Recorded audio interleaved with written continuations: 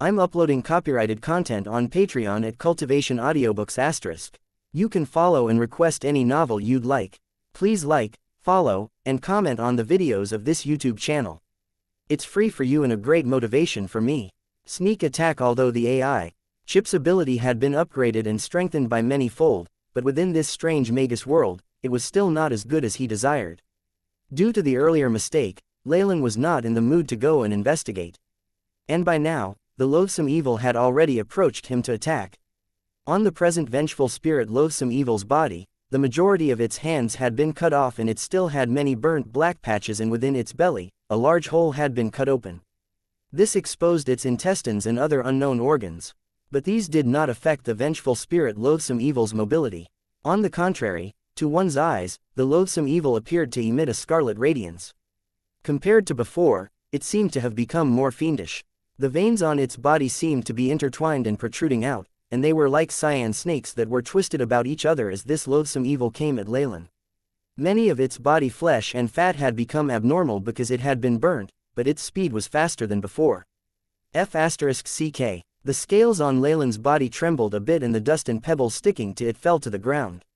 Although the recent spirit explosion was violent, but after it passed through the defense of the fallen star pendant, its damage power was reduced and then it was entirely resisted by the chemoyan scales on his body. For the present, although Leylin's body received a tremendous jolt, he almost had no other injury. At this moment, the giant loathsome evil attacked with a flying speed, while it unceasingly spread out waves of the spirit plague. Shadow concealment. When Leylin saw this scene, his mouth continuously chanted the spell. At the same time, the scales on his body emitted a dark luster. As this dark light passed through him, his body became rather transparent. Soon, the giant loathsome evil collided with the shadow of Leylin and went past and shattered a rotten flower pot that was behind Leylin, which burst into pieces. During this time period of more than a year, Leylin, using the accumulated contribution points, exchanged them for many spell models. So here, Leylin utilized the shadow concealment spell of which he had a profound impression. Before, within the Dylan Gardens, the black horror snake's attacks made it an unforgettable event for Leylin. If it hadn't been for his natural cautiousness and also the fact that the additional firepower from his comrades, the outcome of the battle with the black horror snake would have turned out different. After that time, he began to be interested in the darkness element stealth spells. Eventually, when he was exchanging his contribution points within the Four Seasons Garden, he happened to discover these spell models. Darkness Element's Shadow Concealment. Rank 1 spell. Its effects are: after the magus cast this spell, he could hide within the crack of the shadow world and he would be immune to the attacks that happen in the real world. Time of concealment. 20's elemental essence conversion bonus, 14's. It consumes a spiritual force of 10 and magic power of 10. This spell was entirely complementing his elemental affinity. Besides, the chemoyan scales on Leylin's body also seemed to have magnified the effect of this spell. Therefore, Leylin had expended a great deal of effort into learning this spell. And after this spell, he had no longer any weak points with regards to his agility and concealment. Leylin thoroughly took in the sensation of being in concealment. This was a very strange feeling. Time flowed as if it had been slowed by a tenfold. The surrounding atmosphere also felt very constricting. Each of Leylin's movement needed to consume even more strength than when he was in normal environments. Leylin glanced at the loathsome evil. It was now giving vent to its fury on the land surrounding it, as it had lost its original target. The loathsome evil, by chopping with its huge hatchet, carved out many ditches in the surroundings, causing them to be in a complete mess. Leylin noticed that the body of loathsome evil had a strange green tint to it. No, that's not at all. Even the surrounding scenery, land and atmosphere was being polluted by a shining green mist. This green mist was very dense. It even made Leylin feel dizzy and he felt the sensation of wanting to throw up. Leylin's body felt as if it was hovering in midair. It slowly floated towards the loathsome evil.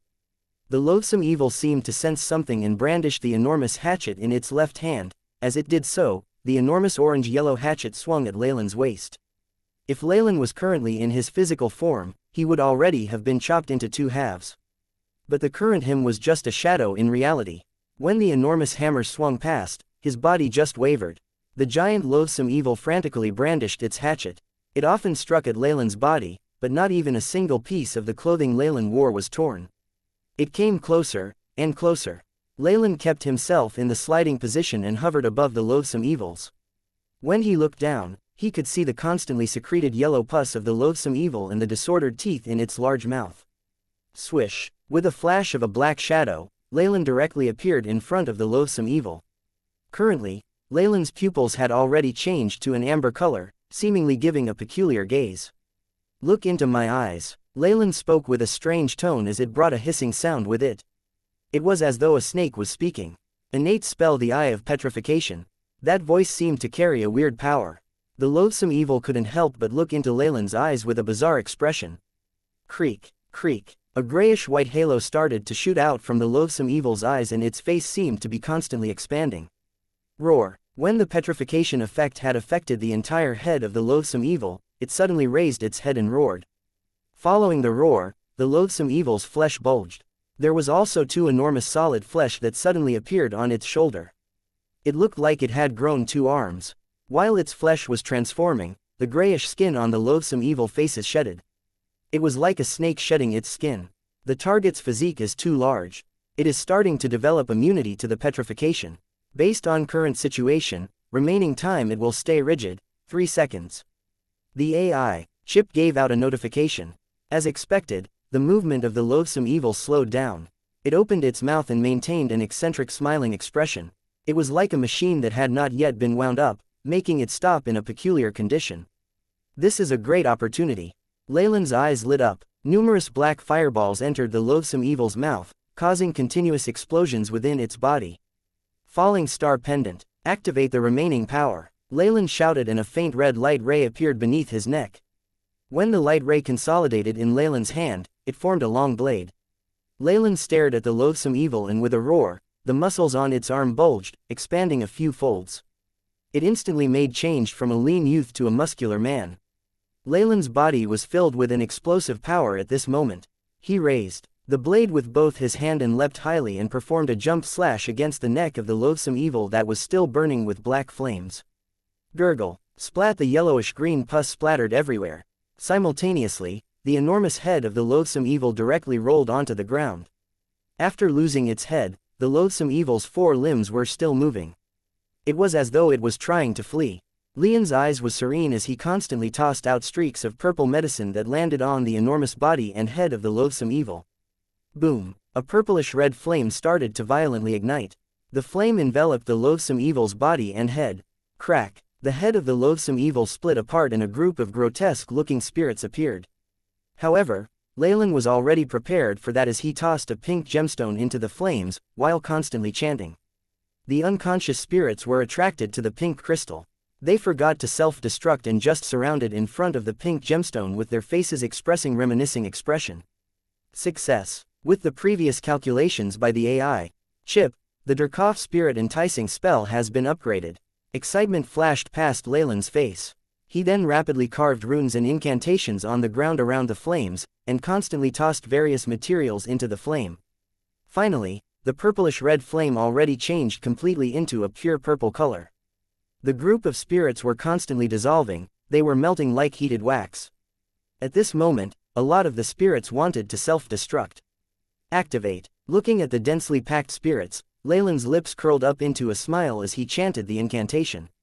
Boom! A red halo lit up from the array, restraining all of the spiritual energy within the flame. That light ray seemed to restrict the spirits from self-destructing. The spirits within expressed frantic expressions despite them being emotionless existences, and not a single one of them could self-destruct as they did before. Mournful and piercing screams constantly rang in his ears. Leylin could even feel the most painful wail from the loathsome evil. While the purple flames were constantly burning, a strange smell constantly spread. The loathsome evil's corpse that was at the center of the flame had already stopped moving. Moreover, under the effect of flames, from its fat body, a fatty, oily and viscous liquid began to flow down and around the surface of its body. This fluid was extremely viscous and its color was an odd black. As that black, oily liquid constantly flowed, the corpse of the loathsome evil gradually became smaller, as though it was shrinking. The 10-meter-long, enormous body started to shrink to the height of an ordinary person and finally became a monkey-like form with wrinkled body. This, Leylin looked transfixed at the constantly shrinking head of the loathsome evil. When the head was completely dehydrated, an ordinary head appeared before Leylin's eyes. Even though the skin was filled with creases, Leylin was able to recognize that this was a head of a Western, middle-aged man, aged roughly 30 years or near about. It looks like the main ingredient in making this loathsome evil's body is a human body. Moreover, the manufacturing of its huge body is by inserting an enormous amount of crazed spirits into the human body and making them fuse together. This method made Leylin felt as though the human body was a womb and was nurturing something. The fusion rate with the human body was extremely high as those loathsome evils were originally human spirits. It's unknown how the spirit-slaying sect was able to solve the problem in fusing the spirits into the body. It's the key skill. Leylin's thoughts constantly revolved. He had a feeling that this wasn't the final stage in the experiment on this loathsome evil. The frantic spirits would finally break out from the body after undergoing constant fusion with the body of the loathsome evil. They would get much stronger as they grow, creating a more sinister being in existence. Living organism no. One Leylin was watching the process of the loathsome evil coming together. The spirit within the array was finally incinerated as the purple flame gradually extinguished. Swish! The entire light ray from the spell formation completely shattered. Leylin walked into the formation. The smell of something burning wafted in the air, along with a repulsive stench that could make one feel nauseous. This odor is just like when something from the sewers is burnt. Leylin frowned and walked to the center. The human corpses had long since been burnt to ashes. On the ground, in the middle of the charred and indented formation, a glistening object caught Leylin's eye. Lying in the pit were fragments of green crystals, sparkling and splendid like little diamonds. Leylin covered his hand with a layer of scales and grabbed a hold of the little diamonds. Quite light, but very solid. Leylin kept applying pressure using his palm to the point that his joints popped, but even with his strength of 7.1, he was still unable to do anything to the little diamonds. All of a sudden, a low chant of salutations entered Leylin's ear, seeming to have been produced from within the green diamonds. Filled with curiosity, Leylin brought the diamonds closer to his ear. "Thank you, young man." In an instant, a dazzling white light seemed to fill the entire flower garden. In the white light, Leylin looked at tens of thousands of phantom human figures. The countenances of these phantoms seemed familiar. They were the spirit bodies of earlier, but they had assumed their original form of a human. The phantoms were both male and female. Some of them were dressed like magi and acolytes. However, at this moment, they expressed gentle smiles as they slowly faded in the white light. Leylin looked at the surroundings. As if it was due to the death of the loathsome evil, the green-colored plague quickly retreated, once again revealing the flower garden. As for the spirit bodies from earlier, they had all disappeared without a trace, as if he were just dreaming. However, Leylin knew that he wasn't hallucinating. At this moment, the AI chip's voice rang out. "Scan complete. Item identified as spirit crystals. This is the essence remaining after the ignition of a huge amount of spirits." In ancient compendiums, these were one of the many favorite currencies that many experts in different planes like to use. Spirit crystals. Leylin understood. He had heard about this item before, but only high-level magi could effectively use them. It was impossible for a mere rank 1 magus to break the surface of a spirit crystal to extract a spirit's power from within. No matter what, it will definitely be useful in the future. Leylin picked up the green-colored spirit crystals littered on the floor, carefully placing them inside a small pouch. He even used a gold thread to seal the pouch, before placing it back in his robes.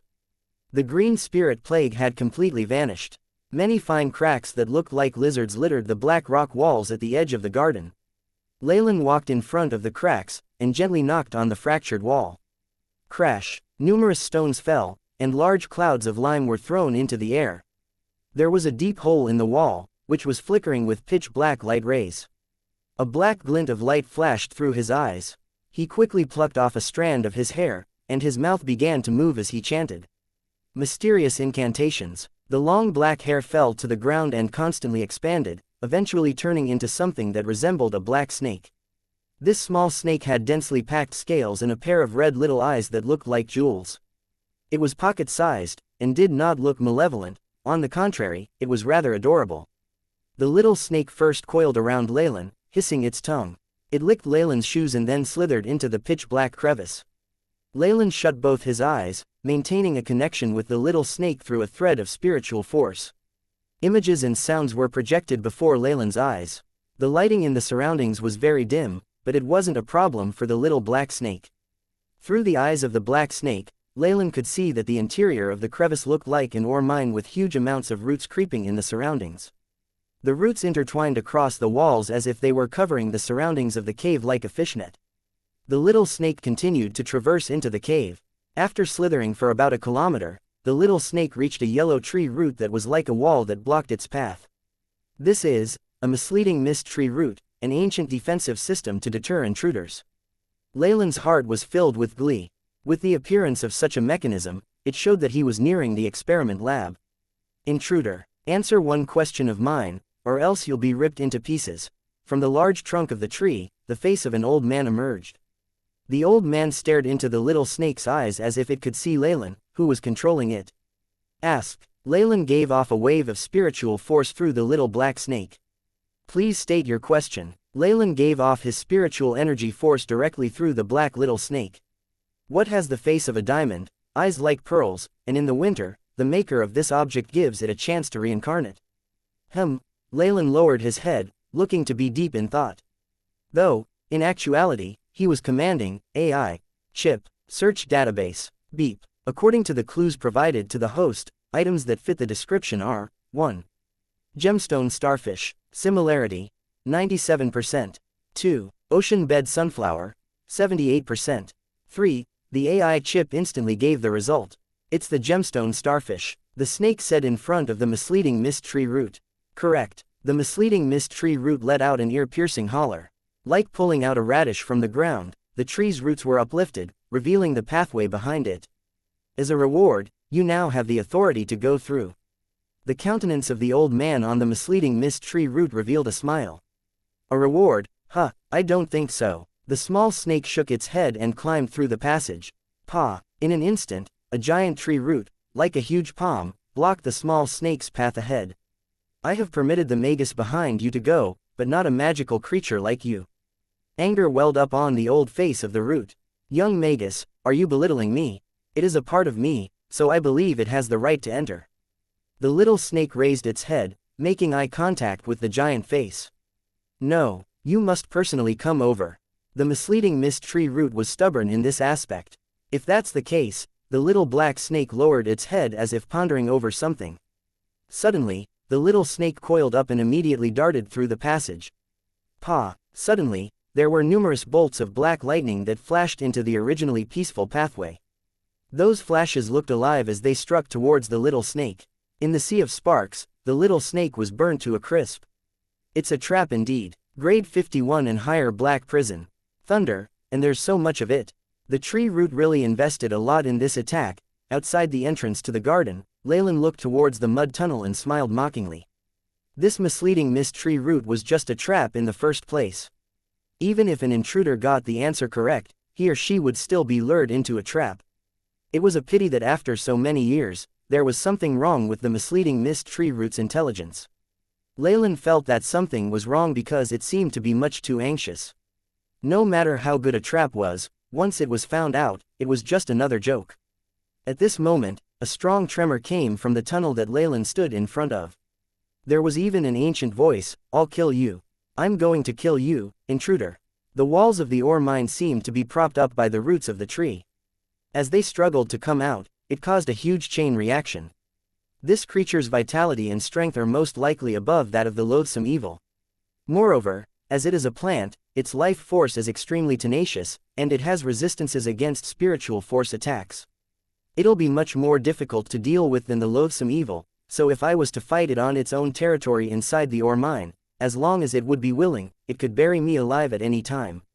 Leylin pondered before raising his head, grinning mischievously. It's a pity, however, that such a plant organism like that has a strong weakness to something I have recently developed in the lab. I'll use it now. Leylin took out a nitrogen crystallized test tube from the sack that he carried. There were no potions inside the test tube. There was only a black organism on the bottom with a pair of translucent wings as if it was an insect. After looking at this item, Leylin's expression became serious. I don't know if letting this thing out will be good or bad, but I have to give it a try. Leylin muttered to himself. This was an item that he had unintentionally created. Inside the test tube was a type of termite found only in the magus world. Leylin had discovered it while getting rid of the pests inside the Four Seasons garden. As the sequence of genes was different from other termites, they were extremely strong, and hence, were taken back by Leylin, who had later discovered a secret. These termites had an extremely strange gene that will exponentially increase their life force and reproductive capabilities. That speed was already beyond what was natural. Judging from Leylin's knowledge, this should have been made up of poisons and cells from another world. After many instances of failing, Leylin could only increase the abilities of these termites with the help of the microscopic capabilities of the AI chip, turning them into a weapon to deal with plant organisms. It seemed like now was the right time to use it. Come, let me see what happens when the strange items of the Magus world are coupled with modern scientific skills. Host is about to release living organism No. 1. According to the settings, please input the parameters for self-destruction. At this time, the AI chip replied again, 5 minutes. Leylin put a thread of his spiritual force into the test tube, after which, he put several drops of another red potion into it as if making his final preparations. After that, he looked at the shaking tunnel. The misleading mist tree root was still writhing around, trying to reach him. Enjoy your death now, Leylin sneered, opened the test tube, and directed the termite into the hole. 1. Refers to the relative level of danger to the Leylin's current stats. Experiment Lab #1-inch AI chip, record the data, and create a folder on the experiment's results. While Leylin released the termite, he pressed on his temple. With one of his hands, making a bright blue light shoot out from his eyes, and shine directly into the hole. Under Leylin's observation, the termite directly climbed on top of a tree root after being freed. The termite was like a speck of dust compared to the enormous misleading mist tree root, so it didn't arouse the attention of the massive tree. Living organism number 1 showing violent growth, and starting to propagate. In the graphic shown by the AI chip, the termite, which was represented by a red dot, stayed on the yellow-brown roots for a while, before its life force began to increase tremendously, turning into a bright crimson-red dot. Furthermore, many small dots began to appear in the graphic, scattering throughout the roots. It seemed to have a domino effect. When the red light intensified, it grew from covering a root to instantly covering the entire wall, and drew close to the misleading mist tree root. What is this? Arg, following which, the misleading mist tree root's screams could be heard throughout the garden. Leylin could still hear the dense, hair-raising, terrifying screams while he was at the entrance of the hole. As for the termites, they had now filled the entire body of the misleading mist tree root. What seemed like billions of termites began to open their incisors, and mercilessly chomp down on the roots. Within only a couple of minutes, the misleading mist tree root was riddled with holes. The misleading mist tree root's screams become weaker, until it finally came to a stop. Buzz buzz, the sound of flapping wings could be heard. A large cloud of termites was seen flying out from the hole.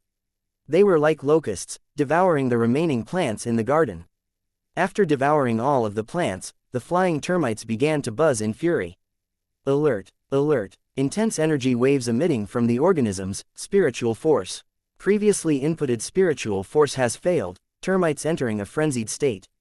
As the AI chip called out, all of the flying termites began to mysteriously stop as they turned to Leylin, looking at him with bloodshot eyes. As expected, impromptu experiments are always filled with surprises. However, it's a pity that time is up. Leylin was smiling. When the AI chip's countdown timer of 5 minutes reached 0, all of the termites, which were still flaunting their might, fell to the ground, losing all signs of life. In the blink of an eye, there was a thick layer of termite corpses on the ground. This was the security system that Leylin had inputted. It seemed to have an excellent effect. These things are filled with unknown characteristics. It seems that I'll still need a lot of experiments on it before I can use it practically. After which, Leylin picked up several of the termites' corpses to keep as specimens, before walking into the mud tunnel, which had mostly collapsed. Very soon, he came to where the misleading mist tree root originally stood. It was a pity, however, that it was now only filled with mud and the remnants of a husk. All traces of the huge tree root's countenance had also disappeared. A lot of effort must have been put into this trap. Leylin looked at the black tunnel that the misleading mist tree root had used as bait.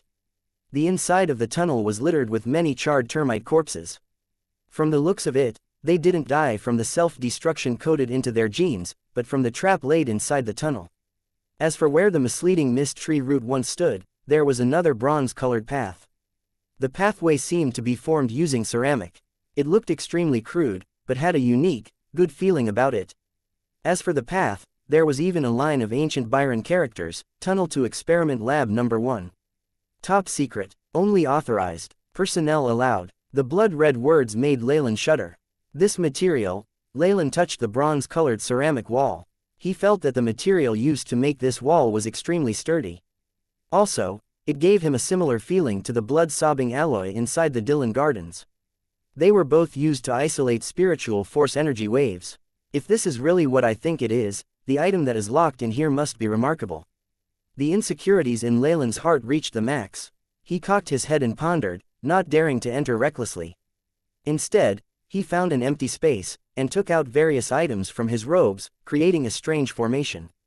The appearance of this formation was extremely strange, looking like an inverted J. Afterwards, Leylin also carved a similar rune on his robes. It seems that I'm really fearful of death. Leylin's insecurities lessened after arranging the formation. He mocked himself as he entered the tunnel. The bronze-colored pathway wasn't long, and Leylin quickly reached its depths. There was a small hall, and in front of it, there was a black metal door, which was extremely tall, and over 4 meters wide. On the metal door frame, there were various magic runes with the words, Experiment Lab No. 1. Supervisor. Edward, written on it. The words on the metal door were obviously very old, as there was some dust on it, and it looked slightly beaten. When Leylin was in front of the doors, 2 figures entered his field of view. After seeing them, Leylin took the initiative to go forth. Old Devil and Jay, where's Brass Ring? The Old Witch and Jay were the ones that had appeared in front of Experiment Lab No. 1, while Brass Ring's location was unknown. We stepped into a trap set up by the ancient magi that caused us to become lost.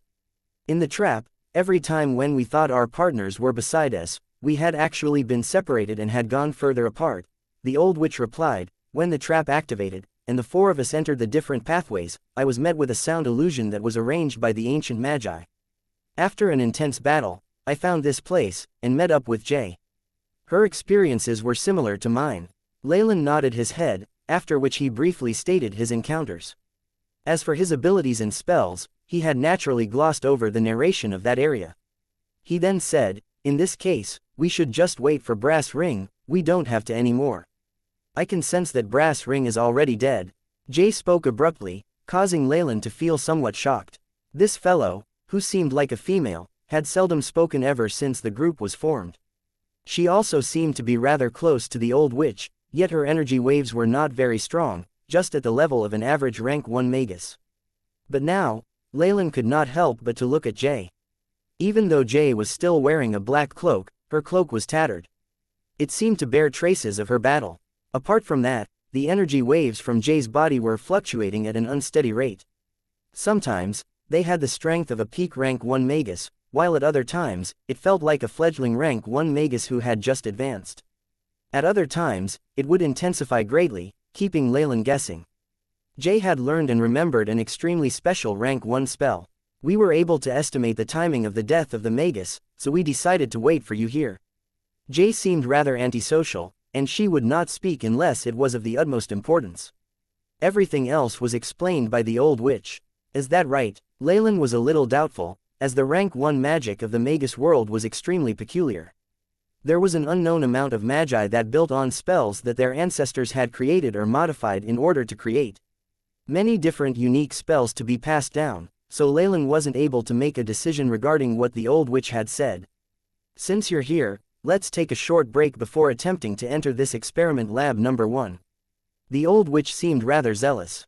I have a feeling that the altar I need is right inside. Leylin was somewhat speechless. This Old Witch appeared too impatient.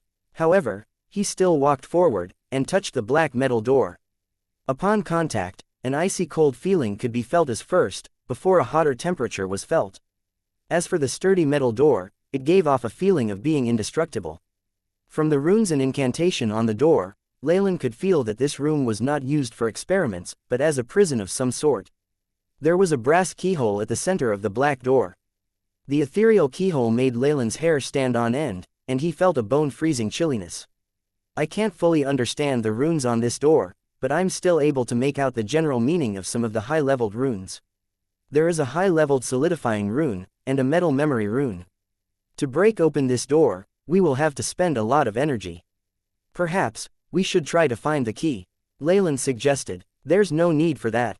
It's here with me, the old witch cackled, withdrawing an extremely thick yellow bronze key from her robes. This key was rather curvy, as if it was a ladle, but it was a perfect fit for the keyhole on the door. The old witch took the bronze key, and inserted it into the door. Wait a minute. At this moment, a figure appeared in front of her. Blood rogue, what are you doing? The old witch looked at Leylin, who was blocking her, rage evident on her face. Jay immediately stood behind the old witch at this moment. The magic rays emitted from her body caused Leylin's eyelid to twitch. It's nothing much, I just feel that the danger within has somewhat exceeded my expectations. I wish to withdraw. Leylin was extremely calm. According to the information I've seen, this ancient spirit-slaying sect has been the advocate behind the scenes of many ancient calamities. Moreover, it had been undergoing extremely dangerous spirit research. Leylin's expression was extremely sincere as he continued to talk. Therefore, I suggest that we temporarily stop this exploration, and attempt to explore again after gaining much greater powers. A mountain of white bones. When the old witch heard Leylin's words, she started at the black-haired handsome youth before saying with a dry and hoarse voice. I've known you for almost 2 years and didn't know that you were such a cowardly magus. Leylin had given her the impression that he was extremely crazy and daring. He would do anything to reach his goals and did everything without restraints. A magus's life is extremely long, so 2 years isn't a long time. Moreover, to give up after knowing it's dangerous isn't a cowardly action. Leylin smiled. That is to say that you are unwilling to continue on no matter what? The old witch asked. Quote. Silence was his response. Pang. The old witch didn't say anything, but Jay, who was behind her, immediately made her move. A green-colored hurricane instantly swept past the area Leylin was. Pa. Constant clear sounds were heard. Following that, a black flame exited the hurricane, which burned half of the small hall and was heading towards Jay. HMPH. Jay coldly snorted. Her cloak fluttered without any wind as black energy particles were raised. When the flame and the energy particles collided against each other in the air, an intense explosion occurred. Jay's body shook and was forced 3 steps back. The aura from her body became unstable. Enough. The old witch shielded Jay, with green light rays being emitted from her eyes. With Leylin's high-leveled observation skills, he knew that she was frantically warning him. He currently didn't want to go against this old witch, so Leylin smiled before moving to the side and eradicated the energy waves that was being emitted from his body. Jay, you too. I'm great friends with Blood Rogue. You don't have to be so wary of him. When the old witch saw that Leylin moved to the side, the green rays from her eyes also dimmed before she said that to Jay, who was behind her. I understand. Jay answered softly. Blood Rouge, even though we haven't been together for long, we should know each other's personality. State whatever terms you have. The progress of the situation was slightly beyond what Leylin had expected. He originally thought that with the powers that he had displayed an unintentional fight against the old witch, she should reasonably make him leave or explore other places. Leylin was a reasonable person. He knew that the experiment lab was dangerous and there wasn't anything worth his attention, so he naturally didn't want to risk it. However, currently, the experiment lab one obviously needed his help in opening her to get there, so the old witch had to lower her temper. To prove your sincerity, you've to firstly give me the second half content on the data regarding the compressing spiritual powers. Leylin straightforwardly stated a condition. No problem. The old witch tossed a green leaf towards Leylin without a single thought. When Leylin caught it, the AI chip pointed out that it had received a lot of information and images. From the AI chip's judgment, this data should be the remaining portion of the data she had given from before. I shall also include this. How is that? Will that suffice you to risk yourself? When the old witch saw that Leylin had caught up in muttering to himself irresolutely, she tossed a black bag at him. These items can also tempt some of the peak rank 1 magus and has high success rates. What do you say? Leylin opened the bag and looked slightly moved. Following that, he looked at the old witch.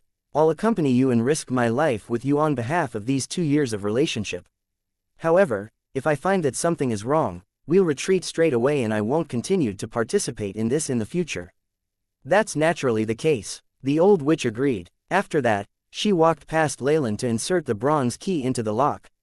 Clang. Dong. The sound of gears turning could be heard as the old witch turned the key. The sound was weak at the start, but it got stronger after that. Finally, the entire hall was filled with sounds of gears coming into contact with each other. Creak. Streaks of cracks appeared on the black metal door. After a few cracks appeared, it rapidly segregated into countless little black metal pieces. The black metals flew to the sides, revealing the scene of the experiment lab number 1. Corpses. What Leylin could only see was countless white human bone remains. The densely packed bones were layered, forming a small mountain of white bones.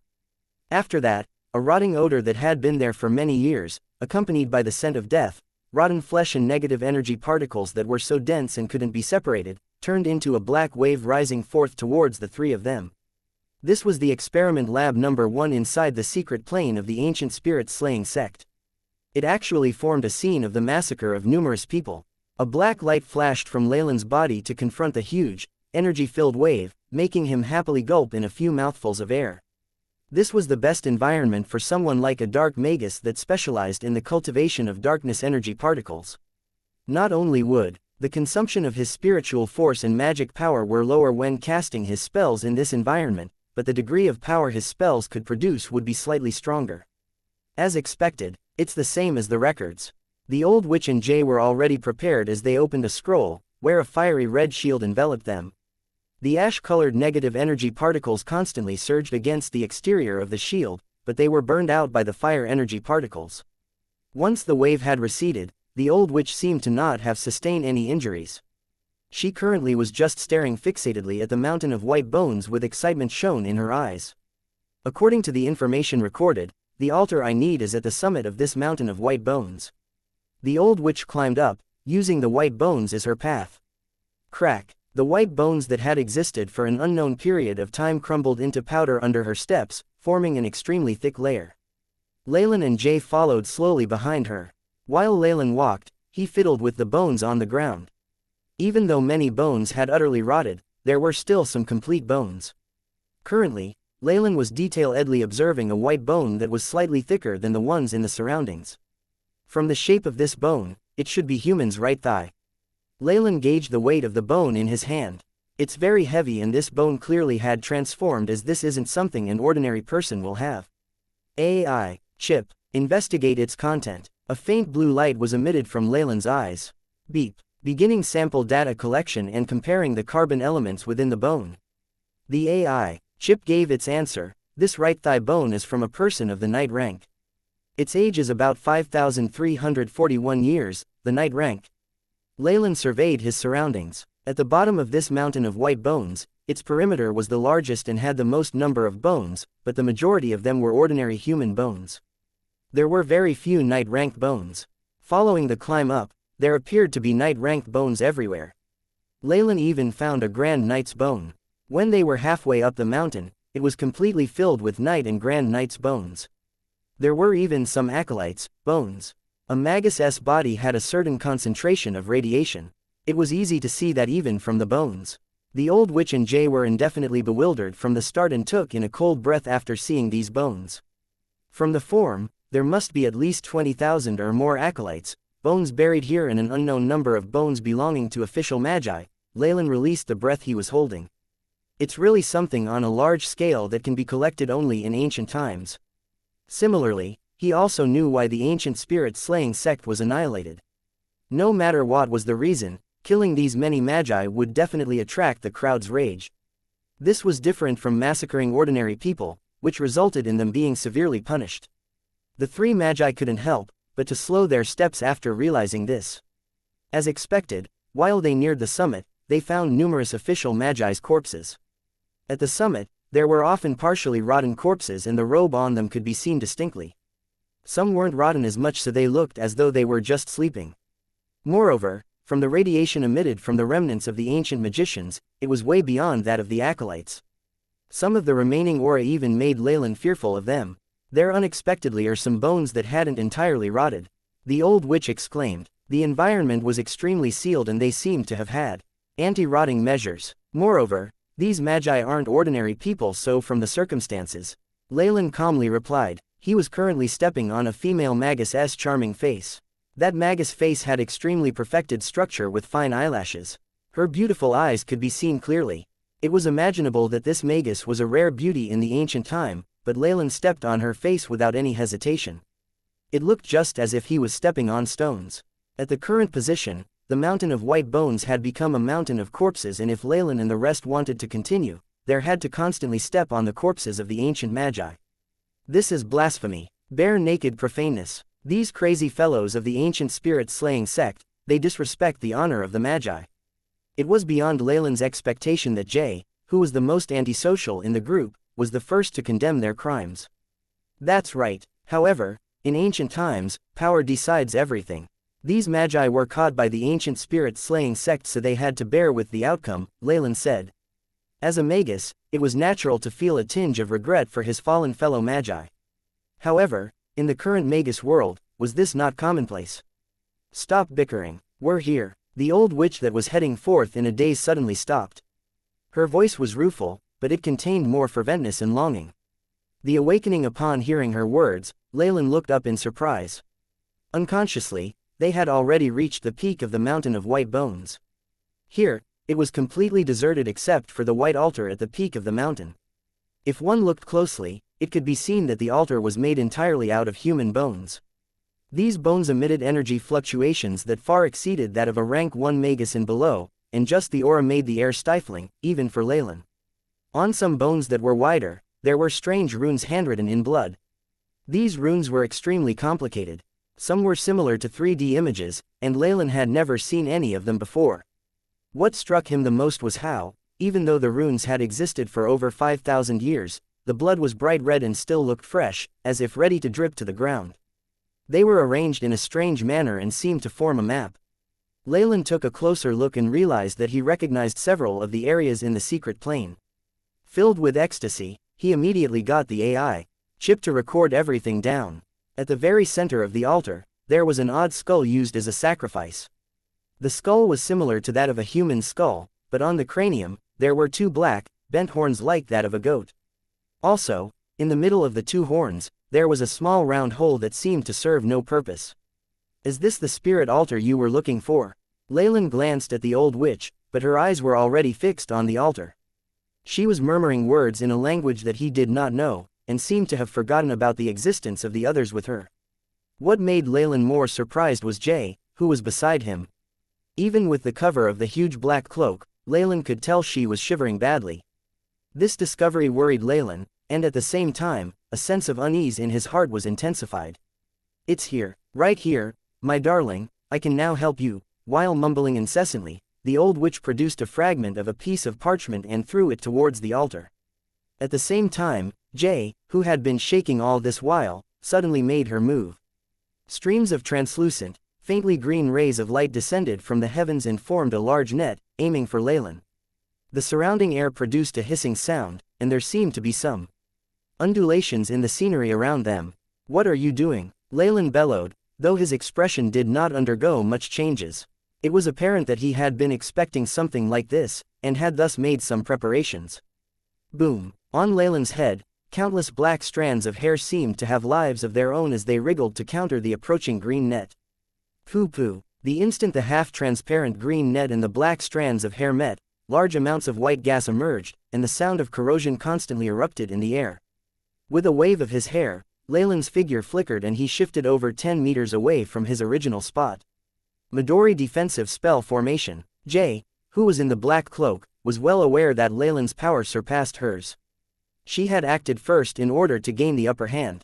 While Leylin was dealing with that large net, Jay had already fixed up a defensive formation around the spirit altar. Activate. Along with Jay's words, translucent black rays rose around the spirit altar, keeping the altar, Jay and the old witch protected inside. Latent fireball. With a flash of Leylin's eyes, countless black fireballs emerged from the shadows, rushing towards the black dome. Bang! The numerous black fireballs converged and its volume expanded by more than 10 times. With the added bonus of Leylin's elemental essence conversion of 70%, its might had become exceedingly horrifying. Under this level of attack, an ordinary magus innate defensive spell would be completely destroyed within seconds. The black flames spread, and even with Jay within the dome trying her very best to maintain it, it was still vibrating vigorously, as if on the verge of breaking. However, Jay was unperturbed and chanted a few incantations. Buzz buzz. From the bottom of the altar, a circle of black light emerged, merging with the defensive spell formation. Pung. With the addition of this circle of light, the entire defensive spell formation immediately became more radiant. Its color was black to the extreme, and it was almost impossible to see the figures behind the formation. Flames from the latent fireball burned at the surface of the dome for over 10 seconds. But when facing the reinforced defensive spell formation, they could do little but succumb and disperse. This, seeing how Jay seemed to be able to take advantage of the powers of the laboratory, Leylin hastily moved a few steps backwards. The old witch was sure to have hidden a lot of information from him.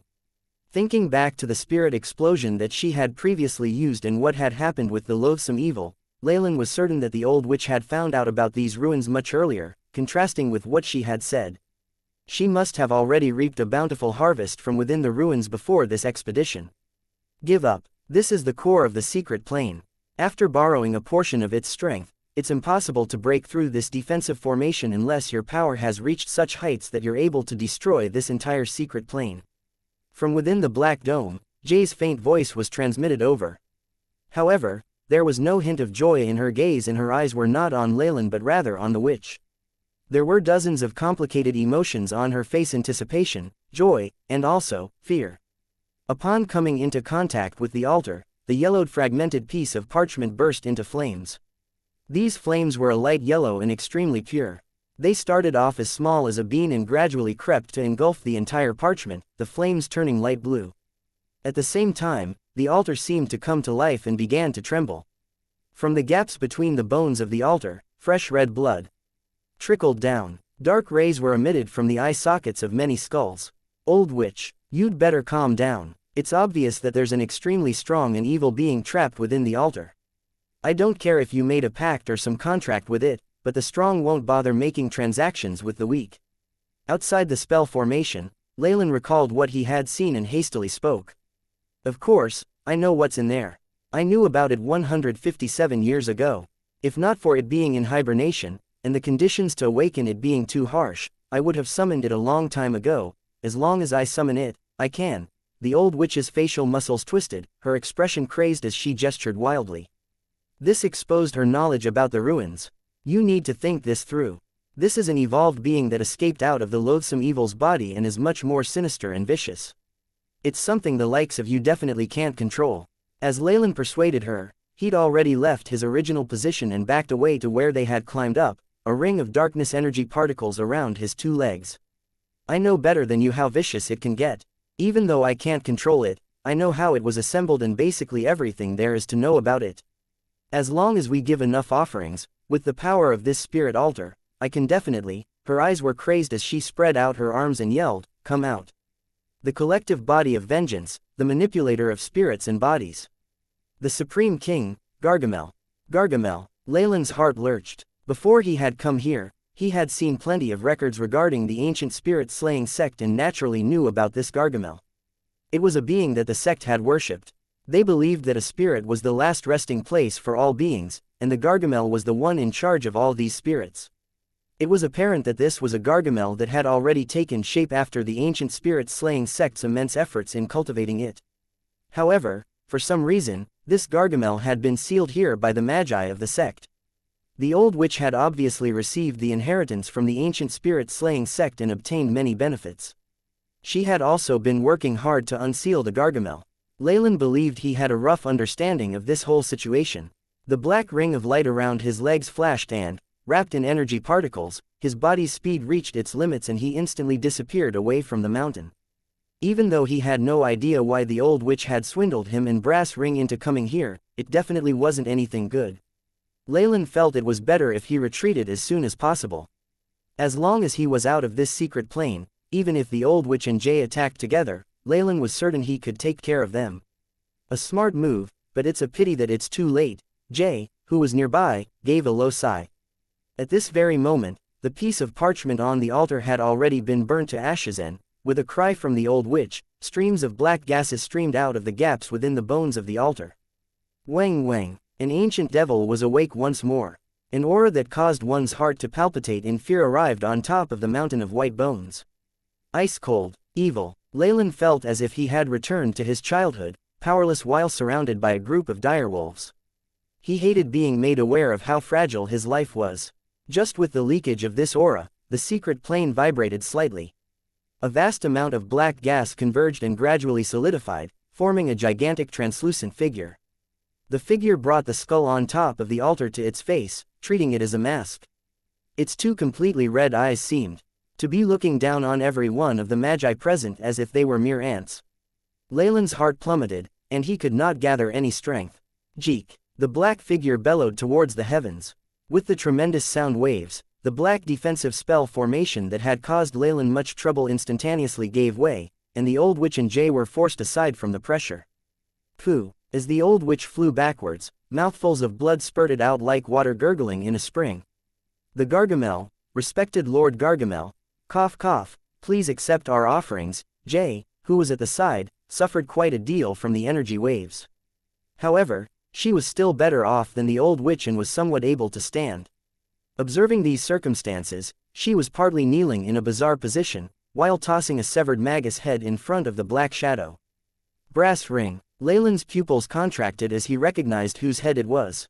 It seemed that Brass Ring didn't die because of the secret plane's mechanisms after all, but was instead ambushed by the old witch and Jay. Right now, Leylin stood to the side with cold sweat forming on his body, not daring to move an inch. Although the black shadow atop the altar didn't look his way, he could clearly feel an extremely vicious and unyielding spiritual force completely locking him down. Leylin had a premonition that if he took a single step forward, he would be struck by the full power of the Gargamel. Crunch, crunch. Immediately after receiving the head of Brass Ring, whose expression still held traces of disbelief, the black shadow put it into its mouth and started to chew. An absolutely horrifying grinding noise could be heard reverberating from the top of the skeleton mound. GG. After the black shadow swallowed the head whole, it gave off a sound of satisfaction. Moreover, a scarlet tongue licked its lips, apparently with a desire for more. Ah! A spirit that fulfills the conditions. State your wishes. An ancient and cryptic voice sounded directly into Leylin and the other's consciousness, spoken in a language Leylin had never heard before. Strangely, Leylin could understand the meaning of each word that was being spoken. I want. Jay slowly opened her mouth. Let my daughter Jay come back to life. Give her a new body filled with life. The old witch, who had fallen to the side, suddenly grew frantic. As she threw herself in front of the Gargamel's shadow, if you can fulfill my desire, I will pay any price necessary.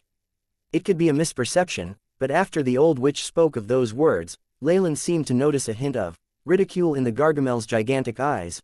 I need more offerings. The giant shadow licked its lips. According to the principles of spirit transformation, a male magus cultivating in the darkness element as a necessary offering. I got it. Old witch retrieved a couple of crystal balls filled with spiritual powers, and in addition, pointed towards Leylin. As for the offering, it's that magus. As the black shadow stated its conditions, Leylin felt his heart sink as he furiously activated his hastening spells. His silhouette looked like it was cloaked inside a black tornado as it charged down the hill. However, the speed of the black shadow Gargamel was far beyond Leylin's expectations. Facing Leylin's escape, the black shadow simply extended a translucent palm and grabbed. Screech. Whoosh. The black tornado was torn apart, revealing Leylin's body. Leylin felt like the air was instantly solidifying, and that it was constantly pressing in from all four sides. In an instant, a band of silver light descended from the sky and coiled around Leylin's waist. From this band of light emerged an enormous amount of tyrannical spiritual force. The quality of this spiritual force was higher than anything that Leylin had ever encountered before. Just a tiny bit was enough to completely shatter his elemental essence converted spiritual force. The spiritual force was a fundamental part of a magus and was also the primer for casting spells. With spiritual force having been shattered, Leylin naturally could not cast a single spell. The silver band of light retracted, and Leylin was forced to follow its movements to ultimately arrive in front of the altar. Swish. Swish, swish, swish. 4 black shackle-like tentacles emerged from the altar and bound Leylin's limbs tightly together. The present Leylin's body was spread eagle as he was presented to the black shadow Gargamel. Spiritual force made a realization. This evil spirit Gargamel must be at least at the level of a rank 2 magus. Leylin's face was deadly pale as his mind raced, trying to gauge the strength of the black shadow. At the same time, the AI chip was operating at full speed in order to calculate the energy that the Gargamel was emitting, and from there, predict its stats and weaknesses. Spiritual force materialization was an advanced technique that only rank 2 magi were qualified to practice. Spiritual force lacked shape or substance, and the various colorful spells that Leylin had seen were actually just the appearance of elemental particles that were in the air. As for the spiritual force, it acted as a catalyst and initiated the process of casting spells. However, all of these things could not be observed with the naked eye. After a magus reached rank 2, he could directly draw his spiritual force from his sea of consciousness out into the real world, and materialize it into the most basic energy particle. This was something that could be seen by even the most ordinary person. When dealing with magi below rank 2, who were unable to materialize their spiritual force, that ability made it basically impossible to lose. After all, for magi who could materialize their spiritual force, their condensation of spiritual force far surpassed that of a rank 1 magus. With the weak spiritual force of a rank 1 magus, it was impossible to hold out against attacks produced by the spiritual force of a rank 2 magus, which resulted in the situation where a rank 1 magus power was nothing compared to that of a rank 2 magus. The silver band of light that the shadowy Gargamel used was a materialization of spiritual force that could be seen in the real world. A rank 2 magus, to think that the contingency plans that I had the AI chip prepare in case of an emergency would have to be used now. Leylin's thoughts whirled about as he turned to watch the witch carefully. Can you tell me the truth now? Leylin's voice was muffled as if he had lost all hope. After all, we're still allies. Other than the agreement on the making of the potion and how we were to divide them, there wasn't any condition that said we couldn't injure one another. The old witch was still trembling incessantly as if she was about to topple to the ground and die any second. At the same time, however, she was extremely zealous, and her cheeks were flushed. I'm willing to do anything for Jay, much less sacrifice an ally like you that has wicked intentions. Jay, she's your daughter. Leylin stared blankly. Immediately he turned his head towards Jay, the black-cloaked person. Jay nodded her head and removed the black gown she wore. A translucent image of a girl appeared in front of Leylin. The image had the appearance of a very young and pretty woman, and on her pretty face, one could still see some traces of how the old witch looked when she was in her youth. Spirit bodies. Leylin was stunned once more. He thought back to how Jay had been silent the entire time, and how she even wore a thick pair of gloves. Of course, there should also have been other secret methods that were used, or else Leylin and Brass Ring, who had spent some time with her, would have discovered the abnormalities of Jay's body long before. My poor daughter permanently lost her physical body after an accident during an experiment. All that I can do is to constantly transfuse spiritual force into her and prolong the amount of time that she can stay in this world. The old witch's eyes were glazed over as if she was reminiscing the past. Even though Jay is already dead, I have never given up on my wish to bring her back to life. By a stroke of fate, I remembered some materials about the ancient spirit-slaying sect that I had obtained when I was young. Their spirit-transferring technique is definitely able to resurrect my daughter and help her regain a physical body. So you've been collecting spirits and continuously trying to unseal this Gargamel? Leylin coldly inquired. That's right, the old witch frankly admitted to it. It is also thanks to your potions. Without them, Jay's spirit would not have been strengthened enough to allow her to withstand the transfer.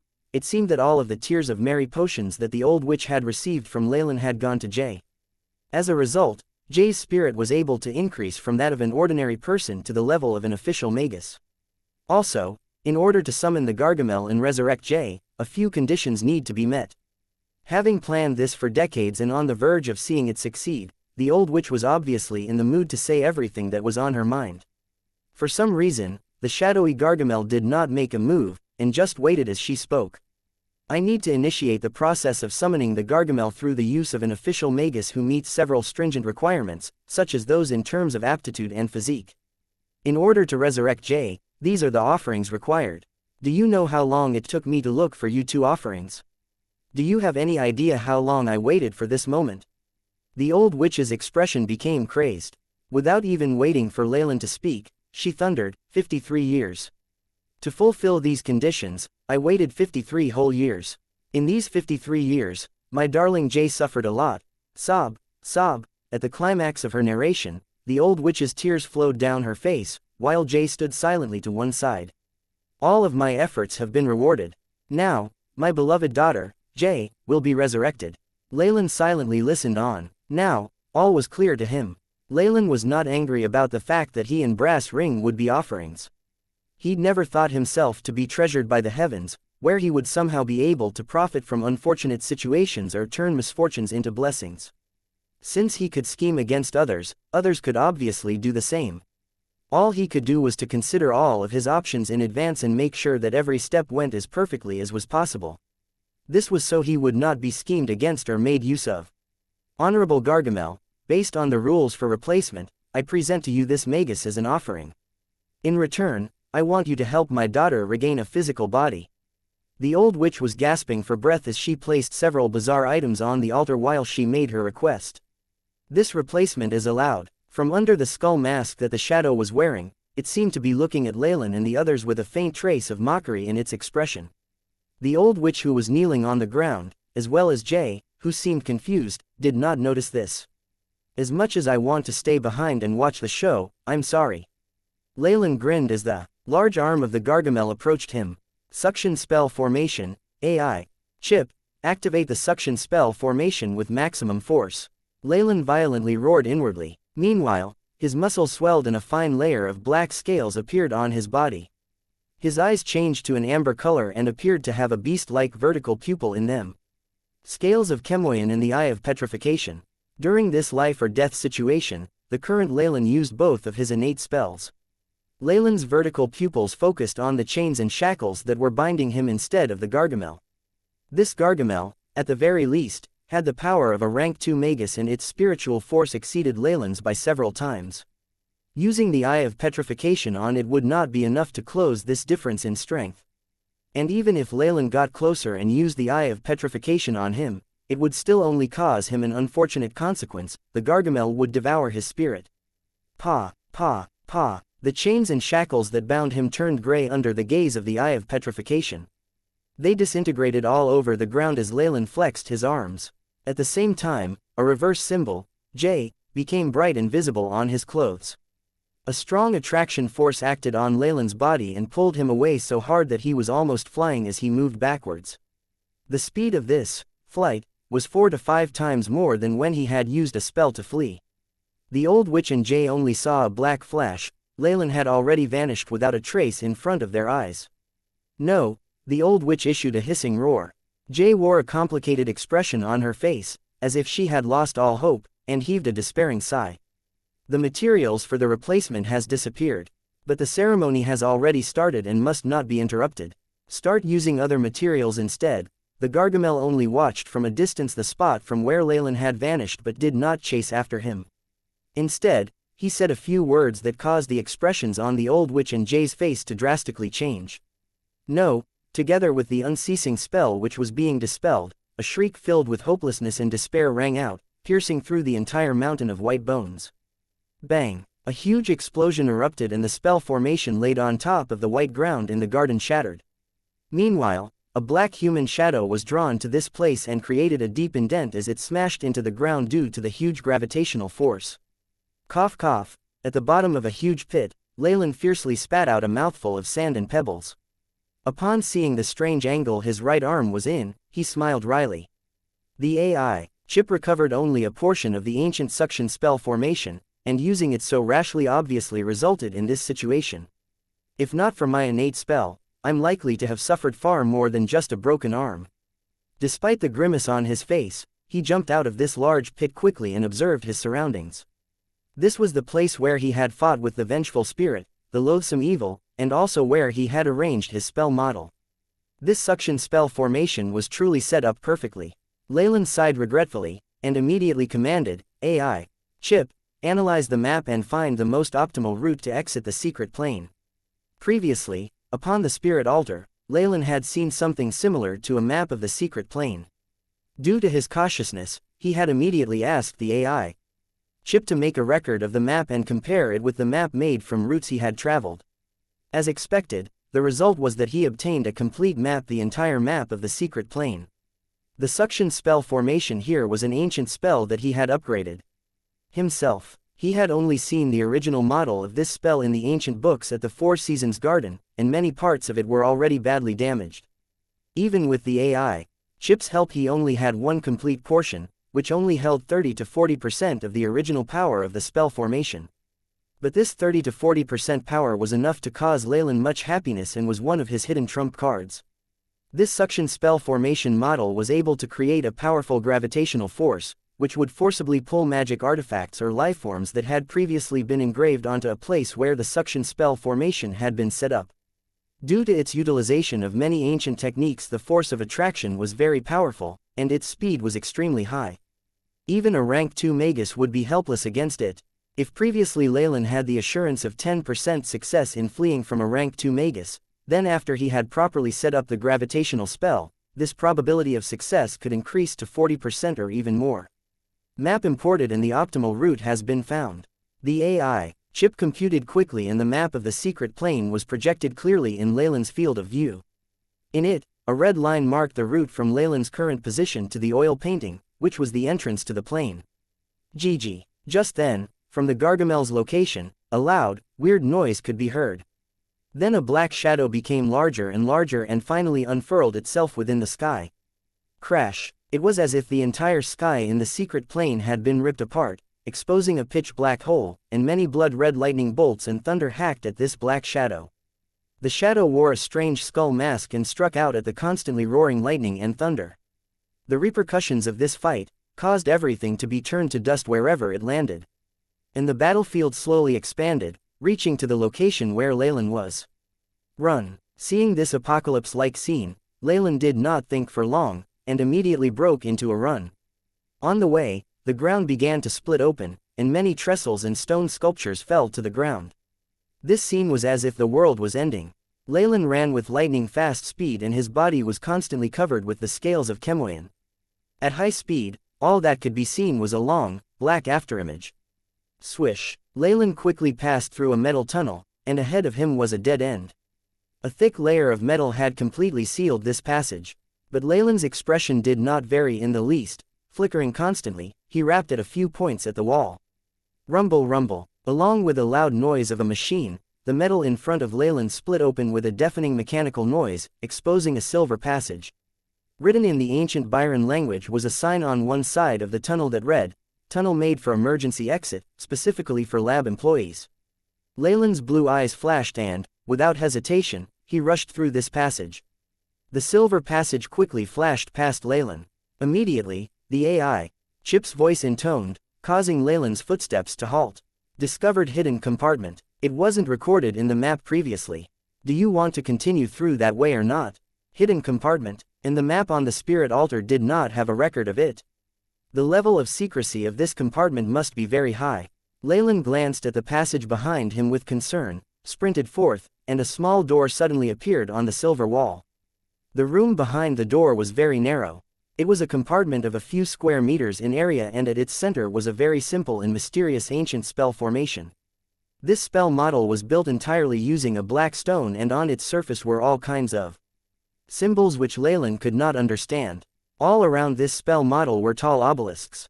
Leaning on one of the obelisks was a corpse. This corpse was wearing a black gown that was lushly and delicately embroidered.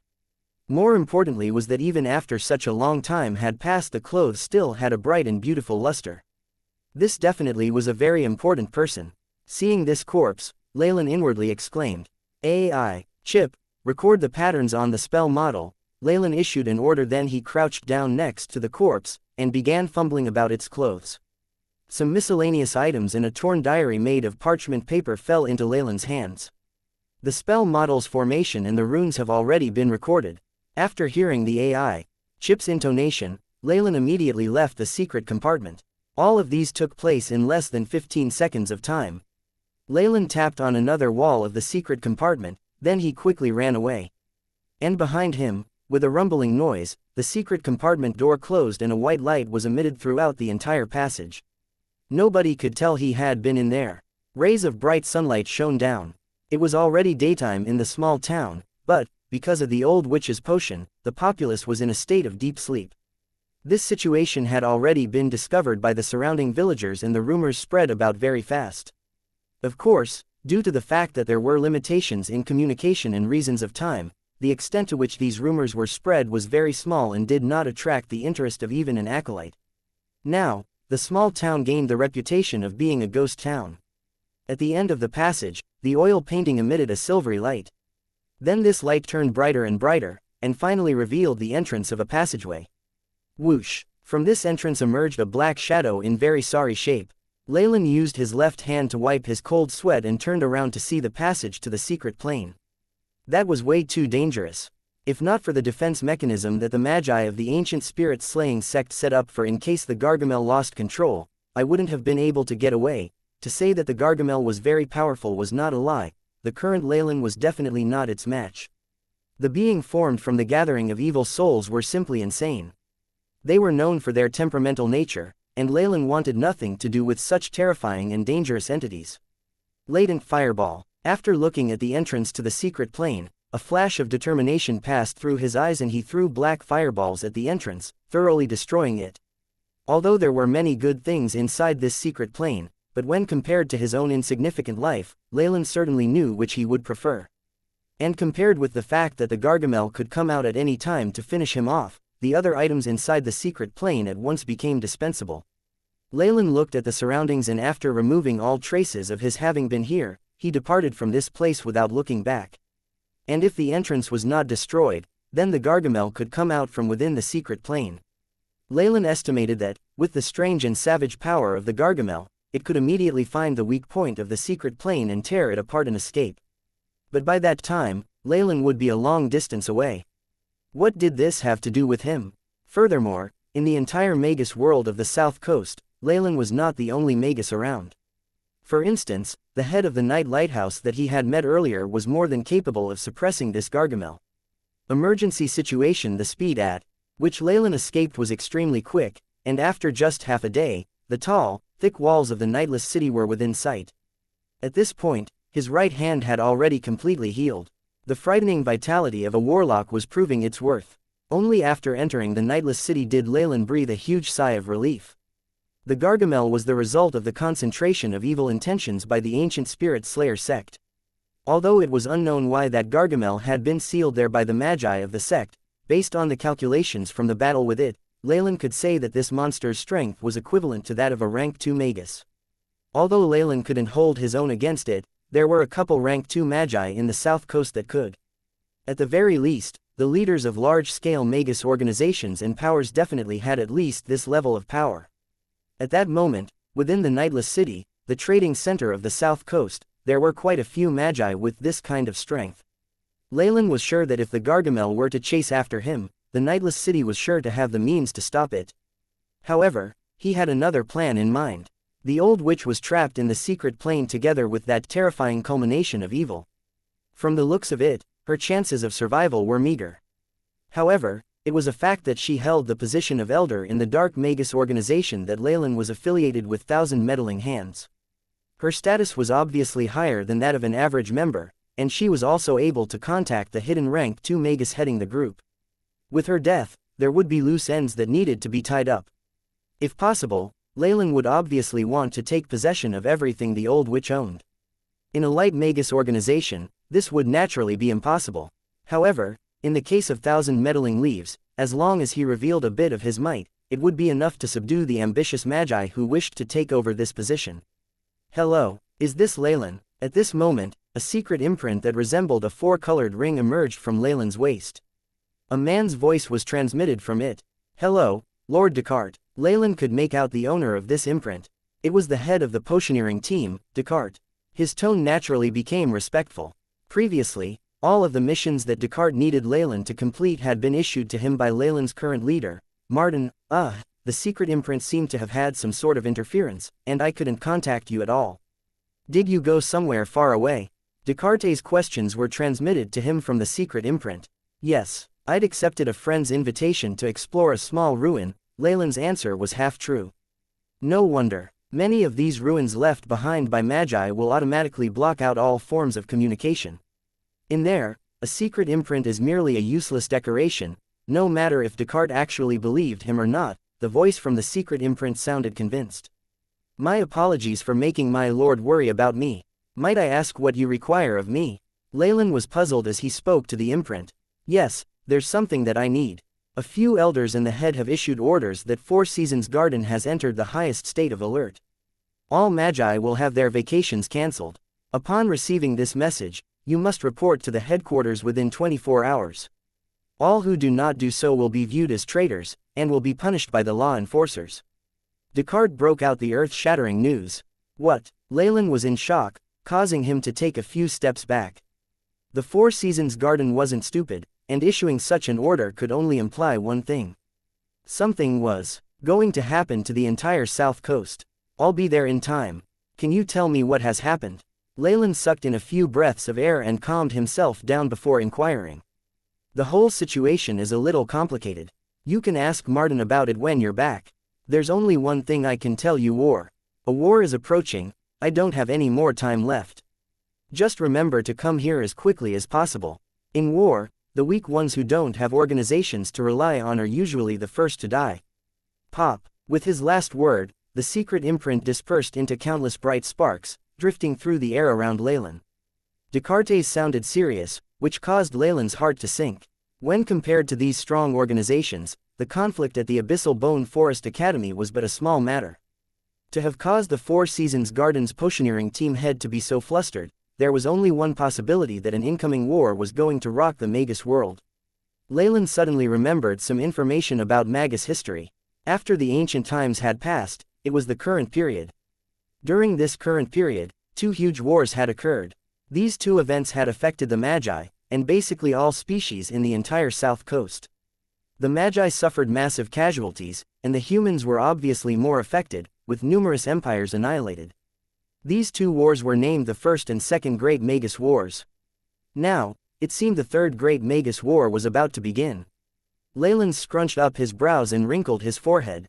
For him, it was entirely possible to accumulate information and resources, and with the AI chip, he would be able to constantly break through his bottlenecks and improve further.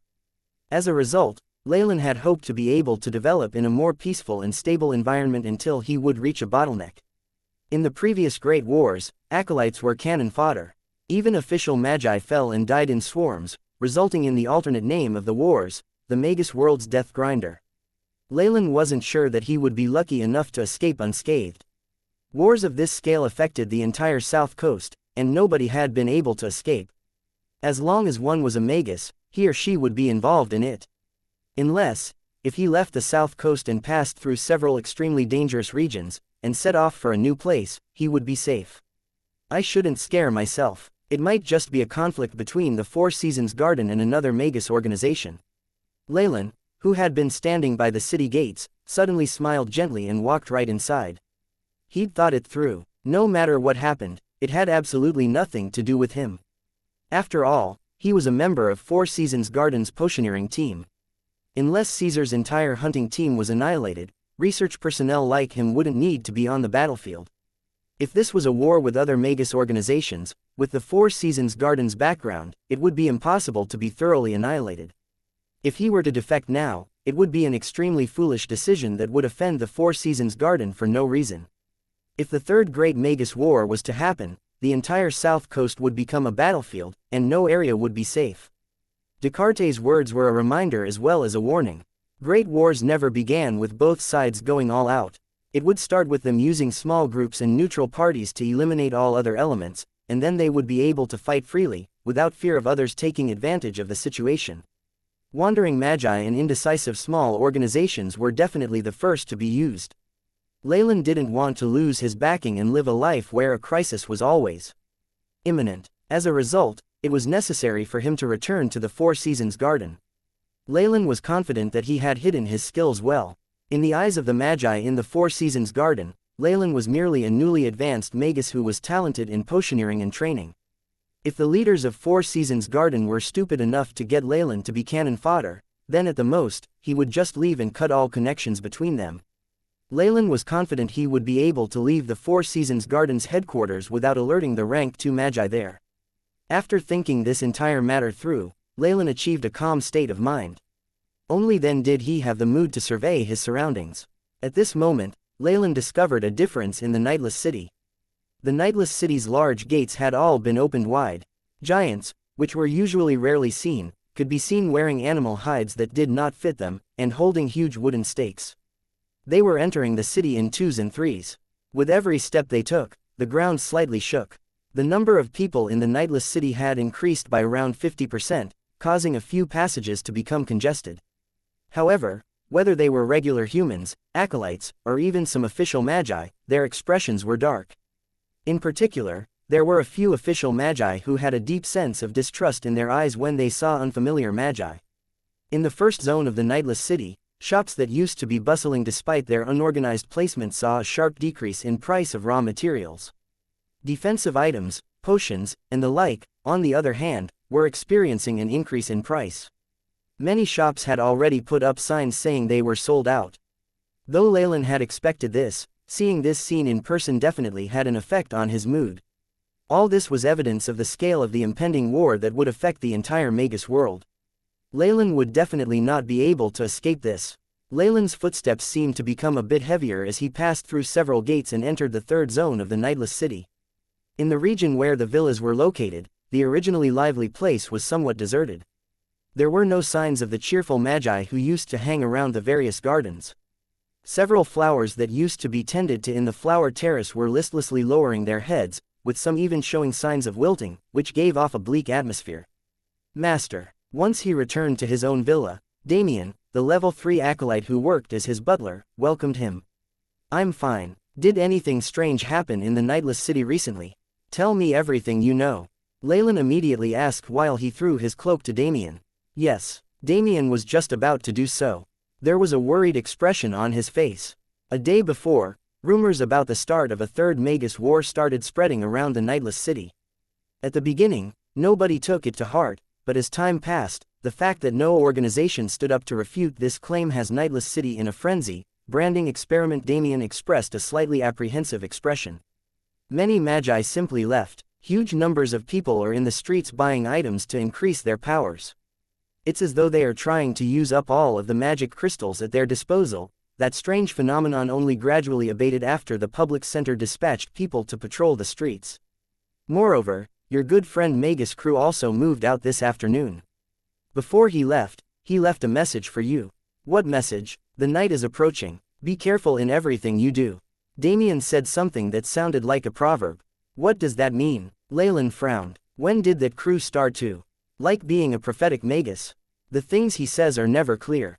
Leylin pondered for a moment, and finally told Damien, from the information I've gathered, there will probably be a relatively large war that is imminent. Even though he already had some guesses, when Damien heard this information, his body trembled uncontrollably. He was originally caught and became a slave because of a war. Even though he was under a spirit branding, that bitter experience was just like a brand that was deeply engraved in his memories, making it impossible for him to forget. That's right, call number 1 to 5 over here. Leylin casually instructed Damien, who rapidly suppressed his shaking body, and withdrew at an extremely fast pace. After a few minutes, 5 armored grand knights with great swords appeared before Leylin and knelt to perform a perfect knight's greeting. Master. The extremely thick armor didn't affect their movements in the slightest way, and every movement of those 5 people carried a killing intent. It could be seen at a glance that they were strong veteran grand knights that had experienced countless battles. You may rise. Leylin commented softly as he looked at those 5 people. They were naturally the 5 grand knight slaves that he had purchased at the slave market in addition to Damien. With the spirit branding, Leylin could order these 5 grand knights to die and they would obey without any hesitation. They originally had names, but for convenience's sake, Leylin gave all of them new names with numbers, starting from 1 to 5. Leylin had put in considerable amounts of effort on the 5 grand knights. He constantly fixed their conditions during the past year. He didn't even mind spending a lot of his resources to brew precious potions for them to consume. Currently, the 5 experimental bodies were unconsciously giving off energy waves filled with life force. They were already beyond the Grand Knight's rank and were beginning to advance to a higher realm. What are the results of the secret techniques that I taught you previously? Leylin asked. Master, after using the secret techniques along with the potions from before, number 2, 3 and I felt life force start to flow through us, which was something that had not happened for a long time. Our vitality also became increasingly stronger. The big man on the far left stepped out of the line and said, but when number 4 and 5 used the secret techniques, the the brand on their bodies shook and gave off scorching hot energies that interrupted their training. This Grand Knight slave, known as Number 1, gave an extremely detailed report. In the past year, Leylin had been constantly modifying the brands of the 5 through the modifications made by the AI chip. This had allowed him to gain a lot of fruitful experiment results. The secret techniques that were previously taught to those 5 Grand Knights were just improvised data from the information about branded swordsmen. Is that so? Leylin's gaze became stern. Remove your clothes. The 5 slaves removed their body armor without any thoughts after hearing their master's order. Crash. Metal armor made a racket as they hit the ground. The Grand Knights had removed the heavy armor in just a couple of seconds, revealing completely unclothed bodies. Moreover, Number 4 and 5 were female Grand Knights, but they weren't at all embarrassed as they stood before Leylin with their well-developed bodies and private parts completely exposed. Those 5 had the strength of Grand Knights. Their bodyline was supple, but was well developed. Every inch of their flesh hid an astonishing explosive power. Their bodies were akin to perfectly sculpted statues. However, there were elements that offset their aesthetic appearance from being perfect. Leylin didn't care about the 2 Grand Knight beauties, his gaze was completely focused on the interweaving brand on their body. Leylin scrutinized their bodies. He noticed that the bodies of his Grand Knight subordinates were covered with deep, black brands. Near these brands were some twisting scars. It seemed as if a branding iron was the source of the brands and scars. With close observation, the brands looked like a centipede climbing, while their chest and lower abdomen regions formed an extremely peculiar rune. Some of the brands seemed to be broken and were unable to link together. AI chip, scan those brands and compare the current conditions of these Grand Knights to the previous observations in a new file. Leylin thought. As he said this, a blue light shone in his eyes and swept horizontally across those slaves. Beep. Mission established. Commencing the scanning. The AI chip followed the tasks that Leylin ordered. Rows of numbers and 3D images appeared before Leylin and were constantly being updated. It seemed that the training method that I created isn't bad. These knights' physical qualities have had drastic improvements and are also able to train their life force. Their previous stagnant powers are starting to rapidly improve. Leylin was extremely satisfied after looking at the results of the 3 male Grand Knights. The training method of the branded swordsmen conflicts with the brands on their bodies. Leylin carefully looked through the AI chip's results while constantly walking around the slaves in order to attentively observe the position of the brands. Where is the source of the previous problem? Is it here? Leylin placed his hands below the lower abdomen of Number 4 without ascribing any thoughts to what he was doing. After having placed his hand there, he felt a warm sensation and could feel that underneath the smooth and supple skin, there were muscles that were slightly twitching now. Yes, that's the place, Master, said Number 4 with a slightly shaky voice. This female Grand Knight had a good appearance and an exceptionally curved, bountiful body, if that's the case. Leylin caressed his lower jaw. AI chip, amend the parameters for the 2 female knights to the P grade content and change the index to the 3rd grade before testing again. This kind of calculation was an easy task for the AI chip. After a short moment, the AI chip had already concluded its calculation and reported it to Leylin. Beep. According to the calculation, the brandings of the swordsmen are different for males and females. The markings must follow a carved inscription. After looking at the AI chip's conclusion, Leylin's expression did not change since he had expected such a result. So it really was the case. Croft had gotten hold of a part of the branded swordsman information, but there is an extreme lack of information concerning the brandings. The runes inscribed on males had been deduced by the AI chip. Moreover, those marks aren't suitable for females, which resulted in the 2 female knights being unable to train. It seems that I must purchase a large quantity of male Grand Knight slaves to try to create a branded swordsman. Leylin planned to himself. To him, using males or females didn't have any differences. He just needed to head to different sections of the slave market for them. However, regarding the most crucial rune inscriptions for the branded swordsman, he could only amend the model to suit males.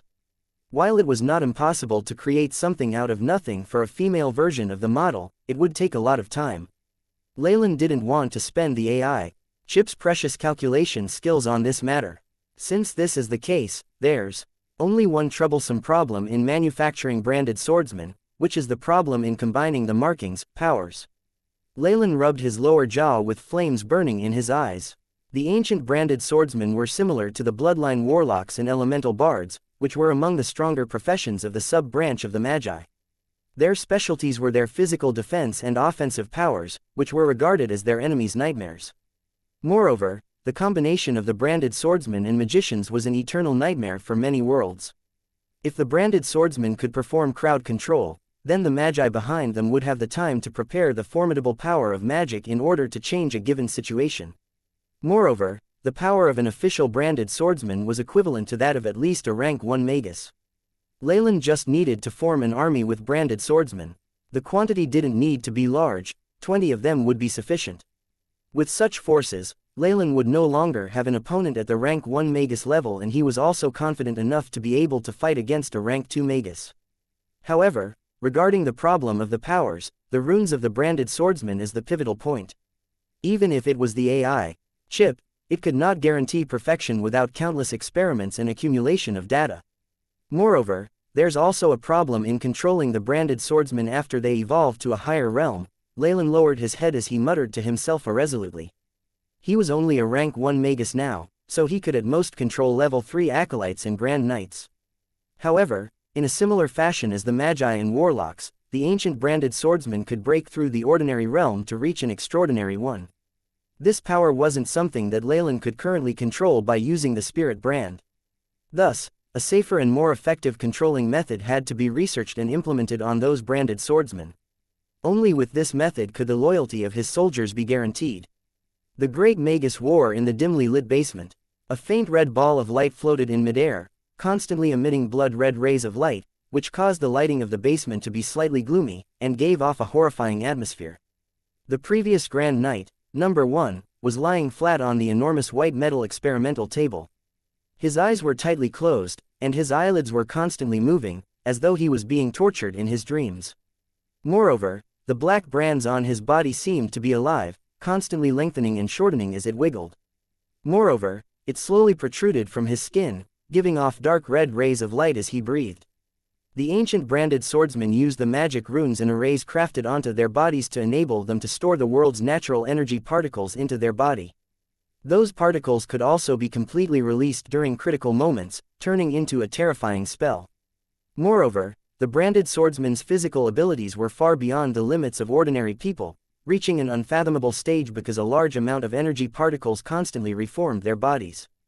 Currently, it could be said that Leylin was the top person in the South Coast regarding the knowledge of the branded swordsman. With a white scalpel and tweezers in his hands, Leylin finally looked at number 1, who was still unconscious. Even though I'm slightly eager to gain instant benefits, I can't consider it any further. Leylin sighed as he said that. He still needed to get numerous results from the experiments conducted on the 5 Grand Knights using the AI chip in order to gain accurate parameters before he could inscribe the final energy pathways. However, time was pressing. The news concerning the war's imminence had arrived so suddenly that it messed up most of Leylin's original plans. Initially, Leylin was certain that he would make the second transition in his bloodline by the time the branded swordsman's experiment succeeded. At that moment, with his increase in power, it wouldn't be impossible for him to battle against a rank 2 magus.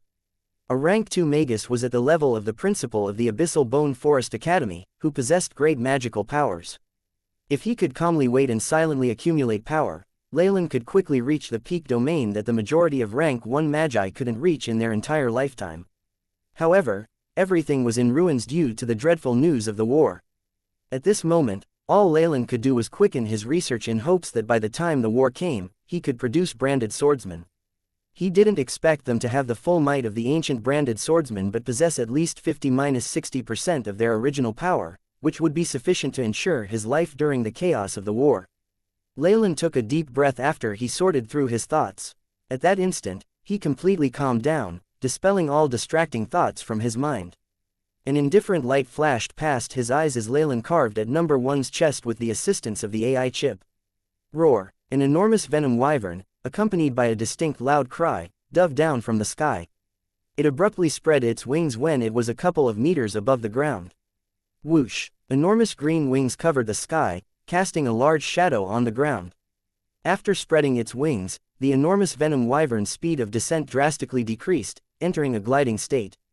After gliding for a couple of meters in the air, it steadily landed on the Four Seasons Garden's general headquarters, landing pad. Bang! The enormous bestial claws collided with the platform. When those sharp claws contacted the floor with such a large amount of momentum, it left several meter-deep markings. Swish! A magus who was wearing a white robe embroidered with plants directly jumped off the back of the venom wyvern. Lord Leylin. The surrounding Four-Season Garden acolytes hastily went forth to bow to him. There were 2 other armored men that also jumped off from the venom wyvern's back after Leylin disembarked. There were enormous great swords the size of a door attached on their backs. These 2 are my followers. According to the school's rules, I've the rights to bring 2 servants to live with me. Register them for me. Leylin told one of the acolytes, you also to feed Hawk, and increase the amount of red-bred pigs by 2 heads. It recently entered a state of binge-eating prior to maturity, so it requires a lot of food. Your wish is our command, Lord. That acolyte deeply bowed as he commanded the rest of the subordinates behind him to start washing and cleaning the venom wyvern. The acolyte seemed to have rapidly recorded something down. After a short while, he passed 2 metal tablets to number 2 and 3, who were behind Leylin. The 2 tablets were completely black, and on the surface, there was a scarlet rune marking. The marking consisted of an inverted triangle within a circle, with a coiled black snake in the center. This was Leylin's secret imprint. This will be your access pass. Take good care of it, as the replacement procedure is extremely troublesome. Moreover, there are some restricted areas that you're forbidden from entering, as we are currently in a state of emergency. If you do, you'll be caught by the guards as a spy. That acolyte's expression was very stern, which made Leylin apprehensive. That's acceptable. Leylin nodded before leaving this place along with number 2. And number 3. Is the situation already that severe? Seeing the magi rushing around on the way, combined with the warning from that acolyte, Leylin's heart was slightly heavy.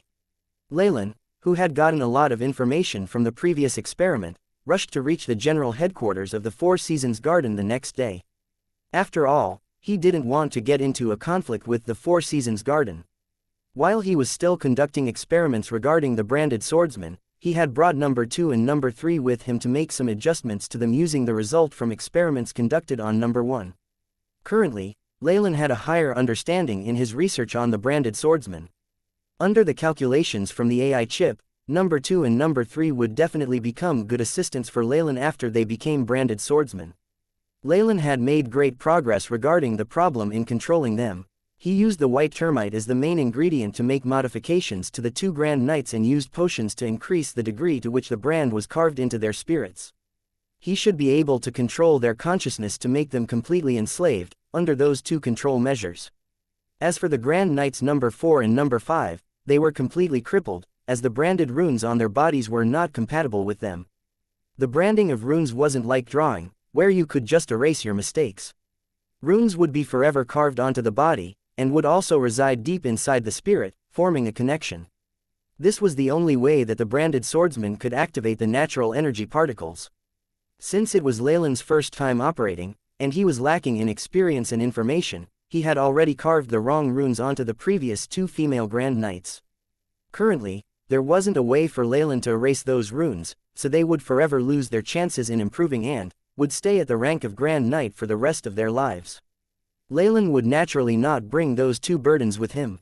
He had instructed Damien and the 2 female Grand Knights to defend his villa in the Nightless City as a future supply base.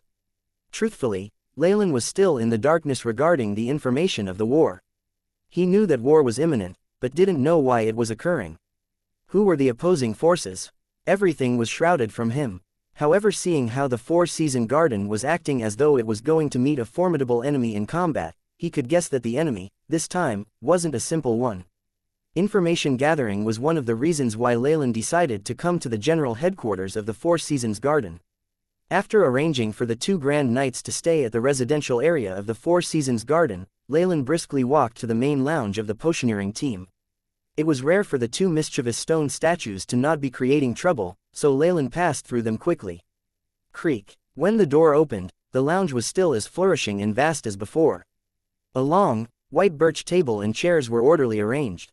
There was a white tablecloth on the table, on the side of which delicate flowers had been stitched.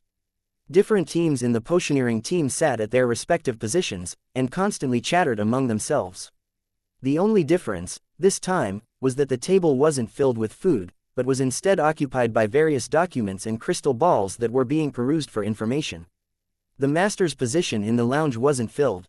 It seemed that Descartes must have been busy, and couldn't come here for the time being. Leylin surveyed the area, and found where Martin's team was. When he met Martin for the first time, that old fellow was positioned extremely far from the host's position. However, now that Leylin had joined and completed some missions, that old man's position had moved quite a bit forward. This was something that Martin had constantly bragged about to everyone. However, even though he was sitting here, the excitement of being in this seat couldn't cover the worry expressed on Martin's face. After seeing Leylin, Martin's wrinkle-covered face displayed a smile. "Leylin, over here." He pointed to the seat beside him. Leylin smiled, and after greeting the few magi that he knew, he walked over to sit beside Martin. "I'm really glad that you could make it. You should know that due to this dreadful war, our tasks have become much more arduous." Since they were extremely close to each other, Martin started to express his complaints to Leylin. "Sorry, I'll definitely work hard in the potioneering aspect, so can you tell me the details regarding the war? I was previously exploring before I received the Lord Leader's secret imprint, so I'm currently still at a loss as to what is happening." Leylin's face showed a textbook example of confusion. "Oh, look at my manners." Martin patted his large forehead. "Which part shall I start talking from?" Martin stroked his beard and expressed a pondering expression. "To be honest, the source of this battle is related to the previous two Magus wars." Martin commented slowly, his expression becoming serious. "Eternal River Secret Plane, Leylin, did you know how the two great Magus wars began?" Martin suddenly asked. It seemed to be because of the differences in values between light and dark magi, as well as some anticipated benefits. Leylin combined the factors he had read about in books and added his personal take on it. Benefits. Everything was for the sake of benefits. Martin waved his hand, his expression increasingly agitated. Saying that there was a difference in opinion is just a superficial reason, but when it comes down to it, it was all for benefits. When I find out who said this, I'll copy it down and engrave it in my room. Martin quickly proceeded. In reality, no matter if they were light or dark magi, they were on the path of pursuing the truth. As long as they were not obstructed, no matter which areas the light magi occupied, or what massacres the dark magi were responsible for, the magi couldn't care less. The real reason for the two great Magus wars was to obtain resources. The meager resources in the south coast were not enough for the many of the magi here. Leylin listened quietly as Martin explained the truth behind the great Magus wars. At this moment, a cold smile emerged on his face. The so-called great Magus wars were actually just for the sake of obtaining more materials, which were not even abundant in the first place. It was a battle started by the highest tier of magi on both the light and dark magi's ends, and was a way to clean up the Magus world. After the war, there were massive casualties on both the light and dark magi's sides, and the remaining resources were enough for the magi who had survived to advance. This is how the generations of families came to be on the south coast. As Martin was narrating, Leylin saw a rare look of heartache on his face. From the looks of it, Martin did not approve of these methods and reasoning, and it was highly likely that he was somehow directly affected by the wars. Leylin immediately thought back to his previous world. In his previous life, the fall of any empire was said to be caused by corruption and an incompetent monarch, amongst many other things. The way Leylin saw it, the real reason for their fall was due to benefits and resources. In ancient times, the land was the base of life. As time passed, the population rapidly grew, and since there wasn't family planning, people kept on having babies and used them for manual labor. That was the norm. With an increase in population, but with the same amount of land available, not everyone was able to own land to support themselves. For this reason, the entire empire naturally declined. Of course, during this process, high officials and landowners had their lands taken over, which hastened this decline. After that, the confusion and deaths caused by the war caused the population to be diminished by about 60 to 70%, and the land and territory were left open for the remaining survivors to use. With this foundation, a new leader could govern well for a century or two and then decline. The cycle would continue. Leylin believed that the South Coast's Magus world was in such a situation. Even with various measures, the number of magi was still on the rise, and the South Coast's rate of production of materials was hardly enough to support the rate at which magi advanced in strength. Many had to see their dreams crushed due to the lack of resources available. This bitterness and hatred were passed down from generation to generation, resulting in a state where the ruling magi began to feel afraid. Hence, a few of the top guilds in the South Coast were unafraid of the losses that might be incurred, and initiated wars, disposing of less powerful magi organizations. In those wars, winning was useless. Surviving was the best form of victory. Once he thought that through, Leylin sucked in a breath of cold air. Compared to the huge empires in his previous life that could not forge ahead any longer, the South Coast Leylin was in was just a small part of the Magus world. It could almost be said to be a rural country area. Even so, those wielding power in the South Coast would rather constantly exhaust their own power by raiding to reduce the risks and resentment of their people, than expand their territory. There was only one reason for this. Just as how it had happened with the Great Magus Wars, the desire to expand would often result in the opposite reaction, where gains did not make up for the losses. No leader was willing to lose their Magus underlings. What sort of dangers lie beyond the South Coast? Leylin sighed inwardly. He had intentions on traveling all around the Magus world and climbing up to bigger heights. However, from this situation, it seemed rather impossible to even leave the South Coast. However, this does explain why the South Coast has always been so sealed off. Rarely are there magi that stop over, with the only exception being the Great Magus Sirholm. Leylin's eyes flashed as he seemed to come to a realization. So does that mean that this impending war is also meant to lessen the population of official magi? At this point, Martin and Leylin had both lowered their voices and transmitted their thoughts. Leylin had also taken the liberty of setting up a few spell formations that would isolate sound waves. That's not it. Martin slapped his head. I just had a lot of feelings regarding the previous Great Magus Wars. Old Martin behaved as though he was an old man, and Leylin had the urge to bash him up. Ha ha ha. Seeing Leylin's reaction, he laughed in a carefree manner. I apologize. I have this problem where in critical moments, I usually like to make jokes to ease my nerves. Martin gave a tiny grin as an apology, but all Leylin saw was a despicable old man.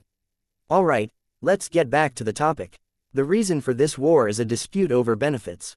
Old Martin's expression became milder, but Leylin still listened intently. About 2 days ago, a group of magi who were out exploring in the Eternal River Plains found a Magus secret plane. Martin told Leylin some information. This group had been searching for some ruins and had accidentally activated the secret plane, resulting in the leakage of this news, which could set off wars. This wasn't anything new on the South Coast. However, to be able to elicit such a huge response from old Martin, even making him think that the Third Magus War was arriving, this secret plane must be very unique. A secret plane. Is it a resource-type plane? How big is it? Leylin got right to the key points. I don't know. From the information provided by magi who had gone in, it's about 10 million mu. The density of elemental particles in there is of the highest quality, A. Listening to Martin's statement, Leylin could not help but gasp in admiration. Even a large-scale light magi organization like the Four Seasons Garden only had a secret plane the size of a little more than 1 million mu. Just from the site of exploration, the secret plane was already much bigger than what the Four Seasons Garden possessed. Such a huge benefit was enough for the peace-loving light magi, who were usually buried in research, to covet and be willing to kill to obtain the secret plane. Worst of all, such a huge secret plane has a large number of entrances. It seems that after the exploration group activated one of them, the other entrances were also automatically opened. Based on the news I've gathered, there are at least 7 other entrances. Old Martin was acting mysteriously about this. Leylin just gave a huge sigh. The Eternal River Plains are just at the border between the Dark and Light Magi's territories.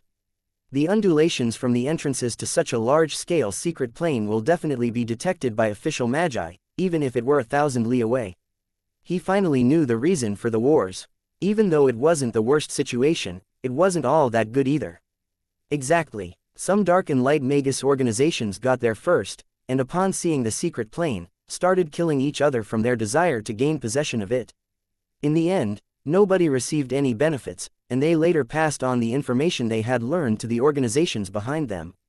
This information spreading from layer to layer resulted in a civil war between the various magi. In the end, the Dark Magi managed to take control of 3 entrances, while the Light Magi took control of the other 4. In the huge secret plane, a bloodthirsty battle to steal away various precious resources and territories ensued. The war this time will be inside the plane, and magi from all over will fight within. Of course, the most important part will be to gain possession of the territory within. Leylin heaved a sigh of relief. Compared to the 2 other wars that affected the entire south coast, this was going to affect the Magus world the least. The number of dead humans would be minimal, and for magi like him, as long as he did not choose to enter the secret plane, he would naturally be safe. At most, there would be an increase in tasks related to potioneering. Of course, nearing the end of the war, there was sure to be a large number of casualties within the organizations, and Leylin might even have to be sent to the front lines. However, if that truly were to happen, Leylin would immediately choose to escape, and obviously wouldn't be forced into the fight. Ding! Just as Leylin was about to inquire more from Martin, a clear sound resounded within the hall. Despite there being no wind, the multicolored fabrics in the hall rustled, and rays of rainbow-colored lights shone within the room. A distinct sound resonated across the hall. The team leader is here. Get up and greet him. Martin pulled Leylin along. Leylin rolled his eyes and stood unwillingly. As the team leader of 4 Seasons Garden's potioneering team, Descartes' power was unquestionable. He was already at the peak of rank 1, and was ready to break through to rank 2 at any moment. He also had many achievements in potioneering and was said to be a great master in the subject. However, not only was this man old-fashioned, he was also crazy for anything lavish that could show off his status. As a result, this person who liked to have dinner with his underlings, have conversations and issue missions in the stately, formal hall, could not tolerate the slightest bit of rudeness towards him. A number of magi had been punished for this reason. Issuing missions below the stage, numerous magi bowed. On the podium, red flames blazed.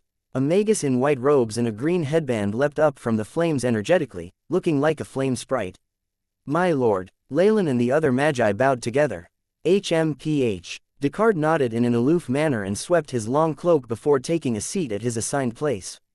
Everyone. Descartes' voice was very gentle, though he had a weird accent. Having stored a large amount of data, Leylin knew that this was an accent that magi nobility used in the ancient times. Other than showing off one's status, there was nothing special about it. Only the most traditional families practiced this way of speech now. I believe those in charge of you have already spoken to you. If not, you can ask them about it. I have only one thing to say here. 4 Seasons Garden will take over one of the entrances to the Eternal River secret plane on behalf of the Light Magi. The battle and hunting teams have already been brought into the plane in batches to vie over the resources within against the Dark Magi. Our potioneering team may not be directly involved in killing the Dark Magi, but we have the role of brewing potions and definitely can't hinder the other teams. At this point, Descartes' eyes shone as he scanned the area. All magi present trembled with fear. Is this the power of a magus at the peak of rank 1? Though Leylin could withstand such might, he knew he definitely wasn't Descartes' match yet. He looked at his stats. Leylin Farlier, rank 1 warlock, bloodline, giant Chemoian serpent. Strength, 7.1, agility, 6.7, vitality, 8.5, spiritual force, 58.9, magic power, 58. Magic power is in synchronization with spiritual force. Elemental essence conversion, 70%. Status, healthy as a magus on the verge of breaking through to rank 2. Descartes' spiritual force had definitely gone past 70 and might even be near 80. His elemental essence conversion was sure to have reached a high percentage and was much more than 80%, which was the requirement to break through. Leylin suspected that Lord Descartes could have advanced a long time ago but had held himself back in order to increase his elemental essence conversion as much as possible before trying to break through. Leylin knew that he had a large number of tricks up his sleeves, but the most he could do was catch Descartes unprepared. It was certain that the experienced Descartes could beat him up thoroughly. Alright, now I'll issue the missions. Callum, your research on the tree secretion potion is temporarily on hold. From here on, spend all your time on brewing the rotting bee swarm potion. Descartes began to issue the missions. A magus with a gold helmet that covered his face stood and greeted him. Leylin knew of Callum. He was said to be the number 1 in the potioneering team, and the team he led was very capable. They had managed to complete a series of difficult missions, and his own potioneering abilities were awe-inspiring. Based on Leylin's calculations, without the use of his trump card, the AI chip, he might not even match up to Callum. Leylin had heard a bit about the tree secretion potion that Callum's team was in charge of. The formula had already been mostly figured out, and there was one more step till the potion could show its real effects. However, because of the war, This experiment had to be postponed. Good, I'll compensate your losses a while later. Seeing Callum so cooperative, Descartes' expression brightened. Next up is, Descartes changed all of the team's existing missions. Their previous missions had to do with research and fortification, but these were all abandoned in favor of refining potions that had immense killing power. Martin's team, which Leylin was in, received a mission to brew the Heart of Lava. This Heart of Lava potion was a type of offensive potion that had a large area of effect. Though its might was a little weak at around 20 degrees, it had a wide range and was a necessary item in large-scale wars. Besides Martin's team, other potioneering groups also received this mission. This potion was not easy to brew, but Descartes cared little for the grimaces on his subordinates' faces and allocated a fixed number for each team to make. He also mentioned that if the monthly quota was not met, not only would their benefits and allocations be decreased, they might also be deprived of some of their current authority. Martin's expression was bitter, and Leylin's heart lurched when Martin looked at him with hope. Descartes' attitude seemed to imply that Four Seasons Garden did not have the upper hand in the fight for territories within Eternal River's secret plane. Hence, they needed a large number of these offensive potions. If that was the case, it was a definite possibility that people who were usually working at the back, like alchemists and potion masters, would be sent to the front lines to increase Four Seasons Garden's strength. With such high odds of this happening, Leylin needed to make some preparations for himself. After all, he wasn't so stupid as to give his life for Four Seasons Garden. Leylin, we're counting on you. Martin had a look of fervent hope as he patted Leylin on the back. His teammates had the same expression. All right, however, this mission is extremely important and I can't guarantee anything. Leylin forced a smile. Time passed quickly, especially while one was busy brewing potions. Usually, Leylin obviously would not reveal his true abilities in making potions. While brewing them, he purposely failed a few times in order to hide his ridiculously high rate of success. However, there was an upside to this whole situation. As potioneering was a job that demanded one to be meticulous, the environments potion masters were in had to be suitable. Hence, they often worked alone. Leylin also had a private laboratory of his own, and while he was brewing potions, even his own team members did not dare interrupt him. This gave him the opportunity to do as he pleased. Firstly, Leylin used a frighteningly short amount of time to brew enough potions to fill the quota. The rest of the time was used on researching the branded swordsman, the information he had obtained from the ancient spirit-slaying sect's secret plane, and other subjects of interest. Within Leylin's private laboratory, barrettes, beakers, and other laboratory containers holding colorful liquids were scattered atop the pure white experimenting table. Some of these liquids were solvents that effervesced. Beside the table, Leylin had his eyes tightly closed, his facial muscles twitching. At the same time, rings of energy and spiritual force rippled and were constantly being compressed. The atmosphere began to undulate with the tiniest ripples as if it were also being compressed. The large spiritual force that Leylin possessed was constantly lowering along with the fluctuations, and there even came a point where his spiritual force was undetectable. A good while later, Leylin opened his eyes. Currently, his eyes were clear and pure. The layer of darkness from before was nowhere to be seen. The energy waves he usually gave off had vanished and he seemed to be a regular human. The only identifiable aspect was the deep and immeasurable dark shadow that flashed in his eyes occasionally. The spiritual force compression method I obtained from the old witch is surprisingly effective. Leylin used the AI chip to scan himself, but even the AI chip could only give a few vague numbers and was unable to effectively analyze the state of Leylin's body. Leylin prevented the AI chip from using all its efforts on calculating data, and he had not authorized the usage of an atomic microscope either. However, just this kind of result was enough to make him happy. From the AI chip's calculations, this spiritual force compression method matched up the spiritual force energy waves from his body and then compressed them. This would then adjust the spiritual force energy waves and hide his true strength. Just the first half of the information that the old witch had provided was enough to conceal his strength from other rank 1 magi. With the second half he obtained from the old witch during his time in the ancient spirit-slaying sect's secret plane, this effect was multiplied. The current Leylin was certain that even rank 2 magi would be unable to detect the concealment of his strength. Having this ability right before the impending war made it even more precious. This method can be used as one of my hiding skills. When coupled with shadow stealth, the effects seem to be even better. The AI Chip began to calculate fervently while Leylin was deep in thought. After about half an hour, Leylin got up and rang the golden handbell on the experimentation table. Ding-a-ling, ding-a-ling, the crisp sound of a bell resounded. Creak. Moments later, a secret door opened, and 2 grand knights dressed in armor walked in. Number 2. Number 3. How are you feeling now? Leylin surveyed the 2 who had grown taller and had a change in their physique. Anticipation flashed in his eyes. There's some pain from swelling as if something is inside drilling holes in my body, master. I feel the same as number 2.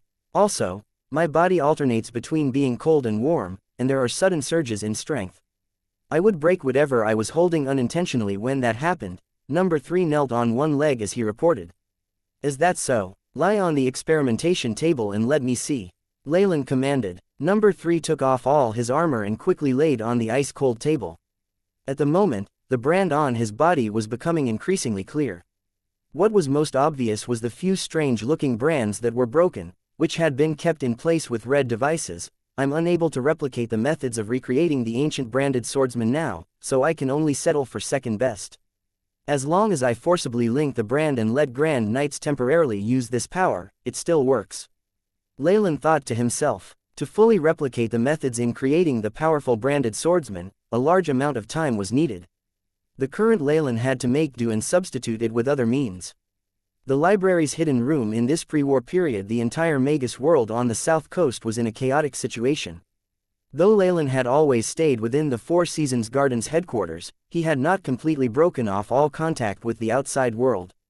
Every day, he could obtain information about the south coast from his butler Damien, who was still in Nightless City, as well as from other channels.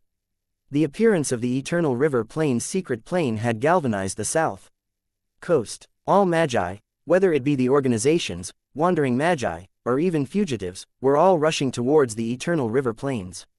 The Eternal River Plain's secret plane was said to be the largest plane found on the south coast to date. It had an area of as much as 10 million mu and even exceeded the total area of all resource-based secret planes that had previously been found.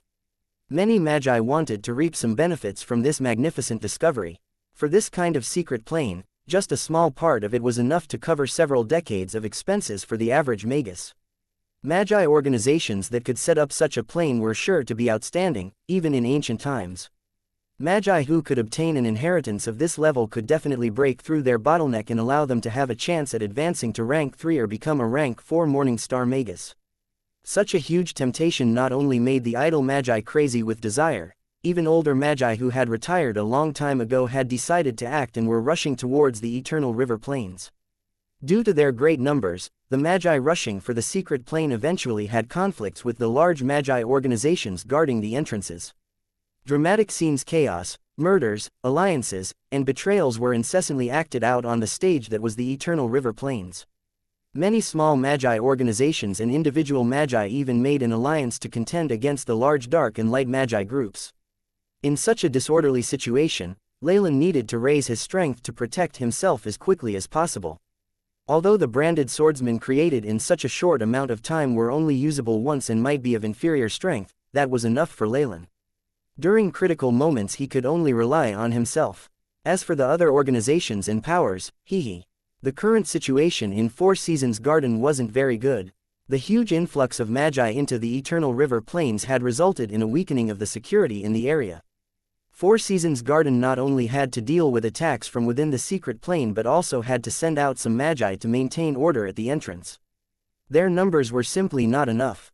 A prominent example was the obvious decrease of magi in Four Seasons Garden. The rank 2 magi leaders could rarely be seen. It was clear that Four Seasons Garden's defense abilities were gradually becoming weaker. Leylin even had the thought of giving this information to 1,000 meddling hands and gain some benefits from their weakness.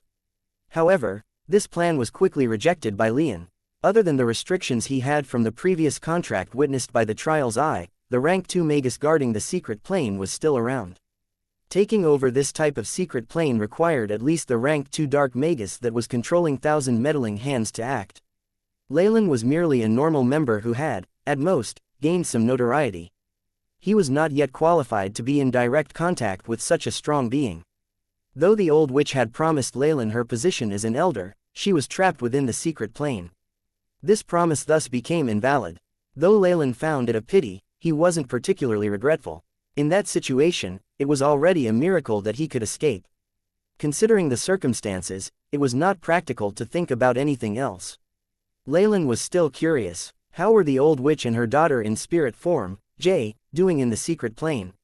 And that Gargamel, as an evolution of the loathsome evil, this terrifying creature not only had the frightful strength of a rank 2 magus, it also had many unpredictable techniques. The destruction of the entrance to the secret plane would not obstruct it for too long. If it were to be let out, the situation on the south coast would be much the same as it was now, or perhaps even more chaotic. If that Gargamel found traces of Leylin, it definitely would not let him off. After all, he had basically made a fool of it. Hence, Leylin had an increasingly intense desire for power.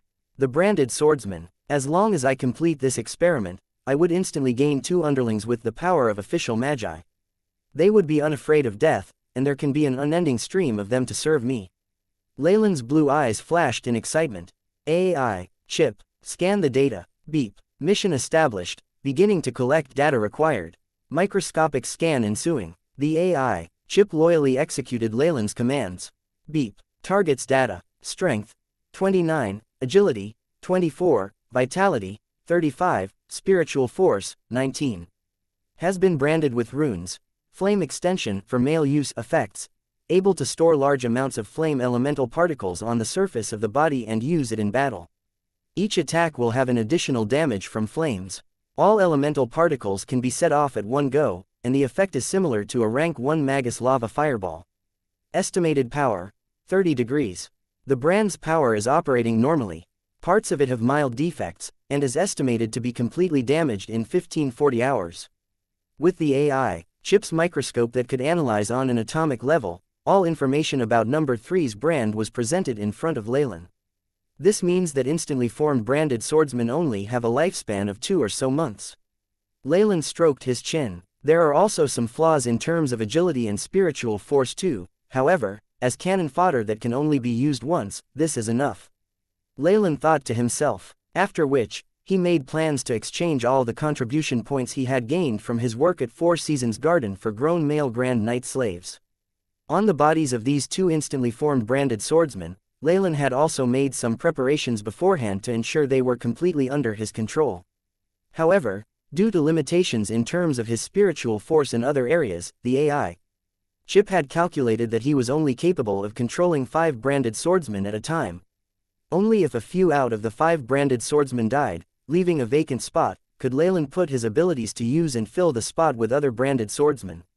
This was not the optimal situation, but for Leylin now, this was the best he could do. As a rank 1 magus, Leylin was able to control 5 considerably powerful branded swordmen. If rumors of this got out, it would definitely shock the entire south coast. Compress. After gathering data and finishing his experiments, Leylin pressed a strange-looking rune onto number 3's back. Instantly, a large amount of fire elemental particles lingering around number 3's body dulled, and the energy waves from his body began to weaken until he was at the level of a Grand Knight. This was the technique he had made sense of using the information about spiritual force compression method the old witch had given him. By using external forces to control the energy waves in the target's body, other senses would be confused. The branded swordsman was Leylin's secret trump card and he naturally didn't want to be discovered so quickly. Hence, putting on an act and concealing his strength was necessary. Next, Leylin repeated what he had done to number 3 on number 2's body. After ordering these 2 Grand Knights to stay in the laboratory, Leylin left for the 4 Seasons Gardens library. Usually, there would be a few official magi or acolytes reading up or conversing. Though there were a lot of people, it was orderly and surprisingly quiet. The library was now extremely quiet, but it just seemed desolate. Desks and chairs that would always be filled were unoccupied, and there were the occasional leaves and petals from the garden landing on the seats. It was deathly still and lonely. My lord, an old manager was still at his post in the library. Upon seeing Leylin, even the decorative items on his body seemed to brighten up, and he bowed in greeting. No need for that, there seems to very few people now. Leylin leaned against the counter and spoke casually. All acolytes have left after receiving missions. I've never seen so few people in 4 Seasons Garden before. The old manager gave a bitter smile. Missions, now, could it be to the Eternal River Plain's secret plane? Leylin found that inconceivable. In the battle between magi, acolytes were not but cannon fodder. Other than large-scale spell formations which might be somewhat effective, the acolytes were normally just easy kills for magi. This maneuver by Four Seasons Garden was just irrational.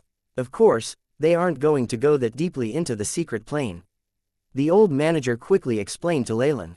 Though many of those heading to the Eternal River Plane's secret plane are official magi, there are also numerous wandering acolyte who have no fear of death. They had thoughts of going in to try their luck. The great magi naturally did not bother with them, and now it's our turn to be sent out. After all, the Eternal River Plane's secret plane is humongous.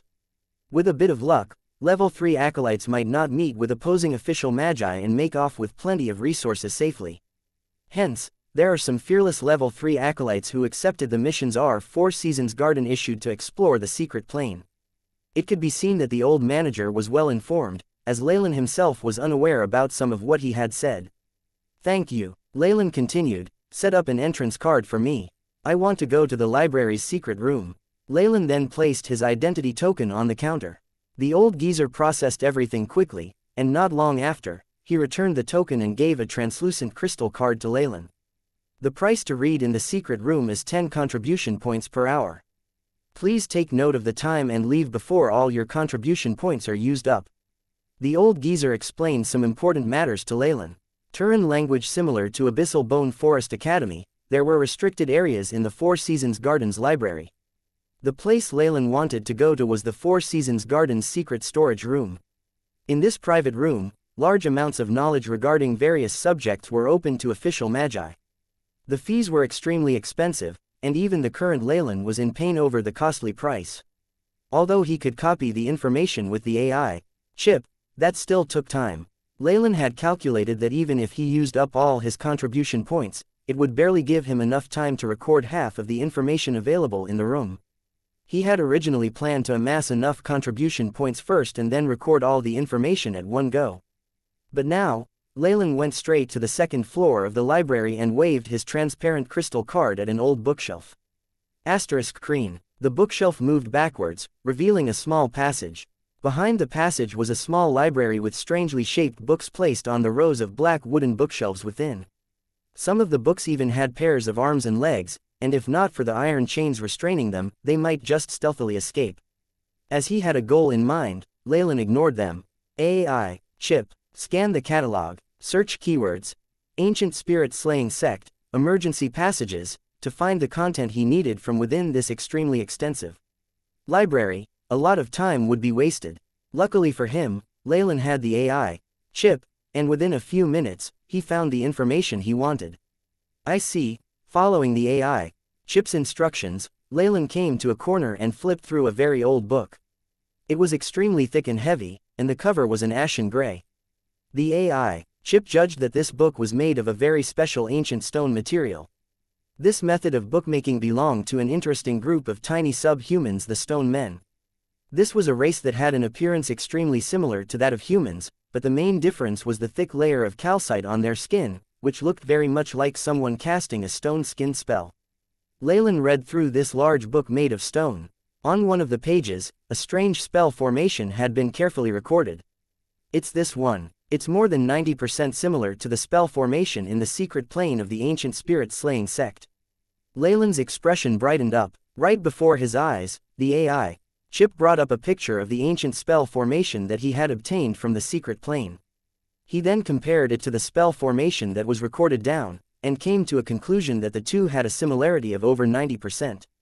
That's astonishing. Leylin continued analyzing it, looking increasingly cautious. Only now did he realize the true purpose of that spell formation teleportation. In the secret room that Leylin had found a corpse in while escaping, there still existed an ancient teleportation formation. This type of teleportation formation could instantaneously teleport a few magi to a distance further than several times the length of the south coast. However, due to the geologic faults and the extinction of crucial ingredients, the current south coast no longer had traces of these formations. The Stone Men then were the best slaves that the ancient magi used to construct the teleportation formations. It was because of this reason that there were records of this race. So in the space between levels in the emergency passage, there's actually an ancient teleportation formation. Just the thought of it made Leylin breathe more quickly. The south coast was surrounded by regions filled with varying levels of danger. In some places, rank 2 or 3 magi would only be sending themselves to their death if they went there. It was because of the existence of such dangers that the magi in the south coast would rather have an internal strife every once in a while to reduce the number of magi than venture outwards. They were unwilling to expand the territory and gain more resources. Even if Leylin wanted to leave the south coast and look for traces of the central mainland, he had no way to leave. However, with the appearance of the ancient teleportation spell formation, Leylin saw a glimmer of hope. If he had tremendous luck and found a new land, how much profit would Leylin receive as the controller of the transportation pathway to there? No, I can't do this. Calm down, calm down. Whether this ancient teleportation formation can still be used or not, and where it leads to are all unknown. To make effective use of it, I have to answer all of these questions. Leylin stroked his chin and calmed his emotions. He then produced a tattered diary from within his robes. I might be able to find an answer with information from this diary. In the secret compartment within the emergency passage, not only did Leylin find the ancient teleportation formation, but he also found what seemed to be the remains of a high-ranking magus of the ancient spirit-slaying sect. In addition, he also found some miscellaneous items in this diary on the deceased magus body. The first thing Leylin did upon returning was to order the AI chip to record all of the information in this tattered diary. Unfortunately, the language used in the diary was not one that the AI chip was able to interpret. This made it difficult for Leylin to decipher the information within. Those strange people in black gowns who liked to enslave spirits preferred to use an odd language and characters to issue commands. As long as we didn't understand, we would be punished cruelly, which forced us to learn the name of that damned Turin language.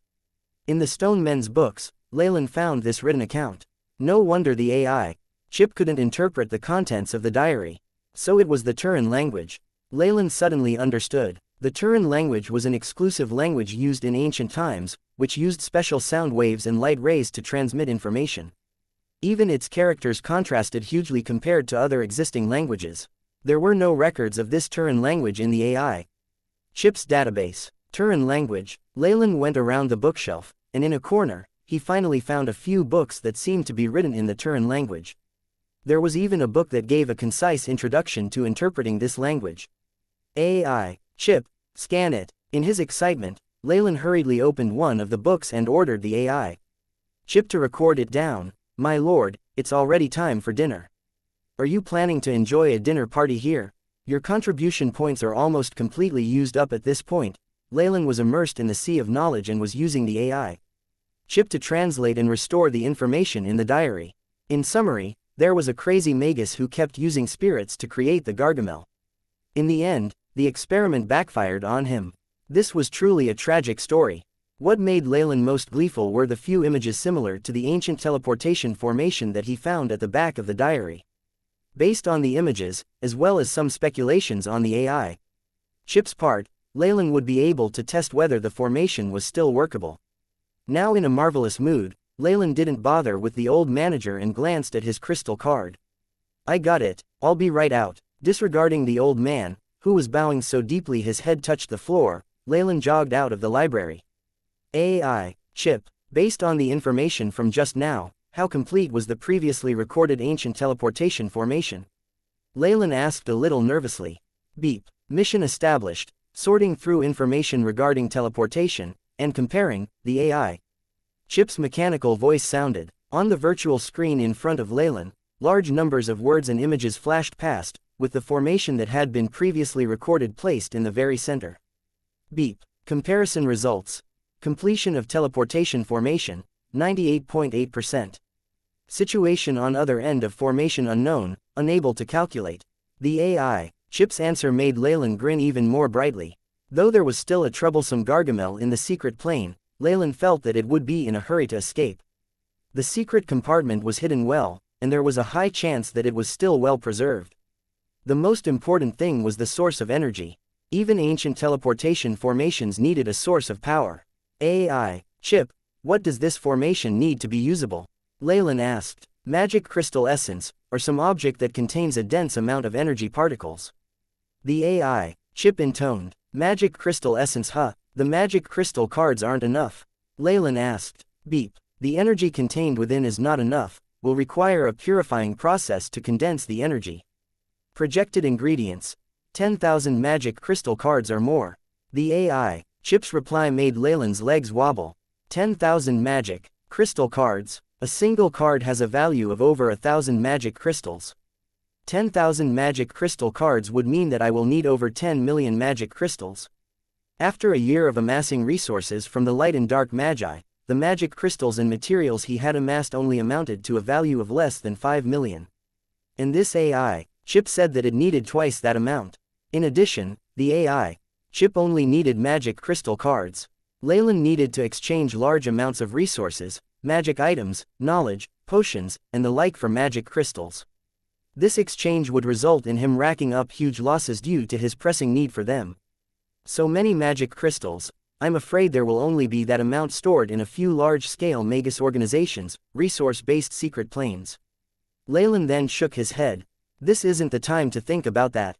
There isn't anything that requires me to risk my life, and even if it's the Third Great Magus War, it is still limited to within the Eternal River Plains secret plane, and won't have much of an impact on the outside world. Currently, in the Third Great Magus War, the main reason for the fighting was a dispute over the rights to the Eternal River Plains secret plane, so the various disputes and conflicts had been taking place within it. According to Leylin's guess, this slice of the cake was way too big, and no single organization would be capable of devouring it whole. It would definitely be shared with the various large magisteriums and guilds.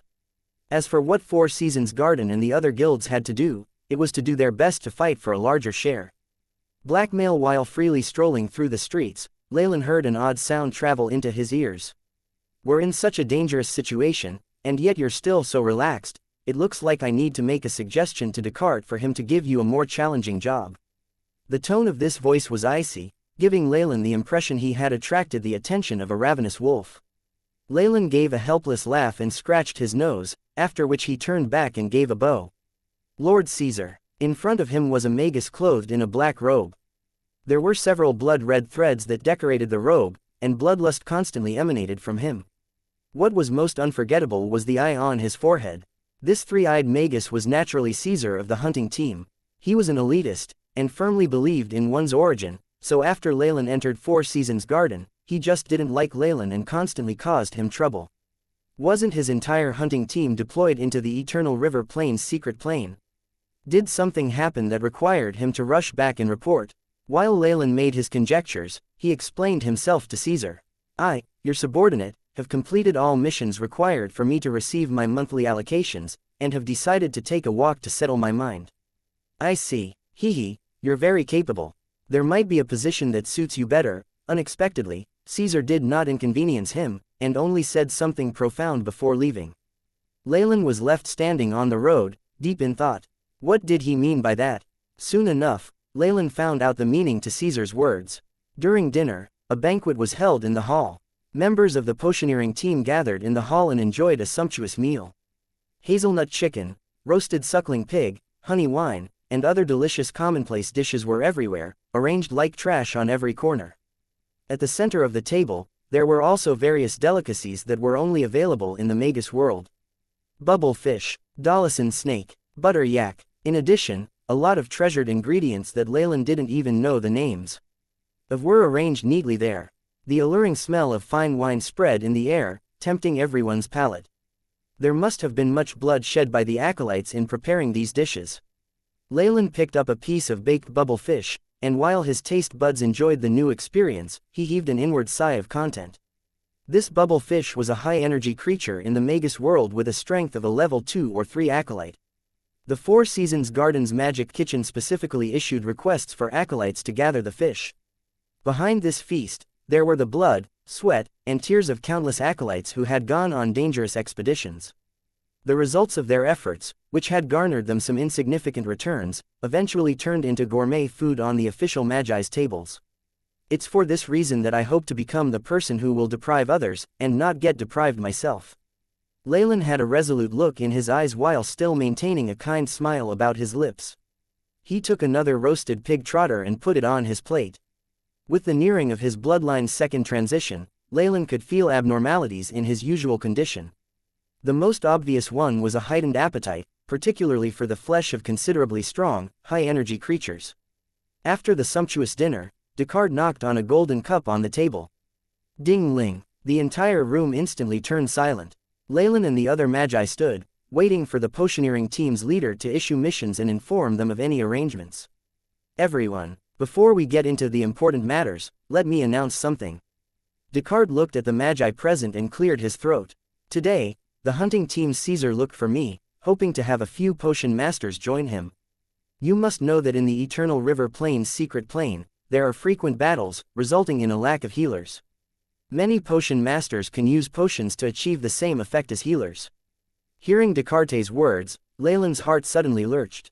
Now, I'll announce the list of people to be sent there. They are Wilkinson, Saladin, and lastly, Leylin. As expected, Descartes increased his volume and read out Leylin's name last. In that instant, Leylin felt countless pairs of eyes staring at him. Within these gazes were thoughts of curiosity, worry, and most prominently, schadenfreude. His ostensible team leader was sighing heavily by the side. After Leylin left, with Martin's abilities, it would be impossible to tackle the heavy workload that resulted from the war. However, Martin did not have the courage to dispute it, since this was the decision of the potioneering team's leader. Oh, my heavens, Leylin, what do we do? His partner, Oak, seemed to be completely stunned and gaped at Leylin. Don't worry, even if I am sent to the battlefield, I'll most likely be working at the back, and won't be in any real danger. Seeing that there was someone who genuinely worried for him, a smile appeared on Leylin's face. In reality, was there any place on a battlefield that was absolutely safe, especially when he was directly under that three-eyed magus, Caesar? The moment he heard Descartes announce his name, Leylin immediately thought about Caesar's cryptic smile. The aforementioned magi have 5 days to prepare, after which they will be required to go to Four Seasons Gardens branch at the Eternal River Plain's secret plane and report. Otherwise, you will be seen as a traitor. Descartes seemed to be warning them at the end. After offending the Abyssal Bone Forest Academy and the Lilitel family, which were both large dark magi powers, Leylin had no wish to become enemies with an even stronger white magi organization. If it came to that, he would no longer have a place on the south coast. A day later, Leylin hastily organized everything and brought his 2 great knight servants along. They set off for the Eternal River Plains. The sun shone mercilessly in the sky. Smoke and dust flew above the ground, and not far away, the air seemed to be distorted. This torrid heat meant there were almost no people walking on the main street. Thud thud thud. At this moment, 3 quick horses hurtled past, destroying the calmness and quiet atmosphere on this road. Master, there's some shade in front. Shall we take a break there? Number 2 reined in his horse and asked Leylin, who was riding behind him. Let us take a rest. Although we can still manage, the poor horses can't anymore. Leylin pointed to the horses, which were on the verge of frothing at the mouth. Behind him, there were a few idle horses, on top of which were boxes and the other luggage they needed had been tied down. They looked listless, with their ears pressed to their heads, and the light in their eyes dim. If Leylin was traveling alone, he naturally could travel on the Venom Wyvern. However, he had to bring his 2 Grand Knight subordinates and even had to haul around a large amount of luggage. With this large amount of things, it naturally exceeded the burden that the Venom Wyvern could carry. The Nightless City didn't have any airships that could directly transport people to the Eternal River Plain's secret plane, so Leylin could only rely on the most primitive method, which was traveling on horseback. As for the Venom Wyvern, Leylin commanded it to scout the area in the sky and accompany them on their journey. Master, here's some water. Leylin found a clean rock for himself to sit on. Number 3, who was behind him, passed him a large leather pouch. Leylin drank from it. Although the temperature did not impact his vitality very much, the ice-cold water washing down his throat gave him a very refreshing sensation.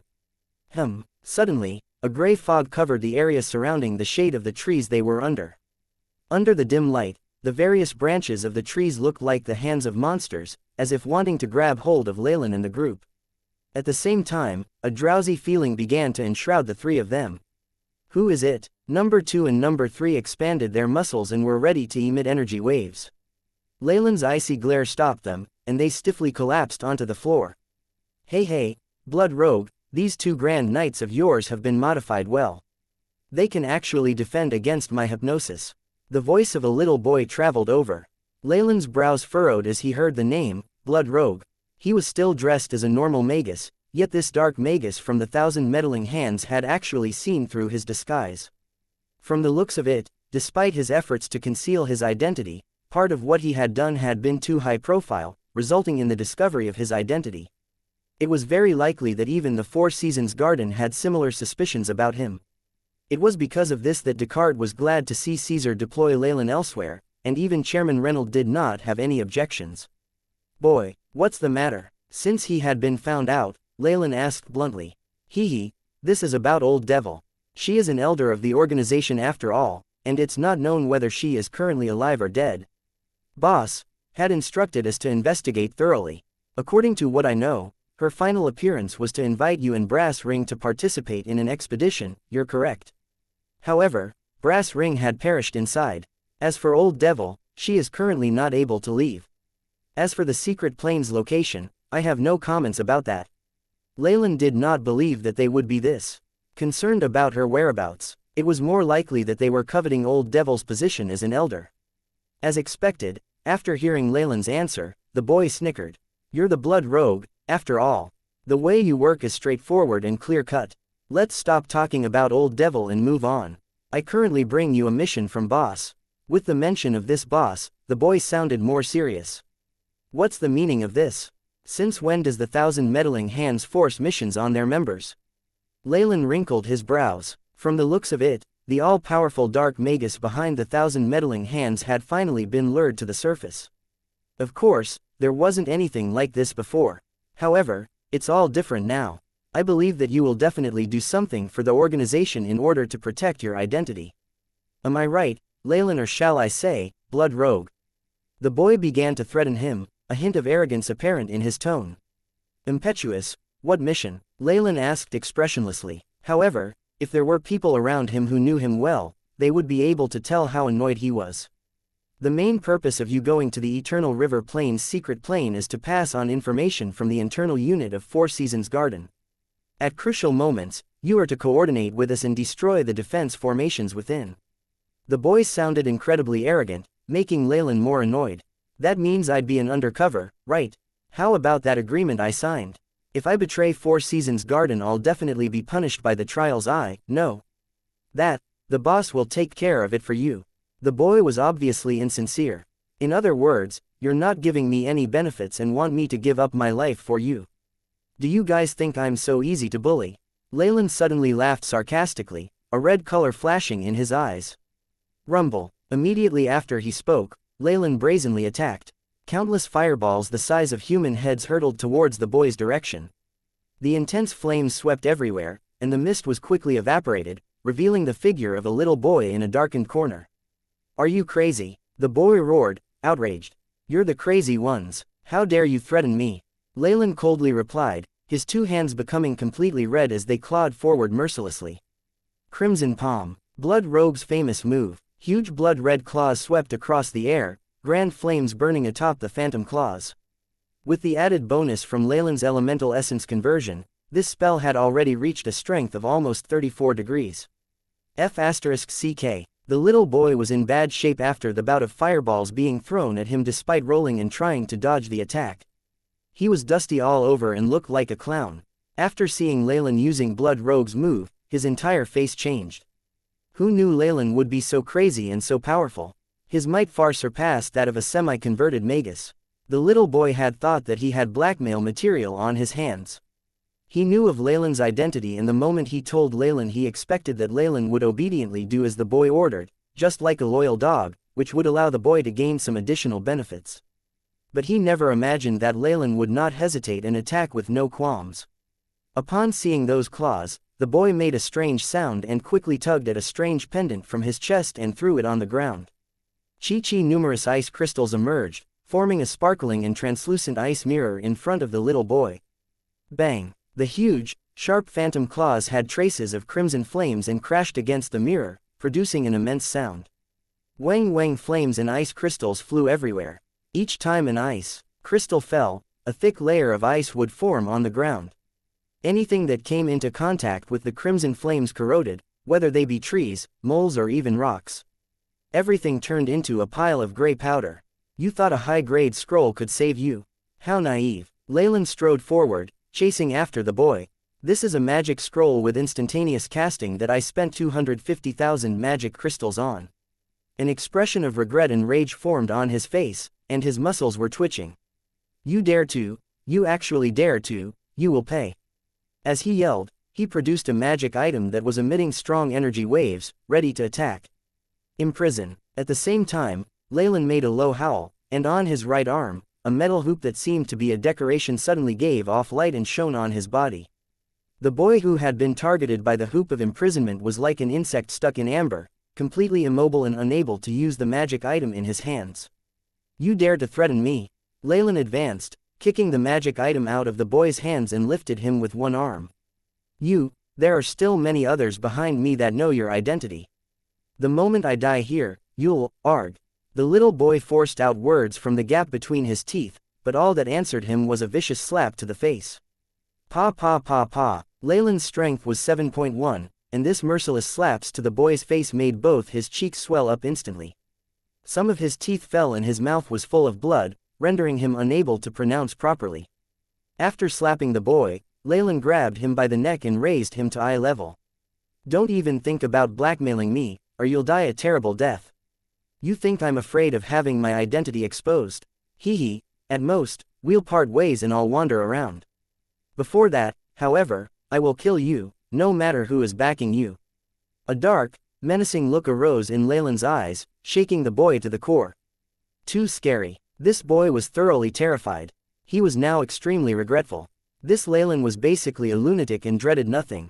He had a premonition that if he continued with this unyielding attitude, Leylin would definitely kill him. At this moment, it was as if he had been drenched from head to toe by a bucket of cold water. His head cleared up immediately. Lord Leylin. I apologize. Please forgive me for my offense. As his mouth was very swollen, his words weren't clear but the meaning was understandable. What did you say? Louder. Leylin mocked with a sneer, tightening the strength in his hand. Hearing a strange sound emitted from his neck, the boy, who even had his innate spells suppressed completely, gave up. He trembled violently, tears and snot dripping down his face. Lord Leylin, I was wrong. Please forgive me. Leylin peered at him curiously, making him feel as if he was facing an imminent catastrophe. Suddenly, Leylin released his hand and the boy fell to the floor. He breathed in fresh air in huge gulps, an unexpected sense of blessed relief in his heart. Of course, his head was still lowered lifelessly and he did not dare meet Leylin's gaze. People only reveal their true self when in the face of death. Leylin looked at the pitiful state the boy was in and sighed to himself. Get lost. Have the person backing you to speak to me. At the same time, Leylin bent and picked up the magic item the boy had dropped. It was something like a dagger. Based on the AI chip's probe, the level of energy within had reached that of a middle-grade magic artifact. Also, this magic artifact will now belong to me as the price of offending me. If not for the fact that a rank 2 magus was behind this boy and also wanting to avoid having a falling out with 1,000 meddling hands, Leylin would have killed him long ago. However, he had released the boy, but Leylin definitely wanted him to pay the price in pain. If not, this sort of person would keep appearing in front of him. Seeing the boy who was escaping, scared witless, Leylin contemplated. This resource-based secret plane's size was unprecedented in history and was an enormous chunk of fleshy meat. Even a rank 2 magus operating the 1,000 meddling hands from the shadows had been lured out. And behind the rank 2 magus, there were definitely other large organizations from the Dark Magi region. After all, with just 1,000 meddling hands, all they could do was reap the convenient benefits. How else would they have the chance to participate in such a large-scale battle? This is like a game of chess. How annoying. Leylin had a feeling that if he went to the secret plane, he would definitely be embroiled in a troublesome spiral of events. Unfortunately, the pressure given by the dark and light magi gave him no choice but to move like a chess piece, based on a pre-decided route. You want to make use of me? I wonder if you're ready yet. Looking at the sky in the distance, Leylin smirked. The 1,000 meddling hands, reaction was extremely quick. That night, Leylin saw the person backing the boy. The orange rays of light of the setting sun constantly became duller, until the black curtain of night shrouded the area. Just as number 2 and number 3 were preparing to set up tents, Leylin shot a glance at a white owl on a large tree nearby. I'm going to take a walk alone. You don't have to come with me. Yes, master. Number 2 and number 3 answered in unison. Following the white owl, Leylin came to the side of a curved river. On a white and large rock, a figure could be seen standing erect. Around him was a thick green fog emanating throughout, blocking his face entirely. Giant, Leylin asked, surprised. For his first mission, Leylin had worked with Giant, whose prowess indicated the peak of a rank 1 magus. He had never thought that this would be the one supporting the little boy. He's already told me everything that happened just now. He was a little too much, so I hope to apologize on his behalf. You may take the bloody dagger, a magic artifact, as compensation. Giant's voice was low and soothing and did not speak up for the little boy, which made Leylin so shocked. I know a bit about you. The organization definitely will treat those who contribute to us well. As long as you do this job well, I'm telling you that you can get about 50% profit. We can even mediate between you and the Lillytel family, so that you can return to Abyssal Bone Forest Academy. Of course, you can choose other dark magi organizations. Our door is always open to you. The giant's offer exceeded Leylin's expectations. To allow him to suppress the situation with Lillytel family and return to Abyssal Bone Forest Academy, this 1,000 meddling hands, power was probably far from what he could imagine. What about the contract with the Trial's Eye? Leylin asked for information about what he was most concerned about. Acquaintances, I signed the contract under the witness of the Trial's Eye, promising not to do anything that would harm Four Seasons Garden's interests. If I go back on that agreement, I would undergo judgment. This was Leylin's largest concern. If he had the choice, he didn't want to harm Four Seasons Garden since they had treated him quite well from the beginning. That's easily solved. Here is a solution of filthy birds' wings. As long as you have it, you can nullify your contract with the Four Seasons Garden. Giant threw a bottle of gray solution towards Leylin. You even have items that are already extinct. Leylin caught the bottle and let the AI chip test the authenticity of the item. The results made him gasp. With such a degree of preparation, it wouldn't be a stretch to say that this had been premeditated long ago. This isn't mine but belongs to the boss behind me. He especially left this for you from his own collection. Giant did not claim the credit for himself and used a straightforward tone, which made Leylin slightly fearful. So, what's your answer? Acknowledging the strength of others is the instinct of all dark magi. I first need to verify your strength. Leylin pondered for a moment and then spoke. You will see. Giant's voice began to be less discernible. Large amounts of green mist shrouded the surrounding area, enveloping Leylin within. Some time later, the mist dispersed and Leylin left, his expression serious. He seemed to be worrying about many things. I never thought it'd be him, following which, Leylin calmed himself and returned to his accommodations, as if nothing had happened. After a night passed, Leylin continued on his journey. The Eternal River Plains were situated at the border between the light and dark magi's territories. Security there was the most chaotic. Here, even within the city, armed confrontations, robbery, murder, and other crimes happened daily. At times, there would even be the occasional battle between magi. In this situation, the guards of the city were more like professional corpse carriers and were in charge of clearing the roads every day. After Eternal River Plains' secret plane had been discovered, a large number of magi flowed in, causing even more chaos in this place. On the way, just the number of people who were looking to seek revenge was above 15. This meant that every once in a while, there would be someone with such a motivation. If not for Leylin and his group wearing clothing that gave them an air of mystery, even magi like them might meet with some trouble. After walking out of a city of regular humans, Leylin suddenly started, seeming to have seen some familiar figures. Master, what's wrong? Is there something wrong with those acolytes? Number 2 and 3 approached him and inquired. It's nothing, Leylin answered casually. Even if it was them, they were from 2 different worlds. Leylin wasn't planning on maintaining any contact with them, and passing them by. This might be the best for them. Sometimes, however, fate was such a strange thing that could not be hindered. Just as Leylin was hastening his traveling and leaving the gates, he bumped into those acolytes from earlier. Leylin. Hi, Leylin, is that you? Within the group of acolytes, a tall young man standing in the front was yelling excitedly. They had been quite a distance away previously, but now that they met, the acolyte opposite to Leylin had instantly recognized him. Long time no see. Leylin watched the acolytes, who were moving forward attentively, and couldn't help but give a gentle smile in greeting. After strengthening his body, Leylin's physique and sight had vastly improved.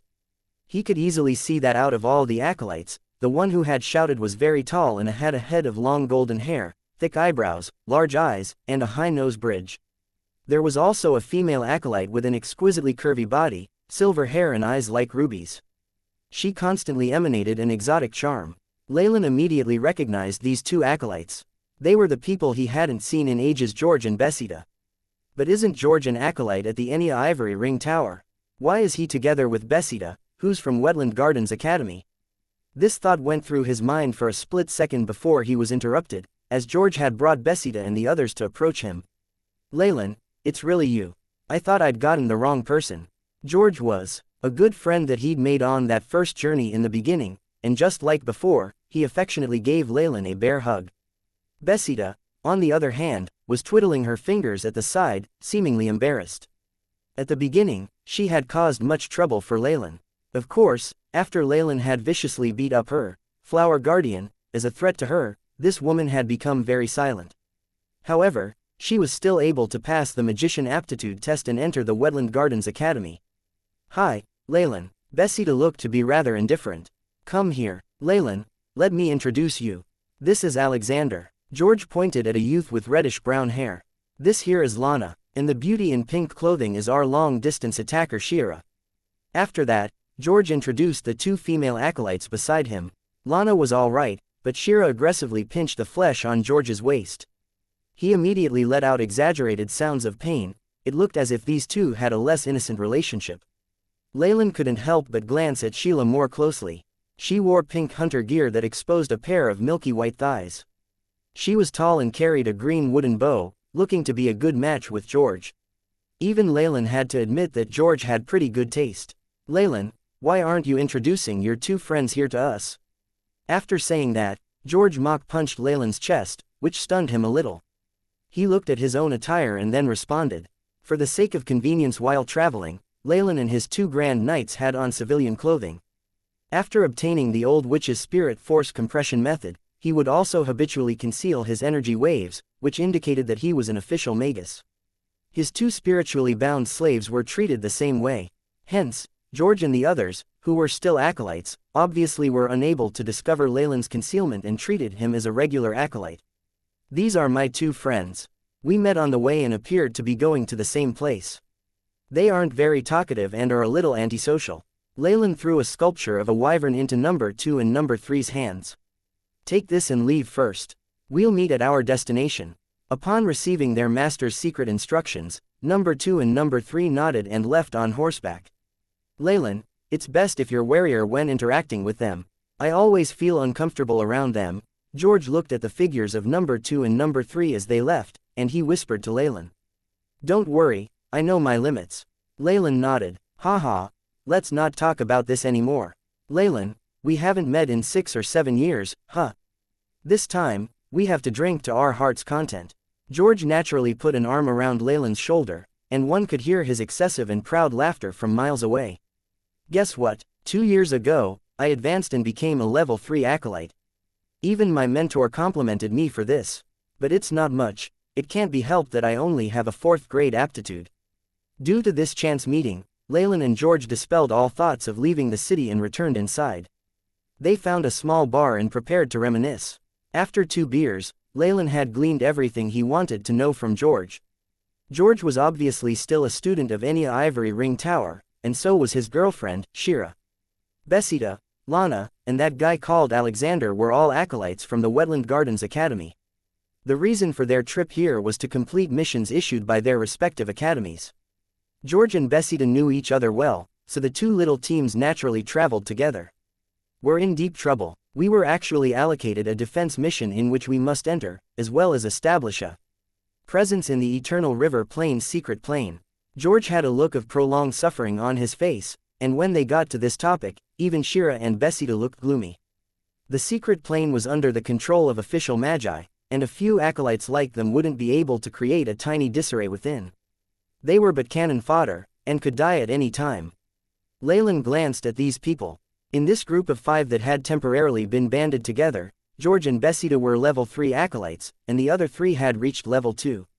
In general, Their total power was similar to the group of 5 acolytes that he had destroyed outside the Zither Moon town. Oh, right, how about you, Leylin? Your aura seems pretty strong. You must be a level 3 acolyte, right? George seemed to be asking without any intent. Besida, who was using a straw to drink her beverage, visibly strained to hear his answer. I was lucky enough to advance to a level 3 acolyte a few months ago. Leylin chuckled. It's not easy to advance to a level 3 acolyte. Come, let us drink to our future as magi. George hid none of his thoughts and yelled, attracting the attention of the surrounding people. Cheers. 6 glasses of beer clinked together. After a bout of drinking, George asked, Leylin, where are you now? In the Abyssal Bone Forest Academy. Only after entering my academy did I find out that the Abyssal Bone Forest Academy was a dark magus academy that was at odds with us. It's even forbidden for us to communicate with them. What? Abyssal Bone Forest? That Abyssal Bone Forest Academy?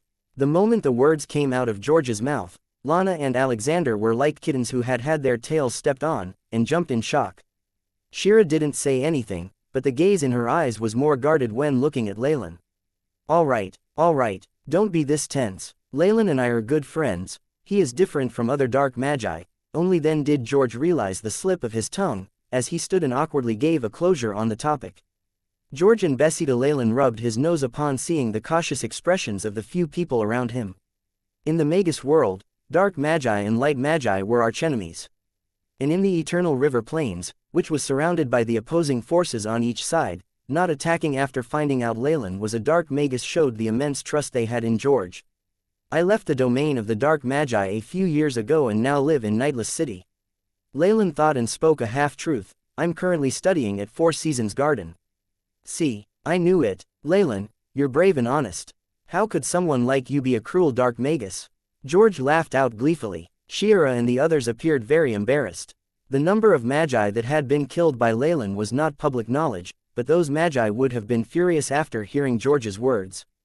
Oh, by the way, Leylin, are you going to the Secret Plane? The Eternal River's Secret Plane was a major event that triggered an earth-shaking response among the magi of the South Coast. The information regarding the Secret Plane had spread very quickly, and George and the others were not entirely clueless about it. Leylin saw George's anxious look and the other acolytes, trading gazes, and he immediately understood. It seemed that George thought Leylin to be one of the acolytes, who were naive and wanted to try their luck within the Secret Plane. Of course, this wasn't surprising since after news about the Secret Plane spread, acolytes and magi alike from all over started to convene at this location. The whole journey was laced with danger. Some died en route, and others would struggle at the entrance and be unable to enter, while others were lured or coerced by the larger powers and became cannon fodder. There was an extremely small minority of acolytes who would be successful in acquiring some resources from the Secret Plane and return to Nightless City and other magi cities. This resulted in a reaction from the magicians in the cities, which in turn incited more acolytes to adventure into the plane. It was clear that George and the others also considered Leylin to be just like these acolytes. Leylin, George turned silent, seeming to be carefully considering his next words. The danger inside the Secret Plane is not something that we acolytes can handle. Only the official magi, who are the main forces inside the plane, can stay within for long durations of time. Many of my friends suffered inside. You're still young and need not, just let him go. Besida suddenly spoke up. If he's lucky, he can get some resources and even advance. George furrowed his brows. How could one count on such a thing as luck? Besida was speaking of it too lightly. Actually, I was issued a mission by the Academy. I have no choice but to go inside the Secret Plane. Leylin sardonically stated. I see, no wonder then. I warned you only because it doesn't seem to be in your nature to undertake such a dangerous task. George patted his close friend's shoulder in empathy and forced a smile. In this situation, we are probably all in the same boat and might even be assigned to the same location. After all, within the Secret Plane, the Light Magi have gathered and created an alliance. After hearing that Leylin had been forced to come to the Secret Plane just like them, Shira, Alexander, and the others revealed expressions of sympathy. Leylin's situation was one they could empathize with. These kinds of missions were usually suicidal by nature. Only those who had no backing or acolytes who had offended important people would be dispatched by their academies to complete these missions. When he turned, he saw a hint of an expression on Besida's face. Something that seemed like delight. Is this girl still brooding over what happened last time? Leylin inwardly grinned and actually found this a novelty. At his current level, he had already left Betrayal far in the dust. Many magi had died at Leylin's hands. What trouble could a lowly acolyte cause? No matter how she bared her fangs and made threatening gestures at Leylin, she was akin to a small kitten playing with him. Since we're all going the same way, how about you join us too, Leylin? At this moment, George put forth a proposal. Sure, Leylin gauged that he still had quite a bit of time and, considering the speed at which George and his friends were traveling, he could reach the Eternal River Plain's secret plane well before the deadline. Thus, he agreed. His relationship with George was quite good, so he could help out if the need arose. Besides, there were still some matters that needed to be resolved between him and Betrayal. Very good. Since Leylin's a level 3 acolyte as well, our combined battle strength has increased by a lot. Even if we meet a bandit, there's no need to be afraid. George seemed very excited. The other acolytes did not refute him. Bandit, you're actually afraid of bandits? Leylin asked, rather stunned. In his mind, the so-called bandits were just peasant farmers with grass pitchforks and fishing spears. Oh, you don't know about this? George seemed to be even more amazed than Leylin. I can't believe you came this far when you're so overwhelming ignorant about the whole situation. Immediately, George carefully explained to Leylin, if it was a bandit group composed of only ordinary humans, then there's no need for us to worry. Xianxia can single-handedly kill all those who come. However, the situation at the Eternal River Plains is different. Due to the number of acolytes traveling there alone, bandit groups that specifically target magicians have appeared. There are even rumors that official magi are behind these bandit groups. Due to large increase in the number of magicians traveling to the Eternal River Plain's secret plane, the public security in that area was extremely chaotic. Some scattered dark magicians naturally had the idea to fight for the resources. However, as these dark magicians were mostly acolytes, their strength was inadequate when compared to Leylin. If they were official magi, the greedy dark magicians would be unwilling to attack, but if they were mere acolytes, then they would not be as hesitant. Compared to the light magi, who had grown in a protected environment like flowers in a greenhouse, acolytes on the dark side who had matured under the law of the jungle were obviously more powerful in battle. With their superior fighting instincts and their manipulation of timing when attacking, they were far more capable than their light acolyte peers. Most of the acolytes in the area, especially those who were leaving, might be carrying some precious resources from the Eternal River Plain's secret plane. If bandits ran into any of these acolytes, it would be enough for them to make a fortune. There were several dark magician acolytes that had these thoughts. Hence, the way to the Eternal River Plain's secret plane was full of danger. Many acolytes who were dreaming of panning for gold usually died before reaching the secret plane. Leylin thought back to how he had not run into any big bandit groups during his journey. Occasionally, he had encountered a few inexperienced local thieves that had been dealt with by number 2 and number 3. These two men had already advanced after receiving the incomplete runes of branded swordsmen, and all ordinary men or acolytes were easily dealt with a few sword attacks. So that's what's happening. It seems that I've been rather lucky. Leylin massaged his temples and laughed. I can't help saying this, but man, your luck is too good. However, this has just been the outlying areas. As we continue to travel further into the Eternal River Plains, there will be more of these kinds of bandits. As the light magi will focus all their energy on the secret plane, some entrances might have a generous amount of warnings placed, but other regions will just be disregarded. George had a good grasp of Leylin's character and knew that this friend of his was not what he seemed to be on the surface. He was sure to have some trump cards. He wasn't wrong either, since Leylin knew how to adapt to circumstances and act accordingly. The stronger Leylin was, the more secure his band of comrades would be. If he continued asking further, it would only result in Leylin being pressured to leave, which did not work well for their situation. It was but a mere assumption, but since Leylin could advance to a level 3 acolyte so quickly and receive solo missions, that meant he definitely had a great trump card. Poor George didn't even consider the possibility that Leylin had already advanced to an official magus. After all, there was a wide chasm between a level 3 acolyte and the realm of official magi. Even if it was the most amazing genius, promoting to the magus realm before 30 years of age was in itself a most outstanding speed of advancement. George, who knew that Leylin only had a 3rd grade aptitude, did not bother considering that all. Good, now that you're a member of our group, let's enjoy a toast. George, as always, was very welcoming and put an arm around Leylin's shoulder, patting Leylin's chest with his other arm. At least we're not lacking good wine nor beautiful women. Do you see that red-clothed beauty beside the bar counter? She's making bedroom eyes at you. If you just go up and speak to her, I bet she'll be yours tonight. And then, hey, George hadn't said much and had already reverted to his lecherous nature. Beside him, Xianxia's face changed and the next moment, George let out a sharp scream and begged for forgiveness. Haha. Seeing this, the acolytes from the Wetland Gardens Academy and Leylin were unable to keep a straight face. Leylin obviously did not hit on anyone in the end, since George had been joking around to liven up the atmosphere. The result of this drinking session was surprisingly good. At least, after seeing Leylin produce the insignia of Four Seasons Garden, the relations between Leylin, Alexander and the rest of the acolytes all turned for the better. Betrayal appeared to be very happy to welcome Leylin as their new comrade. The group rested in the small town for a while, before setting off early in the morning and resuming their journey. The missions assigned by Enya Ivory Ring Tower and Wetland Gardens Academy all had time limits. George and the others had to report to a designated area within a stipulated time. If not, they would be labeled as criminals and be on their school's wanted list.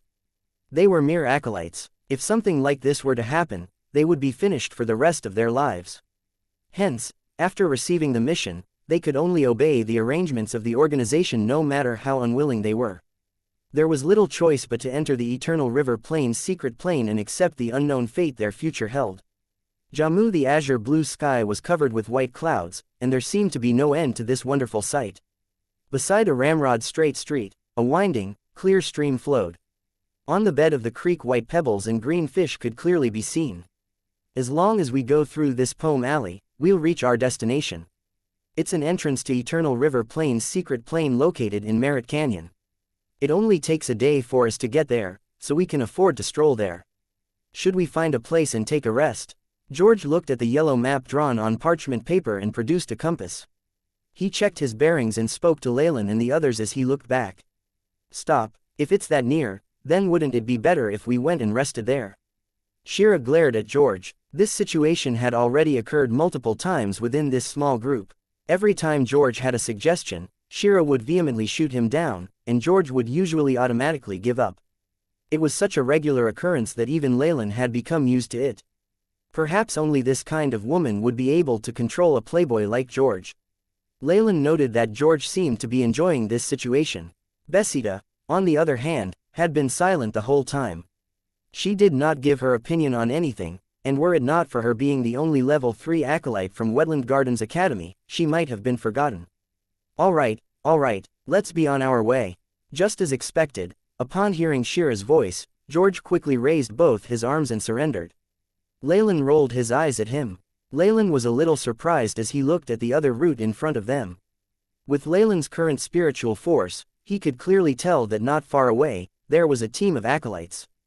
They were rushing in their direction and seemed to be heading for Merritt Canyon as well. Based on their speed, it seemed that they were going to encounter Leylin's group soon. Their might was obviously greater than George's group by 1 or 2 levels. Leylin could also feel the undulations created by magical artifacts on the leader's body. Although it was just a low-grade magic artifact, that alone was already very valuable.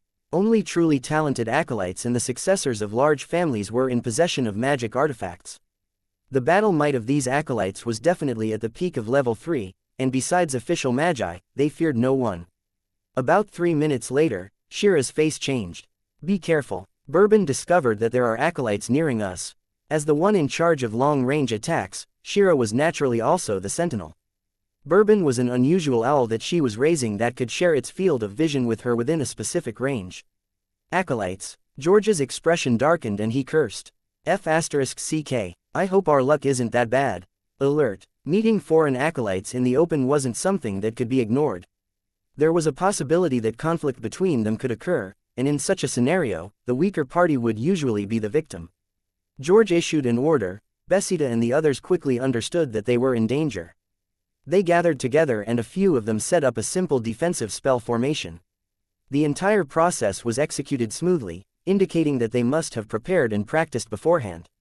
While the acolytes were waiting nervously, a cloud of dust was nearing them. Talk. Along with the sound of footsteps from several horses, a team of 5 people appeared in Leylin's line of sight. The leader was dressed in a white robe and had a broadsword on his back. Leylin found that the undulations emitted from a magic artifact originated from that large sword. It's such a large magic artifact. Interesting. Leylin stroked his chin. Usually, magic artifacts were much smaller due to the precious resources they had to be constructed from.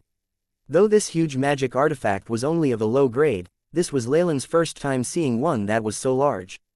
After recognizing such an eye-catching signature item, Besida, and the 2 other acolytes from Wetland Gardens Academy first had an expression of disbelief, and then shouted, "It's Jamu.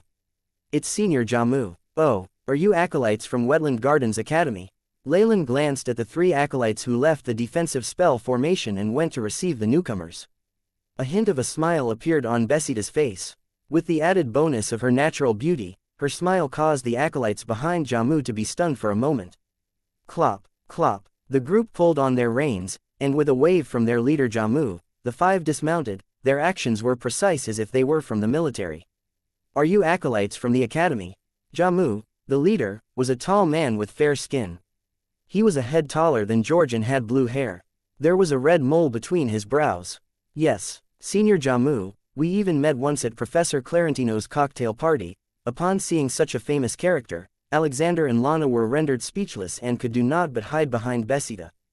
Besida, on the other hand, was very enthusiastic and chatted with Jamu, occasionally pointing towards Leylin and George. 10 or so minutes later, Jamu approached George and Leylin.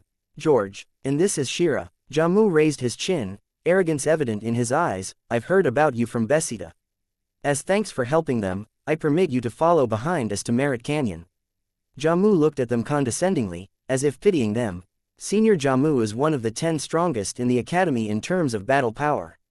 With him around, we don't have to worry about our safety. Besida was boasting about his strength at the side, her entire body almost pressed against Jamu's. George still had his own pride after all and immediately wanted to say something, but Shira stopped him. "He's right. Pome Alley has always been an area where bandits are frequently seen. Without Besida and the others, I doubt we'll be able to get through safely." Shira murmured into George's ear. After hearing his love's words, George became gloomy, and he eventually forced a smile. "In that case, thank you, Senior Jamu."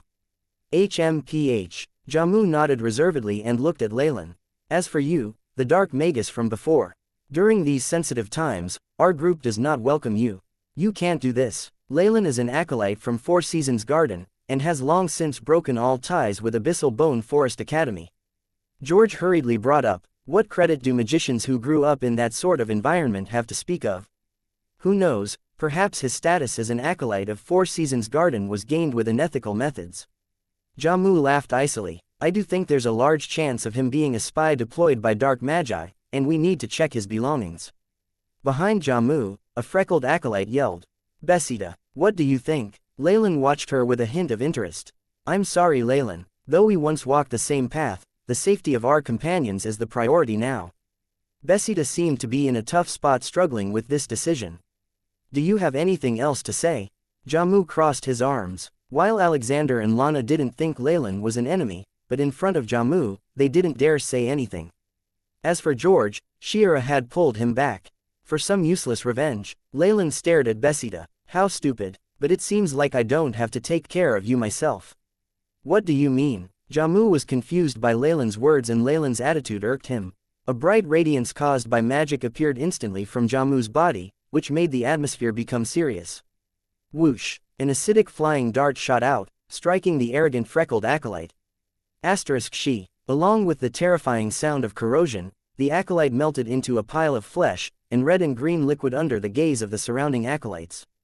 In the middle of the pile of flesh, several broken pieces of bones stayed upright. "An enemy attack," Besida's flustered voice sounded, and because it was so piercing, she sounded a little hoarse. Swish, swish, swish. In no time, Jamu, Leylin and everyone else were surrounded by around 20 bandits. "Akai, you hateful brute, I'll kill you." The 3 acolytes behind Jamu were outraged at seeing their companion die in such a tragic manner. Several waves of magic rushed towards the robed bandits. HMPH. The leader of the bandits stepped forward, a ring of black light dispersing from around his body. Pock, Pock. The acolytes used their spells against that black light, but like soap bubbles colliding against each other and bursting, their spells were all deflected. A magic artifact. A defensive magic artifact. Jamu narrowed his eyes at the realization and stood in front of the 3 acolytes, protecting them. They're not people you can deal with. Retreat first. I am Jamu. What is your name? Clang. Metal scraped against metal as Jamu unbuckled the broadsword from his back.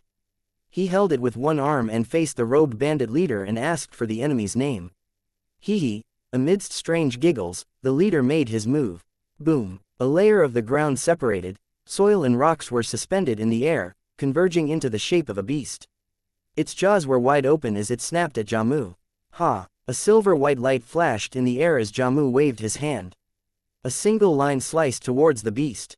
The surrounding greenery was destroyed in an instant. A gap separated the trees into 2 groups. Plant-type transfiguration Wang. The silver-white light was extremely thin, and as it sliced at the beast formed from rock, not a single undulation was produced. Bang! The stone beast suddenly halted in midair, and with a gentle booming sound, the beast cracked, and was reduced to fragments of rock that rained down. The Wetland Gardens Academy's broadsword Jamu is indeed formidable. The leader chuckled, seeming to be very familiar with Jamu. Who in the world are you? Jamu frowned. Not only did these bandits have acolytes in the group, the bandits' leader even had a magic artifact and knew so much about him. No matter how he thought about it, this leader wasn't just any random bandit looking for a target. He could smell something fishy and quite possibly dangerous going on here. Do you really think I'd tell you? The bandit leader answered nonchalantly.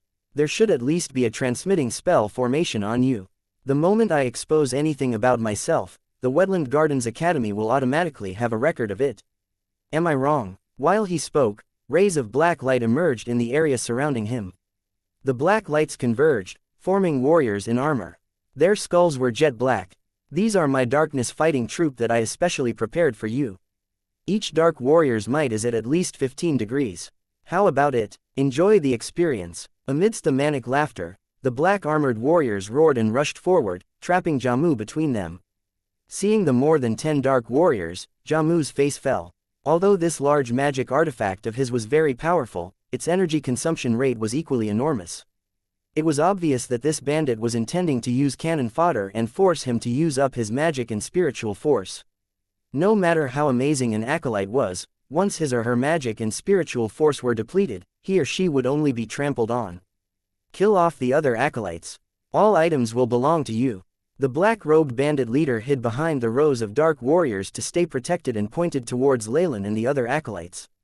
Kill. His underlings, the dark magus acolytes, roared and rushed towards Leylin.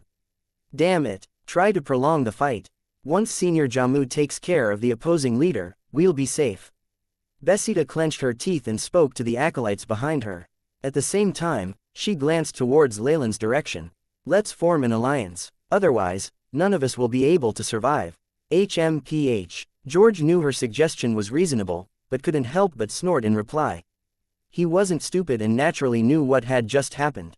He really didn't want to form an alliance with such a woman.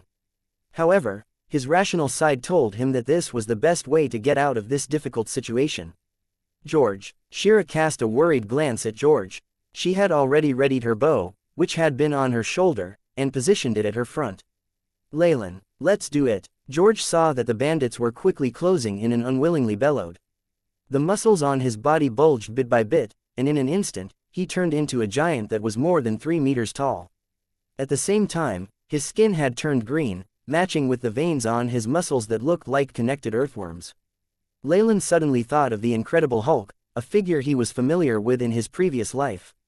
Roar. After transforming into the green giant, George pounded on his naked chest and bellowed out a thundering roar. He stomped on the ground, and with huge momentum, shot towards the incoming bandits like a lead bullet which had left a gun barrel. Pa! With a wave of George's giant palm, a bandit was sent flying. Blood splattered all over, and the sound of bones breaking could be heard. Even the piercing screeches of horror were overshadowed by this grisly sight and sound. What amazing power! Besides some flaws in speed and rationality, every other aspect is perfect. Leylin watched George, who was freely utilizing his might, from a corner, his blue eyes flashing. He never expected George to have majored in transfiguration. However, this decision was easy to relate to, as magi usually held high positions, and prioritized lengthening their lifespan. For the average magician, advancing to the level of a magus to gain a longer lifespan was much too difficult. Hence, by transplanting the organs of various powerful creatures and modifying one's body, one would be able to strengthen and increase his or her vitality. This had gradually become the norm amongst magicians. The study of transmutation had thus become very popular amongst many. Strictly speaking, the changes that a warlock would undergo could actually be considered an extension of transmutation as well. At the very least, they were rather similar at the beginning stages. Hence, when Leylin was at the Four Seasons Garden, he had concentrated on collecting all knowledge related to transmutation. With the aid of the AI chip, his knowledge in transmutation was at a level close to official magi who had spent most of their life researching on this subject. With just a look, Leylin could identify the creature George had used. Out of all the plants that can be transfigured, a green metal tree. This is a popular choice amongst acolytes since it's easy to work with and augments offensive prowess. Its defensive properties are not bad, and there are many ways in which one can advance. There aren't too many restrictions. At this moment, the green giant that George had transformed into was in the center of the battlefield, grabbing an unlucky individual's thigh. The poor man was used as a huge club and was swung around by George at any bandits who neared him. This human weapon brushed against the ground from time to time, producing traces of bright red bloodstains. From the looks of it, the acolyte that George had caught was in a rather terrible situation. Kai. Meanwhile, there were several green arrows being shot by Shira's bow from behind George. She covered for George and helped him fend off attackers. They have good rapport. Leylin nodded, looking incredibly relaxed. Around him, there was a layer of invisible waves that could manipulate one's mind. All acolytes who entered the domain he had set up would unconsciously choose to ignore him, and would instead fight amongst themselves. Such a strange situation had obviously attracted the attentions of many. Look at him, the enemies aren't going after him at all. He has got to be a spy. The three acolytes behind Jamu saw this odd situation, and immediately yelled. Leylin touched his nose. His laid-back appearance was rather eye-catching in this desperate battle. Before George and the others could react, the winner on the side of the battlefield where Jamu was had been decided. You're forcing me to do this. Burst form, activate. After waving his sword in quick succession, he scattered the bunch of dark acolytes that approached and steeled his mind while looking at the numerous dark warriors around him. He pressed a few points on his body, as if stimulating some special state. In a split second, his blue hair exploded strand by strand, and immense energy undulations were emitted from his body. Wang. The white broadsword in Jamu's hand also produced a rumble. Whirlwind, second form. Jamu shouted. From within the sword, a violent, green hurricane emerged. The tremendous hurricane shrouded Jamu's body, and he rapidly spun along with it. The green hurricane was like a spinning top, with the surface being the edge of the broadsword. Like the wind, it swept through the battlefield, along with the hordes of dark warriors. Pung. The dark warriors that had been swept up in the green hurricane looked like they were caught by a large, shapeless hand and forced into a vortex. They scattered into countless black pieces that flew about in the air. The violent hurricane instantly destroyed the dark warriors' layers of defense and quickly approached the bandit leader. Night Devil. The bandit leader produced a black ring and yelled, the gaze in his eyes frantic for the very first time. Pung. Numerous black rays emanated from the ring and formed a large black shield in front of him. There were fine black barbed tips on the surface, with the sheen of a metallic luster. When the attacks from the hurricane struck against the black shield, a gigantic energy shock wave engulfed the area. Boom. Along with the loud noise, the explosion left a deep crater on the surface of the ground. An entire layer of the ground had been turned up, exposing plant roots and countless stones. Even the side of the battlefield that Leylin was on was affected. Whether it was the bandits or the acolytes near Leylin, everyone was in a pitiful state. After the blast wave had died down, dust flew all over like a curtain and covered the battlefield. The two opposing forces stopped all actions, and focused their gazes on the center of the area. After a moment, the dust dispersed and revealed the area. In the middle of the crater, innumerable crevices had split open like cobwebs under the two combatants' feet. Jamu's two hands were fixed firmly on his silver-white broadsword, pressed against the surface of the black shield. Jamu was panting roughly, beads of sweat rolling down his forehead. It was obvious that the violent explosion had taken a toll on his physical strength. Hehe, I acknowledge your strength, but so what?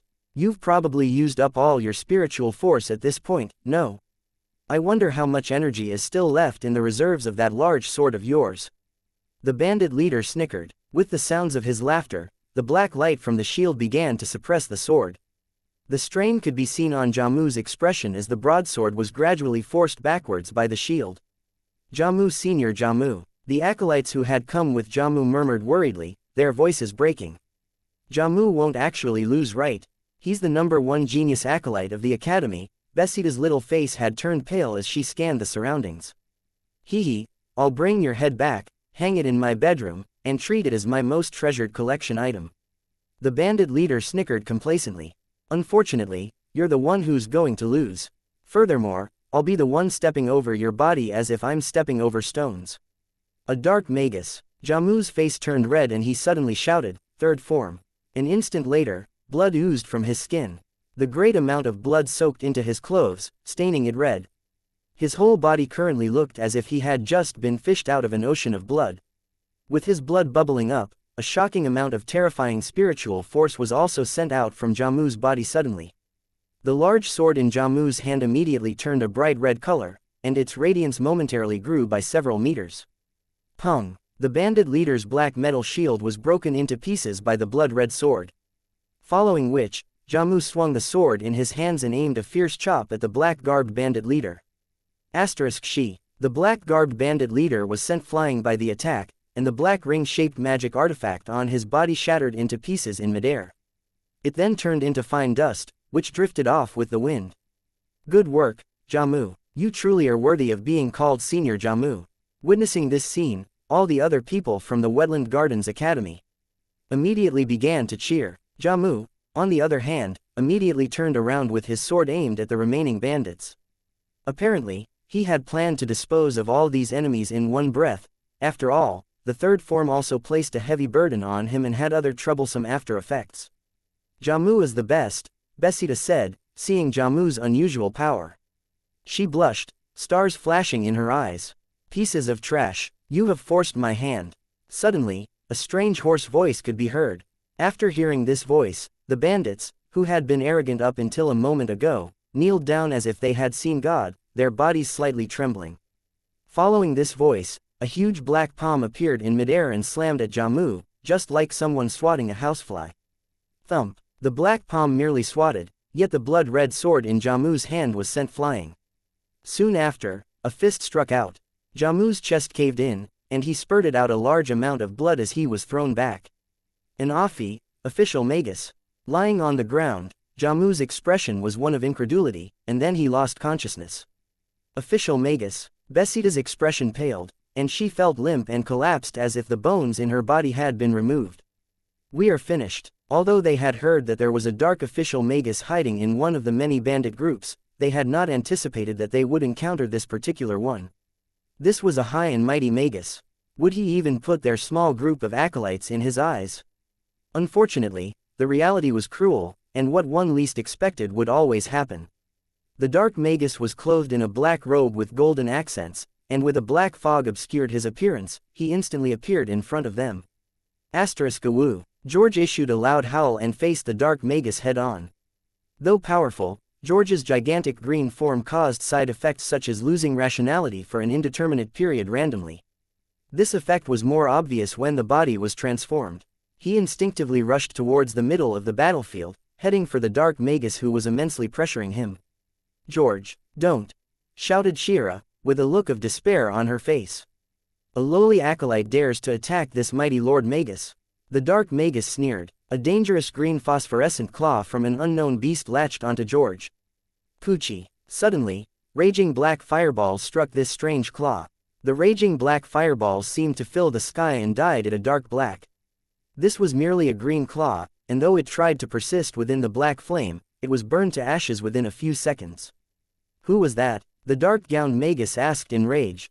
I, was the reply he heard, a soft and gentle sigh. Immediately, Leylin's body flashed past in a dark ray of light, appearing in front of George, who had transformed into the green giant. At this moment, However, there was some drool flowing from one side of George's mouth. He had completely lost his rationality. Seeing Leylin, he attempted to grab him. The green giant's arms had flexible and sturdy muscles, causing violent gales when they moved. While facing this attack, Leylin calmly extended his right hand. Bang! The huge fist was directly blocked by the pale, slender palm of Leylin. At this moment, Leylin's body was like an infant's when compared to that of the green giant, but even so, Leylin still resisted the green giant's full-strength attack. This scene appeared to be all too hilarious, but not a single person present was laughing. An official magus. Alexander's jaws snapped wide open, thus resembling a toad, and he said, "Leylin is an official magus.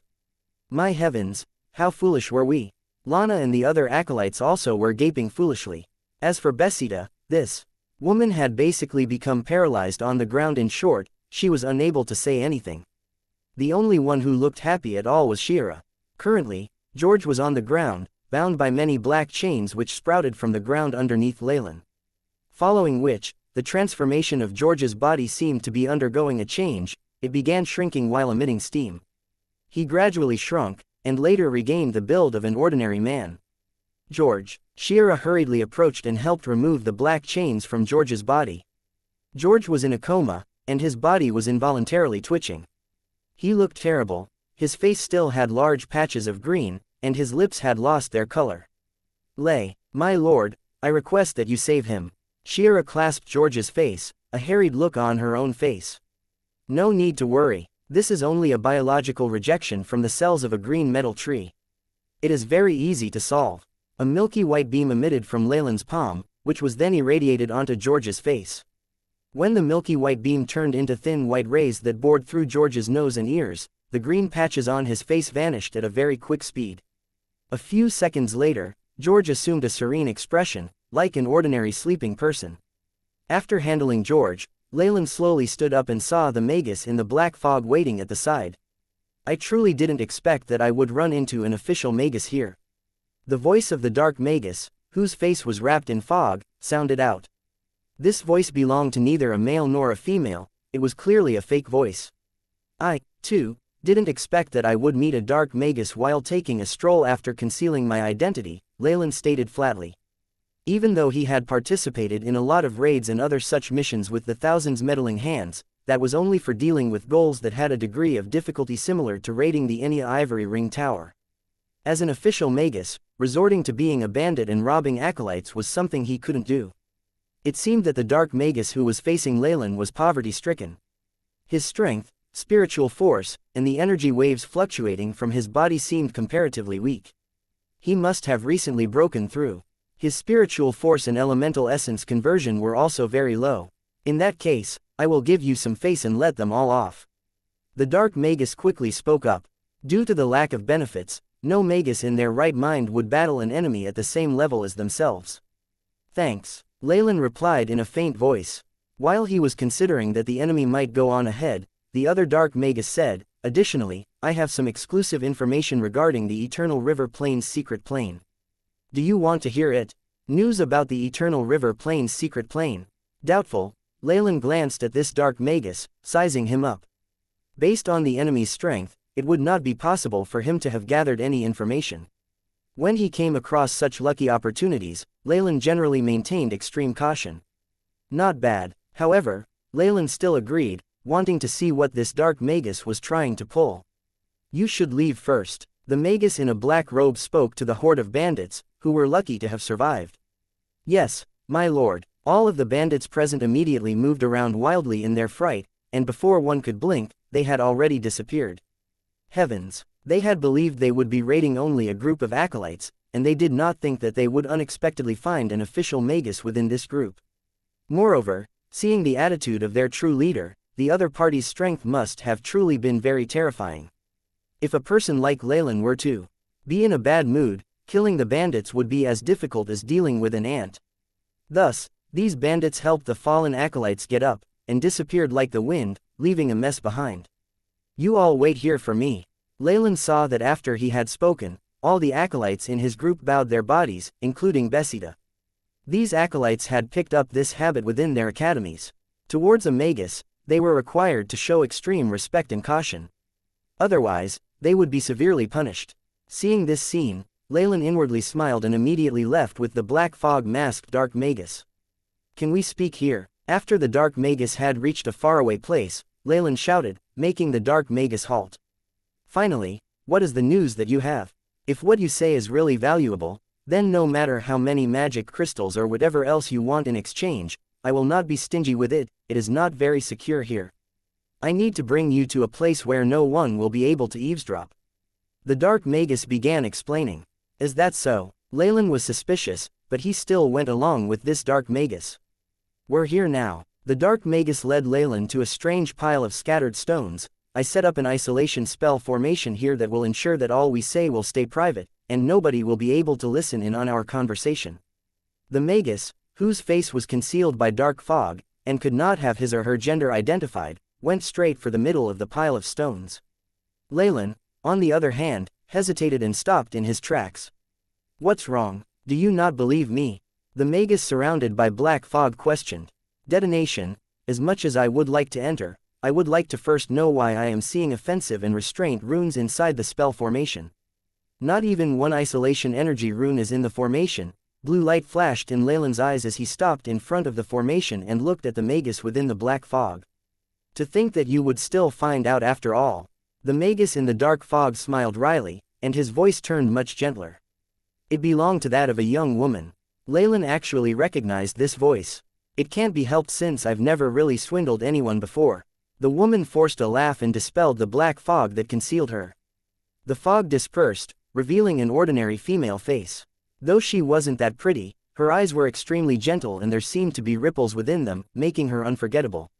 On her chest was a large necklace of gems and pearls strung together, each sparkling with every color under the sun. "Jenna, it's you." Leylin immediately recognized the identity of this Magus. This young lady was the first Magus that he had befriended in the Nightless City, and Leylin's impression of her at the time was not bad. However, it seemed like this pure-looking young lady was, in fact, hiding something from Leylin. "We finally meet again, Leylin." This young lady, who seemed to come from a large family, smiled brilliantly. "Let's not talk about the things of the past. Shouldn't you first explain the traps laid inside this spell formation?" Leylin pointed at the spell formation with a solemn expression.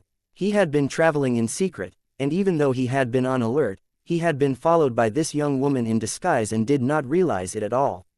He had no clue as to what methods she had used to conceal her tracks, and what intentions she harbored. Regarding this problem, Jenna lowered her head, as if ashamed. This is, in a split second, a multicolored burst of light erupted from the necklace around Jenna's neck, rapidly approaching Leylin. Leylin, who had always been alert, had previously set up several spell formations on his legs to assist him in moving more quickly. They were quickly activated, and his body turned into several black shadows, that instantly disappeared. Rumble. Rainbow rays of light enveloped the ground and formed a rune on the floor. Under the light, all plants, and even the soil began to wither. "Gotcha." At this scene, a smile appeared on Jenna's face. Leylin, who was in the middle of moving, was shocked. At that moment, a dim spell formation suddenly appeared, and lit up under his feet. Countless white pillars of light rose, forming a cage that locked Leylin up within. Did she plan ahead and set this up beforehand? No, it's something more powerful than that. Inside the cage, Leylin shook his robes, and several fireballs crashed into the cage, the black flames burning fiercely. However, these pillars of white light were extremely sturdy. The latent fireball could only cause the light pillars to tremble. It seemed like much more power was needed to break this spell formation. A person who was able to lay such a spell formation was not a simple character. Leylin carefully looked at this female Magus, suddenly feeling that he had underestimated her. No matter if it was that obvious spell formation trap that was laid as a bait to attract Leylin's attention, or grasping the right opportunity and making an instantaneous decision to strike, it was not something any ordinary light Magus could do. This particular prediction of where Leylin was going to land made Leylin even more afraid. If it was the power of divination, low-leveled magicians were helpless against it. "Why?" Leylin, who was trapped in the white-pillared cage, asked. He'd only seen Jenna a few times before he entered the city. After that, they had limited contact, and no matter how he questioned himself, there wasn't a reason for them to be in a battle to the death. "I'm sorry, but you are the catalyst that will bring war and draw fresh blood in the South Coast. To protect the peace here, I have no choice but to sacrifice you." Beads of tears dripped down her face. Leylin could not determine whether or not they were crocodile tears. "So just because of some illusory prophecy, you want to get rid of me after thinking that I will bring danger to the South Coast?" Leylin's face darkened. No matter who it was, after being confronted with such a ridiculous situation, they would also be driven mad. Leylin had thought of many situations earlier. Was it revenge, for the benefits of an opposing faction? However, he had never even thought of such a possibility being her motive. However, since it had already been confirmed, what Jenna had cast before was a type of prophecy spell. "You don't need to struggle anymore. This is a cage that I prepared especially for you using fragments of the future that I obtained. Not only is it made entirely out of light elemental particles, I've also included innumerable high-level spells that are fire-resistant. Even with your most powerful attack, it's impossible to break out of there." Jenna suddenly closed her eyes and then quickly opened them. Her pupils were white. "For the sake of world peace, please leave this place," Jenna said indifferently, her originally common face unexpectedly radiating a holy feel. As the words left her mouth, the white-pillared cage trapping Leylin began to close in. Countless white threads of light separated from the pillars and enveloped the interior of the cage. These white threads were like thin silk produced by silkworms, wrapping themselves around Leylin's body as if they wanted to wrap him in a large cocoon. Hee. Leylin paid no heed to the threads surrounding his body and suddenly began to chuckle. "What are you laughing about? If you have any last wishes, you can tell me. By my reputation as the guardian family, I promise I'll help you achieve it." Both of Jenna's arms were placed on her chest, and she made a strange gesture with her hands. "No need for it. Looking at your hypocrisy makes me want to puke." A nauseating feeling surged up from within Leylin's chest. Back in his previous world, he was already strongly disgusted by things such as world guardians, protectors of the peace, and the like. In the name of righteousness, these groups would sacrifice a person for the sake of the greater good. After having seen such a scene in the world he now lived in, an intense killing intent, something that he had never felt before, stirred within him. "There will be a day where the world will understand our methods, and world peace will reign forever." Jenna did not mind Leylin's words and instead replied with a maxim. She then pointed at the cage. "Purify. *TSSSS's. The white rays of light enveloped the entire cage, and Leylin suddenly felt as if he equals had been placed in a furnace. He had a strange feeling that he was going to be melted down. He specialized in dark elemental particles, which were the direct opposite of light elemental particles. He had no idea where Jenna had gotten this spell formation, but its might was incredibly formidable and even Leylin wasn't able to endure the pain it caused. "I still have something to say." Despite the huge pressure on his body, streams of black smoke coiled around Leylin's body, which was resisting the corrosion of the white light. This scene made Leylin look quite pitiful. "Sinner, speak your last words." Jenna advanced slowly. Leylin's lips moved slightly. "What, have the light elemental particles already corroded him to this extent?" Jenna got even closer and pressed her ear to the side of the white-pillared cage. "You slut, you think that this world is operated by your family?" In a moment, Leylin's body was covered by fine black scales, and his eyes had an amber vertical pupil resting within. Leylin bellowed, "Hoop of imprisonment. Detonate." Boom. In an instant, a brilliant silver light exploded from Leylin's arm. This metal hoop, which had been resting on Leylin's left arm, immediately exploded upon Leylin's command. The giant shockwave immediately caused part of the cage to burst open. The explosion did not stop there and even extended to where Jenna was. Arg! Jenna grabbed her face as she was sent flying backwards. The white thread, which had been restraining Leylin before, immediately exploded. Even the white-pillared cage was clearly damaged. Eyes of petrification. Leylin's eyes were focused on the area where the cage was caved in. *TSSS's. An ashen layer of stone began to spread on the white pillars. Latent fireball. Leylin pressed both of his hands together, and large amounts of black flames emerged from the shadows. He pulled his palms apart. The black flames instantly separated and were evenly distributed on his palms. "Go." Leylin clenched both hands and ferociously struck at the area of the cage that had been petrified. Rumble. The white light expanded, and in a moment, reached the height of several dozen meters, as if wanting to break through the clouds. After which, it withdrew and was engulfed by the black flames. As for the heart of the flames, A figure with tattered clothes and fine black scales walked out slowly from it. Host's body has suffered from light elemental corrosion. It has a restraining effect with the host's energy particles, creating a neutralizing effect. The damage has increased. Currently, 34% of the host's skin is burnt. The host's left arm has suffered from the explosion of a magic artifact, causing dysfunctionality. Immediate treatment recommended. The AI chip's prompt appeared in front of Leylin. His current condition wasn't all that good. Not only were there multiple burns all over his body, his left arm was slanted strangely in front of his chest, revealing a huge wound. One could even see slightly charred bone. Leylin had brazenly blown up a middle-grade magic artifact, and since he was in a cage, he was the one who had suffered the most. Hence, even with the fallen star pendant and Chemoyan's scales' defensive properties increased to the maximum, he still suffered major injuries. Necklace? No, that's impossible. Jenna, who had collapsed at the side, was holding on to half her face. Seeing Leylin escape, she shouted in disbelief. How did you get out? In the future I saw, there wasn't anything like this. Jenna yelled, her facial muscles twitching slightly. I know, it has to be. You must be the traitor going against fate. Jenna's register suddenly became extremely high. Who I am is not important. The important thing is that you will have to die horribly today. The killing intent on Leylin grew stronger. Ever since he stepped on the path of a magus, this was the first time he suffered such a big defeat. The injuries he sustained on his body and his left arm, which was on the verge of breaking, were not easy to treat.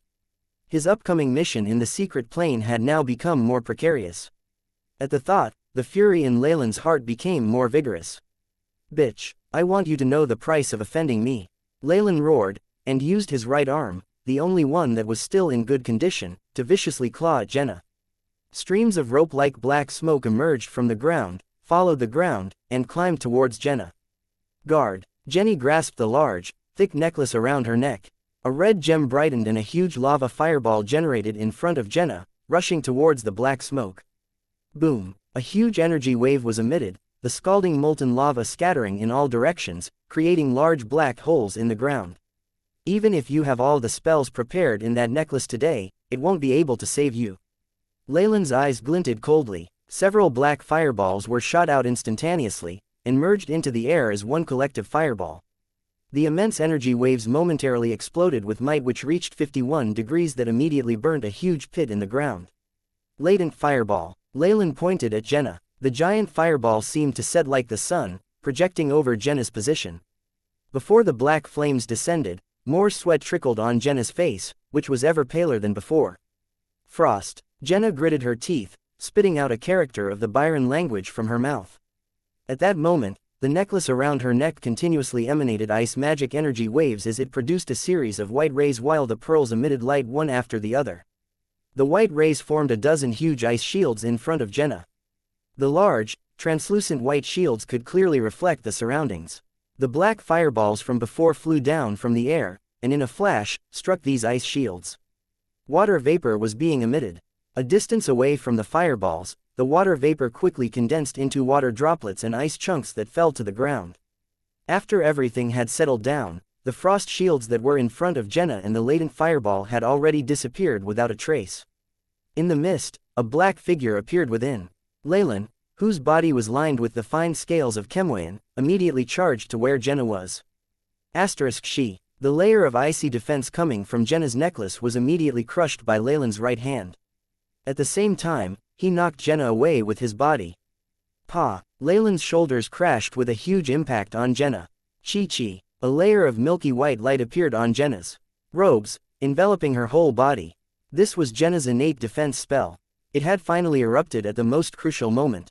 Pa! Jenna flew backwards like the head of a train that had left its tracks, bashing into many trees along the way. This woman, Leylin focused his attention on Jenna. After that exchange, he could tell that she was merely a newly advanced magus. In terms of elemental essence conversion, she was far from his match. If not for having a powerful magic artifact in possession, as well as that incredible gift for divination, she would long since have died at Leylin's hands.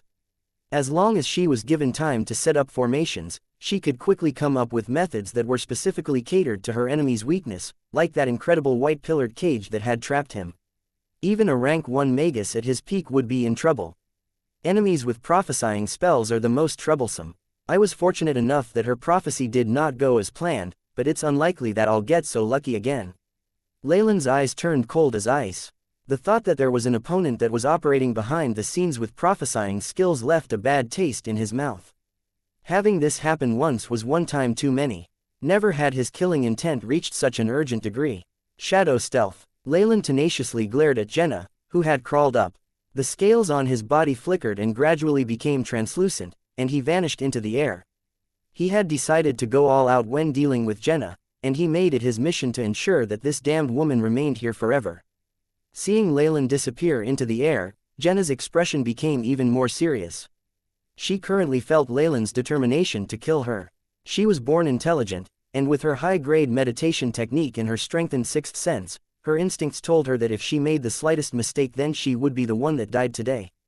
For the first time, such a terrifying experience had taken control of Jenna's spirit.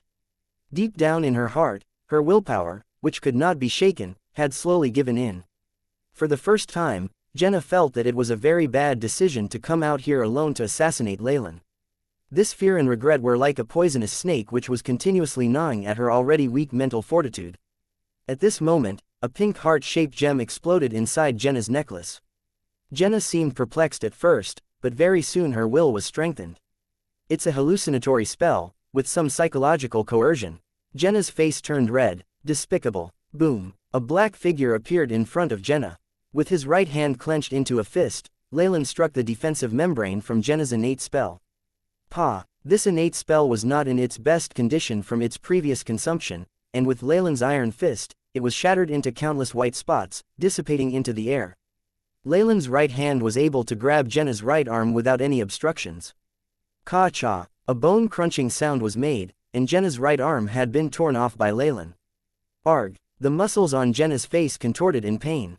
She clenched her teeth and the silk on her robe seemed to writhe with life, bandaging her wound quickly. At the same time, a large pushing force was emitted from her body, as if wanting to leave Leylin's attack area. Thinking of running, Leylin's pupils focused on Jenna. Eyes of petrification. Instantly, a mysterious light emitted from Leylin's amber eyes as he targeted Jenna. Petrification magic. Jenna made a sound of bewilderment. Petrification magic was something that had long since been extinct in the Magus world. Now, this was a spell that only creatures with ancient bloodlines had as an ability. Next, creaking sounds emitted from Jenna's body, as if her muscles had become stiff. A layer of stone began to spread from Jenna's face. Ka-cha, ka-cha. In front of Leylin, Jenna turned into an ashen stone sculpture. Ding! When the gray-white color had completely enveloped her, a light vibration came from the bulky necklace. The whole necklace floated in the air, where the faint voice of an old person sounded, ultimate guard of life.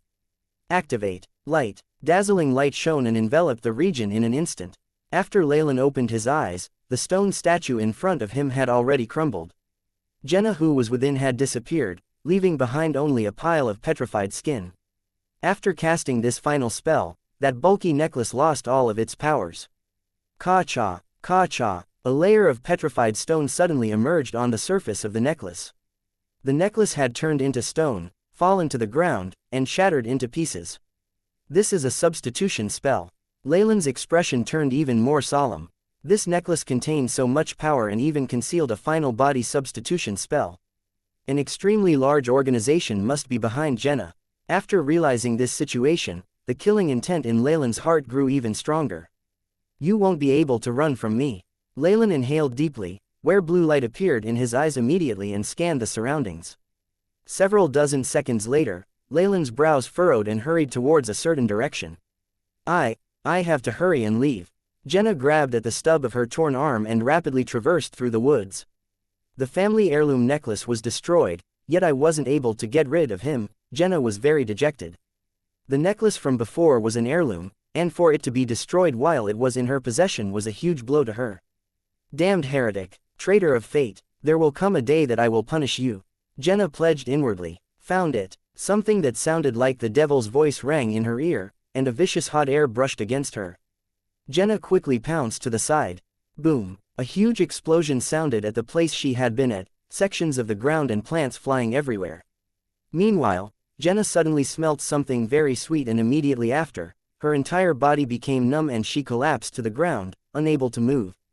This is the end. Leylin walked to Jenna, who had breathed in large amounts of chloroform, and raised his right arm expressionlessly.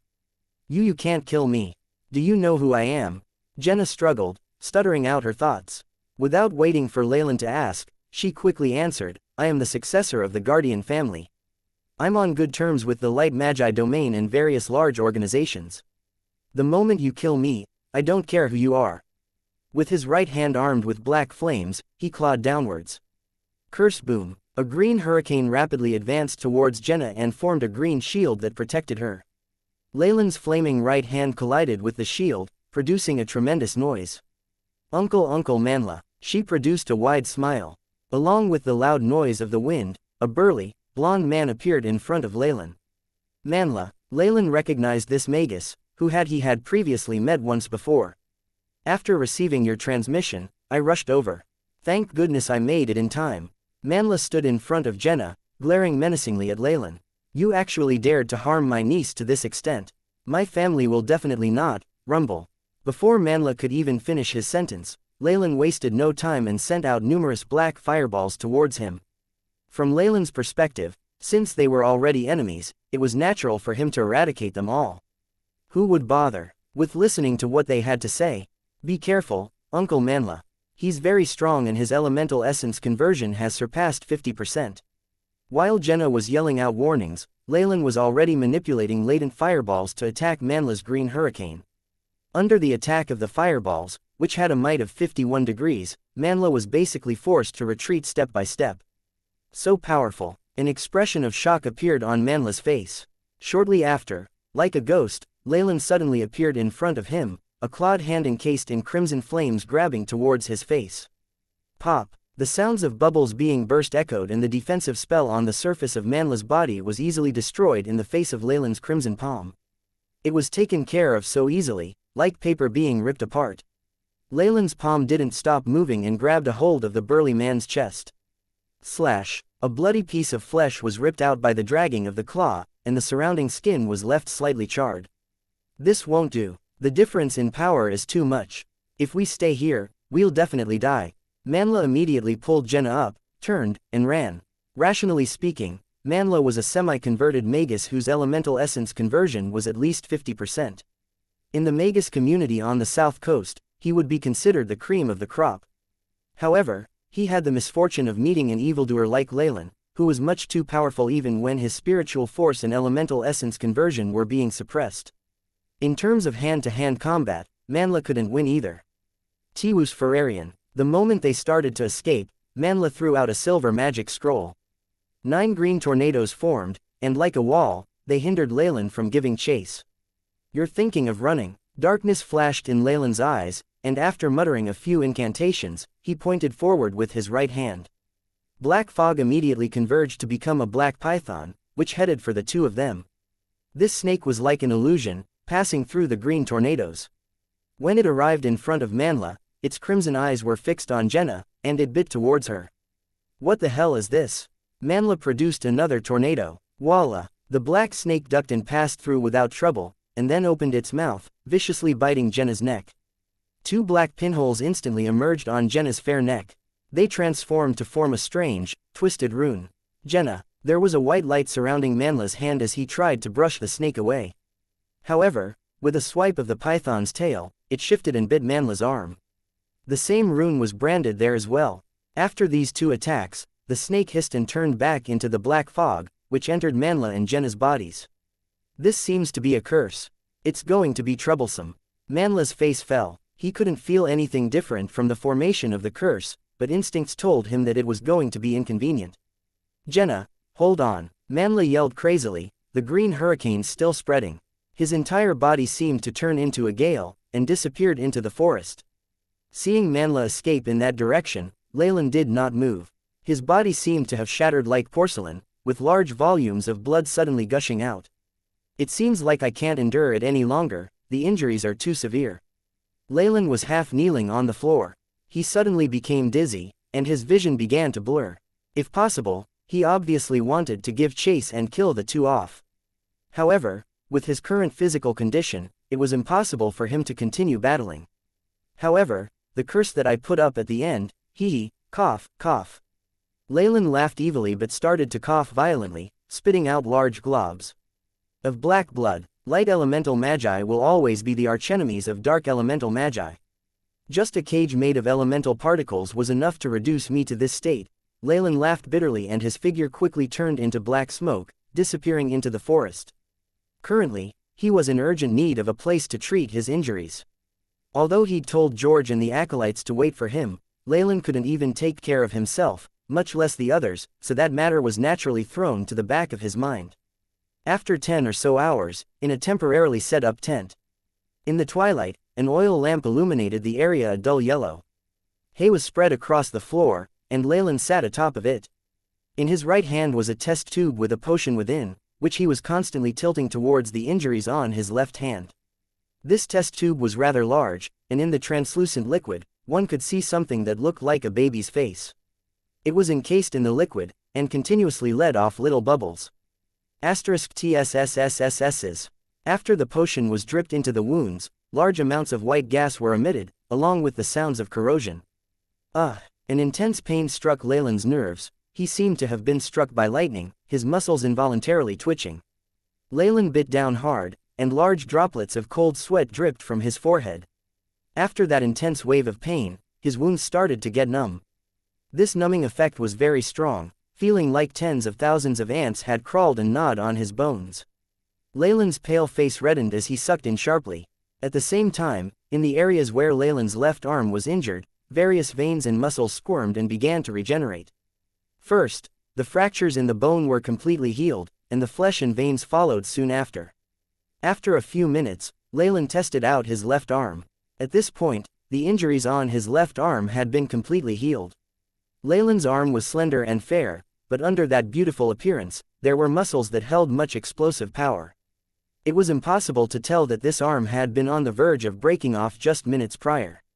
Leylin tested out his left arm again with some actions and smiled in satisfaction. I'm lucky there was some liquid left over from the flourishing flower.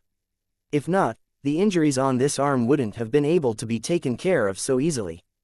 The flourishing flower was an important ingredient used by magi in operations to regenerate limbs. No matter what kind of injury it was, as long as there were enough flourishing flowers, it would be very likely that one could recover.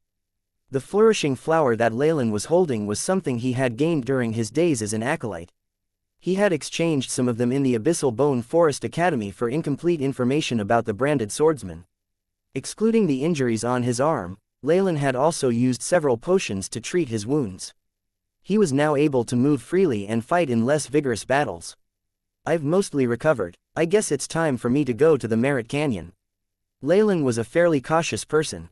In the secret plane at the Eternal River Plains, it was dangerous beyond belief, to the point that even magi were considered fodder. As a spy from the Thousand Meddling Hands, if he were ever to be discovered, he would be chased to the ends of the world. In this situation, if he were to sustain any injuries, Leylin knew that there was little chance of him surviving, much less being lucky enough to reap benefits. Leylin had already considered leaving and going somewhere else if his injuries couldn't be treated. After all, he still valued his own life over making profits. However, the situation was not so dire. Though he had made enemies with a possibly high-ranking Magus family with the abilities of divination, he didn't think much of it. I believe they aren't feeling very well right about now, yes. My curse won't be taken apart very easily. Leylin smirked icily. Though he had not been able to kill his opponents, he had successfully cursed Jenna and Manla with a spell that was unique to him. The formation of this curse originated from a curse in the great Magus Sir Holmes' Book of Giant Serpent. Leylin had started the foundations of that curse and had made the appropriate changes to it. After adding in every method he could think of, the curse was so different from the original that even the great Magus Sir Holmes would be unable to undo it. Like a password, it was complicated and difficult to make sense of. If one were not the original maker of the password, and instead tried to use brute force to get through, the object protected by the password would be destroyed. Jenna and Manla seemed to have high standings within their family, and most likely wouldn't be given up on so easily. Leylin's next task was to use the power of the curse to find out who his enemies were. As he had been followed and almost killed on the basis of some useless prediction, Leylin was quite annoyed. However, there was still a family backing them, and he did not want to shed all sense of cordiality without making sense of the situation before him.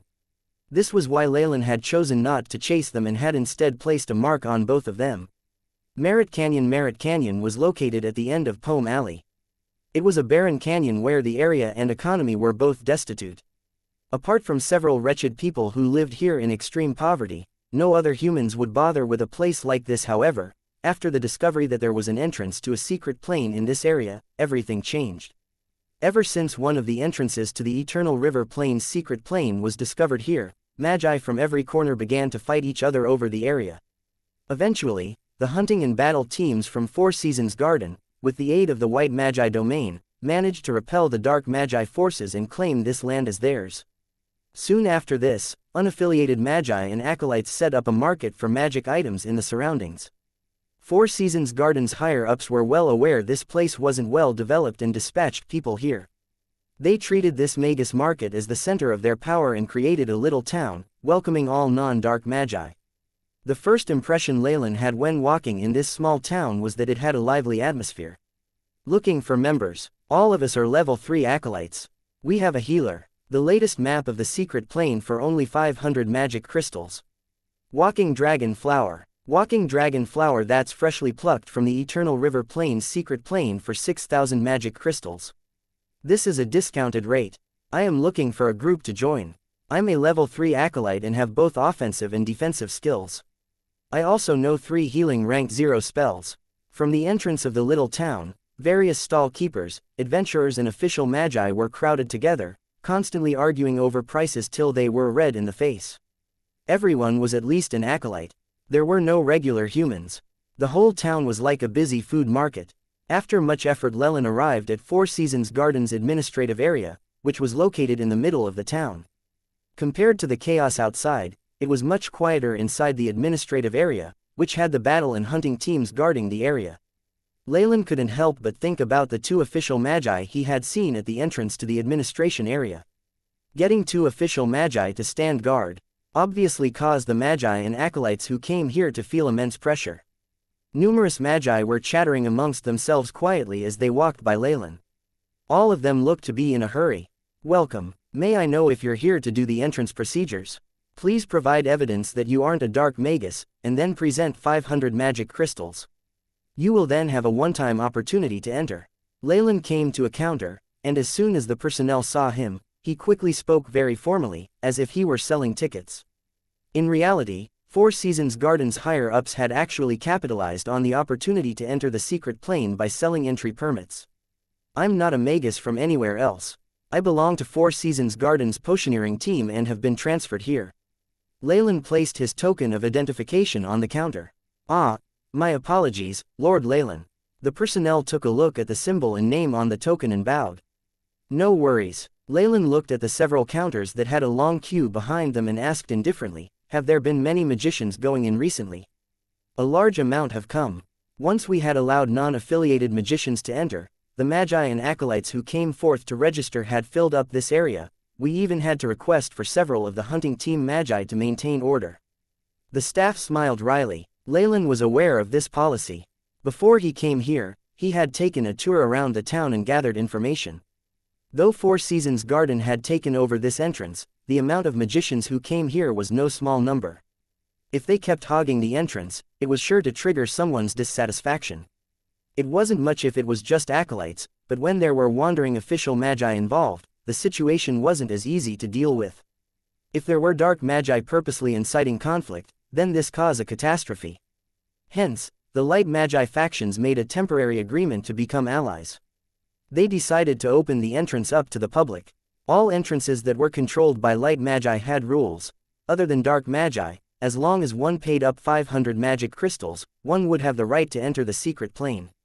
In addition to this, there was the condition that acolytes had to give up 50% of their earnings within the secret plane to the light magi powers guarding the entrance. Even official magi would have a portion of their profits taken away. Even with these fees, magicians still flocked here. They unceasingly entered the secret plane and explored the areas without fear of death. There were some with good luck that managed to survive and leave the area with large amounts of resources. This attracted more acolytes to enter and risk their lives in the plane. While these free laborers were dying by the dozen, Four Seasons Garden was hiding in the shadows and stealing portions of their profits. They were earning a fortune from this, and on top of that, through coercion and purchases, they now had a map of almost 1,000,000 mu of the plane and received precious information firsthand. To large light magi organizations like the Four Seasons Garden, the resources that were currently inside the secret plane was just a small reward. What they really hankered after was the continuous production of resources that the secret plane could provide.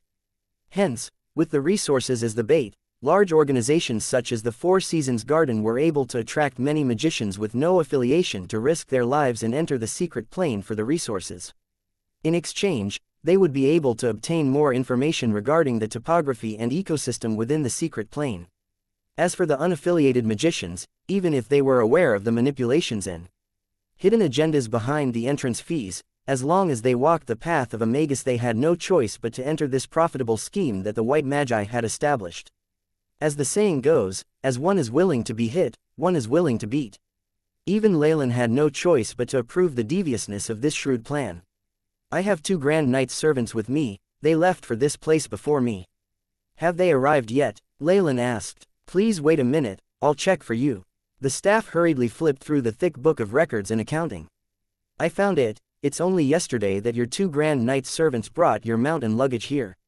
Also, after showing us your identification token, they were allocated to District D9 No. 23. The staff member bowed. I will report your arrival as soon as I can. Regarding your task allocation, someone else will contact and inform you in detail. Great. Leylin nodded his head. After leaving a secret imprint with the staff as a proof of his arrival, he left the great hall through the back door. Behind the administration area was rows of orderly wooden houses. These houses were modeled simply, and the edges were rather rough. They looked as if their construction had been rushed. Within these wooden houses, one could occasionally see a few magi and acolytes wearing Four Seasons Garden accessories. In the middle of these buildings, a huge platinum gate that was tens of meters tall was standing tall proudly like a mountain. It stood tall there like an ancient existence. On the gate were numerous runes connected together. They seemed to be alive and kept wriggling on the gate frame. Just the aura from the gate to the secret plane made it difficult for Leylin to breathe. Is this the entrance to the Eternal River Plain's secret plane? Leylin raised his head and surveyed this gate that seemed to be rising into the heavens, eyes full of unspeakable awe. The preciousness of a secret plane could be told from its entrance. Entrances to secrets planes comparable to that of the spirit-slaying sect's plane could be easily destroyed by Leylin. The Gargamel that was as strong as a rank 2 magus even had the terrifying power to break out of such planes. However, if it were here, that Gargamel might not be able to even create a crack in the gate to the Eternal River Plain's secret plane. With an area of more than 10 million mu, its internal structure and defenses had to be unimaginably strong. Even if rank 2 or 3 magi were to battle fiercely, the secret plane would be unaffected. Leylin guessed that even a rank 4 Morning Star magus would have a hard time trying to destroy this platinum gate. Such a secret plane could be said to be a continental treasure. It was something that could help large organizations progress rapidly, or aid someone in taking over the world. After actually seeing Eternal River Plain's secret plane, Leylin finally understood how it could attract magi from all over the south coast and even cause a magus war. Unfortunately, no magi organization in the south coast is confident that it can take over the whole plane. As such, the plane has to be divided. Leylin sighed and turned his attention to the bottom of the large gate. At the lower part of the large platinum gate, 20 or so magi wearing Four Seasons Garden attire were patrolling the area like soldiers. From these magi, strong undulations from powerful elemental essence conversions of at least 50% were purposefully released. Their bloodlust was also very obvious. It was apparent they weren't idiots who were taking the resources based on luck but were actually seasoned magi warriors. Blue light flashed in Leylin's eyes, and the AI chip immediately scanned the several spell formations that were laid around the entrance of the secret plane. There were some defensive formations, while others were for detecting intruders. With such tight security, even if it was Leylin who were to try infiltrate inside, he would only end up dying. What's displayed might just be on the superficial level. There would at least be a rank 2 magus holding fort around here. Even outside Four Seasons Garden's secret plane, there was a rank 2 magus standing guard outside. Leylin did not think when it came to the Eternal River Plain's secret plane, the Four Seasons Garden would be reluctant to send a rank 2 magus as the guardian. And Leylin quickly looked at the faces of these magi. He remembered each and every magi that he'd seen at the Four Seasons Garden's headquarters before, but he did not recognize any of the people he saw here. There could only be one reason why these faces were unfamiliar. They must have been the hidden forces of the Four Seasons Garden, and usually did not show their faces. From the looks of it, the Four Seasons Garden had taken out all of their trump cards to keep control of the entrance to the secret plane. Caesar, the three-eyed magus who was the leader of the hunting team, wasn't here either. If he wasn't hidden somewhere, he must have been on some special mission. Leylin felt his heart sink, as he was on an undercover mission as a spy for the 1,000 meddling hands. It seemed that it was going to be difficult to complete his mission. Leylin recorded this scene with the AI chip, and followed the signs along the road to find his accommodations. Master. Leylin approached the wooden house that was in District D9. As they could sense Leylin, the Grand Knights, number 2 and number 3, immediately rushed out of the house and knelt on one knee to greet him. Behind the wooden house, within a fence, the venom wyvern, Hawk, had drowsily lifted its head and made a noise of excitement. Leylin looked over his subordinates that he had remodeled and suddenly regretted having asked them to leave first. If he hadn't, with the abilities of these two branded swordsmen, he wouldn't have to be reduced to that miserable state and be so seriously injured. It's important that I find an opportunity and test out the battle abilities and power of the branded swordsman. Leylin glanced at number 2 and number 3, who were kneeling respectfully, and rubbed his chin. The Four Seasons Garden worked very quickly, and during the evening, a worker in something similar to a suit knocked on the door of Leylin's house. Lord Leylin, in the name of the Four Seasons Garden, the elders request that you head for the secret plane tomorrow. You will be taking over Zone 13. This person was also an official magus. He spoke very slowly, with clear pronunciation. After reading, he passed a piece of parchment that had been stamped to Leylin. Leylin raised his arms and took it. The transfer order was on a stack of rather thick, dull yellow pieces of paper that gave a very firm feeling. The contents of the order were just as the man had said, and on the bottom of the stack of parchments, there was a stamp that belonged to the Four Seasons Garden, along with a few signatures. Leylin's fingers brushed over the stamp. *she. 4 rays of light emerged from the stamp and danced atop the parchment, gradually forming a 4-colored ring that was unceasingly turning. After a few moments, the light died down. This proved that the signatures and stamp were all real. Leylin became quiet. Aren't potion masters being called here to take over the roles of healers? Nobody told me I'd be on the front lines. Even if one didn't have a brain, it would be obvious to them that this was Caesar's work.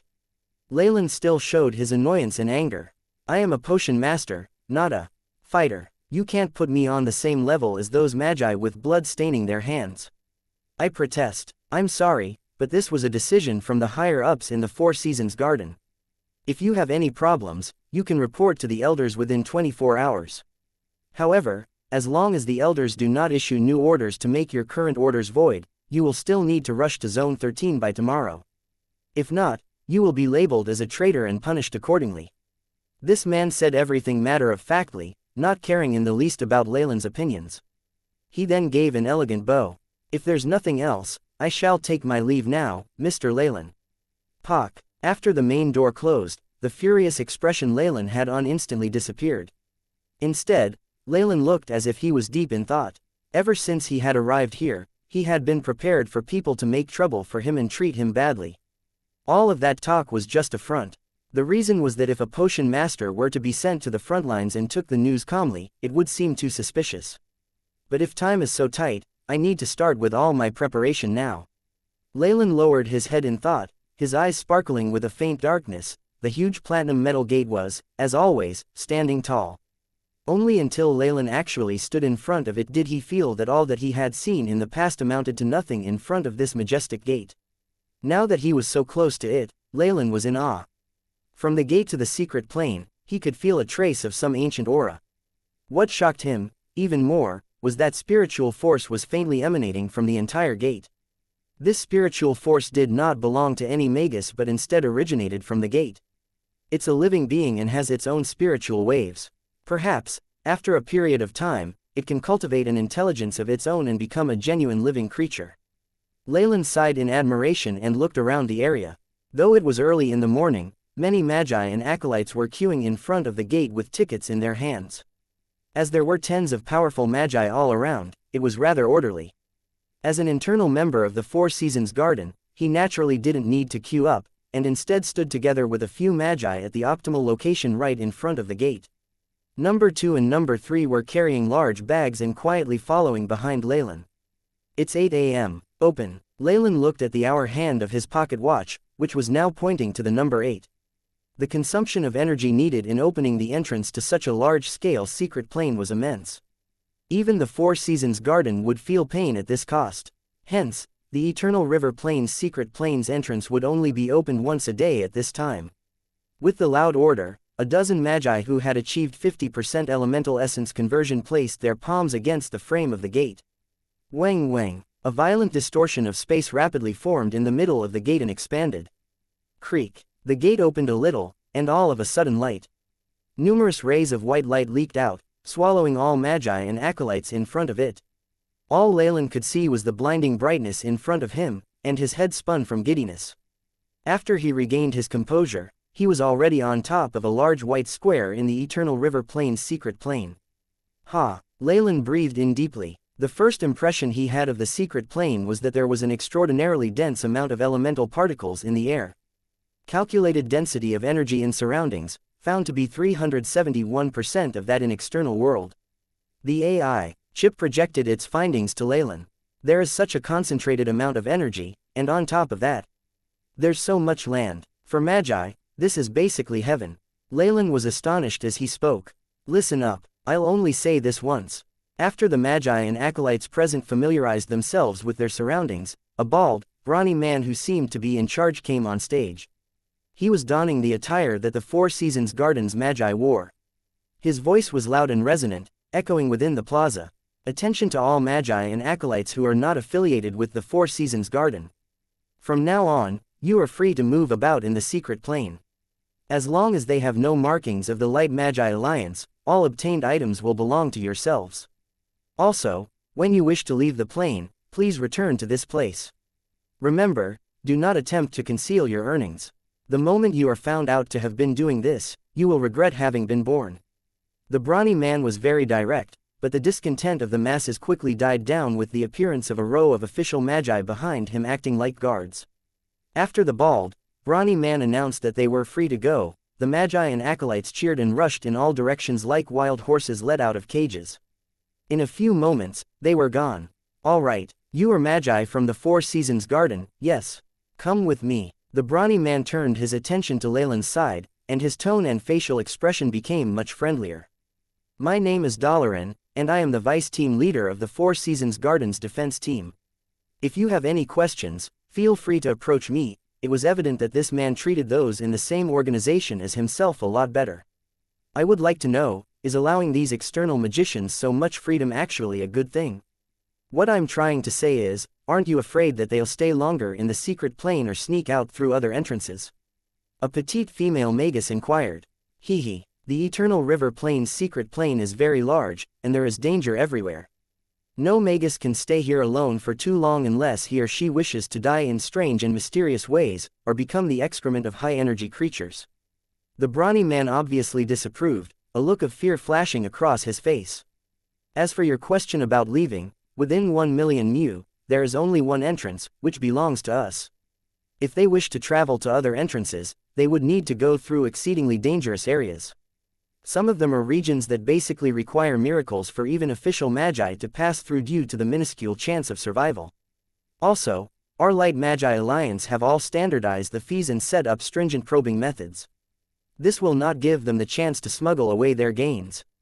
To go through such a difficult path and take such a big risk has no meaning basically unless they wish to defect to the Dark Magi. However, I imagine the Dark Magi are keener on robbing them of all their gains, and then flaying their skin and breaking their bones to use them as ingredients.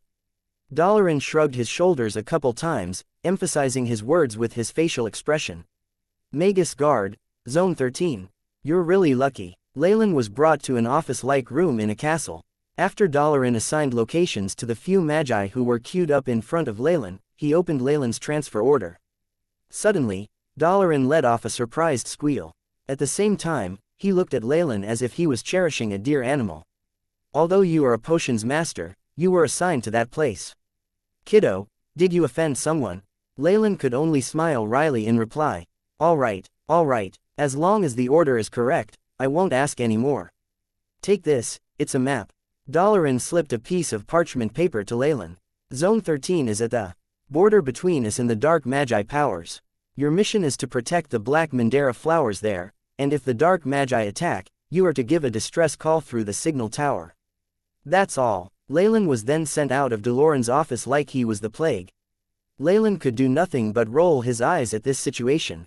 With Leylin's speed, even taking into account the burdens that were number 2 and number 3, they hurried and reached Zone 13 before dusk. This area was a small highland, and a fort that had been temporarily constructed using an earth elemental spell surrounded the Black Mandara flowers. After Leylin provided proof of his identity, he met with the person who had previously been in charge of the area. It was a tall and slender male magus. The signal tower is in the middle of the fort, and your room is beside it. I'm leaving all these items with you. Also, there were some acolytes who had been dispatched here recently. I'll leave them in your care as well. The tall and skinny magus hurriedly handed over the information, and after obtaining Leylin's signature, he rapidly left the room as if he was escaping. This speed left Leylin rather agape. All right, I seem to have gotten myself into some serious trouble now. Leylin flipped open the map. On the map that Dalaran handed him, the highlands of Zone 13 that he had been assigned to were like an eyesore, smack dab in the middle of the Dark Magi domain. Since he was surrounded on all sides by the Dark Magi powers, there was a high chance of him perishing in that place. As for the forces that Leylin had, it was merely a few acolytes. Perhaps he would even have to include himself, an official magus, as a fighting force. In front of enemies, this trivial bit of power would only be able to warn and call for help. No matter what, I still have to take a look at my subordinates. Leylin came to the middle of the hall in the castle and gave a command for everyone to gather. I am the new Magus Guard. All acolytes who hear my voice are to assemble at the hall immediately. Leylin's voice wasn't loud, but it somehow traveled to every corner of the castle. A moment later, hurried footsteps were heard and about 10 acolytes jogged into the hall. These acolytes' attires were messy. Though they all donned the gray robes that signified that they were acolytes, the symbol of their academy and decorative motifs were all different, indicating they were the inferior acolytes that had been left behind by various academies. The acolytes gave off energy waves that showed they were around level 2 or 3. Upon seeing Leylin, they all bowed in greeting, though they looked quite bewildered. Leylin patted his head. That magus from before had left too eagerly and hadn't even bothered handing over his role to Leylin in front of everyone in the fort. However, it was a fact that the slender magus had transferred his symbol of authority to him. Leylin withdrew a black scepter from his sleeves, following which, various colored defensive runes formed a spell formation within the large hall. The scepter that he was holding on to was the device to control the defensive spell formations within the castle and showed that he was the magus leader. After seeing the black scepter, the acolytes present understood the reason for his presence. We greet the Lord Magus Guard. I'm Leylin. Tell me now, is everyone present? Leylin pointed at an old geezer acolyte. Reporting to my lord. Apart from a few acolytes who have been delayed, the acolytes in this castle are all here, the old geezer cowered as he reported to Leylin. Just at this moment, several acolytes appeared at the entrance of the large hall with fear evident on their faces. What followed was a rather youthful and apprehensive voice. Lord, we are the new acolytes that were dispatched here. Our sincerest apologies that due to a previous patrolling mission, we had been delayed. May we seek your permission to enter? Even here, with Leylin's position as a magus, he had much power over these acolytes. Not only could he issue missions as he pleased, he could even sentence these acolytes to death if he wanted to just by saying they had disobeyed orders. After all, this was a time of war, and they were at the front lines. Leylin had these acolytes, lives in his hands, and this caused the few new acolytes to be extremely fearful. After hearing this voice, Leylin's face revealed an expression of astonishment. Come in, he murmured lowly. Immediately after, 3 male and 2 female acolytes entered the hall, still cowering in fear. The acolyte standing at the front had a head of brilliant blonde hair, thick eyebrows, and big eyes, and behind him was a female acolyte with a large bow on her back. They looked to be a couple. He trembled a little, but he clenched his jaw and knelt. My lord, We had no intentions of being late, but they purposely gave us difficult missions to complete, utter rubbish. At this moment, the old geezer, who seemed like a cat that had its tail stepped on, jumped forward. The missions were all chosen by the bottle of Famer, how could there be a problem with it? It's obviously you guys who do not respect our new lord. Looking at this scene, Leylin immediately understood the issue. It seemed that no matter where it was a tradition for the older guys to bully the newcomers. That's enough, he spoke softly, with a gruff tone. The acolytes present all cowered in fear. The wrath of an official magus was never a good thing to being about. This voice, while most of the acolytes were ducking their heads in fear, there were a few contrasting voices ringing out. They came from the acolytes who had just entered while keeping their heads bowed. Leylin. George opened his eyes wide and looked at Leylin, who was up on the platform. He was gaping, his mouth opened so wide that he was like a huge toad. The others, who were making sounds of alarm, also included Xianxia and Besida. Leylin scratched his nose. Though he knew that these 3 acolytes had been allocated to the secret plane to stand guard, he never expected that there would be such a coincidence that they would be under him. My apologies, my lord. Although you told us to wait for you, after waiting for 2 days and 1 night, there were no signs of you, my lord. Also, as the time limit for the mission was approaching, we had no choice but to leave. Xianxia kowtowed, her forehead pressed against the icy cold floor as she did her best to explain. Leylin nodded his head, he remembered that he had mentioned it before. However, after the battle with Jenna, he had been severely injured and immediately needed a place to recuperate. Where could he have found the time to bother with them? After that, he had already forgotten about George and his party. I don't blame you for this. Previously I had an urgent matter to attend to, which took up much of my time, Leylin explained. Pong, pong, pong. At this moment, the old geezer acolyte who had jumped forward realized that George and his party were not nobodies who could be picked on. On the contrary, they were backed by an official magus. He felt as if his soul was wrenched out of his body. Quickly kneeling on the floor, he kowtowed until fresh blood appeared on his forehead. Lo, Lord, please forgive me. The old geezer felt exceptional fear. As an official magus, Leylin had many methods to make him die a horrible death. Furthermore, conflicts such as these were like child's play in front of an official magus. He couldn't hope to conceal this conflict. With Xianxia's constant tugging at him, George finally got himself together. As he looked up at his good friend, who seemed to be so far away from him, his expression was complicated. They were once good friends, but Leylin had surpassed George by such a huge margin that the old man, who was usually hard to deal with, was kowtowing and begging his pardon. This was a complex feeling that was difficult to make sense of in a short period of time. George's head was spinning. Although Xianxia had told him about Leylin after he woke up, seeing the truth of Leylin's real identity for himself was much different from just hearing about it from others. However, George was well aware that he could not maintain the relationship he had with Leylin in the past. It would only be possible if he advanced and became an official magus, and Leylin did not increase his power and stayed at his current position. But how was that possible? George looked at the dashing young man with jet black hair. Leylin is only 20 now, right?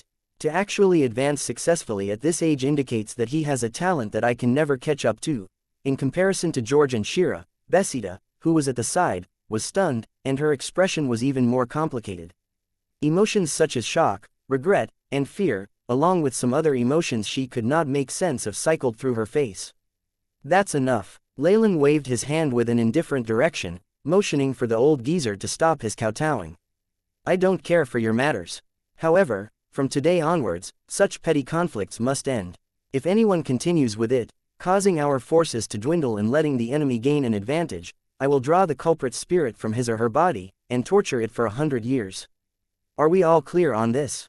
Leylin knew deep down that such bullying traditions could not be avoided. Under normal circumstances, if it was not for the fact that he knew George and his group, he would not have given a hoot about the issue.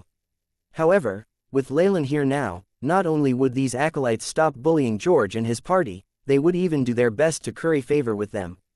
As a result, he did not have much to say. Harvesting, all right, if there's nothing else, you are dismissed. Leylin looked at George, who appeared to have something to say but kept stopping himself, and then at Besida and the others who kept silent. He could feel his enthusiasm waning. Ever since he advanced to become an official magus, he seemed to be in a different world compared to his original social circles. Even though his old acquaintances were right in front of him, they felt incredibly unfamiliar, as if hundreds of thousands of years had passed. Understood. The acolytes under him bowed and quickly retreated. Even George and Bessida left the hall cautiously after bowing. Bessida, who was the last to leave, gave Leylin an incomprehensible look and quickly withdrew. In the dark hours of the night, after completing one round of Kemoyan's pupil meditation technique, Leylin was lying in bed resting. Suddenly, he opened his eyes. Immediately after, a soft knocking came from outside. "Come in." "The door's not locked." Leylin got up and spoke indifferently. The door creaked open, and a human figure dressed in a gray cloak walked in. "Bessida, what can I do for you?" Leylin glanced at this girl with silvery white hair, his eyes giving off a mischievous aura. "Lord Leylin, please forgive Bessida for her previous offenses." Bessida's voice was mild and gentle as she spoke softly. Following which, she removed the cloak that she was wearing and revealed a stark naked body that was underneath it. Bessida's body had matured from the time he had last seen her. Her body was extremely voluptuous and with exquisite snow-white skin. It seemed as if water would gush forward when the skin was pinched. Bessida looked at Leylin as she slowly knelt down. In her ruby-red eyes, there seemed to be a fawning look earnestly seeking forgiveness. One might wonder about the feeling of having a beautiful and stunning girl kneeling in front of you, stark naked, for your forgiveness, in the wee hours of the night. Right now Leylin had experienced it for himself. However, his expression was serene, as if Bessida's seductive and delicate body was but a broken skeleton in his eyes. Leylin looked over this intelligent, but also shrewd girl. "You are smart, but at times, you're too smart for your own good." He raised his right hand and caressed Bessida's face, and then trailed it down to her breasts. "You're trying to seduce me. Just with these two lumps of flesh." Leylin's right hand wantonly rubbed at Bessida's soft breasts. The girl moaned, her expression filled with pain. Bessida suddenly felt an immense sense of dread attack her. Her might as a level 3 acolyte was nothing to Leylin. What she did have confidence in, however, was her striking beauty. However, looking at Leylin's icy gaze, she suddenly felt that all she had just done was shameless and laughable. Leylin's cold eyes left her feeling suffocated. Her body continuously trembled as cold sweat dripped down. With the passing of time, Bessida's body became flushed and her face pale. It was as if she could die from the lack of air at any given moment. However, rejoice. To commemorate the previous me, I have decided to give you a chance. Just as when Bessida was about to faint, Leylin spoke softly.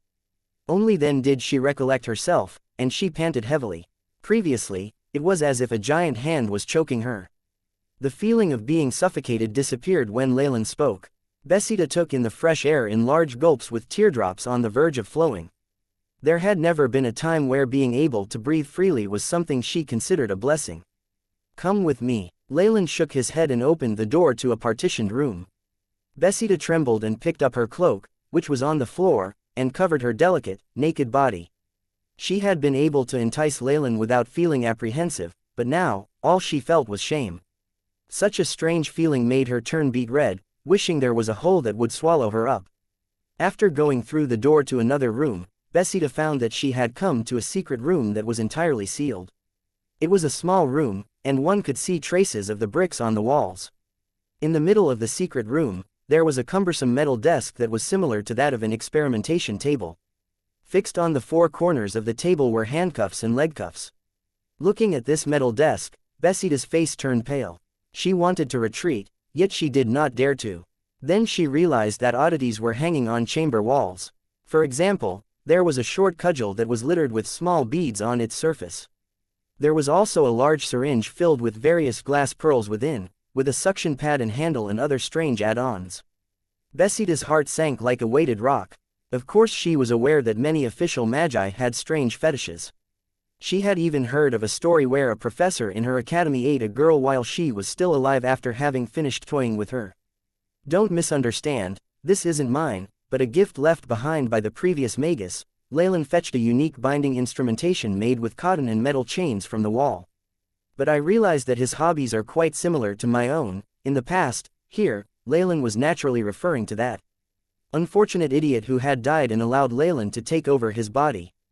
Leylin didn't like Bessida since she had been taking advantage of him before. Hence, he was planning to teach her a lesson she wouldn't forget. The previous Leylin had suffered a great deal at the hands of others, and had eventually died.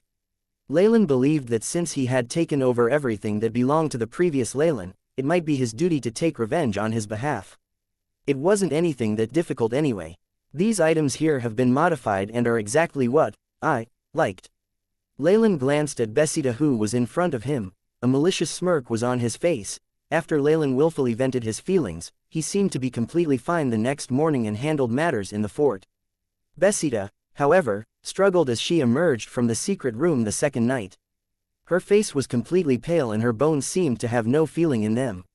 The scent of blood was strong on her, and Besida stayed in bed for a whole week before she could force herself to walk.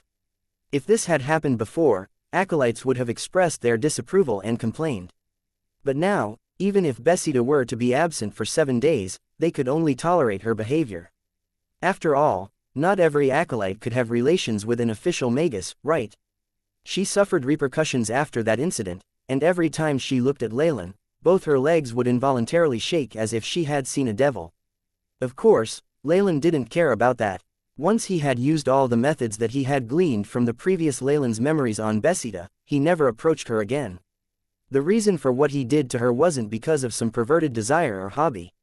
He simply wanted to punish her and take revenge for the original Leylin Farlier. Hence, after heartily venting his anger, all matters regarding Besida had been forgotten. Leylin was currently patrolling the sea of black Mandara flowers. These black flowers had petals that were the size of a palm. Atop were blue spots that were like stars, and in the night they would even give off milky white rays of light. The black Mandara flower was a subdivision of the Mandara flower. Their petals were an extremely precious resource for acolytes and even official magi who specialized in negative energy. In the external world, a black Mandara flower petal could sell for a staggering price of over 1,000 magic crystals. And here, what Leylin had in front of him was a whole sea of these flowers. The resources in the Eternal River Plain's secret plane are so bountiful that it makes one's hair stand erect. Leylin exclaimed, even though it was not the first time he had seen them. A pity that above this sea of black Mandara flowers there was a surveillance spell. Before he decided to turn his back on the light magi, he had to temporarily restrain any notions of seizing the flowers for himself. In addition to the surveillance spell, there were intricate probing spell formations at every entrance to the secret plane. The question of how to secretly transport these resources out was a very troublesome problem. Now he could understand why the Four Seasons Garden wanted to erect a fort in this area. Occupying a strategic location was just one aspect, but Four Seasons Garden could also not give up this huge sea of flowers. Although the Eternal River Plain's secret plane was extremely vast and had bountiful resources, this sea of black Mandara flowers was extremely valuable even amongst the other resources in here. If not for this terrible location, the Four Seasons Garden may have most likely sent a large army to defend this area. Lord, our task every day is to try harvest as many of these black Mandara flowers and transport them away before the enemy arrives. Beside the sea of flowers, an acolyte trailed behind Leylin and explained the concrete details. Enya rings bless us. As those damned dark magi discovered several large-scale resource areas, skirmishes arose as a result. We will most likely be facing a large amount of dark magi forces. There are still some dark magi and acolytes who try to break through the defenses every once in a while to steal the resources. Furthermore, we also have to guard against certain light magi. This acolyte smiled wryly. I understand. Anyway, our mission is to harvest all these flowers as soon as we can and fend off wandering magi and acolytes. If we are in a situation of distress, we have to send a signal. Is that right? Leylin asked indifferently. Yes, that's about it. The acolyte's smile turned even more bitter. Such a tactic was plainly inviting Leylin and his party to dance at the edges of a sword and use their lives in exchange for resources. I got it. Leylin spoke solemnly after a moment of silence. Conflict with Seal. Leylin looked over the immeasurable number of black flowers in the distance as he calculated their progress. As long as all these black Mandara flowers were harvested, the headquarters wouldn't have any reason to prevent him and the others from leaving. All the acolytes that Leylin had previously met were currently in the sea of flowers, carrying simple containers made from green vines. Their hands were covered with rings of dark energy particles as they plucked the black Mandara flowers with great care. This progress is too slow. With this kind of harvesting speed, Leylin estimated that it would take at least another month before this field of flowers would be completely harvested. The opposing dark magi would never give them so much time. I must find a way to speed up the process. Leylin squatted on the ground. With his hands covered by the dark light of a magic spell, he touched the petals of the black Mandara flowers, a light flashing in his blue eyes. Ding ling ling. Suddenly, a series of shrill sounds, like those of a small bell, rang. Buzz buzz. A barrier of white light was emitted to tightly surround the field of black Madara flowers. The defensive spell formation has been activated. There's an intruder. An acolyte started to yell, "Everyone, beware." Whoosh. Suddenly, a dark silhouette darted out from the high grass surrounding the field of flowers. Crack, crack. Two huge white skulls emerged from the hands of the black silhouette. The skulls didn't have bodies attached to them, and floated in the air spookily. Inside each of the skulls, eye sockets was a red ball of continuously burning flames. These huge skulls opened their jaws, revealing fine, sharp, white teeth as they bit into the white light barrier. Boom, boom, boom. The white light of the barrier was blinking constantly, as if it would break at any moment. "Oh!" the black silhouette exclaimed in surprise, seemingly unsatisfied with his own performance. Following which, a black aura consisting of energy particles appeared around his body. Suddenly, the black energy aura emitted a serene light, which turned into two streaks of light as they hit the skulls. Crack, crack, crack. The red fire within the skull's eye sockets suddenly expanded, and the structure of the skulls expanded considerably. Cracks even appeared on the surface of the skull. It seemed that the energies inside were expanding too rapidly and the skulls were on the verge of bursting. Following this transformation, the offensive power of these two skulls increased. The white light barrier kept shrinking, and in the end, it finally broke in front of the crestfallen acolytes. A semi-converted elemental magus. "We are finished." A more experienced acolyte collapsed to the ground with an expression filled with despair. "Fear not, Lord Leylin is also an official magus." George held the small hand of the trembling xianxia. "What would you know?" The previous acolyte, who had collapsed to the ground, yelled in despair, "Our side only has this newly advanced and outcasted magus. On the other hand, our opponent is a powerhouse who has been an official magus for dozens of years. Being a semi-converted elemental magus, all his spells are stronger by at least half. At this stage, he is simply invincible as compared to those newly advanced magi." Believing that his end was nearing, this acolyte didn't care anymore. He even started to be disrespectful towards Leylin. Hee. A very interesting explanation, but quite accurate nonetheless. The black silhouette walked unhurriedly towards the flower field, and revealed himself to Leylin and the rest. He was a young green-haired magus. He was dressed in a strange black robe, which had a few green skulls and chains embroidered on it. He's from Kurut Academy, which is known for its methods of torture and in use of the spirits of the dead. Leylin's eyes flashed as he recognized this magus in front of them. This Kurut Academy was only a tiny faction within the dark magi of the south coast. They produced plenty of lunatics, and mentally unsound people. Even the other dark magi could not stomach their actions, and hence, they only partook in sporadic missions and were often excluded from various operations. The green-haired magus clasped his hands behind his back and greedily looked over the sea of black Mandara flowers. "What an enchanting atmosphere, I can detect the taste of darkness," the youth muttered. Following which, he turned and stared at Leylin with his dark green eyes. "Light magi, kneel before me, the great Lord Seal, and offer to me your souls in devotion. Then I might consider letting you be my slaves." This magus named Seal had a rather proud demeanor, but Leylin could understand why. The age of a magus couldn't be determined just by looking at their physical appearance, but Leylin could estimate that this seal was around 50 years old based on the energy waves he was unknowingly releasing. His being able to become a semi-converted elemental magus at such a young age did indeed give him the rights to be proud, but he had met the wrong opponent. Leylin smirked, but before he even had the chance to speak, the acolyte that sunk to the ground previously had already hastened towards Seal, kneeling and kissing the ground before Seal. "Esteemed Lord Seal, I am willing to serve you. I will become your most loyal slave." It was clear that the actions of this acolyte was a complete surprise to everyone. Next to Leylin, plenty of acolytes carried expressions of scorn. They clearly didn't know that this acolyte who normally carried himself rather decently would turn into this kind of person at a crucial moment. The other acolytes were able to conceal the internal struggle within them such that it did not show on their faces. "Very good, I'll accept you as a servant." Seal revealed a strange smile on his face as he proceeded to extend his left hand and gently wiped the face of the acolyte. Ah! White smoke rose, accompanied by the pained scream of the acolyte. Ciel's left hand was like a red-hot iron plate as it left a large black charred mark on the face of the acolyte. While the acolyte was screaming, the magus looked extremely excited as he slid his fingers over the acolyte's face repeatedly. A little over 10 seconds later, a complete rune mark was burned into the face of the acolyte. The front of the mark resembled a skull, with a chain extending from within. Thank you my lord for this gift. The acolyte struggled to salute once more. Haha, after receiving my mark, you are now my slave forever. Ciel laughed, then looked over at Leylin. What is it, light magus, are you scared silly? Not really. Leylin shook his head, I just think he's a bit pitiful, that's all. Leylin pointed towards the acolyte who had half his face ruined, his facial muscles still twitching. Why is that? Ciel rubbed his fingers as slivers of white gas emerged from his fingers to form the shape of a skull.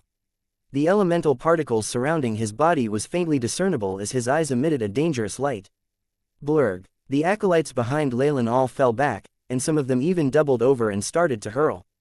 The radiation from an official magus, especially when voluntarily released from a powerful magus with such a high degree of elemental conversion, was something that acolytes found hard to deal with. Will he be alright? George was supporting Shira as he retreated quite a distance. He then glanced worriedly at Leylin, who had remained behind. Relax. Lord Leylin is very powerful. As Shira recovered, she also started to comfort her lover. Even though she had previously seen Leylin in action, she couldn't quite understand how powerful he actually was. She only said those things to comfort George. It's just that, Leylin is still newly advanced, I'm afraid that. George held Shira's hand tightly. Judging from how Ciel acted had before, one could tell he was probably crazy.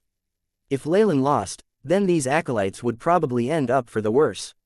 Shira could only smile bitterly as she secretly prayed for Leylin. He'll have to pay the price because he swore his loyalty to the wrong person. Leylin spoke indifferently as if he hadn't even noticed Ciel's previous magic display. What, you're planning to? Ciel raised his eyebrows. He couldn't understand. From the reports, it was said that this was a newly advanced magus who was a mere potion master. How dare he ignore him? Ciel pointed at Leylin. It was as if the large skull had received a command and it charged towards Leylin, simultaneously spewing forth dark green flames. Bang! Leylin steeled himself for the attack with a nonchalant expression and charged forth. Is he crazy? Before Ciel could finish his sentence, Leylin uttered a single-syllabled word. Immediately a dark red light erupted forth from within Leylin's body. The falling star pendant's defense activated immediately and formed a dark red barrier around Leylin. As the light condensed, it turned into something that resembled an illusionary armor. Boom! Dark green flames exploded on Leylin's body, though no harm was caused. Leylin advanced, bathed in fire like the incarnation of an ancient fiery war god. He swung his right fist viciously. Bam! The large skull was blown away, leaving a trace of fine bone dust as it spun through the air.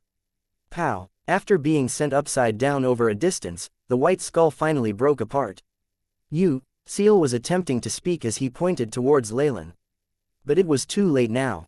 Leylin kept his face blank and charged in front of Ciel.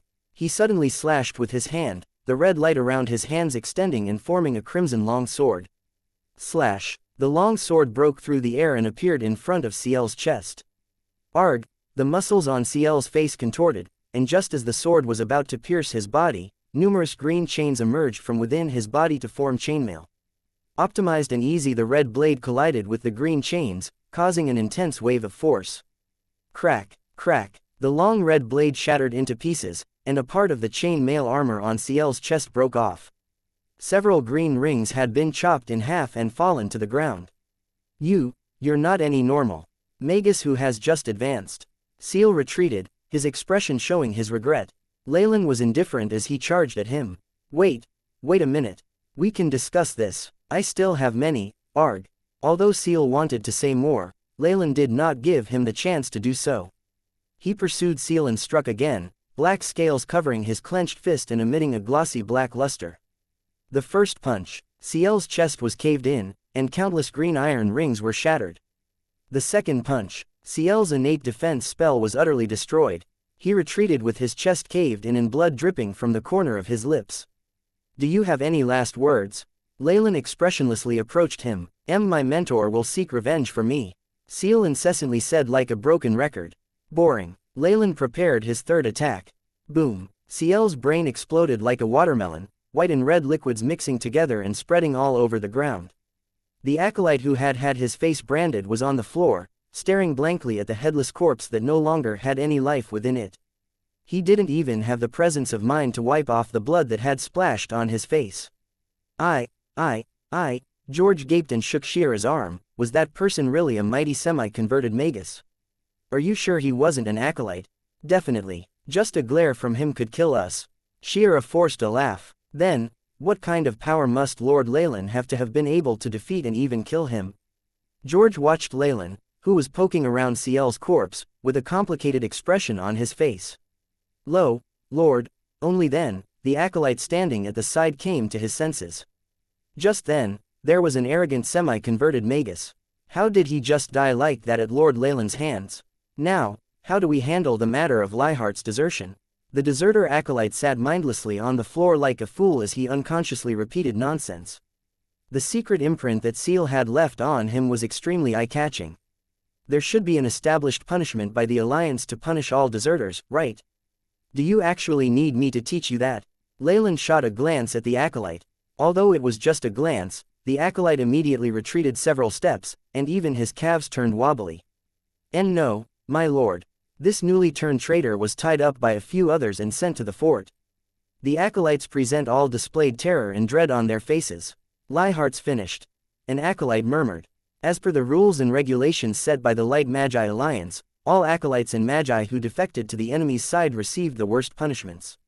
Leihart had betrayed them so blatantly in front of Leylin and the many acolytes, and he even had a secret imprint from the opposing magus. This was irrefutable evidence. In this situation, death was the easiest way out. If he had the misfortune to meet a strict judge, at the very least, his spirit would be extracted and tortured for 100 years. His family and mentor would also have to face some calamities. Why are you so distracted? Get to work. Do you want to stay here all day? Leylin looked over at the stunned acolytes and exclaimed icily. Ah, yes, my lord. Only then did the acolytes respond and continue with their harvesting. Not even George and Shira were spared. If they did not finish harvesting this patch of black Mandara flowers, they would not be allowed to return to the Magus base camp. No matter how powerful Leylin was, he would eventually be pressured by the Dark Magus forces. It might not even take that long. If the enemy was less stressed and decided to focus 0.1% or even 0.01% of their attention on this place, they would be doomed. Hence, the acolytes worked diligently, hoping they would complete their mission today and leave this damned place. Restore. At the other end, Leylin was in the middle of the sea of flowers. He drew the black scepter, muttering a single word. Wang. A ring of whiteness spread from the scepter, and like a thin thread, seeped into the ground. At the same time, from the bottom of the flowers, the white spell formation appeared once again. White threads that looked like spiderwebs surged, restoring the areas that had been destroyed by the Dark Magus. Jail Defense Formation Second Form. Defense against physical attacks, 20 degrees. Resistance against magical attacks.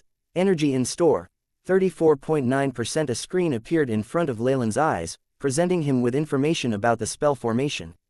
With the help of the AI chip, the restoration works were very successful. A few areas that had been damaged were perfectly repaired by the AI chip simulating and Leylin physically fixing them. But the defensive capabilities of this formation are much too weak. Leylin stroked his chin, wondering if he should modify this spell formation to increase its defense. As the magus who stood guard here, Leylin was able to gain a portion of the black Mandara flowers. The ratio was so miserable that he cared little for it. However, the rate at which the acolytes completed their task was directly related to how soon he would be able to leave.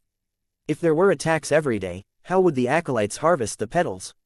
Hence, Leylin's first priority was to ensure the safety of the acolytes so they could finish the task as quick as possible. I should just wait until it's late at night and finish it myself. Leylin looked at the acolytes who were bending their backs and working like farmers, a gloomy look in his eyes. It wasn't that he didn't trust the acolytes, but he was used to having some trump cards. He could also come up with methods to increase the rate of harvesting. As long as he increased the rate at which the AI chip operated, and prioritized this task, it would take but a few days. It was highly possible that by that time, the acolytes would be able to work quicker. In the blink of an eye, about half a month had passed. In Eternal River Plain's secret plane, the round disk in the sky began to descend, leaving a shadow on the ground. The Magi organization that had constructed this secret plane had used some sort of spell and structured it so that there was a sun, moon, and different seasons. However, based on Leylin's hypothesis and the AI chip's calculations, the sun and moon inside the plane had a hint of the energy of the original celestial bodies, which those ancient Magi were able to project into the secret plane using an unknown method. Leylin was in awe of the ancient Magi's methods and boldness. In Teljo City, the humans had made use of the volcano to allow increased production in its vicinity through the use of a spell, and just this had left Leylin agape. However, compared to the ancient Magi who could take the stars, embrace the moon, cause storms with one wave of their hands, and cast rain with another wave of their hands, Leylin had to bow down in inferiority. Not only is Lord Leylin a mighty magus, he actually specializes in the study of plants. In the Sea of Flowers, two acolytes who were nearest to him were in conversation while their hands were busy. That's a given, after all, he is an official magus. It's not something we acolytes can compare to. The male acolyte who had just spoken had short red hair. At this moment, there was a layer of blue light coating his hands. After rubbing his fingers, several strands of blue thread coiled itself around the black Mandara flowers. Ka-cha, ka-cha, the sound of a flower being cut was heard, following which, the petals of that black Mandara flower floated down slowly from its stem and was kept safely by the acolyte, who placed it inside a bag. Previously, every petal required a large consumption of magic power and spiritual force to acquire. Even Kral, who was the best amongst us, could only pluck 20 petal pieces in a day. However, ever since Lord Leylin imparted a new method to us, even I can harvest over 40 petals in a single day. The red-haired acolyte had a look of admiration. With this kind of speed, as long as we endure for a couple more days, we will be able to leave this damned place. The other acolyte who spoke revealed an obvious hint of longing. I don't wish to stay for another day in this place. With so many dark magi and acolytes coming to attack us each day, we would have died over 100 times if not for Lord Leylin here. Boom. At this moment, the alert from the defense spell formation had sounded. However, these two acolytes seemed to have not heard it at all, as they continued to diligently harvest the petals. Say, who do you think is the unfortunate one today? The red-haired acolyte asked with some schadenfreude. It should be another official magus. Regular acolytes do not have such large energy wave fluctuations. The other acolyte creased his brows before stooping down again to pluck more petals. Anyways, with Lord Leylin around, what's there to fear? You're right. The red-haired acolyte nodded his head and began his day's chores. At this moment, within the castle's walls, in a gloomy, moist, and dark underground prison cell devoid of light, Leylin strode forward, carrying a black-clothed figure on his arms. Crash! The cell gate was opened, and Leylin tossed the person he carried into the cell without a care. Bang! As flesh and the hard floor made contact, there was a loud thudding noise. The person who was previously unconscious was now awake. Hand over, you dare imprison me. I swear on my name, Jocelyn Lena, that I definitely won't let you off. This magus, who was called Jocelyn Lena, donned a black robe. Her hair was curly, and her eyeliner makeup was extremely thick. Dark circles were prominent under her eyes, making it look as if she had not slept in days. She had numerous bizarre silver piercings on her skin, and she also had a few earrings. The general impression that she gave was that she was a non-mainstream teenage girl who had taken a wrong step in life. Jocelyn, yes. Leylin stood by the door, snapping his fingers. Immediately after, the metal door seemed to have developed a life of its own and automatically closed. Meanwhile, metal chains climbed and locked the cage, and then branded the symbol of a black snake onto the entrance of it. I don't care who you are. As you are a dark magus attacking us to pilfer the Four Seasons Garden's resources, I hereby arrest you on the account of attempted robbery. Someone will take you away soon. Once you are at the Light Magi's headquarters, I imagine you'll have to start thinking of ways to escape your fate of being burned at the stake. Leylin said expressionlessly, and then commanded a nearby acolyte, I've temporarily suppressed their abilities, so watch them well till the defense squad takes over.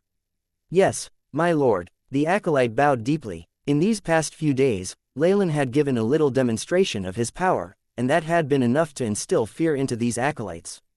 All the dark magi who had come to provoke them were easily taken care of by Leylin within a few rounds, whether they were acolytes or official magi. Just the number of magi taken captive was enough to fill the fort's jail to the seams. Leylin had no choice but to notify the defense squad. They worked out a schedule where they would take the prisoners away every few days. This power isn't something that an ordinary magus could even hope for. This Lord Leylin must be some amazing, important person. The acolyte roared madly in his heart as he lowered his head. Leylin cared little about this acolyte's mental activities, and he cared even less about the female prisoner magus, who was cursing hysterically. He shook his head and left the underground dungeon. Just wait, my uncle absolutely won't let you off. From within the dungeon, Jocelyn was hatefully saying, my uncle became a semi-converted magus 20 years ago, and entered the secret plane with me. The moment he finds out what happened to me, he'll definitely come save me. When that happens, that's enough, Jocelyn.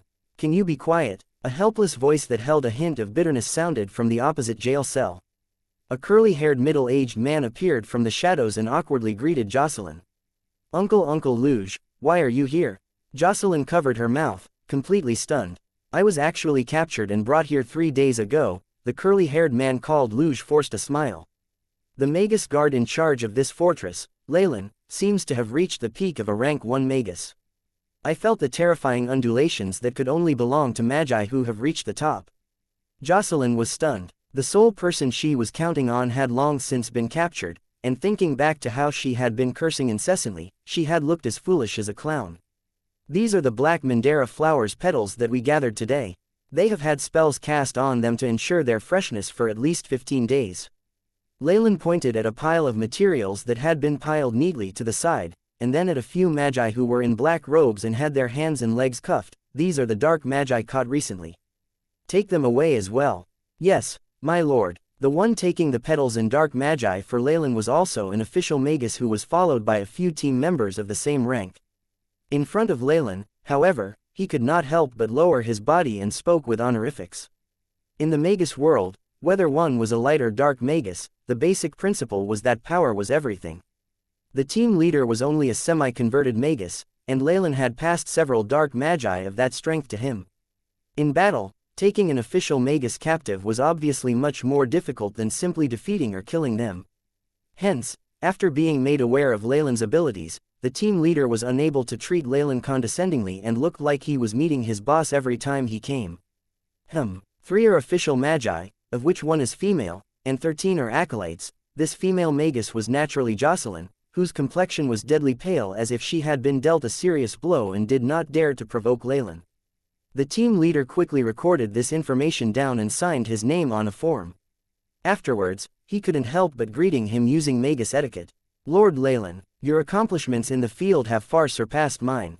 Once we return to the main headquarters, your rewards and contribution points will be given to you all at once. As it was basically a war in the secret plane, the prisoners that Leylin had taken captive could be turned into merit points. Not only could merit points be used to exchange for special items that could only be found within the Eternal River Plains secret plane from the large light magi organizations, it could also be used to obtain unique items from other academies. This included advanced knowledge, improved spell formations, precious potions, and the like. Alright, Leylin nodded. Based on his estimations, if the merit points he had gained could be converted into magic crystals, he would have leased several million. This meant that soon, he could leave this place behind. As a better method for harvesting had been provided, about half of the black Mandara flowers had been picked, and only a relatively small amount was left.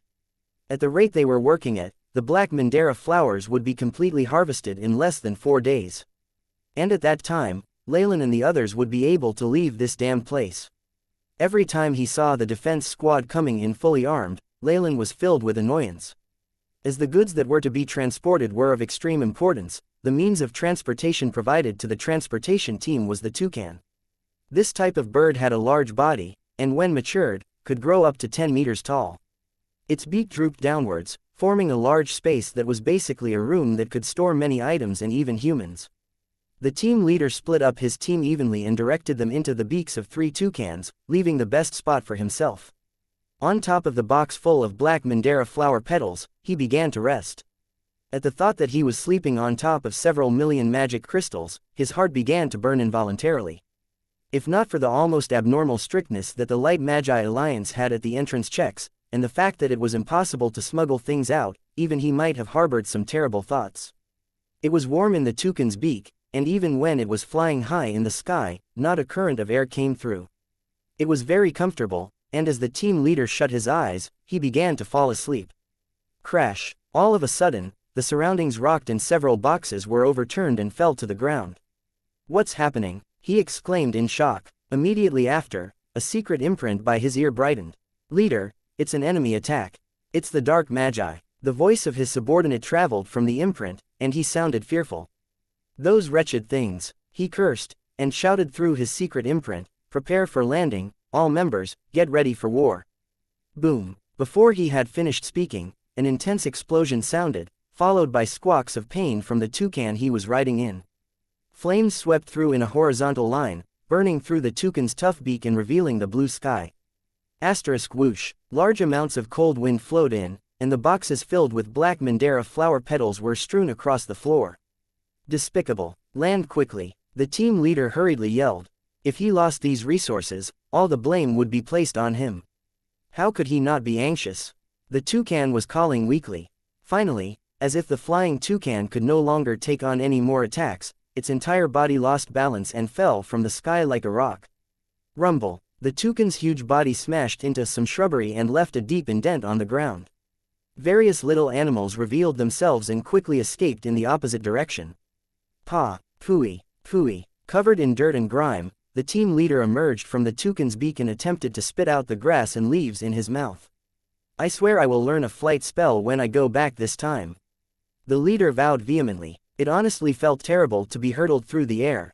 "Unfortunately, you won't be getting the chance to do that." An ominous voice sounded, and several people in dark magus attire with green light shining in their eyes surrounded him. "Oh my, it seems I'm quite popular, Looking at this scene, the team leader looked to be extremely dumbfounded, and just stared blankly at the opposing the Dark Magi. Woofter magic arrows! A shrewd light flashed in the leader's eyes, and his clothes exploded, countless fine needles flying towards the surrounding Magi. "Go!" he howled, and streams of lights and shadows flashed, rushing out in all directions to break out of the circle of people around him. At this moment, he could clearly the state around him. The toucans, which served as a mode of transportation, had all been brought down, and were being surrounded by numerous Dark Magi. To return in this situation, even though he was the leader of the defense squad, he had no other options but to flee. Whoosh! A figure moved extremely quickly, with energy waves fluctuating about him. The surrounding Dark Magi had been stunned while he used a spell to launch himself away, and the leader took this opportunity to dash out of the circle, flickering every now and then. At the very last second while he was attempting to escape, all he saw was his squad members being torn to pieces by colorful bursts of dark magic. "Beta, Gogu, I'll definitely avenge you." Gritting his teeth, a spell formation began to flicker, as if he was about to activate some spell. Pong! Suddenly, black hands extended from the shadows and grabbed his ankle. Thinking of running, a mass of green fog rapidly drew close, and he could vaguely see a huge figure. The large figure raised his right arm, grabbing towards the team leader's head. "Damn it, I don't care anymore." The leader's face turned red, and a necklace around his neck exploded, sending out immense magic undulations that formed a knight's lance technique, which thrusted towards that huge figure. *TSSS's. The dragon lance actually produced sound as it streaked across the sky, and even sparks were generated on it. Ka-cha! The dragon lance collided with the giant's large hands. Under the disbelieving eyes of this team leader, the spell that he had spent a huge sum on to protect his life was slowly torn apart in the grip of those large hands. The large hands didn't stop moving, and they grabbed a hold of the leader's head. "Ah!" he screamed, a translucent crystal helm appearing on his head. Crack! The hands cracked the helm easily, and his skull was subsequently crushed, producing the ear-piercing sounds of breaking bones. Thud! The now headless corpse fell to the ground, blood gushing out from its neck. Within 10 seconds, the floor was dyed red. "Have they been rescued?" the giant surrounded by fog asked. "Reporting to my lord, they have all been rescued. 3 official magi, and 13 acolytes. Not one more or less." A dark magus respectfully gave an account to the giant. At the same time, beside the 2 other dead toucan bodies, several magi who had been captured by Leylin were rescued from their confinement. Listen up, I don't care who you used to be, but based on the Dark Magi's rules and regulations, you are now our prisoners. Now, you have two options. One is to pay a ransom, and the other is to service us for 30 years for free. After 30 years, we will let you go, a dark magus announced loudly in front of these prisoners. Jocelyn and her uncle's faces turned ashen. For dark magi like them, rather than being saved by these people, it was much better to be sent to the light magi. After all, the light magi were more trustworthy and easier to talk to. The moment they fell into the hands of other dark magi organizations, it became impossible to tell what their fates were going to be. However, their shackles had not been undone, and while they had their magic and spiritual force, they were unable to activate and use it. They were akin to regular people and were unable to resist. In front of the giant surrounded by green fog, a faint black gas condensed, forming a cloaked black figure. How is it? The numbers are right. What about my rewards? Don't worry, we won't count you out. The giant tossed a black pouch to him. The figure caught it and looked at it closely before keeping it, looking satisfied. But what's the point of catching them, and then offering us this information for us to save them? What are your plans? The giant asked. The cloaked person pulled off his cloak, revealing a crimson, masked face. This was naturally Blood Robe, Leylin's disguise. The organization before him was the Thousand Meddling Hands, the Dark Magi organization that Leylin had joined not too long ago. It's obviously so I'll get two portions of rewards. One from the Light Magi, and another from you. After all, at the Light Magi's end, after these prisoners are handed over, it matters little to me whether they live or die. If they dare to dock my merit points because of this, I'll inform the elders. Leylin grinned, pointing at the prisoners who were unwillingly signing contracts. There's something you get out of this as well, isn't there? I doubt you'll let these magi go so easily. Haha, the giant nodded in agreement, not looking the least bit sorry. Though we're all dark magi, they're from small organizations or are wandering magi. For us, they are unpredictable elements. No matter how many of them die, nobody really cares. Also, I want 40% of the black Mandara flower petals from this batch. That is a part of the rules.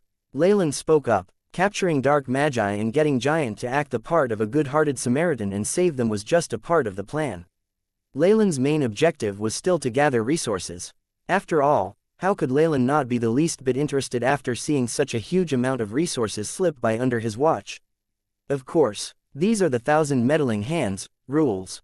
For those who provide information and news, they can obtain 40% of profit. Giant nodded. Do you want the flowers or magic crystals? Without waiting for Leylin to state what he wanted, he continued, if you want ingredients, you can just take 2 boxes of the black Mandara flower petals right now. If you want magic crystals, we'll need to sell them first. I can't guarantee the price, but it definitely won't be lower than 80% of the market price. In addition, I'll be taking 10% of your total profits. Magic crystals. I'm in urgent need of magic crystals now, and I want payment in advance. If you can pay me right now, you can take 10%. Leylin thought about it for a while.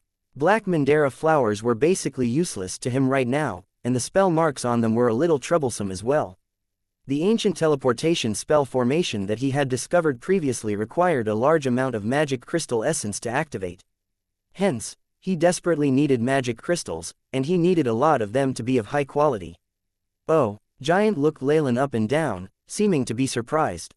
It looks like you're pretty hard up now. Don't worry, I'll pay you in advance. All the resources were here and Giant wasn't at a disadvantage, so he appeared to be very generous. Giant passed a thick stack of magic crystal cards over to Leylin. The amount is right. Leylin counted and then told Giant. I will be leaving this place in approximately 4 days, but there might be some resistance.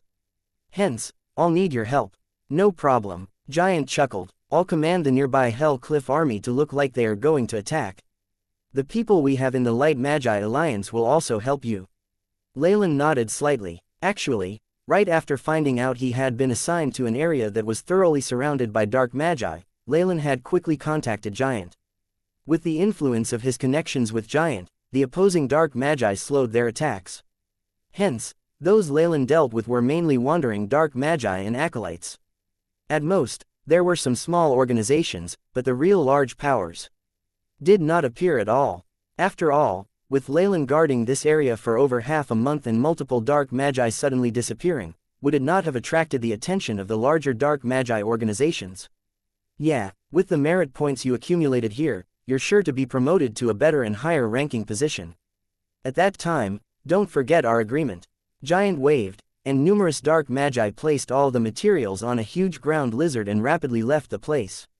At the same time, the green fog around Giant became increasingly dense.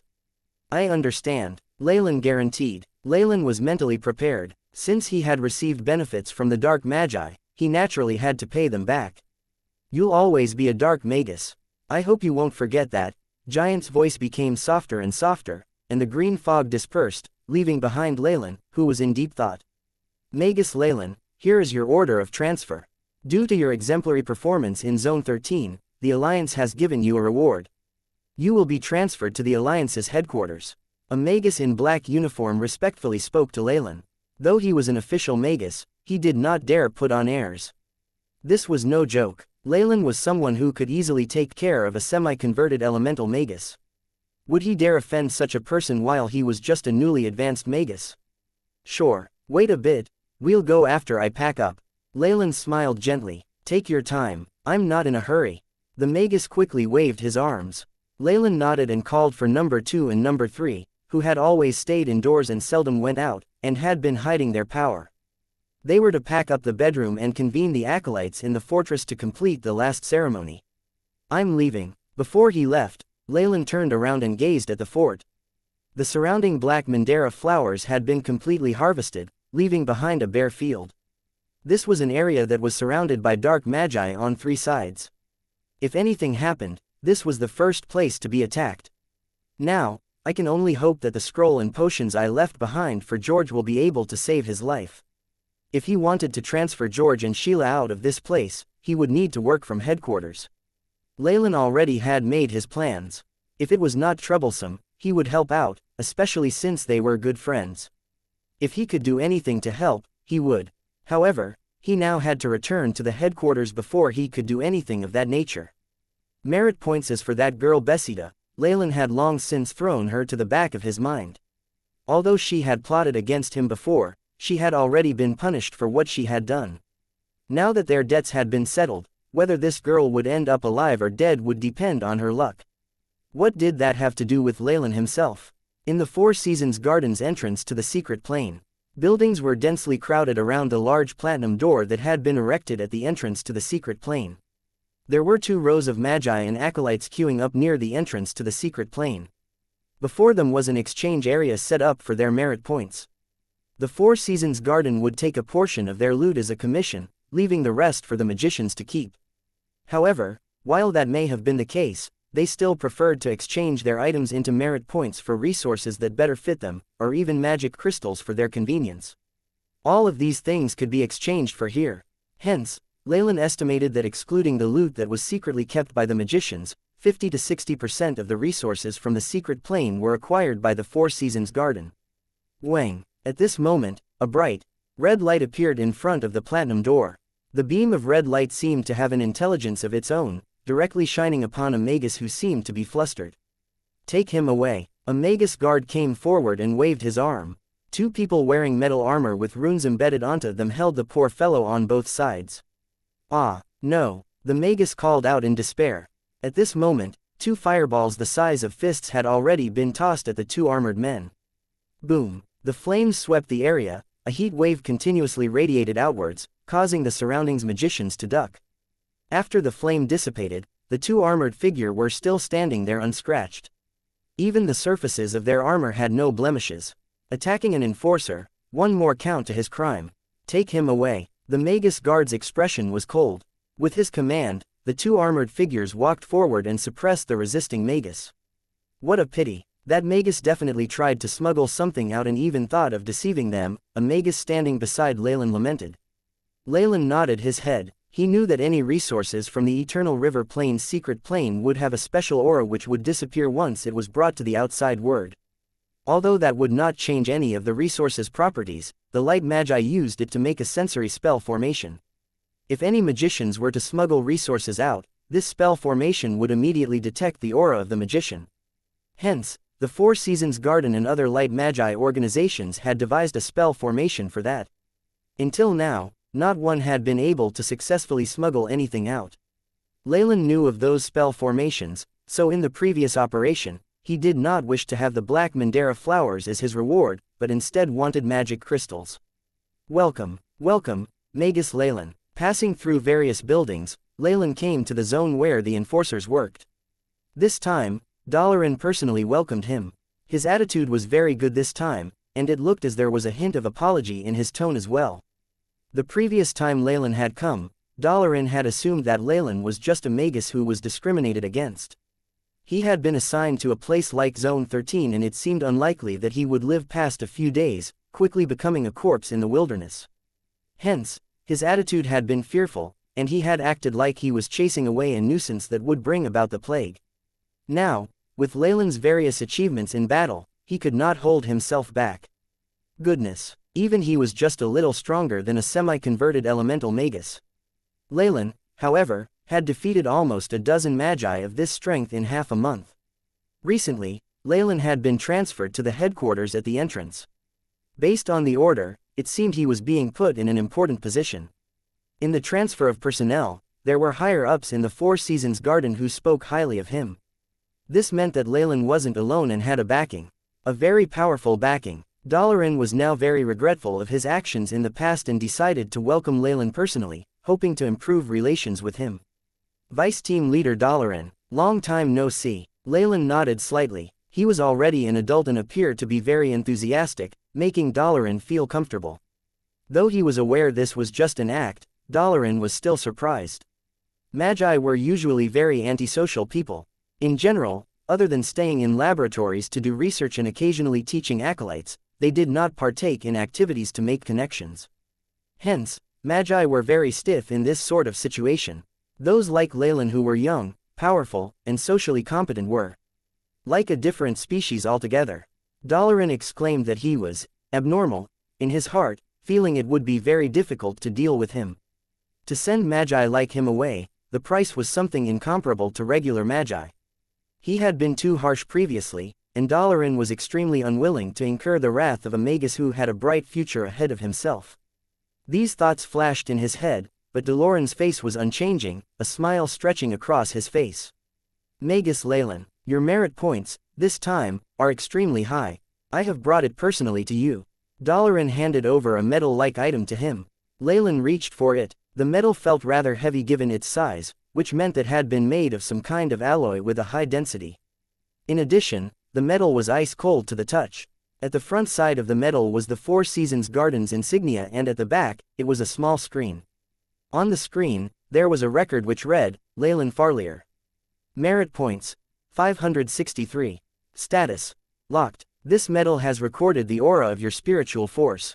Apart from you, nobody else can use it. If you want to use the merit points, you have to unlock it first. Dalaran explained the workings of the metal. Oh, upon hearing that, Leylin inserted some spiritual force into the metal. Ka-chok. At the same time, the sound of a lock opening was heard, and the entire metal began to ripple with light. This light was a thin layer of dark green. Though it was bright, it was not piercingly so, and it engulfed the metal within. A short moment later, after the light dispersed, the words on the screen on the metal changed. The name and merit points were the same as before, but on the column in the back, a red, locked, had turned into a green, unlocked. Huh, it's really convenient. Leylin was somewhat surprised. In the Magus world, everyone's spiritual force was unique, and could be used as an individual's password. Hence, such a locking mechanism was very advanced. It was not inferior to even the retina scanning of his previous world, but it was even more convenient. Haha, Leylin, you haven't been to our exchange center yet, huh? The items available are plentiful. You, who has that many merit points, make me a little envious. Dalaran said, really, then I must really go and have a look. Leylin smiled. Dalaran naturally did not say that on an impulse. It seemed that he was trying to make amends for his hostility before, and it seemed that he meant to do it through the exchange center. After all, he had been in the organization for many years. He knew that even if it was exchanging for resources in times of war, there were still some good items that could not be exchanged for merit points. There were bound to be requirements of rank and identity. Furthermore, there were different benefits offered based on who was redeeming the merit points. Obviously, This vice leader of the Magus Guards had a rank much higher than Leylin's. Haha, of course, we'll go now. Dalaran put a huge smile on his face, though in actuality, his heart was throbbing in pain. Even he, with a somewhat decent rank, had a limit to how much of the monthly allocation he could use. Once that limit was passed, he had to pay the full price in merit points. Looking at Leylin's attitude, it looked like today he would have to apologize through a large compensation in merit points. Since the words were already out, Dalaran had little choice but to bring Leylin to Four Seasons Gardens Merit Exchange Center. The exchange center was a huge white building, which had a roof that pointed up in a conical fashion. The curve was beautiful, and surrounding it, there was a divine light from the defensive spell formation around it, which caused people to stop in their tracks to admire it. With Dalaran as a guide, Leylin successfully entered this place without any obstructions. After passing through a pure white passage, Dalaran brought Leylin to a hall that was similar to the trading center in the Four Seasons Garden. The exchange of merit points issued by the Four Seasons Garden is allowed in the entire Light Magi Alliance. Here, you can see precious resources that are not limited to only our academy, such as high-level knowledge and some exotic items. Dalaran continued on, but Leylin was already dazzled by the large screen that was basically a menu. Compared to the exchange center of the Four Seasons Garden, the amount and rarity of the resources were obviously of a higher level. The crystallized elemental energy particles that could only be purchased in limited amounts in the Nightless City were sold in bulk here. One could buy as much as they wanted. There were also various precious potions that were useful to Magi in breaking through the spiritual force bottleneck. They were in plain view, causing many Magi to halt their steps. Here, all internal members who are vice team leaders or have higher positions have a special privilege, and are able to exchanges for items with 10% off the price. Dalaran waved, seeming to be very generous. He went forward to a counter and knocked on the glass window. Put everything he wants on my account, under my quota. Do you understand? Leylin followed behind. Then I'm not going to hold back. New appointment. Dalaran had seen Leylin's merit point card and knew that Leylin only had 500 or 600 points there. Even if Leylin were to use them all up, it was still within his spending limit, which was why he was acting rich and very generous. I understand, my lord. All the personnel here seemed to know Dalaran. After receiving a blood-red crystal card from Dalaran, one of the employees smiled at Leylin. My lord. As Lord Dalaran has used his authority, all items on the screen will be sold to you at a price of 10% off. Good. Leylin nodded. Give me 3 portions of fantasy flowers. This type of flower was an essential ingredient in brewing ancient potions. Leylin had thought they were extinct on the south coast, but to his surprise, he had actually found it here. All right, each is 50 merit points. The worker took Leylin's card and swiped it on a card reader. Beep. A clear sound came from the metal. Immediately after, the number on the screen behind changed from 563 to 428. After confirming that the transaction had gone through, he quickly passed 3 crystals the size of a fist to Leylin. Within the crystal, the phantom of a little white flower could clearly be seen. This little flower was very pretty with its translucent petals and roots. One could almost see the veins in the flower. At the bright yellow heart of the flower, several faint yellow stamens delicately revealed themselves. Sealed within the crystal, it appeared to be floating just like in a dream. A fantasy flower. As he took the 3 crystals, Leylin murmured under his breath. The moment precious plant ingredients like these are exposed to the air, they will quickly dissipate. Hence, crystallization has been used to preserve them. The way to undo this magic is to... The worker quickly informed him of the important procedures. Leylin nodded and kept these words in mind. He carefully put the items away, pointed at a line of text on the screen, and said, I've always admired Master Tywin's potioneering diary. I want that. Dalaran's gaze followed Leylin's finger and fell upon the little words on the monitor. Condition of Master Tywin's potioneering diary, half of it is lost. Fixed price of exchange, 100 merit points. His face stiffened. From the looks of it, Leylin was going to use up all his merit points in one go. However, he had come here with the mentality of sacrificing his wealth to avoid a calamity. Since he hadn't really used many of his quota this month, even if Leylin used up all of his own points, he would still be able to afford it. At the most, he would be hard-pressed for merit points this month, so he did not oppose Leylin. Another 90 merit points were spent, and a diary with a black cover, which was not in the best condition, was passed to Leylin. He could not contain the happiness brimming about his face. I also want that ancient potion formula, as well as, Leylin openly pointed out the precious resources and high-level knowledge he wanted. There were some items that he had searched high and low for to no avail, and there was information that only light magi academies were privy to, and could not be bought easily. Now, however, they had all appeared on the table of items he could exchange his merit points for. Minutes later, the numbers on Leylin's merit card had rapidly decreased until they had reached 0. Even if they had been working there for a long time, it was rare for the people working here to see a customer spending so much in one go. Leylin could feel his heart aching. Leylin had pretty much used up his spending limit for that month, but at this point, he just gave a sigh of relief. Haha, you've spent so much in one go. I'm afraid you might be breaking some sort of record here. At that instant, he was stunned. All he saw was a bright smile on Leylin's face as he produced an identification token, passing it to the person at the counter. Based on the rules I saw, if I don't have any more merit points, I can use contribution points from the Four Seasons Garden to exchange for items at a ratio of 2:1, right? At that moment, Leylin could feel that Leylin's smile was akin to that of a devil's smirk, and he felt that he had fallen into a bottomless abyss. Moments later, Leylin emerged from the exchange center with a look of satisfaction on his face. Leylin, on the other hand, had an icy expression and bade farewell as quickly as possible. The amount that Leylin had spent at the exchange center had far surpassed his limit. He even had to pay a portion with his own money. It was no wonder that Leylin did not look to be in a good mood. However, he seemed to be considering something and hesitated to turn against Leylin. Yet another pitiful person constrained by rules and regulations. Leylin glanced at the figure of Leylin as he left. The lifespans of official magi were quite long. Hence, they were quite tolerant of those at the same level of power as them, and could coexist harmoniously. Leylin and Leylin were in the same organization, so it was inevitable that they would meet every day. He had done Leylin wrong when he had first met him, so even though Leylin might have done a little too much, Leylin still tolerated it. However, in this situation, Leylin had, from the victimizer, become the victim. If any conflicts happened with Leylin in the future, the public opinion would be biased against him. If Leylin planned to continue in the light magi camp, it would be unwise for him to abandon his reputation and lose his cool over such a small matter. However, Leylin wasn't just a light magus. The covert mission he had been given by the Thousand Meddling Hands had placed Leylin on the opposite side of the entire light magi faction. What was worse was that Leylin was unable to decline the demands of the Dark Magi organization, in which there was actually a powerful rank 2 magus.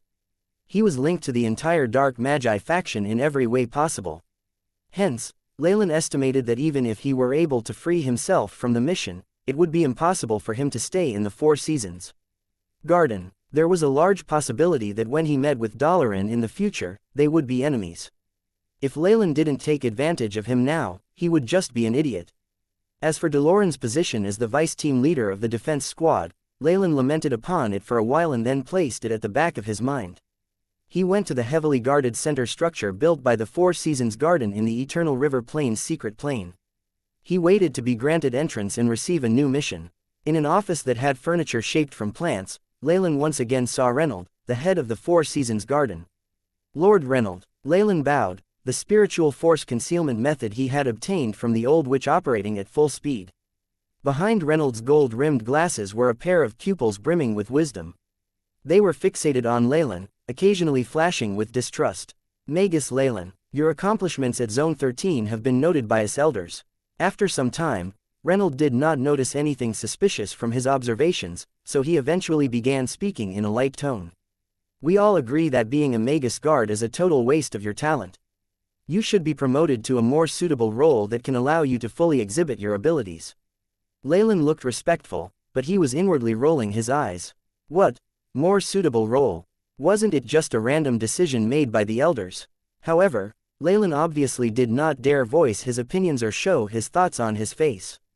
In contrast, a faint blush appeared on his face as he slightly ducked his head. I thank the elders for their trust in me. I'll work hard at my new position. Very good. Reynold nodded, signing the document that appointed Leylin to his new role. Leylin Farlier, I hereby appoint you the vice-team leader of the hunting team, and you will be the direct subordinate of Caesar. Retrieve your mission from him. The hunting team, Caesar. Leylin immediately thought of the three-eyed Magus. It seemed that his ties with Magus Caesar were not easily cut off. What's wrong? Do you have any objections? Reynolds stared at Leylin in interest as if trying to prod something out from his expression. A faint undulation of spiritual force dithered about Leylin, trying to find out his true emotions. Unfortunately, with the scanning of the AI chip, this trace of spiritual force was easily discovered. It's nothing, I'm just a little surprised. After all, I am a mere potion master and a Magus guard. I know next to nothing about the inner workings of the hunting team. Leylin spoke indifferently, burying his feelings in the depths of his heart. That's not a problem, Caesar will train you well. Reynolds was full of smiles as if he was unaware of what had transpired between Caesar and Leylin. All right, I'll consult Lord Caesar. Leylin stayed silent for a while and then went forward to take his new document of appointment. After Leylin left, Reynolds tapped his cane on the floor. Thud, thud, the dull knocking sounds resounded about the office, and immediately, the bookcase at the side of the office split open. Countless vines spread out in two directions, revealing a pitch-black passageway. A Magus wearing a black robe adorned with blood-red flowers emerged from the passage. The most striking thing about this Magus was that he had 3 eyes. Caesar, that little guy is going to be under you. Look after him, Reynolds told Caesar. Naturally, Caesar nodded, breaking out in a bloodthirsty smirk. I am extremely interested in how he was able to increase his strength in such a short period of time. Caesar's expression became serious. It seems that the inheritance he obtained was anything but simple. Reynolds shook his head. I examined him carefully. Just now, Leylin's elemental essence conversion is at around 50%. Coupled with the record of him using his contribution points to exchange for crystallized elemental particles, I can only assume that he must have forcefully increased his strength. To be able to achieve such a battle record must mean that he obtained some powerful magic artifact or secret technique in the ruins, demonstration of power. Even so, it must be some amazing item. How about it? Do you want me to get it from him? Caesar still hadn't given up on his intentions this time. However, Reynolds was abnormally silent. Caesar obviously knew that the reason why they had not done anything to Leylin as of yet was because they believed whatever Leylin had gained in the ruins wasn't anything precious. Hence, they could take their time, and did not have to do anything too unsightly. After all, they were light magi. There had to be a certain level of trust between them and their peers. Now, however, no matter how much Leylin tried to conceal his might, his battle achievements were a fact that could not be disregarded. Also, the aura and energy waves that Leylin gave off was causing Reynolds to become suspicious. No matter what powerful magic artifact or technique Leylin may have obtained from the ruins, it could end up being an unpredictable factor that could change the tide of a battle. Hence, Reynolds was a little interested. There was nothing that couldn't be done in this world. Not acting against Leylin previously was a matter of cost and benefit. It hadn't been worth it to provoke Leylin. But now, the situation was different. You can give it a try, but don't go too far. Reynolds held onto a glazed porcelain cup, contentedly sipping a mouthful of a steaming hot liquid as he spoke. I understand. Caesar nodded, his figure disappearing into the darkness. At another place, Leylin was following the signs on the road, and eventually came to the area where the hunting team worked. Once he arrived, he could see that there were very few acolytes and magi. The stench of blood was thick in the air, causing everyone to feel pressure, as if there was a large rock pressed onto their hearts. This has quite an uncomfortable atmosphere. Leylin looked up at the sky, which even seemed to be gloomy, and furrowed his brows. At this area, one could occasionally see members of the hunting team. These members all donned black Magus robes which were adorned with blood-red flowers. They intimidated everyone. Leylin could also smell the thick scent of blood, and even the smell of humans. It was evident that the dark magi from before had been taken in by the hunting team. However, this building is really quite large. The main thing is, how would I know where Caesar is? Leylin held on to his document of appointment, and thought it over for a moment as he raised his eyebrows. He randomly picked a few magi from the hunting team and blocked their path.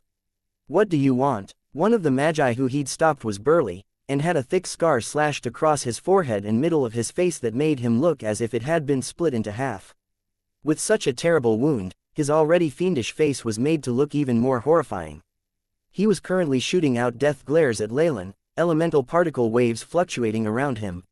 Very cautious of him. Also, he doesn't seem to be holding back at all. Leylin commented inwardly. Shortly after, he put on a bright, gentle smile. I'm a magus that is new to the hunting team. May I know where Caesar? Whenever we have someone new, it's customary for team leader Caesar to bring them in himself. You're a spy. To Leylin's shock, just a word from him had caused the magus to shout. Leylin was alarmed. Immediately after, the surrounding magi of the hunting team halted, ready to watch a good show. He instantly understood the situation, making things difficult for the new guy. What a repulsive practice. The scarred magus roared, and immediately, 2 long metal blades appeared in his hands. Each blade was around 2 meters long, with the sheen enough to strike fear into the hearts of some. Storm. The magus roared a syllable, and in a split second, the blade in his left hand began to emit a fierce, fiery red, while on the right blade, threads of white mist converged to form a blade of ice. The scorching heat on the left and the icy coldness on the right mixed together, forming a red and blue metal tornado that swept towards Leylin. Metal elemental magic. A tornado formed from sharp blades, which has been upgraded by incorporating fire and ice elemental runes. With the bonus from his elemental essence conversion, the power of this attack is at least 35 degrees. A light flashed in Leylin's eyes, and he instantly estimated the origin and power of this spell. The average newly advanced magus would be killed in seconds if they were unfortunate enough to meet this sort of attack. This is just crazy. Instantly after, Leylin smiled, as if he had gotten something he had wanted. Hee, and here I was, afraid that I wouldn't be able to establish my superiority. Though it wasn't good to attack the moment he came here, Leylin wasn't just any regular member, but the vice team leader of the hunting team. Also, his opponent had been the one to initiate the first move, so even if he were to complain to Reynolds, Leylin was not afraid. To be honest, it would make him even happier if this incident would cause him to lose his position. All of these considerations flashed past in an instant, with only a second passing in real time. In this amount of time, the metal tornado attack of the scarred magus was already in front of Leylin. The violent wind pressure that accompanied the tornado turned into wind blades that had a strength comparable to regular weapons, instantly crumbling the walls on both sides of the passage. Slash, slash. The wind blades that seemed to have materialized out of nowhere sliced against Leylin's body, but they were repelled by a layer of illusory, crimson armor. Not a bad attack, but unfortunately, you're dealing with me. Leylin looked calm, enthusiastically evaluating his opponent's attack. With a black flash of light, instead of retreating, Leylin advanced and rushed forwards into metal tornado formed from flames and ice. Is he a lunatic? Not only the surrounding magi, but also the scarred magus had this thought. What they saw next was the most unforgettable sight in their life. Bang, bang, bang. When the huge metal blades that had the added danger of the flames and ice struck Leylin's body, immense noises resounded. Leylin looked indifferent, wandering around through the metal tornado as if he were strolling around his garden. The defense from the fallen star pendant and Leylin's own support spells rendered this level of attack useless. Leylin's figure appeared as a black shadow as he entered the tornado, extending a pale, delicate finger and tapping gently. Poof! Like a balloon that had been punctured, the excessive might of the metal tornado broke down, and bits of blue ice and red embers flew all over the place, eventually disappearing in midair. This, Scarface gaped, unable to utter a word. This ice-fire metal tornado was his ultimate attack. With this one method, he had killed off countless official magi, but now, this magus had been able to move freely in the area of the metal tornado and even disable his most powerful attack with a gentle tap. This had Scarface stunned, causing him to think that he was dreaming. If Leylin had wanted to do everything himself, he would have used his powerful magic to go head-on against that metal tornado. Although he would have been able to destroy the tornado in the end, the consumption would be immense, though the scene would be extravagant. Hence, Leylin had chosen not to go through with that method, and instead, used the AI chip to calculate the weak point of the spell. He then made use of his powerful defense and took care of the spell by heading into the area the spell affected. This method was only viable when dealing with magi weaker than Leylin. If the opponent's spell was too powerful, Leylin wouldn't want to risk entering the area of the magic like this. Now, having used this method, he found that it might have been a little too effective. Leylin looked at the dazed magi and gave a gentle smile, his figure flashing as he came to the front of the scarred magus. You, Scarface raised his right hand, black fur extending from the palm of his hand and forming a red-eyed lion's head. The lion head opened its mouth, preparing to shoot out some kind of energy attack.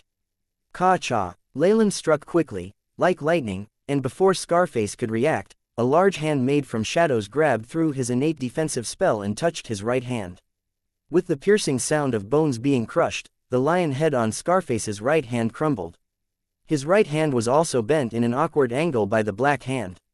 The scarred magus showed a hint of pain on his face, but that quickly changed to a fierce expression, as if he wanted to do everything he could to kill Leylin. Scarface's remaining hand dipped into his bag and seemed to be touching some item. Oh, you still want to resist? Leylin furrowed his brows, and in front of him, a black shadow blade emerged and slashed at the magus' left arm.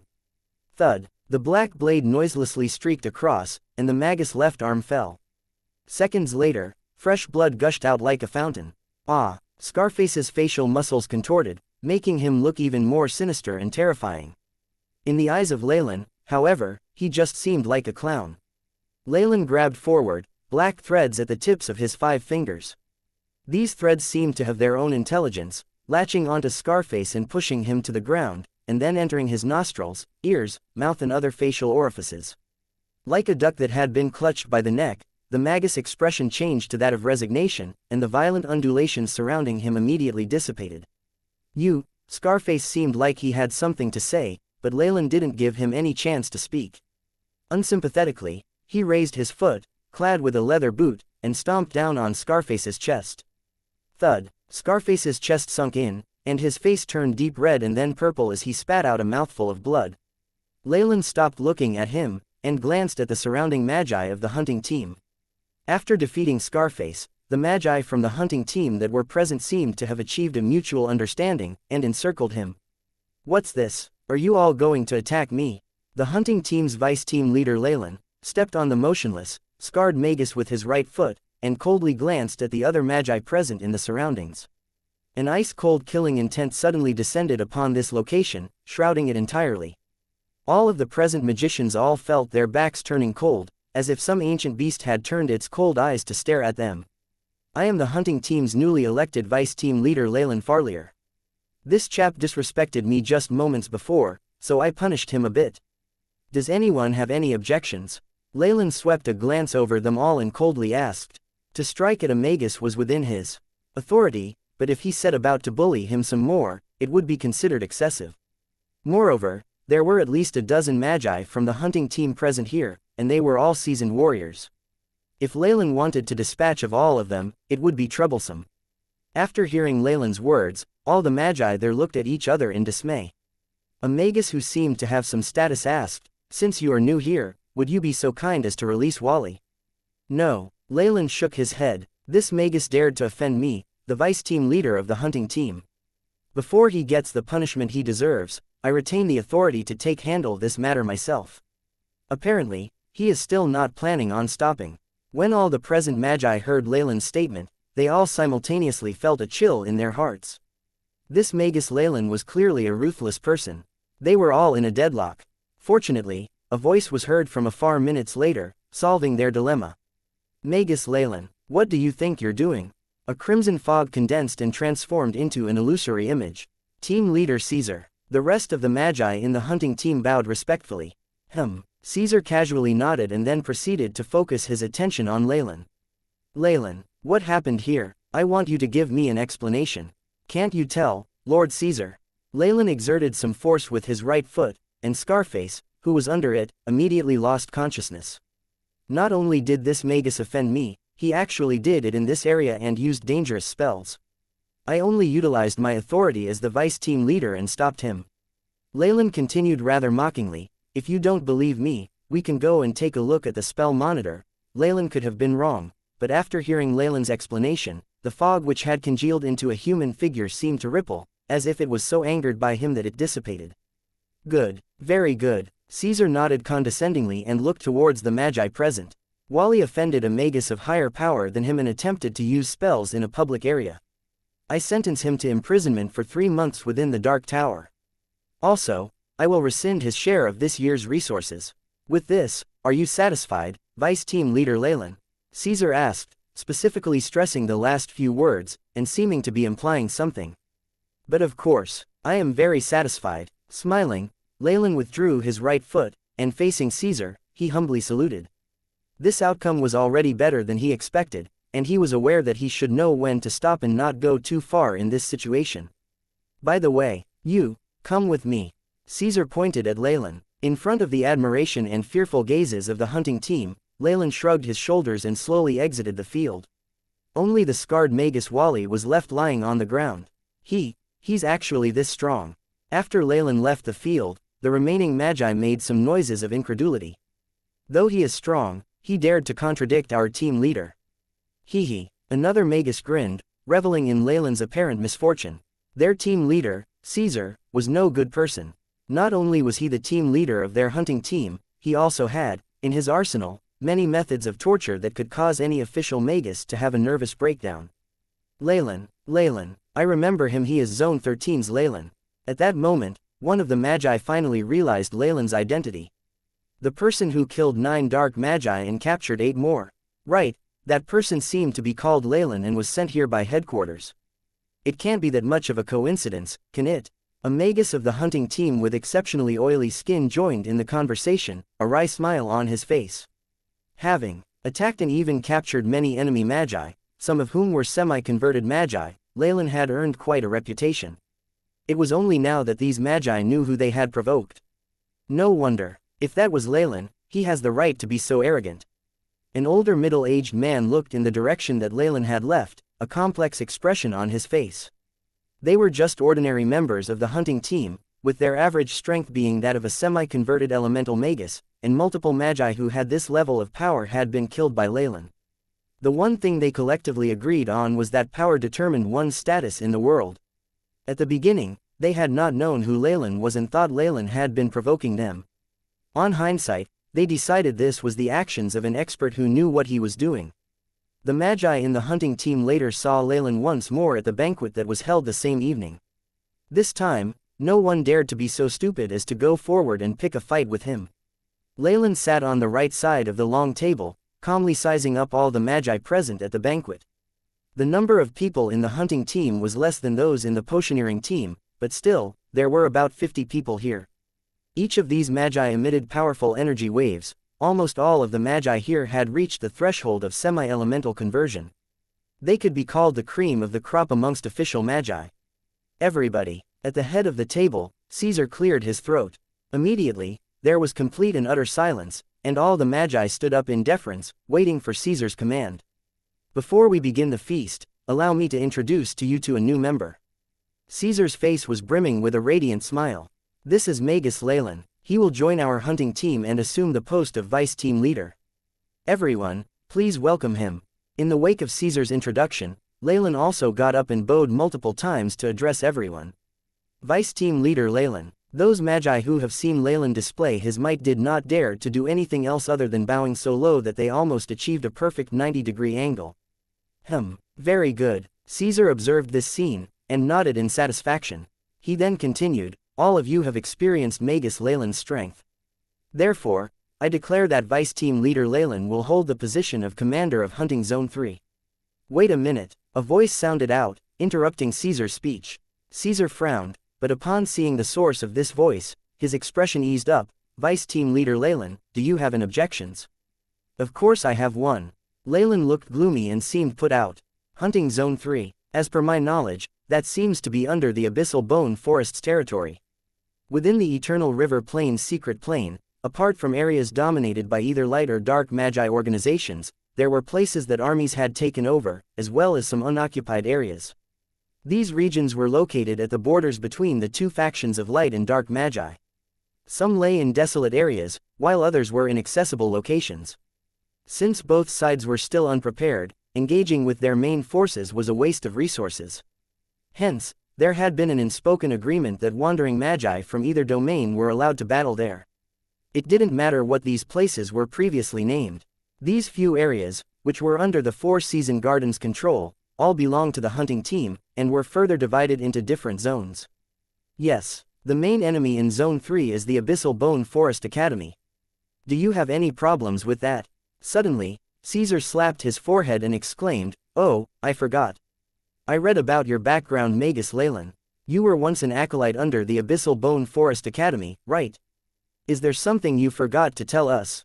HMPH. When joining the Four Seasons Garden, Leylin had been very open with his background. Besides reaping some gains from Dylan Garden, there wasn't anything interesting about his past. However, the feeling of having someone else having a hold on him caused him to be ill at ease. When I joined the Four Seasons Garden, I had clearly cut off my relationship with the Abyssal Bone Forest Academy. Does team leader still doubt my words?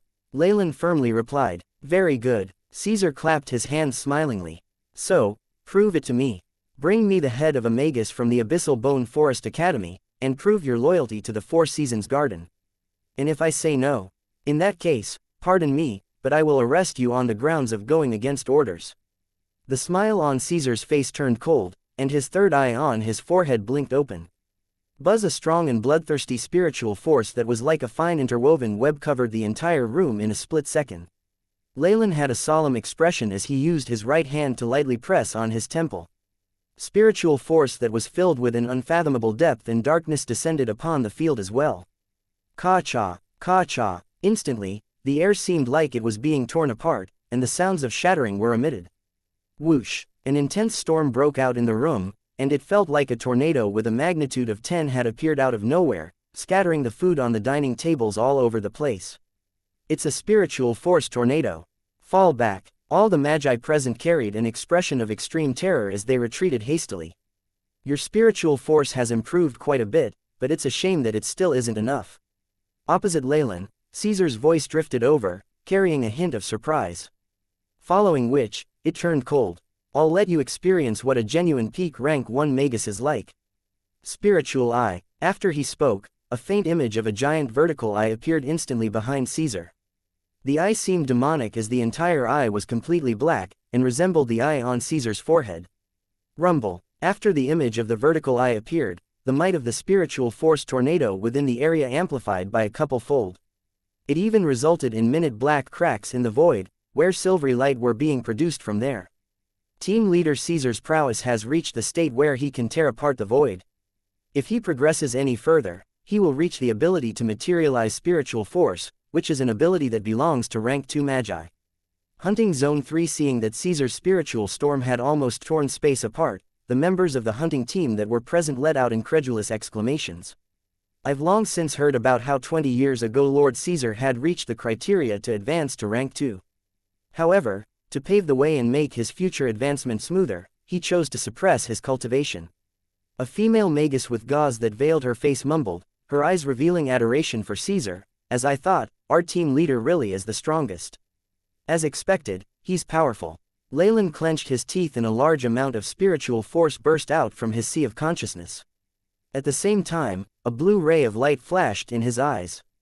AI. Chip. Estimate the opponent's power. Beep. Mission established. Beginning information gathering, constructing the simulation model. The AI. Chip's mechanical voice sounded. Streams of data were rendered in front of Leylin's eyes, eventually coming to a conclusion. Estimation of target's spiritual force, 79.9. Opted elemental essence for conversion, death element. Estimated elemental essence conversion, 85 to 90%. This data means he's way past the entry requirements to advance to rank 2. The conditions for advancing from a rank 1 magus to a rank 2 magus were that one's spiritual force must be at least 80 and that their elemental essence conversion must be at least 80%. However, many talented magi did not want to advance right after meeting the bare minimum requirements. They wanted to be in the best condition when they advanced, which would pave the way for their future. Thus, they voluntarily suppressed their spiritual force, keeping it at the boundary while they increased their elemental essence conversion to at least 90%. Only then would they choose to advance. The type of rank 2 magi who chose to advance this way had a battle power that far exceeded that of their peers. All their future advancements would be easier as well. Caesar was a talented magus with this train of thought. Based on strength alone, he was even above the leader of the potioneering team, Descartes. However, this was quite normal. Descartes was the leader of the potioneering team, and instead of battle power, he was more focused on being knowledgeable in potioneering. Caesar, on the other hand, was in charge of the Four Seasons Garden's hunting team, and was thus definitely much stronger than his peers. Leylin suddenly had a thought and immediately took a look at his stats. Leylin Farlier, rank 1 warlock, bloodline, giant Chemoian serpent, strength, 7.1, agility, 6.7, vitality, 8.5, spiritual force, 58.9, magic power, 58. Magic power is in synchronization with spiritual force. Elemental essence conversion, 70%. Status, healthy. My spiritual force and elemental essence conversion are much too weak compared to his, and he isn't even using his full strength. If he did, my external spiritual force would have been destroyed long ago. Leylin gave a bitter laugh. Of course, he hadn't gone all out. His elemental essence conversion and spiritual force had been suppressed by the technique obtained from the old witch, which made it more obvious to the others that he was not a match for this person. After Caesar had used the spiritual eye technique, Leylin's spiritual force gradually weakened, causing the attack to come dangerously close to his body. Pooh! Leylin suddenly paled and staggered 3 steps backwards.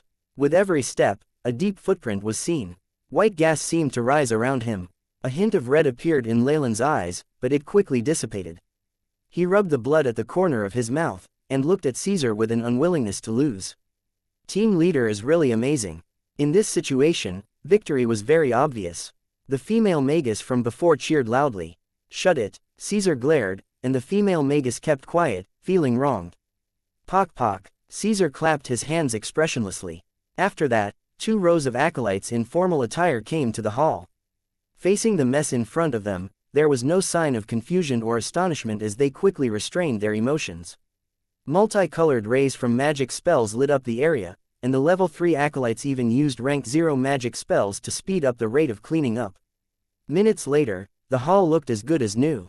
Even the long table had been replaced, and all types of steaming and tempting delicacies were once more displayed on the table. So, what's your answer, Magus Leylin? Caesar watched Leylin, who looked gloomy. Since that is what team leader wants, I have no choice but to obey. Leylin answered unwillingly. Very good, Caesar nodded. Well then, everyone, let us raise our glasses to Leylin's future contributions. Clink. Numerous wine glasses touched together, producing bright, pleasant sounds. My lord, the area that we are in charge of, Hunting Zone 3, spans from the Green Highlands there to the region of dried-up marshes. Here, the Eternal River Plain's secret plain does not yield much, save for a type of fantasy spring water, which is in high demand by magi from both sides. An old magus from the hunting team with traces of white hair brought Leylin around, patrolling the area. The areas the hunting team were in charge of greatly differed from areas which had been officially conquered. They were at the border where many opposing powers were, and it was hardly strange to see enemy magi around. Thus, these few hunting areas were those where the most fights occurred within the secret plain. Every day, there were many acolytes and even official magi who died at the hands of the enemy, turning into mere merit points on the enemy's part. Abyssal Bone Forest Academy's acolytes. It's really been a long time since I last saw them. Leylin was on high ground as he mumbled, gazing into the distance. At that moment, his past life within Abyssal Bone Forest Academy along with each and every person there seemed to be fresh memories. Anyway, Professor Croft is only a potion master, so it's unlikely he will be sent to the battlefield. If he's offended someone recently, that would be another story altogether. Leylin thought for a while the only people he would meet on the battlefield were the official magi from Abyssal Bone Forest Academy. Out of the professors in the academy, he was only familiar with a few such as Durrott and Croft. Even if he killed a few of the others, he wouldn't have a guilty conscience since he didn't know them anyway. He even had hopes of running into some of the people from the Lilytail family. He clearly carried a grudge from being chased by them previously. Vice Team Leader, we have tarried here for more than 15 minutes. This is the boundary, and if we continue onwards, it's possible that the enemy's scouts will detect our energy waves and besiege us. The patrolling magician who was guiding Leylin bowed and reminded him. In Hunting Zone 3, the vice leader Leylin was deserving of the title of being a local tyrant. After all, he had sufficient strength, was the highest ranking person that was from Four Seasons Garden, and he was the boss of these hunting team members. This was very terrifying. If Leylin found any magus in eyesore, it was entirely within his right to send them to their deaths by commanding them to enter the enemy's territory. If they wanted to resist, Leylin could kill them on the basis of them defying orders. Thus, now that their lives were in Leylin's hands, things such as pride and honor would be long forgotten. Leylin, who had been sent here, subdued these few magi with a few moves. Got it, old man. Leylin replied, indifferently. Most of the members of the hunting team had nicknames, and this magus who was next to Leylin went by the nickname of Old Man. Since the Lilitel family lost the competition to be the dean of Abyssal Bone Forest Academy, it implies that their strength definitely does not exceed that of a rank 2 magus. Who knows, they might not even have a rank 2 magus. Leylin quickly calculated the strength of the Lilitel family. The grandfather of Bosane, whom I killed back then, was a powerful elder in the Lilitel family at the peak of rank 1. He was probably a little weaker than Caesar and had about the same level of strength as Descartes. Leylin's blue eyes flashed as he silently commanded, AI, chip, using the data gathered previously about Caesar, set up a simulation model and calculate my chances of winning in a fight against Caesar. Beep. Mission established. Beginning data transfer, simulating a human form. The AI chip faithfully pinged. Let's go, Leylin said to Old Man, who was standing at the side, and heaved a sigh of relief as they quickly left the area. As he moved, streams of data flickered in front of Leylin rapidly. With Leylin's mental power, it was very easy to multitask. Moments later, the AI chip came up with the results. Battle results. Number 2 and 3 will detonate themselves and die. Host and Caesar will die together. Probability 89.7%. What's happening? Show me specific images. Leylin was shocked. The conditions that he set included what he would do if he went all out, setting up traps and adding in surprise attacks from number 2 and 3, who were branded swordsmen. Even with these conditions, the outcome was not in his favor, which was entirely beyond his expectations. Wang. A faint blue screen, similar to a 3-dimensional display, appeared before Leylin's eyes and showed an image. In the scene, Leylin managed to launch a surprise attack when Caesar was distracted, dealing great damage to his opponent. Caesar then turned back in surprise and anger, and fought Leylin. 2 figures flickered across the screen. What shocked Leylin was how strong Caesar's body was. As they fought desperately for a few minutes, Caesar used his secret technique once again and healed most of his injuries. At this moment, Leylin had also revealed his hidden cards, number 2 and 3. Number 2 and 3 roared and the brands on their bodies lit up, drowning Caesar in violent flames that shot out of their long swords. The third eye on Caesar's forehead blinked open, exposing a black, defensive ray of light that completely suppressed the 2 branded swordsmen's attack. From that eye, there also seemed to be a white light that had high offensive power against one's spirit. At the end, Leylin was left with no choice but to order number 2 and number 3 to detonate themselves, thereby destroying Caesar's third eye. However, Caesar laughed crazily and split his body into 2 other figures. The 3 bodies stood at different areas, dragging Leylin with them as they exploded simultaneously. Black smog, 3 spirits in 1 body. I never expected to see Magi still practicing this ancient technique, and actually succeed. Leylin's expression showed his shock. However, from the simulation from the AI chip, Leylin now had a better idea of the level of his strength. Currently, Leylin could be said to be at the peak of rank 1, where dealing with a semi-converted magus was as easy as chopping vegetables. However, if he were to compare himself to genius magi such as Caesar who had already met the requirements to advance, he was still weaker. Fortunately, magi like Caesar weren't common on the south coast. His mortal enemy, the elder of the Lilitel family, was a little weaker than Caesar.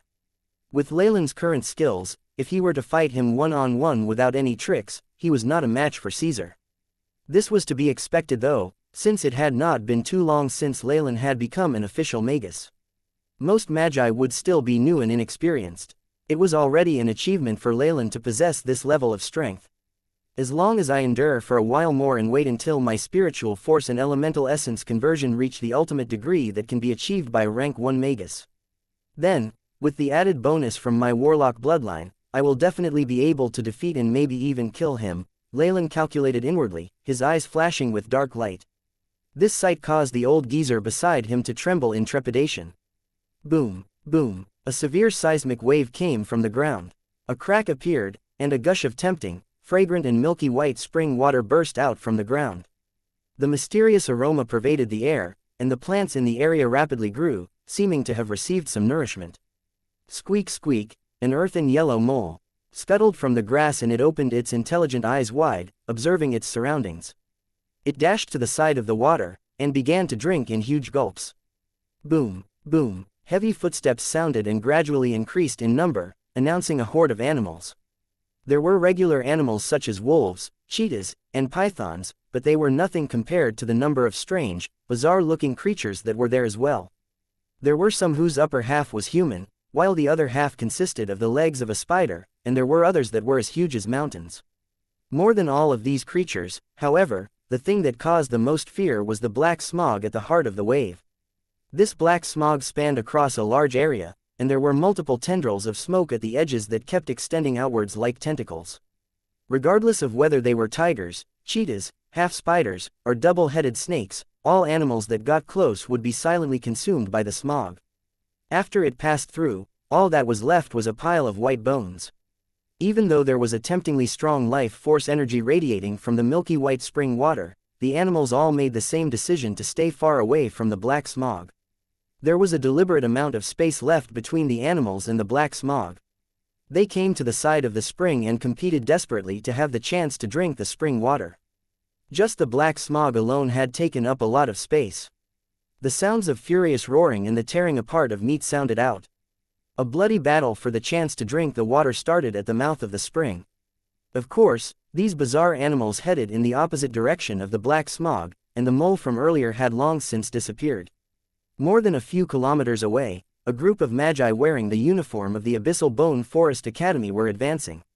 In the middle was a magus who had countless plants that seemed like tentacles hanging all over his body and embedded straight into the ground. All of a sudden, a magus halted his footsteps and began to grin. "What's up, Blake? Did you discover anything?" The leader of the team questioned the scouting magus called Blake. "Yes. In that direction, about 7 kilometers away, I sensed dense life force energy waves, and I could feel the energy veins pulsing through the earth. It was at the mouth of a newly formed fantasy spring. There are also multiple weak traces of life, which probably belong to the animals nearby that were attracted there." Blake spoke with conviction, pointing in the direction of the spring. "Good, let's get there, lest those darned bastards drink up the entire spring." The magus leader was extremely pleased. Discovering the fantasy spring was a substantial contribution. But Blake was obviously hesitant. Within all those traces of life, there seems to be a large fellow. Who cares? "Do you mean it can resist with 5 official magi joining hands to attack?" One of the members in the group immediately exclaimed, "Then what are we waiting for?" The entire group immediately set off in the direction Blake had pointed out, and Blake could only smile wryly, knowing that nobody would listen to what he had to say. Also, just as his teammate had said, there was nothing that could stop them, unless they met a magus from the Four Seasons Garden. Once the Magi group reached the mouth of the fantasy spring, they saw many animals scrambling for the spring water. "No, how dare these lowly, wretched bastards drink my fantasy spring water?" As he watched the water level drop, the leader was on the verge of going crazy. This is a high-level life force spring water that sells for over 100 magic crystals per gallon. It's also a necessary item when brewing potions. "Quick, what are you still doing there? Kill all of these bastards." 2 ice blades emitting coldness appeared in the Magi's hands, his expression complicated as if he bore a grudge. Though the spring would be saved like this, and would become a possession of the Abyssal Bone Forest Academy, only a small portion of contribution points would be given to him. "Team leader, look at that." Blake dragged the leader by his clothes, pointing at the black smog. "The devilish black smog. Shit, it being so large must mean that it's already an adult." The leader could feel a headache coming on. The devilish black smog was a high-energy being in the magus world. They were born without a form and were just made of black smog. They did not move quickly, but it was because of this that spells were less effective against them, and their defensive abilities were more impressive. The most pressing issue was the fact that this devilish black smog had already matured. It was a large possibility that a matured devilish black smog has awoken their ethereal skill. Even official magi might have trouble killing or chasing it away. Whatever. The good thing is that this type of devilish black smog has high defense, but relatively weak attacks, so the only thing to be careful of is to not let its tentacles touch you. The leader pointed at 2 members. "You 2 will follow me and release long-range spells, and hopefully draw the devilish black smog away. The others will chase away the animals because every second they are still here means we lose thousands of magic crystals." The magus leader seemed to be respected in the group, and his arrangements did make sense. Soon after, the Magi split up. Drilling Frost, Fireball, Globule of Secondary Energy, Spells at the energy levels of an official magi were let out by the 3 magi. Ice bolts, fireballs and multicolored balls of energy flew out towards the devilish black smog beside the spring. The spells distorted the air as they streaked across the sky, leaving behind traces of energy waves. Wah, wah, the devilish black smog made sounds like that of a child crying as the black smog on its body dispersed. It then became more transparent. The ice bolts, fireballs, and globules of secondary energy went through the black smog, but it did not cause any significant effect. The entire body of the black smog became a little more transparent, yet it drank from the spring in huge gulps, as if nothing had happened. Physical attacks don't work, which means this devilish black smog definitely has awakened its ethereal ability. Use vaporization or area of effect attacks that are made up of pure energy. The leader was a veteran, and immediately analyzed the current growth stage of the smog. Ice fog. He first produced a large amount of white fog, in which were ice shards and beads, which quickly moved in the direction of the devilish black smog. Support me, the leader howled. Immediately after, the 2 other group members got to work. One released a green hurricane that hastened the speed of the ice fog, while the other constantly set up defenses in front of the group. With the help of the green tornado, the icy fog moved extremely quickly and immediately reached and stopped at the devilish black smog. *TSS*. The sound of cold water freezing was heard as the ice fog collided with the black smog. The black smog all around the area started moving even slower. Whoa! The roars of the devilish black smog continuously sounded, this time, filled with pain. Chi-chi! The black smog churned and revealed 2 huge yellow pupils, staring directly in the leader's direction. I've already made it angry, so be careful. Upon seeing the smog's reaction, he began to yell. Chi-chi! With the strange sounds from the smog, 2 large portions of black smog were vomited out like a bomb, and rushed towards the 3 magi. Shield of Gaia. The only member in charge of setting up defenses went forward, pressing his finger to the ground in front of her. Rumble. A layer of large granite rock rose up from the ground, taking the shape of a shield and defending the magi behind it. The black smog bomb collided with the large granite shield, producing an explosive bang. Pa. The surroundings seemed to be a mess. Rock and mud were splattered in all 4 directions, and a crater was also created at the epicenter of the collision. Black fire. The few magi were hiding behind the shield of Gaia. Together with their innate defense spell, they were safe even from the few stray fragments of rock that struck them. GG. Seeing that its attack didn't have any effect, the strange formed black smog finally shifted its attention away from the fantasy springwater. It extended numerous tendrils around the surroundings, which was slowly creeping towards the 3 magi. Great, I'll lure it away. All of you are to collect the fantasy springwater while it's distracted. The team leader hollered. After that, the 3 magi constantly retreated while frequently casting spells, luring the strangely formed black smog to gradually move away from its original spot. The other 2 members of the team took the chance to quickly eradicate other life forms. When they reached the edge of the fantasy springwater, they were the only beings left. Once Blake reached the mouth of the spring, he started to chant a mysterious incantation. Rumble. The milky white springwater started to bubble as he steadily chanted in front of the spring. Bang. The large quantity of fantasy springwater was being absorbed in midair by Blake, just like a whale drinking water. As the water was being absorbed, it concentrated into a milky white gemstone-like object, finally landing in Blake's hands. Hurry up, I won't be able to hold back the strange formed black smog for much longer.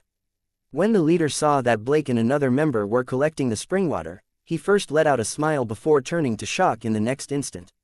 After seeing that someone was collecting large amounts of the delicacy that it was going to consume, the black smog that was still pursuing the team leader let out a baby-like wail before turning back to charge towards the spring. Delay it to gain more time. That team leader's eyes were slightly red. Awoo! A creature's holler suddenly came from the sky while the few team members were occupied. A chill arose in all of the Magi's heart after hearing that sound. The strange formed black smog also stopped its movement as it revealed its enormous yellow eyes, looking warily at the sky. They saw an enormous poison wyvern. Its body was 30% larger than it should have been, with green scales covered it completely. The force behind every flap of its enormous wings was very powerful. This poison wyvern seems to be, that team leader said in a daze. That's right, that poison wyvern that is stronger than an official magus is the symbol of that magus. Leader, we're really lucky this time. A member of his group smiled wryly as he said that.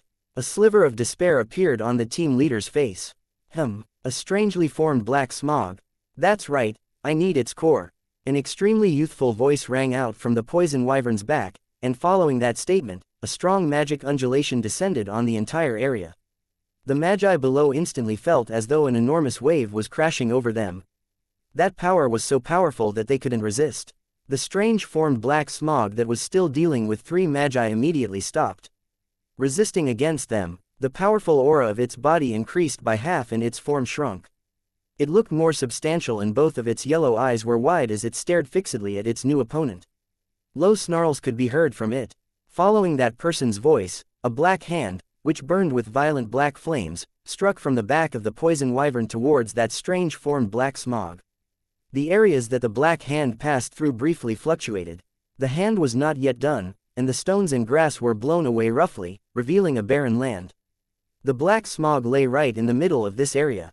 Chi-chi. The smog faced the heavens and bellowed, constantly spewing out black bullets.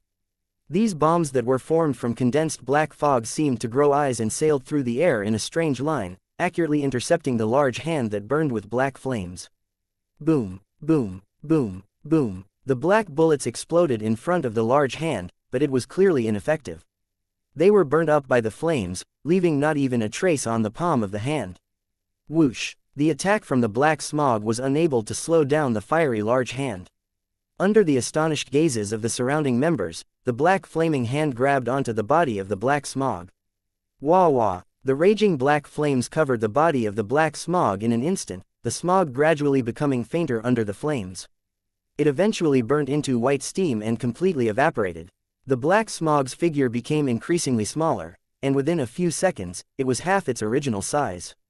It cried out painfully, its tentacles involuntarily twitching and even rolling on the ground, but this did nothing to deter the large hand. The flames persisted and continued to burn away the strange body of the black smog. Another 10 minutes passed, and the entire black smog was completely destroyed by the black flames, leaving behind something that looked like a black pearl. This black pearl was completely smooth, containing what seemed to be a miniature version of the black smog, constantly changing its shape. Thud, thud. The poison wyvern in the air had also descended by then, a youthful male magus jumping off its back. He approached the area where the flames had burnt, retrieving the black pearl. A large poison wyvern and black flames. There is no mistake, he must be 4 Seasons Gardens, Blackfire, Leylin. This team leader smiled wryly. Earlier he had sensed an immense and terrifying spiritual force with a large amount dark elemental energy. It had reached the battlefield and had been observing their every move. Under the surveillance of this spiritual force, just moving required more energy than usual. It was naturally impossible to even think about escaping or fighting back. Blackfire Leylin, isn't that the one from our academy who? A member nearby held his tongue, his expression revealing his shock. As magi of Abyssal Bone Forest Academy, they definitely knew the existence of a potioneering genius who had been involved in a conflict with the Lilitel family and had been subsequently expelled. Though it was said that he had already advanced to be an official magus, hearing rumors and actually seeing it for themselves was a completely different experience. In addition, the strength that Leylin exhibited far exceeded the might that a newly advanced magus would normally have. Even old men like them could only sigh in longing at his power. It's such a large area, but we actually managed to bump into him. What luck we have. This magus team leader shook his hand and quickly stood in front of his teammates. Go. All stall for time. Leader. Team leader. Several members of the team were reluctant to obey. Blake disregarded his words and went forward, standing shoulder to shoulder by the team leader. If you're going to stay behind, then I should be the one doing so. I'm the scout in this group, and it was my fault that we did not discover the enemy. However, with Blake's strength, discovering Leylin was basically impossible. Furthermore, Blake's detection skills only applied to enemies on the ground. For those who were in the air, it was completely useless. Leader. The other members seemed to be on good terms with their team leader and hesitated, with another staying behind as well. The other two glanced at each other, erupting with wind elemental particles around them and moving over 10 meters in the blink of an eye. They wildly charged forward, seemingly uncaring of their lives. Why does it feel like I'm the huge villain here? Opposite them, Leylin stroked his chin and had the sudden urge to laugh. It was quite unexpected that magi from the Abyssal Bone Forest Academy could be so united in a life-or-death situation like this. However, even the Dark Magi had a few friends they were willing to risk their lives for. Had the team members not trusted each other, then their small team would have perished on its first mission and would not have lasted till this point. Magi from Abyssal Bone Forest Academy. Upon seeing their strangely familiar black robes, he turned somewhat emotional. Just a few years ago he had been a lowly acolyte who had to be extremely respectful the moment he saw robes that a magus wore. But now, whether these official magi lived or died was in Leylin's hands. It felt quite strange to face the reversal like this. "Do you want to stop resisting, or should I make my move?" Leylin asked indifferently. The moment those words were uttered, the situation could no longer be changed. "We're going to go all out. Go." The team leader showed his firm stance as he yelled. Ka-cha! There were suddenly two more long ice blades in his hands mercilessly slashing towards Leylin. Tentacles also formed under Blake's feet, squirming and extending till they shaped into a large hammer. The hammer was lifted high and ruthlessly slammed towards Leylin. The last magus used a few support spells on his comrades and set up a large rock shield in front of them. Quite a compatible combination. It's a pity that it's useless. Leylin evaluated, seeming to be making no move. From his figure, innumerable shadow tentacles suddenly emerged. These shadow feelers seemed to be like plant roots, spreading all over in large quantities till they practically blotted the sky. The world suddenly became dark and gloomy. "Shadow domain," Leylin whispered, and his body became a black figure, dissipating into the air. Boom, boom. The ice blades and huge hammer struck the floor, leaving behind two huge holes with traces of green smoke emitting around them. "Take care of our defense." The team leader roared. "It's too late. Within the shadows, I am everywhere." Black light flashed, and Leylin's figure appeared behind the rock shield. Total captivity as he watched the enemy magus in charge of defense. Leylin raised his right hand and tapped. Wang! Countless black figures emerged from the shadows, overlapping with each other as they continuously multiplied. With the accumulation of the shadows, a small light appeared in front of his finger that formed a small-scale vortex that seemed to be able to suck one's spirit in. In front of Leylin, a layer of greenish-gray iron covering instantly appeared on that magus skin. This was Iron Skin, an innate earth element solidification spell that rank 1 magi like to use. Ripple. Leylin's finger seemed to be moving extremely slowly, though in actuality it was approaching very quickly. As he tapped the magus iron skin, the sound of rippling water could be heard. In front of Leylin's finger, the magus iron skin peeled off bit by bit like snakeskin. A look of incredulity appeared on the magus face, and after having been quickly tapped on the forehead by Leylin, his eyes rolled back and he fainted. Laura, the team leader, was furious. Shortly afterwards, a scroll appeared in his hands and Blake, who was to one side of the leader, produced a small shield the size of a palm. Immense energy waves were emitted from these two items, indicating that they were ready to be activated at any moment. "You two can attack me together." Facing this sight, Leylin simply smiled and clawed with both hands. *TSSS's. Black streams of air were emitted from his fingers, and each of the 10 black streams was like little snakes as they surrounded these two magi. Where the two magi had previously stood, 2 black cocoons could now be seen. From these cocoons, the occasional snake-like hisses could be heard. Seconds later, the black mist dissipated, leaving behind 2 magi that had fainted on the floor. There was a layer of vague imprints that were like black snakes wandering back and forth across their faces. Pock. After taking care of these 3 magi, Leylin willed the shadow vines obstructing the sky to withdraw back into his shadow.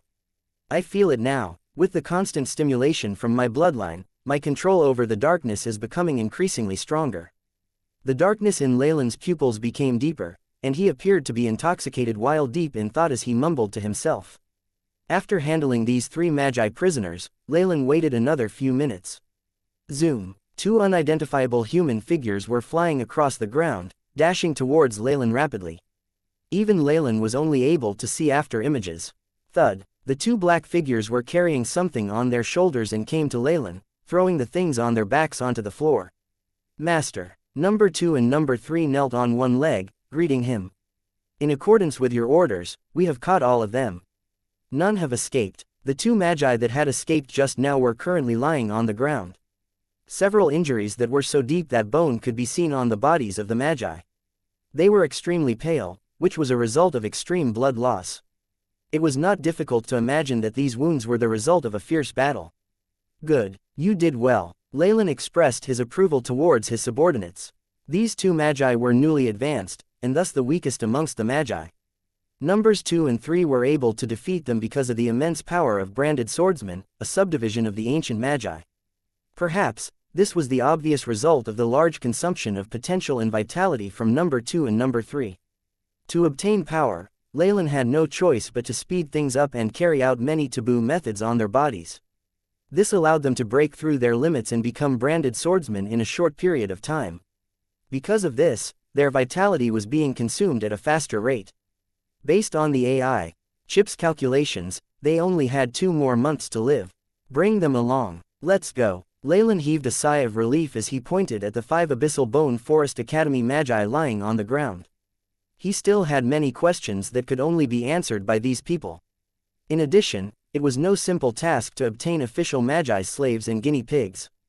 Leylin still had many ideas and conjectures regarding branded swordsmen, and he needed to test it on these magi. After all, in ancient times, branded swordsmen were a subdivision of the official magi, not knights. Hence, with grand knights as guinea pigs, Leylin still felt he was lacking something even with the help of the AI chip. In the end, all he produced was numbers 2 and 3, who were incomplete versions of the branded swordsmen. This could be due to their lack of the tremendous spiritual force that magi possessed, which resulted in number 2 and 3's difficulty in manipulating the elemental particles in the air. It was several times more difficult than predicted by the AI chip. Leylin considered some scenarios and then brought the 5 magi to a secure hidden area. After interrogating them, he immediately began to verify his doubts regarding branded swordsmen. Leylin only dared to be so unscrupulous because this was a time of war and he was doing this to those from the enemy camp. If not, using official magi as guinea pigs would most certainly result in society's displeasure, and he would receive negative repercussions. On a high ground filled with white flowers, in the thick fog, a large castle that looked like an upside-down cone existed. This castle only had one point that was connected to the ground, and yet it was able to support the main body of the castle on top. Looking at it gave one the misconception that the world was upside down. It seemed like this castle was normally upright, but someone had turned it upside down. In the walkway paved with white marble, an old woman with a head of silver hair was carrying an oil lamp, ambling slowly. Ka-cha, a metal door with blue electric current sparking on the surface was pushed forward. *TSSS's. Large amounts of icy white gas began to condense as they came into contact with the outside. It filled the walkway behind her with a layer of white frost. The old lady walked in the house, which was practically a world of ice and snow. It was below 0 degrees, and if one were a regular human, it would be impossible for them to stay here for more than a few seconds. In the heart of the house, tendrils of white vapor constantly emanated from 2 ice coffins. Through the translucent coffins, one could see a burly man in one, and a girl lying quietly in the other. Both of them had their eyes tightly shut, a look of pain and signs of struggle flashing across their faces occasionally. Each had a rune with a snake wriggling about on their neck and right hand. "Sorry for the trouble, Dr. Hyder." The old woman got out of the way, and a magus with a head of silver hair came from behind her. This magus looked to be very old, with wrinkle after wrinkle heaping on his face. However, his eyes were bright and he had a benevolent smile on his face. Curses are a very troublesome part of spells. They involve many strange and cruel things, and magi in the south coast who know this type of magic are scarce. I can't guarantee anything other than that I'll try my best. Hyder, a magus specializing in healing, did not immediately approach the patients, but first spoke to the old woman. "You are an expert in this field. If you are unable to solve this problem, then I don't even know who I should approach." She gave a bitter laugh. "All right, I'll give it my all." Hyder nodded. Usually, he definitely would not take on such jobs. Not only were they dangerous, it was easy to offend the magus who had produced the curse. However, he was on good terms with this family and owed them a few favors. Hence, he had no choice but to come. Hyder went forward and looked the ice coffins up and down, and then nodded. When unable to treat a condition, freezing the victim is a very good method. He shifted his focus past the layer of ice, and upon seeing the curse runes within, he gasped. Hyder's expression immediately became serious, and a stifling atmosphere pervaded the air. He produced several bizarre items from his clothes, which seemed to be useful in testing the nature and effects of the curse. The old woman behind him stood behind him in bated breath, not daring to even speak a word. A good while later, Hyder put down the stethoscope in his hands and rubbed off the cold sweat on his forehead. "How is it?" she immediately inquired. "It's troublesome." "No, it's extremely troublesome." Hyder looked abnormally solemn. "From this rune I felt an ancient aura.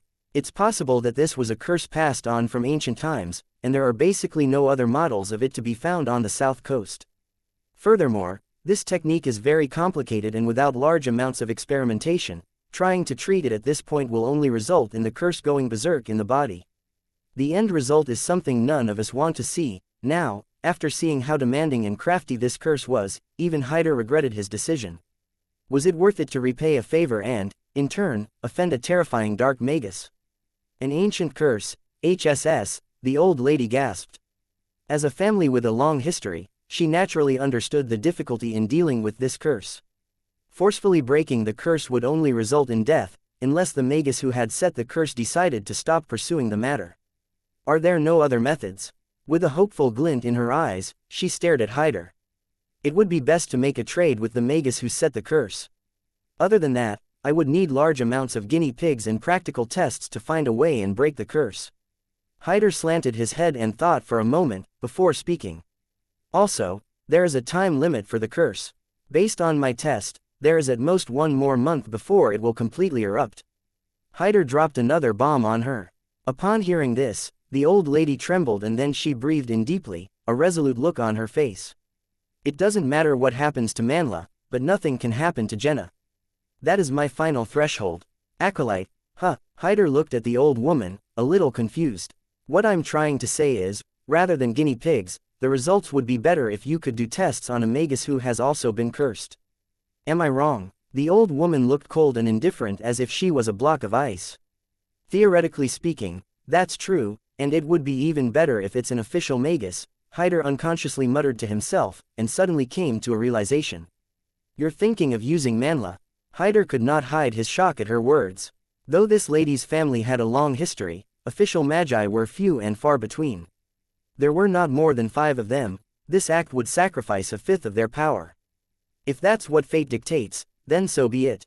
The old woman looked to be in a trance as she gazed at Jenna, who was in a deep sleep within the ice coffin.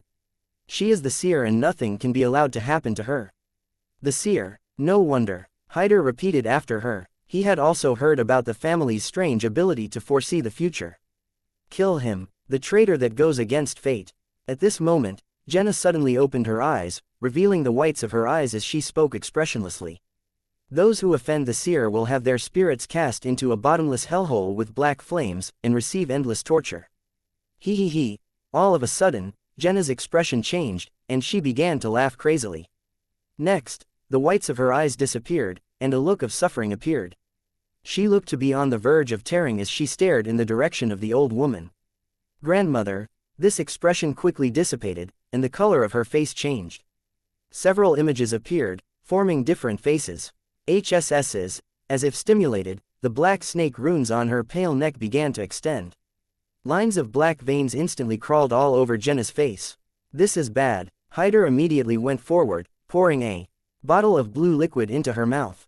Ka-cha, ka-cha. On the surface of Jenna's body, countless shards of blue ice appeared, causing her body to freeze. "Sleep." Hyder spoke slowly. The expression in his eyes was hard to make out and was somewhat intimidating. Blue threads from his fingers went deep into her body. After a long period of time, Jenna finally went back to sleep, and the snake curse returned to its original shape, though it looked a little bigger than before. A fractured spirit, or no, is this the fusion of spirits? How pitiful. After all that work, Hyder began to look at Jenna with pity in his eyes. As a healing magus who was friendly with this family, he knew about the divination ability they possessed. This strange ability came from an incomplete high-grade meditation technique. All who cultivated in this meditation technique would automatically gain the ability to receive premonitions of the future to some extent. As they progressed and cultivated further, they would even be able to observe fragments of the future. Unfortunately, this incomplete high-grade meditation technique had stringent limitations, and only the female members of Jenna's family were able to cultivate in it. In addition, within each generation, only one member would succeed in it and gain the power to predict the future. These people were called the seers.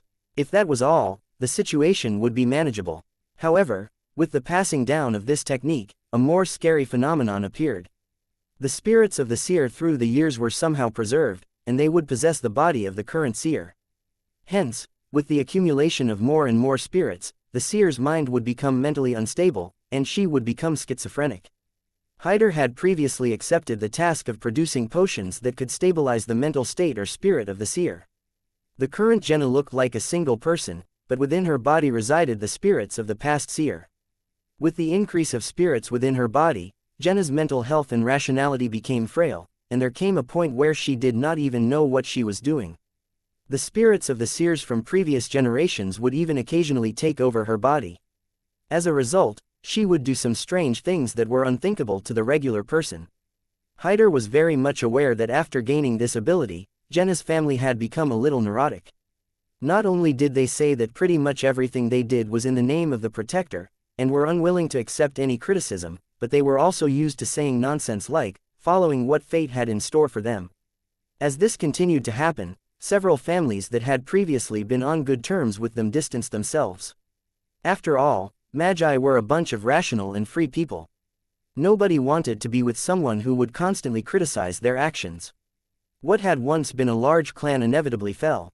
Just looking for some external help was difficult, and they could only find a soul-healing magus Hyder. "How is she?" the old woman inquired worriedly, though she pointedly ignored Manla at the side. Hyder sighed, feeling pity for Manla. "Though I was able to temporarily suppress the outbreak of the curse, Miss Jenna's unstable mental condition means that the outbreak can recur at any time." Hyder gave the old woman a long, meaningful look. "Also, with that outbreak just now, the date which the curse on her body will completely erupt has been brought closer." Leylin knew nothing about what was happening. It was just the opposite. He was surprised that he hadn't heard anything about Jenna's family trying to find him through other organizations. From the looks of it, Jenna's speech about being on good terms with large white magi organizations was just a ploy to scare him in a life-or-death situation. Though Leylin had made some preparations, the feeling of having made preparations but there being no signs of attacks directed at him left him feeling a little dejected. "But the time limit that I set is approaching. They will definitely look for me soon." The corners of Leylin's mouth curved into a cold smile. His curse came from the rank 4 Morning Star Magus, the great Magus Sirholm. With the AI, chip simulation and encryption methods, it was basically impossible for anyone else in the entire South Coast to undo it. To save these two people, the family supporting Jenna would have to beg him for help.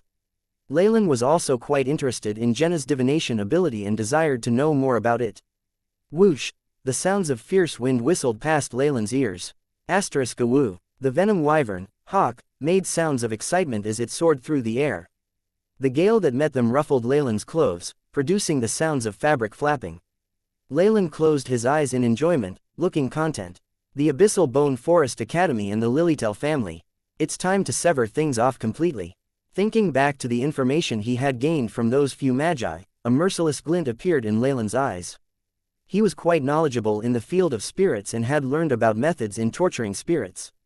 Leylin even had the ability to use certain combinations of potions to search the souls of newly advanced magi.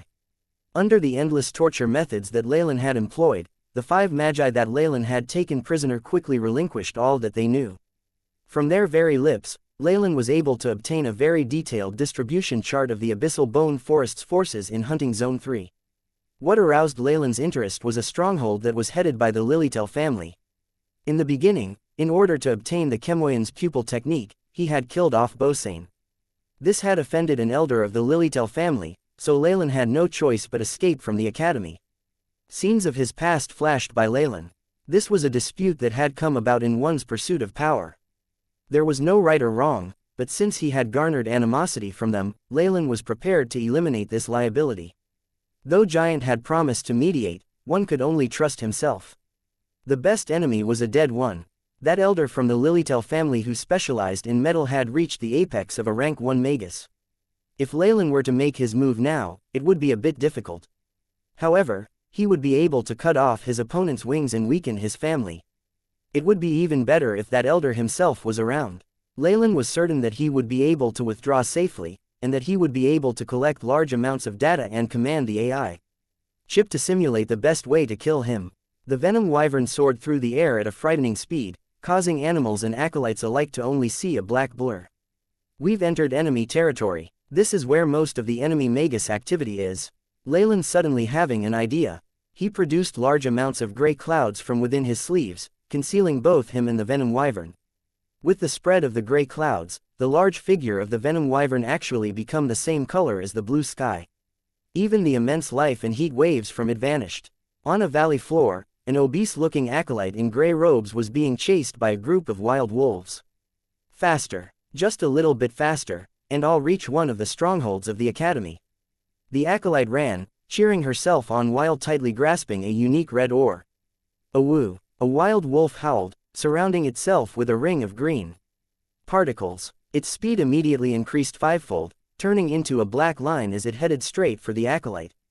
With green light shooting from its eyes, the wolf opened its mouth to reveal sharp teeth that reeked of blood, and snapped at the acolyte's hand. Bite it! This acolyte resolutely surrendered the left hand that the wolf was aiming for. Ka-cha! The pathetic defense of the acolyte's robes was pierced through. Immediately after, the wolf fiercely bit onto the acolyte's left arm, and a muffled sound similar to something biting on leather was heard. Ha! The acolyte swung her left arm. The wild wolf was swung away as she exerted her enormous strength. At the next moment, however, multiple wild wolves caught up to her. Saving a damsel in distress seeing herself surrounded by wild wolves, the acolyte made a decision. She fiercely swung her right arm backwards. Ka-cha! Her palm split open, revealing multiple white teeth, and looked like another mouth thump. Thump, thump. From the mouth on her right arm, several lumps of putrid green liquid shot out. Awoo! The liquid balls hit the bodies of the wild wolves, producing large amounts of white smoke. They corroded at a very fast pace, revealing the striking red flesh and white bones of the wild wolves. The wolves' attack became sluggish, and making use of this chance, the acolyte quickly recited a few incantations and added a spell that would increase her speed. Eventually, before the group of wolves caught up to her, this acolyte quickly burst into a layer of mist. After entering the mist, she heaved a huge sigh of relief. She looked around her. Around her were several official magi and acolytes in the robes unique to Abyssal Bone Forest Academy moving about. Stop there, acolyte. The password and your token. Countless black owls surrounded the acolyte, creating a huge human figure that spoke. Supreme Abyssal Bones. The acolyte muttered lowly, and then produced a black stamp, placing it before the giant. Correct. The giant spoke, dispersing into many owls that flew away. This acolyte then took out a map and compared it with her surroundings. I never thought I would go so far inside. This is a danger zone marked with 3 bones. Without the strength of an official magus, it's best to leave as soon as possible. Oh my, such a disgusting smell. Let me guess who's here. At this point, the acolyte was stopped by a few acolytes who were preparing to leave. The acolyte in charge was wearing robes that indicated his status and made with exquisite materials. There was a silver necklace around his neck that gave off immense energy waves, which obviously made it a magic artifact. Is there even the need to guess? This smell is just as stinky as the sewers. Besides our swine Nissa, who else could it be? The other acolytes immediately burst into laughter. The acolyte who had spoken walked in front of her and lifted her hood. Under the hood was an exceptionally ugly face. The top of the head was bald, and between several of the teeth were gaps. There was also a snout, and a constant stink surrounded this person. The acolyte who had entered the stronghold was actually from the same place as Leylin, and she was his old classmate, Nissa. Lord Lilitel. Nissa bowed respectfully, though her expression was stiff. Due to her appearance, she had been discriminated against and bullied, but most of the acolytes did not think their actions were too excessive. The acolyte obstructing her way was from the Lilitel family and had a whole gang escorting him. He was exceedingly arrogant and often made fun of her appearance. HN. The acolyte nodded indifferently, looking aloof and proud. Swine Nissa, this is not a place you should be in. Don't let your bad smell alarm the various. Lord Magi here, they are our forefathers. The acolyte who had the word, Lilitel, in his name covered his nostrils, looking at her in disdain. I'll leave now. Nissa hastily retreated. However, as she was leaving, she accidentally tripped and revealed the red ore in her hand. Wait. That acolyte immediately stopped her. What's that in your hand? What is it? Take it out. No, no, it's nothing. Nissa kept drawing back and tried her best to hide it, but the panic in her eyes could not be hidden so easily. Bitch. The acolyte cursed, and suddenly made his move. His entire right hand abruptly became bigger, the flesh bulged bit by bit, and the blue veins were prominent. Thud. A punch landed on Nissa's face, and her entire body was sent flying. While she was in midair, a red ore fell to the ground, whirling around like a spinning top. A Markov crystal, and it's actually red. The acolyte of the Lilitel family stared hard at the red ore, joy and greed flashing in his expression. That's mine. Seeing the greed in the acolyte's face, Nissa's heart sank.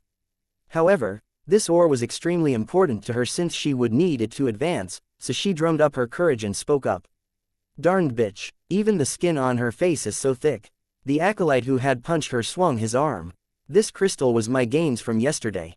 You despicable thief, wretched thief, not only did you steal it, you even dared to claim that it's yours. The acolyte waved his arm. Go. Grab her and send her to the Academy's enforcement team to be punished. The few acolytes behind him encircled her, their intentions clear. Nissa kept stepping backwards, yellow pus flowing from her eyes. A few acolyte bystanders remained unperturbed as they watched, and even some of the magi looked on in the same fashion. That acolyte was from the Lilitel family. They were one of the 3 big families in Abyssal Bone Forest Academy. Many of the people in that family held important positions in the academy. Offending them was akin to offending the school. In addition, the magi in charge of the stronghold were all people from the Lilitel family. Even if somebody else wanted to help her, there was nothing that could be done. Besides, magi were a bunch of practical beings, and this was even more so for dark magi. Why would they especially go against the Lilitel family for somebody like Nissa, an ugly freak like her? Hence, all they could do was to give a heavy sigh and continue with their work, as if they had seen nothing. Hee, you've been an eyesore for far too long. Just seeing your back spoils my appetite. One of the acolytes around her snickered as he grabbed forward with his right hand. A black claw suddenly appeared, scratching towards Nissa's face. I want to smash this disgusting face to bits. The acolyte roared, as if at this very moment, a sense of righteousness had possessed him. No, Nissa blocked her face with her hands. Bang! The black claw scratched at her arm, but only a layer of skin broke. As the product of a failed experiment of an official magus, Nissa had gained a resistance to spells that ordinary acolytes did not have. Her strength had also increased, though she had no clue if this was good or bad. Damn it, the acolytes around her were fuming red as if they had been humiliated. They looked at each other and suddenly attacked as a group. Fireballs, ice bolts, hurricanes, all of these were thrown towards her head. Don't force me, Nissa wailed as she ran from the onslaught of magic, hands hugging her head. Pooh, thick green pus sprayed out of her mouth, right into the face of an acolyte opposite her. Ah, the facial muscles of that acolyte fell bit by bit, and he could do little but hold on to his face and roll around on the floor in pain. At this moment, the spiritual waves belonging to a level 3 acolyte exploded forth from Nissa. You've been hiding your strength, Seeing the state that his subordinate was in, the acolyte of the Lilitel family could take it no longer. He walked a few steps forward, a teasing grin on his face. Once more, attack me, he arrogantly pointed at his face. Nissa stepped back in response to his provocation. She was not stupid. If she dared to attack someone of the Lilitel family here, the magi here would definitely tear her apart. Haha, you don't dare to. Then I'm going to make my move. The acolyte laughed maniacally as he pointed a finger at Nissa. Bind. From the silver necklace around his neck, countless silver threads were produced. Layer by layer they extended like a spider web and caught Nissa inside. Shua, silver threads inwardly gathered, binding her inside. *TSS's, even with the modifications to Nissa's skin, yellow pus flowed under the tight binding of the silver threads. A look of pain appeared on her face. Let's do this together. Kill that bitch. Feeling that his reputation had been sullied, this acolyte of the Lilitel family had begun to disregard the rules of the academy, wanting all schoolmates who were present to kill her. After all, he was a part of the Lilitel family. Even if he did something wrong, the worst punishment he would get was confinement. His family members would definitely rescue him, so what was there to fear? Seeing herself on the verge of being encircled once more by acolytes with the light from spells flashing in their hands, she could only hang her head sadly. Am I going to die here today? Though it's a type of release, dying in such a manner really doesn't sit well with me, Nissa thought to herself. Boom. The sound of immense waves from magic resounded. Nissa squeezed her eyes shut, but feeling no pain in her head, she raised her head in astonishment. Her jaw dropped in amazement. She could see a huge venom wyvern hovering around in the sky, above the stronghold's wards. A black, flaming hand scooped downwards, fierce black flames immediately tearing apart a huge hole in the ward. Enemy attack. The owls from before appeared once more, turning into the shape of a giant. Shoo. A young man wearing black robes waved his arm disdainfully. A huge black fireball fell like a comet. Boom. Innumerable feathers flew, and the giant made from the owls immediately dispersed after a brief contact with the flames. Owl after owl was burnt to ashes, falling from the sky. Appearance: Rain of Fire. From atop the venom wyvern's back Leylin's gentle voice was heard. Shortly after, yet another huge black fireball emerged out of nowhere on top of the stronghold, and boom. The fireball exploded, dispersing into black fire droplets that looked like rain, spreading across the entire area. She, an acolyte who had been surrounding Nissa, had brief contact with a fire droplet that brushed by his shoulder, and before he could even make a sound, he had been reduced to a pile of white ash. Run. The acolyte from the Lilitel family's voice wavered, his fear apparent. Shua. The acolytes that had been surrounding Nissa looked as if they had seen a ghost, evading the fire droplets in the air, terrified. TSS. A black spark fell on the silver threads that bound Nissa. In that instant, this magic artifact was warped out of shape by the black flames and eventually melted into a silver-white liquid that dripped to the ground. Under the onslaught of black fire droplets, large numbers of acolytes were turned to ash without any chance to resist. The surrounding buildings began to burn furiously, and under the attack of the rain of fire, everything instantly turned into a sea of fire. It's Leylin, Nissa whispered, but at that moment, she saw a black fire droplet flying towards her. Leylin looked around midair and suddenly noticed a very familiar figure from the corner of his eyes. It's Nissa, Leylin exclaimed, and under his manipulation, the black fire droplet deviated, brushing past the edges of Nissa's hair. Who dares to attack the territory of the Abyssal Bone Forest Academy? Several black human figures dashed out. One of them rapidly chanted a few incantations, and a dome emitting green rays appeared in the sky, blocking the attack of the black fire droplets. Drip, drip, drip. Countless black fire droplets splashed onto the dome and began to burn. The magus who cast the protection spell immediately cried out in alarm. The might of this black fire is immense. My spiritual force is being rapidly consumed. Who will help me? Me. A magus nearby immediately chanted a few words, and a layer of blue ice extended across the layer of protection. Green, blue, and black rays of light mixed together soared into the sky and descended, forming a huge tornado.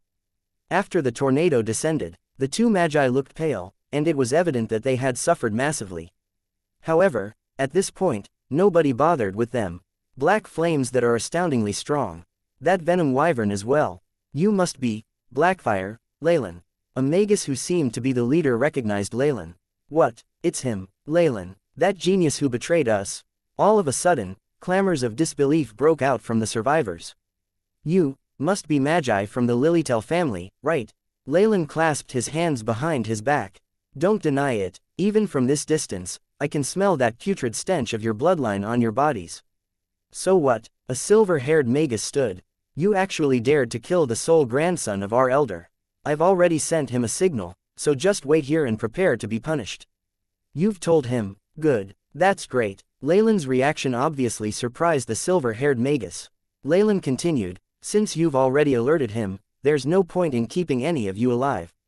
Hearing Leylin's words, the magi present felt a chill in their hearts, a sense of foreboding became apparent. Shadow Domain. Countless tentacles extended from the shadow under Leylin's feet, spreading across the horizon and completely blocking all the sunlight in the area. Be careful. The magus leader nearby could only screech, before a black light flashed and a crimson palm went through his chest, digging out a bright red heart that still pumped furiously. Under the assault of the crimson palm, the innate defense spells of these magi were torn apart like paper.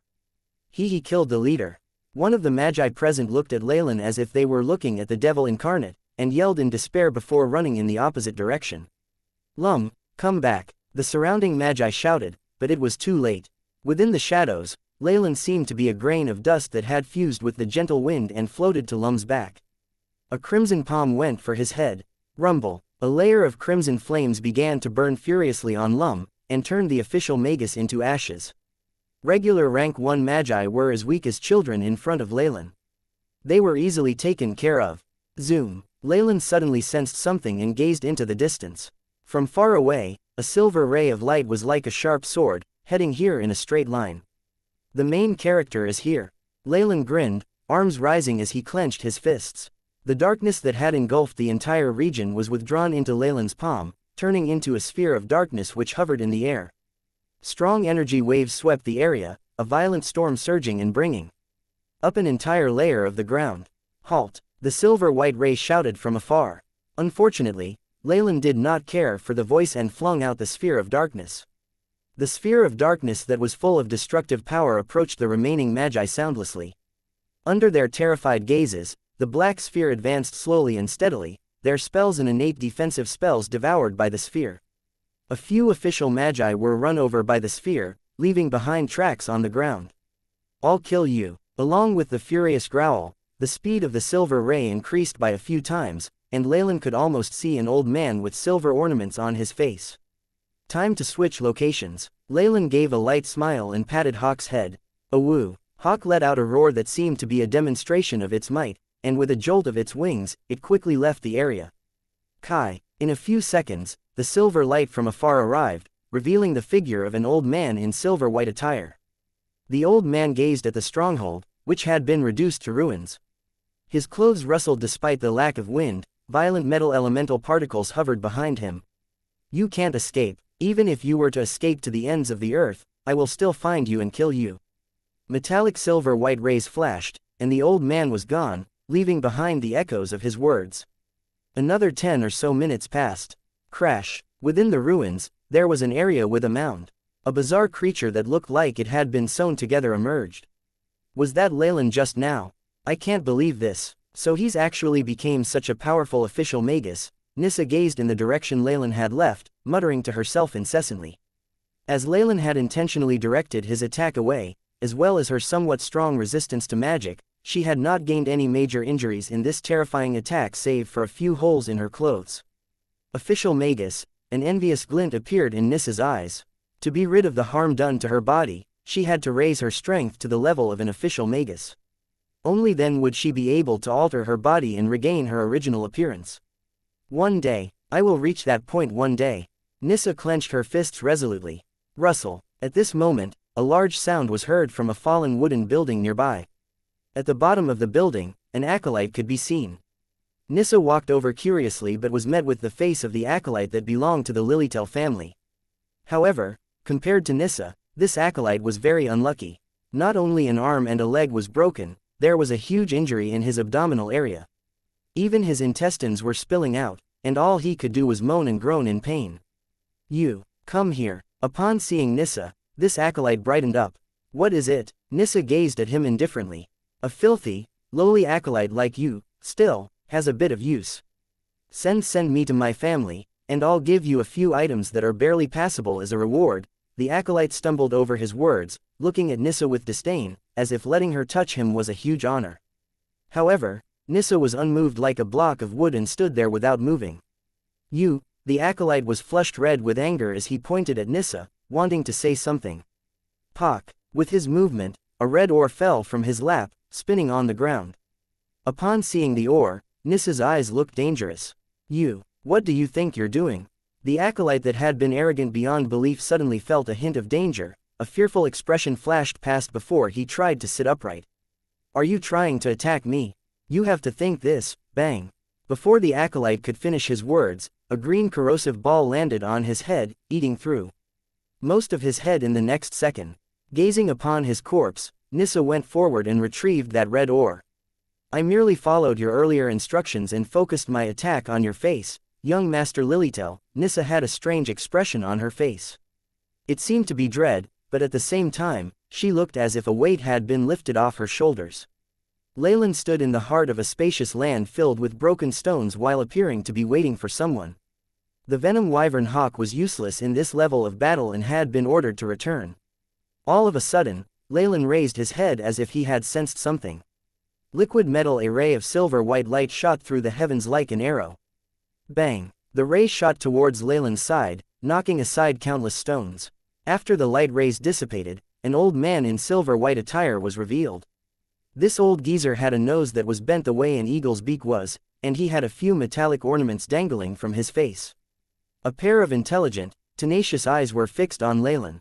"You're not running anymore." The old man spread his right arm and a metallic sphere emerged on his palm as if it was a part of his body. The silvery white metallic sphere circled the area, and the astoundment on the old man's face was even more obvious. There was even a hint of confusion in his expression. "No traps or ambushes either. Are you here to die?" "No, I just want to settle a few things."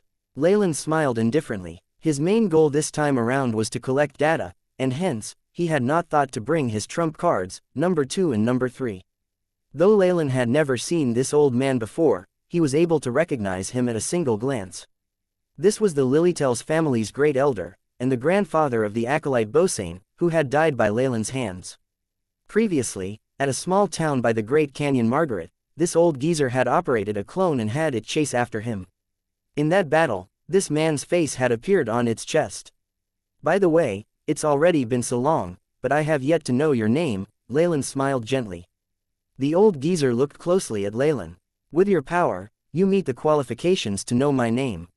Marb Lilitel. Remember it well, because this is the name of the person who will send you to hell." After he spoke, a circle of silver-white light was emitted from Marb's body.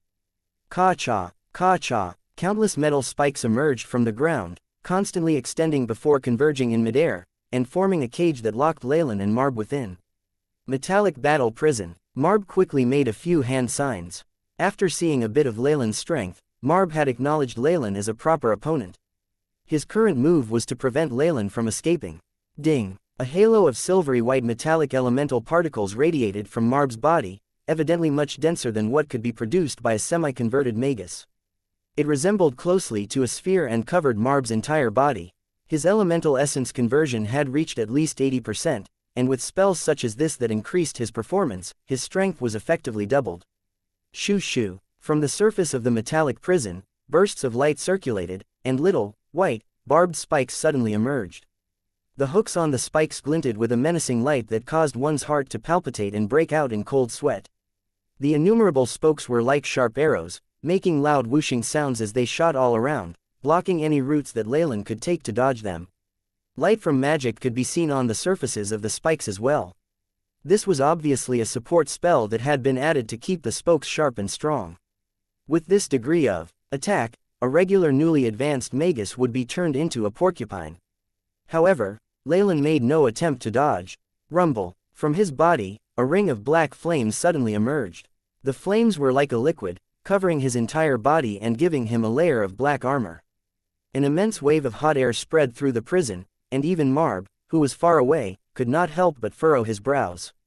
Pooh-pooh! As the silver-white spikes approached the flames, they flickered and appeared to be melting. By the time they actually met with Leylin's latent flames, the silver-white spikes made little sounds and were melted into small silvery white metallic balls. Clatter! The sounds of pearls dropping were heard, and as these metallic balls struck the dark red protective layer behind the flames, they produced clear sounds and promptly lost all kinetic energy, before falling to the ground and rolling in all directions.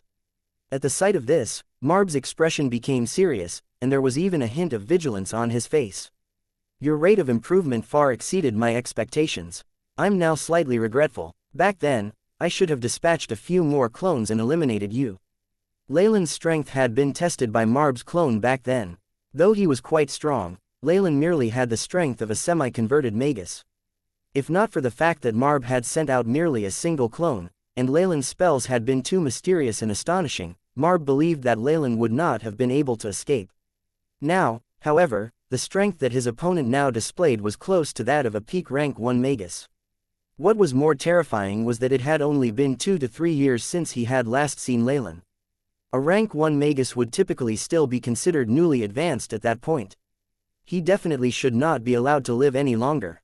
If not, our Lilitel family will have ourselves a terrifyingly powerful enemy. Marb came up with this conclusion. Having made this decision, his desire for Leylin's blood became more intense, and his two eyes turned into a silvery white color as if they were made of silver. Liquid metal, Marb muttered under his breath. Immediately after, rows of complicated metal elemental runes lit up on several places on his body, and a ring of silver light was emitted from within his clothes.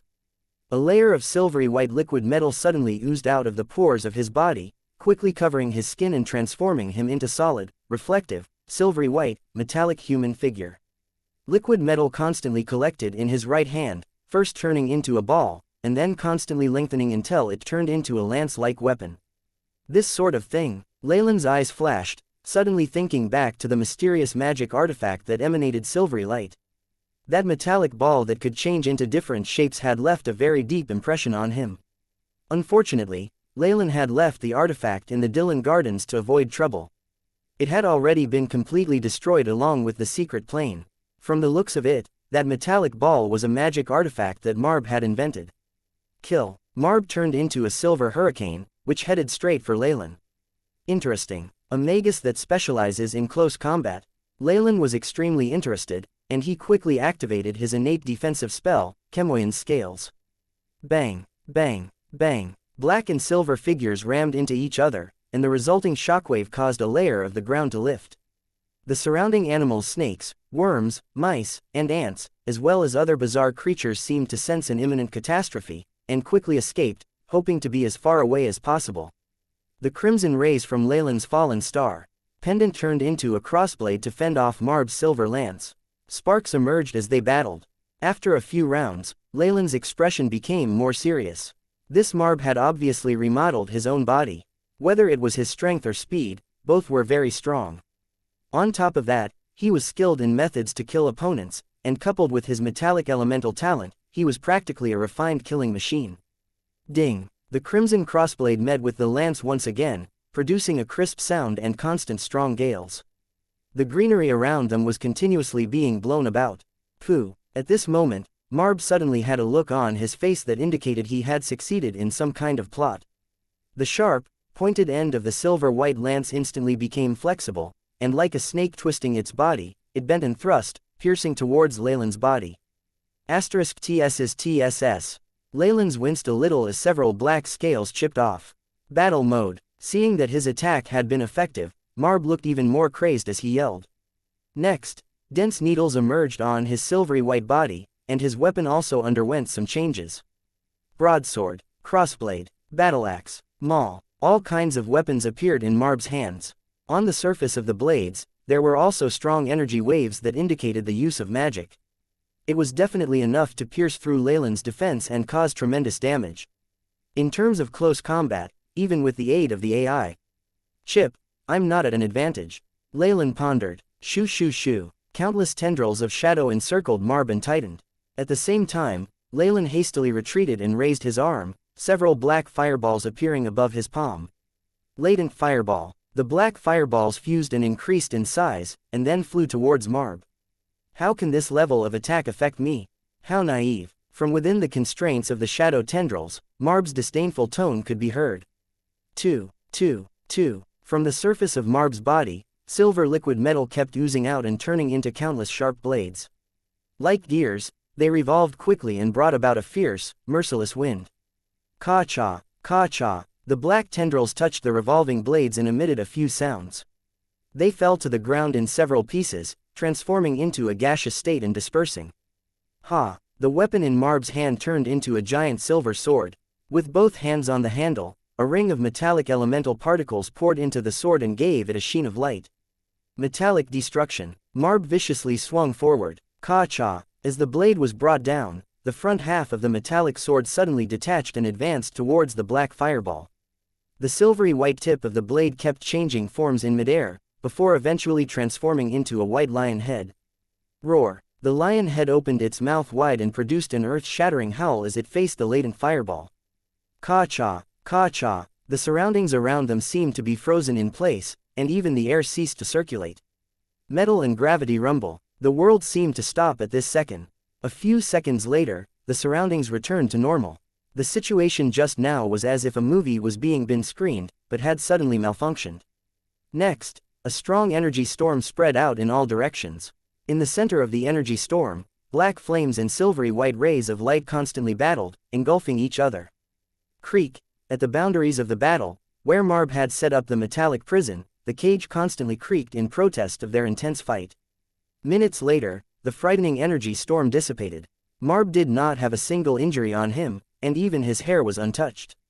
He stared, straight in Leylin's direction, grabbing at him with a single hand. "Lad. Come here." Leylin's body moved sluggishly, and this was enough time for several silver chains to lock him into place, and make his body involuntarily fly towards Marb. Die. Marb charged forward furiously, the spikes and blades attacking like the rain, with each spike and blade carrying a large amount of energy. Just being hit by one would cause a regular rank 1 mega serious injuries. Fallen Star Pendant. Leylin bellowed, and the black scales and dark red light fused together, forming a ring of unusual light. Ka-cha, ka-cha. His muscles swelled, and he broke the chains binding him using his brute strength. Ding ding, ding ding. Silver flying needles and blades fell upon this layer of light and were then repelled, producing sparks and crisp sounds. "Is this all you have? You disappoint me." Leylin looked to be quite disappointed, and moments later, his eyes turned amber. "If that's the most you can do, then I give my apologies. You're the one dying here today." In a flash, a strange light emitted from Leylin's eyes and headed straight into Marb's eyes. The innate spell Eyes of Petrification. Marb's charging form suddenly became sluggish, and a layer of ashen stone skin spread, beginning from the corners of his eyes.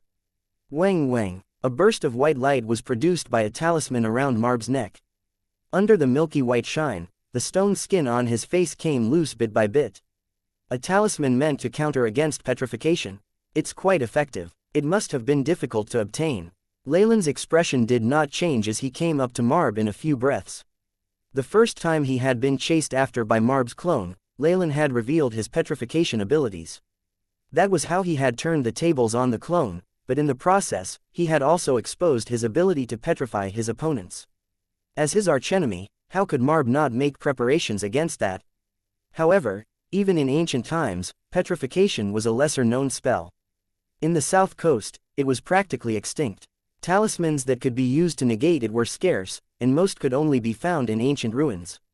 Leylin was a little surprised at Marb's ability to find one so quickly. However, even if Marb had a talisman, how could it be that effective against the petrification methods of an ancient creature such as the giant serpent Kemoyan? Though Marb had dispelled the petrification, he had still been slowed. Shua. Black light flashed, and in that instant, Leylin was already in front of Marb, his amber eyes meeting Marb's. Die. The crimson light produced by the fallen star pendant solidified into a giant axe. However, Leylin did not seem to be satisfied and pointed at the weapon. Shik. Immense black flames engulfed the axe. Ha! Leylin shouted, and large numbers of shadows emerged from behind him, and converged onto his body. From the shadows, Leylin's tall figure suddenly shot up, and he transformed into a 3-meter-tall giant with tanned skin. Au! The giant roared, the muscles on his arm bulging, and showing the dark red, earthworm-like veins on his body. Like a deity from legends, the giant held the large axe and swung, aiming for Marb's neck. Kai. Before the hatchet connected, the unimaginable sharpness of the heat waves and gales produced from the swing had already destroyed the defensive layer of liquid metal on his neck. Ka-cha. The fiery, black axe cut through Marb's neck, and it looked as if his head was going to fall off. The black flames extended throughout his body in an instant. Marb's expression was blank as he collapsed. Leylin was in a daze. This was much too easy, but even official magi would not live if their heads were chopped off. Beep. Danger. Detecting target still giving out energy waves. The AI chip sounded at this moment. Immediately after, a ray of snow-white light appeared in front of Leylin. This is bad. All Leylin could do was to try his best to dodge, and protect the most important parts of his body. Poochie. A silvery white longsword that was giving off milky white light pierced into Leylin's lower abdomen. Scram. Both of Leylin's hands turned crimson, and blood-colored flames blazed as he clawed down. Crimson palm. At the same time, he retreated without even glancing at Marb. After he managed to create some distance between them, Leylin covered the injury on his abdomen while looking at Marb in shock. At this moment, Marb had turned into a white metallic humanoid. His head, which was tilted, was loosely connected to his neck by a tiny amount of skin. His body was still burning with black flames, yet it was as though he didn't feel a thing as he quietly stood there. The sword that was held by Marb was also dripping with Leylin's blood. At the point of Marb's neck where he had chopped, Leylin could see that the surface of the open wound was now all metallic, where there was no likeness to a human's flesh and blood at all. To think that not only did he have his outer appearance protected by the liquid metal, even his internals had completely turned into metal, Leylin's heart sank. Ha ha, Marb, whose head was dangling, laughed wildly. Bet you'd never thought of this, huh? 90-odd years ago, I had already completely fused my body with a metallic creature, so now, I don't have a single weak point on my body. Injuries in places that would be fatal to other regular magi are just scratches to me, how pathetic. Leylin looked at the somewhat crazed Marb with a pitiful look on his face. Although there were benefits to fusing with an elemental creature, by doing so, one would lose their sense of touch. When one's flesh and skin turned into metal, he would not be able to enjoy the sense of touch anymore. Wasn't real reason for a magus to pursue the truth and climb to the top, to control his fate and fulfill his desires, enjoying life to the fullest. But now, for the sake of power, Marb had actually forsaken such a thing. So then, what more was the meaning of his pursuit? The pathetic one is you. Evidently, Leylin's look of pity had deeply triggered Marb and his deranged expression grew even more intense. Suddenly, a brownish-yellow light flickered on Marb's body. The silver liquid metal protruded outward, transforming into a tiny spell formation. Gravity spell formation. After having been inflicted damage several times by Leylin, Marb finally revealed the trump card that he had been holding back. Wang. In an instant, a huge amount of brownish-yellow light began to emanate from him. This is gravity. Suddenly, Leylin felt his body turned heavy as if it was being crushed by a large mountain. As it happened, Leylin recalled something. Around him, the gravitational force multiplied in an instant. Not only was movement difficult, Leylin's face darkened due to the fact that even his internal organs had suffered from the gravitational pull to the point that pain had spread from his insides. Not good. Although my defense on the outside is strong, it's a completely different story for my insides. If this goes on and he activates a 100 times multiplier, my body will most likely be obliterated. Leylin's face was extremely unsightly at this point in time. Marb, who had a body made of metal, would not suffer any hindrances to his brain or organs. Ha ha ha, once more, times 10, Marb shouted, and the brownish-yellow light flashed even brighter. Leylin's feet sank, and the injury to his abdomen, which had undergone hemostasis, started to bleed profusely again due to the gravitational pull. Ha ha ha, come on. Marb dashed right in front of Leylin and brandished his sword, yet Leylin could only feebly raise his right hand to deflect the blow. Bang! The scales on his arm were crushed and shattered, and Leylin was sent flying backwards like a cannonball. Not enough. Still not enough. Times 20. Marb pierced the ground with both of his hands. In an instant, Leylin felt as if the gravitational force had increased once more. If he had felt the weight of a mountain crushing him before, now, it was the weight of 3 mountains. Boom! A huge crater was created on the ground the moment Leylin's body landed. Go to hell. Marb's right hand turned into a giant silver hammer. You actually restored the ancient gravity spell formation. Leylin laid on his back as he smiled with a hint of admiration. Not bad indeed. This expression gave Marb a sudden yet very uneasy premonition. You're already going to die. What are you trying to act so tough for? Marb hammered down viciously. Suction spell formation. Activate. Under the shadow of the large hammer, Leylin rapidly chanted a few syllables. Wang. A reversed J-shaped rune suddenly appeared on Leylin's body. In a flash, Leylin seemed to be pulled back by a huge force and flew away from under the giant hammer, and into a distant place. Trying to escape, times 30, watching Leylin's retreating figure, the brownish-yellow light on Marb's body increased in brightness once more. Undo, times 30, Marb bellowed in frustration. The brownish-yellow spell formation flashed, and then exploded. The layers of silver metal on his body fell to the ground, turning into round, silvery white pieces.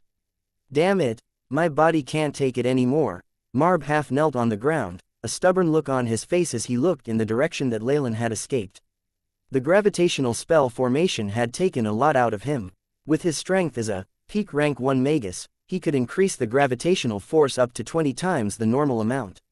A long distance away from the battlefield, inside a secret cave. A spell formation emitting light constantly drew in and expelled air, as if trying to suck something in. On top of the spell formation, there was a constantly flashing reversed, L-shaped rune. Beside the spell formation, 2 knights in black heavy armor nervously stood guard. Boom! The light from the suction spell formation suddenly became brighter. In the blink of an eye, a black figure charged inside with a speed that one could not see with the naked eye, and smashed into the center of the spell formation, producing a loud sound. Dust flew everywhere, and the spell formation was completely destroyed, leaving a large pit on the ground. Phew! Leylin mustered up strength and sat up, spitting out another mouthful of blood. At the same time, intense pain flared up from all parts of his body, as if he had been ripped apart. The strong suction power of this spell had allowed Leylin to escape, but it had also caused his injuries to worsen. It's still not possible for me to battle with a peak rank 1 magus. Everyone has their own trump cards, Leylin smiled wryly. Master. Number 2 and 3 immediately knelt and greeted him. HN. We need to leave here as soon as possible.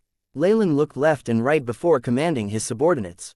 He was currently seriously injured, and had no battle power to speak of whatsoever. No matter if he met enemies or people from his faction, it would still be very dangerous. The good thing was that in this period of time, he had already set up a few hideouts in the region that were only known to his 2 spirit-bound slaves. They were the safest places that he could be in. Leylin wasn't planning on appearing in front of anyone before recovering from his injuries. With the support of number 2 and number 3, Leylin quickly left the area. Although I suffered massive injuries, I still garnered some profits. At the very least, Marb's 2 trump cards, his metal body and gravitational spell, have been revealed to me. This kind of knowledge regarding a peak rank 1 magus was very difficult to obtain. Leylin had gathered some information through the 1,000 meddling hands in the Four Seasons Garden, but things like trump cards were not mentioned in the reports from these 2 organizations. Perhaps, this might have been due to his status being too low and him lacking in power. AI, Chip, have you recorded all the previous data? Leylin asked. Marb's general data has been recorded. Beginning generation of stats. The AI, Chip's robotic voice resounded in Leylin's ear, and immediately after, a blue light flashed in front of him, producing a virtual screen. Marb Lilytel, peak rank 1 magus, estimated strength, 10.7, agility, 9.5, vitality, 23, spiritual force, 79, magic power, 79. Magic power is in synchronization with spiritual force. Elemental essence conversion type, metal. Progress, 78%, 85%. Special techniques. 1. Metallic life. After fusing with a life form that is purely metallic, all fatal attacks are ineffective. Vitality increases, and damage increased when using metal magic. As a side effect, loss of sense of touch. 2. Gravitational spell formation. Discovered gravitational runes related to gravity spell formation. Estimated completion of spell, 56%. Information recorded. Able to achieve between 2 and 25 times normal gravity over an area of 100 meters when used as an attack. Estimated strongest might, 29 times normal gravity. After this battle, Marb's basic stats had been calculated. This meant that the next time they fought, if Leylin took countermeasures towards his attacks, the chances of Marb dying by Leylin's hand would be more than 50%. This was an advantage based on the information the data had given him. Leylin's eyes flashed. AI, Chip, construct human model and simulate the best ways to kill him. Factor in number 2 and number 3 as well. In an instant, scenes of battles appeared in Leylin's mind. About 10 minutes later, the AI, Chip's reply sounded, based on the newest data recorded, result, death of target. Death of number 2, massive injuries inflicted on number 3, host body with light injuries. Seeing what the AI, Chip had planned, a thin smile appeared on his face. Marb, the next time we meet will be the day you die, outside the Eternal River Plain's secret plane, inside the inverted castle. Within a room that was as cold as an ice storehouse, with several large chunks of ice strewn about. Hyder was wearing a pair of thick, heavy spectacles as he stared fixedly at a beaker with liquid boiling inside. The hair of a female goblin, the toenail of a subterranean lizard, and also, the silk sack of a dulok spider. His incantation was unclear, yet both his hands were as precise as a machine as he continuously tossed the items into the beaker. Woman of the deep red, grace us with your presence. After the ingredients had completely fused within the beaker, Hyder raised up and opened his hands towards the sky, and chanted in a very bizarre incantation as if conducting a sacrificial rite. Wang, the ground began to tremble, and the stench of blood began to permeate the tiny room. In an instant, Hyder seemed to have seen a deep, crimson sea surging towards him. In an instant, the blood-colored sea converged into the figure of a gorgeous woman that strangely had no face. Her ethereal body floated ever so beautifully in midair. Hyder chanted the final stream of the incantation, which was extremely tongue-twisting. The accent was extremely difficult to understand as well. It was filled with a primordial and barbaric aura. Chick. After listening to Hyder, the woman finally spoke. Her voice sounded like the chirps of a little bird, yet, at the same time, it strangely sounded like the flapping of insect wings. Hurry, bring it forward, Hyder said to the old lady behind him. The old lady clapped her hands, and two black-robed servants entered with a dozen feeble, trembling humans who had their heads covered by a black sack. Chick. The woman in midair chirped in excitement as she immediately began to stretch her body forward. Pooh. Countless large wounds split open on the bodies of these captives, from which blood gushed out like a fountain. As if seeing the plague, the two servants quickly retreated. Look. The blood formed a tiny tendril of steam as it floated through the air towards the woman. A moment later, there were no longer any traces of blood on the ground. As for the woman, the color red was even more vibrant on her body now. After accepting the sacrifices, the woman nodded her faceless head and transformed into the shape of a flask. Drip drop, a tiny droplet of crimson liquid dripped from the flask directly into the beaker. Ka-cha, after the liquid entered the beaker, a flame emerged from within the beaker and engulfed it. As the flames blazed, the sound of wailing spirits occasionally sounded from within. As the flames continued to burn, the woman disappeared without a trace. Whether it was Hyder or the old lady, no one knew how she had left. How is it? The old lady's gaze was fixed on the flame, which was spreading, and she put on an expression that could make one feel anxious. Beneath the gleam of the flames, which reflected off of the old lady's face, there was an intimidating look. This is the most feasible method that I could come up with after many experiments. Moreover, through a sacrificial rite, I borrowed the power of a trace of blood from an evil spirit. Towards this curse, it should be the best remedy. Hyder looked at the subsiding flames, and his expression was extremely calm, his eyes showing signs of wisdom. I hope that is so. Jenna's curse is nearing complete activation, so time is pressing, the old lady muttered. Hearing this, a peculiar expression could be seen in Hyder's eyes. Although Jenna was the one who had inherited the innate talent of prophecy, Manla was also a relative of theirs. From the perspective of a light magus, this was somewhat going overboard. However, Hyder concealed his opinion well, not letting the old lady discover it. Bang! Several minutes later, the red flames completely died out, revealing a strange, congealed item in the beaker. It was an amorphous item, like a large lump of jelly, and was even squirming. It's a success. A smile surfaced on Hyder's face. Following which, his expression turned solemn as he said, "The old lady, madam, although this method of removal has a very high success rate, the curse is an extremely troublesome thing.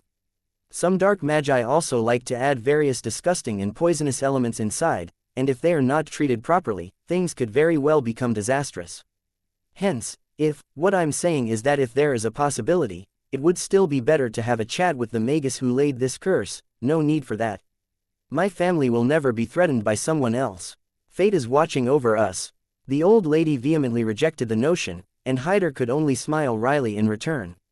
Due to the possibility of a chain reaction from the activation of the curse, during treatment, Jenna and Manla were held very far apart in their locations. Hyder wore white robes with many runes occasionally blinking on it. At this moment, he held onto a container with one hand, which contained the soft body within. Hyder looked at Manla, who was lying unconscious on the experiment table, and finally gave one last glance at the old lady. She nodded expressionlessly. Seeing this, Hyder sighed on the inside, and his face turned serious. "Then, I will begin. Commencement, I wish you luck." Hyder looked at Manla as he prayed for him. He then picked up a gleaming silver scalpel and lightly cut the arm which had the curse.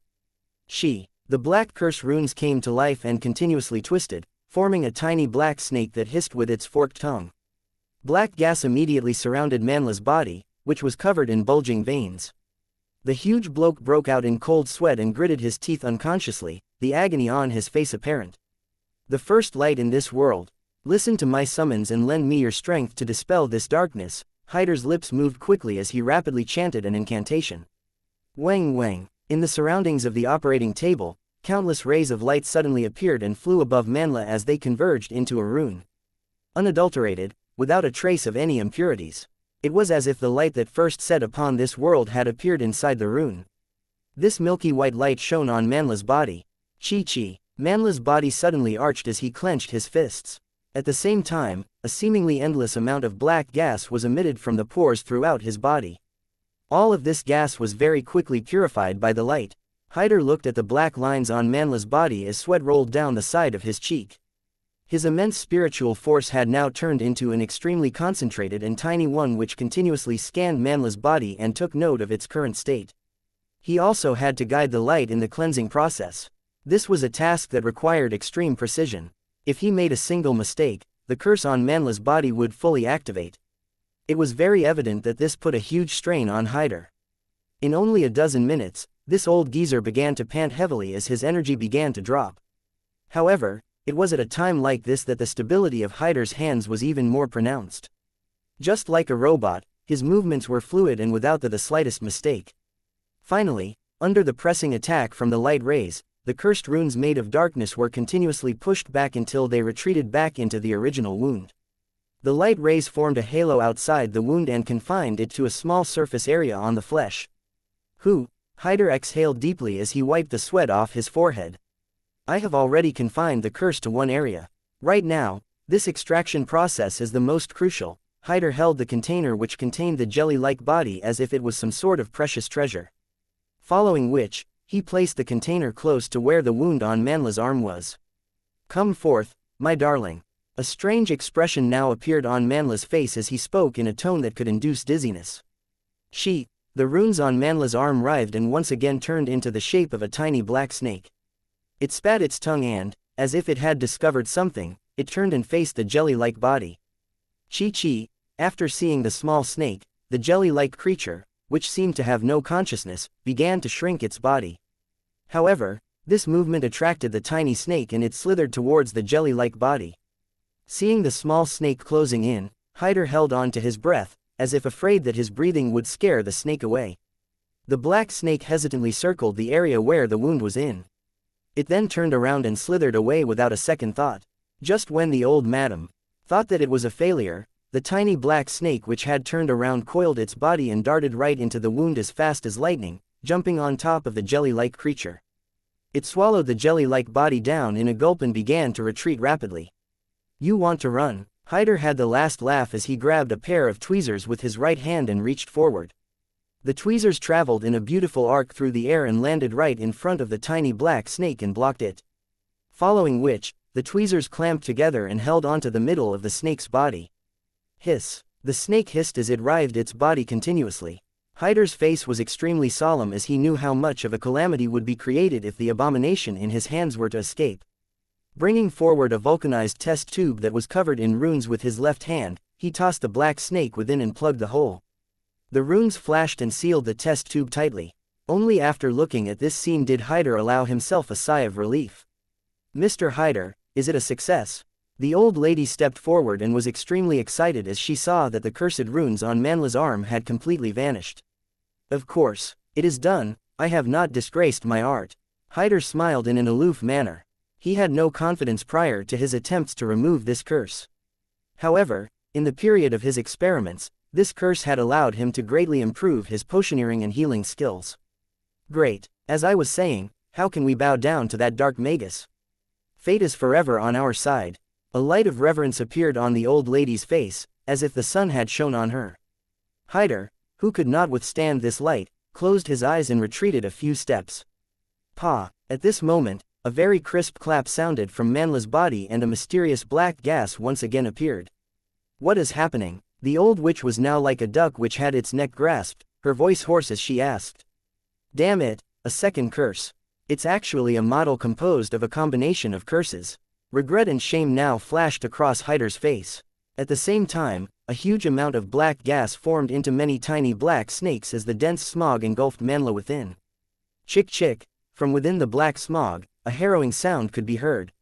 Seconds later, The black smog dispersed and revealed a blackened skeleton which sat quietly before the experiment table. This turn of events was extremely quick and even Hyder had no time to react. Seriously, Hyder could only smile wryly and opened his mouth to say something. Crack. The sound of glass shattering could be heard. As if recalling something, Hyder hurriedly tossed the test tube in his hands away. Alas, it was all too late. A black mist that was crackling with lightning exploded on his hands.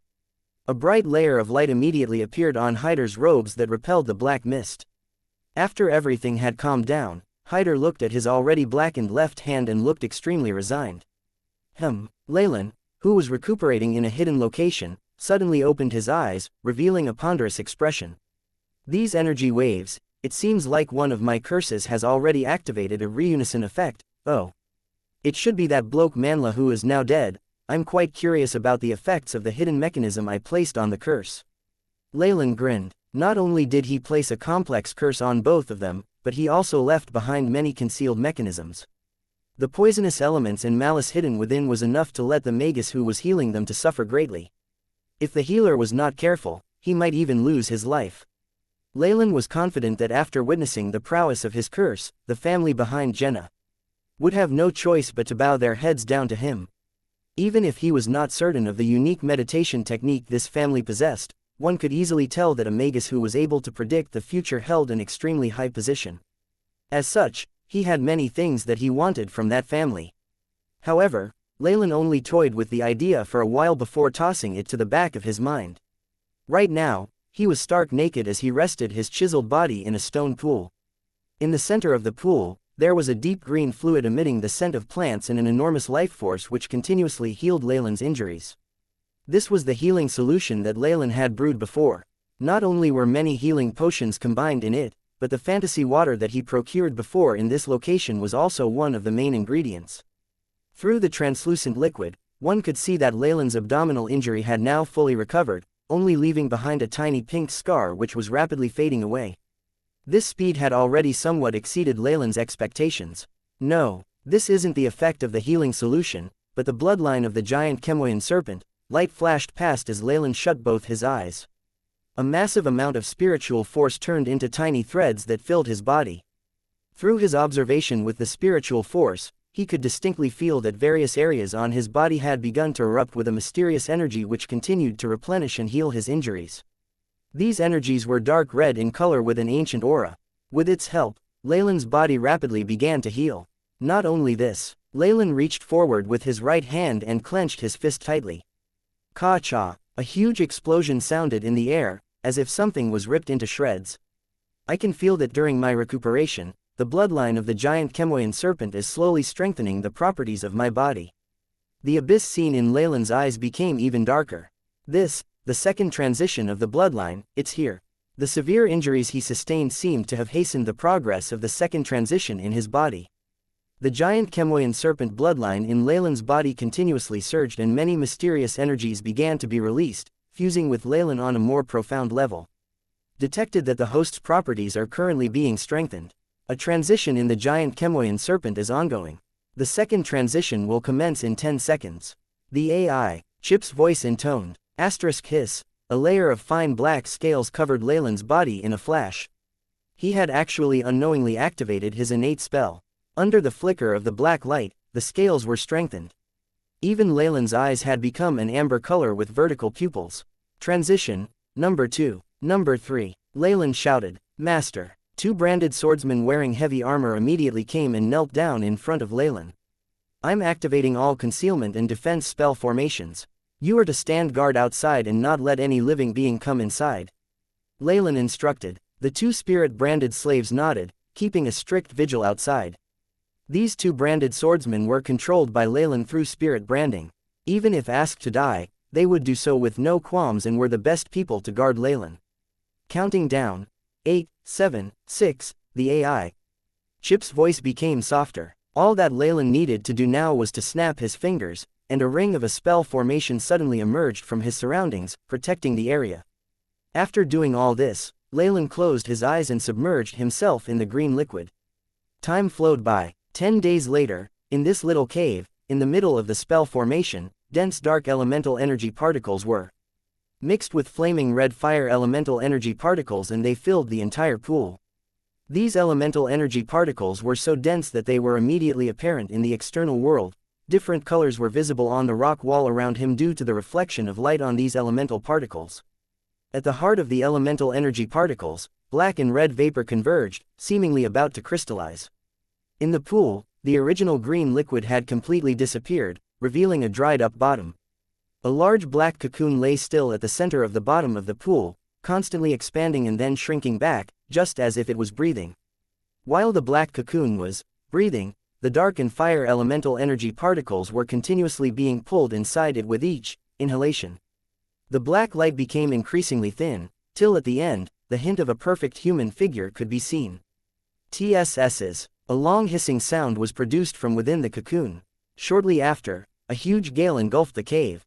The dark and fire elemental energy particles in the air seemed to have come across a black hole, and were dragged into the heart of the black cocoon.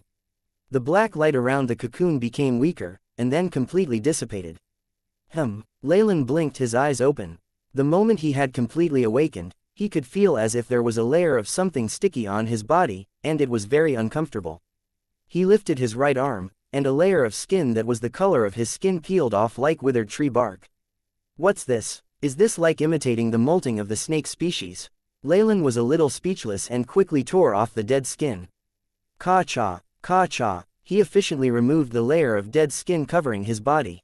On the layer of the dead skin, there were even scaly resemblances similar to that of a snake's skin. Leylin placed the skin aside and reassessed his body. Currently, there were no signs of injuries on his body. All his wounds had recovered, and his mental state was brimming with vitality. In general, his condition was great and better than before. Leylin stared at his hands. His palms were now even whiter and exquisite, and the pores seemed to have disappeared. It was like the skin of a newborn baby. However, Leylin could clearly sense that a hidden and monstrous power was flowing through his arms. Ba-dump, ba-dump. His heart was pounding strongly, circulating blood and other nutritious substances all around his body.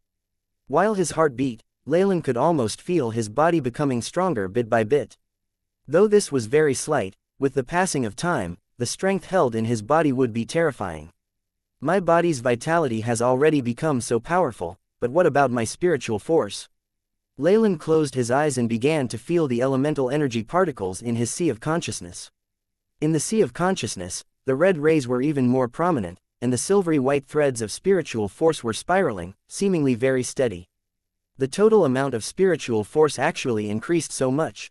Leylin transferred a bit of the silver spiritual force to the external world. While maneuvering the spiritual force, he could feel himself extremely comfortable with this process. His body had adapted to the rapid increase in his spiritual force, and Leylin also knew that after this miraculous transformation, his spiritual force was slightly able to solidify. Within rank 1 Magi, the quality of his spiritual force was definitely one of the best.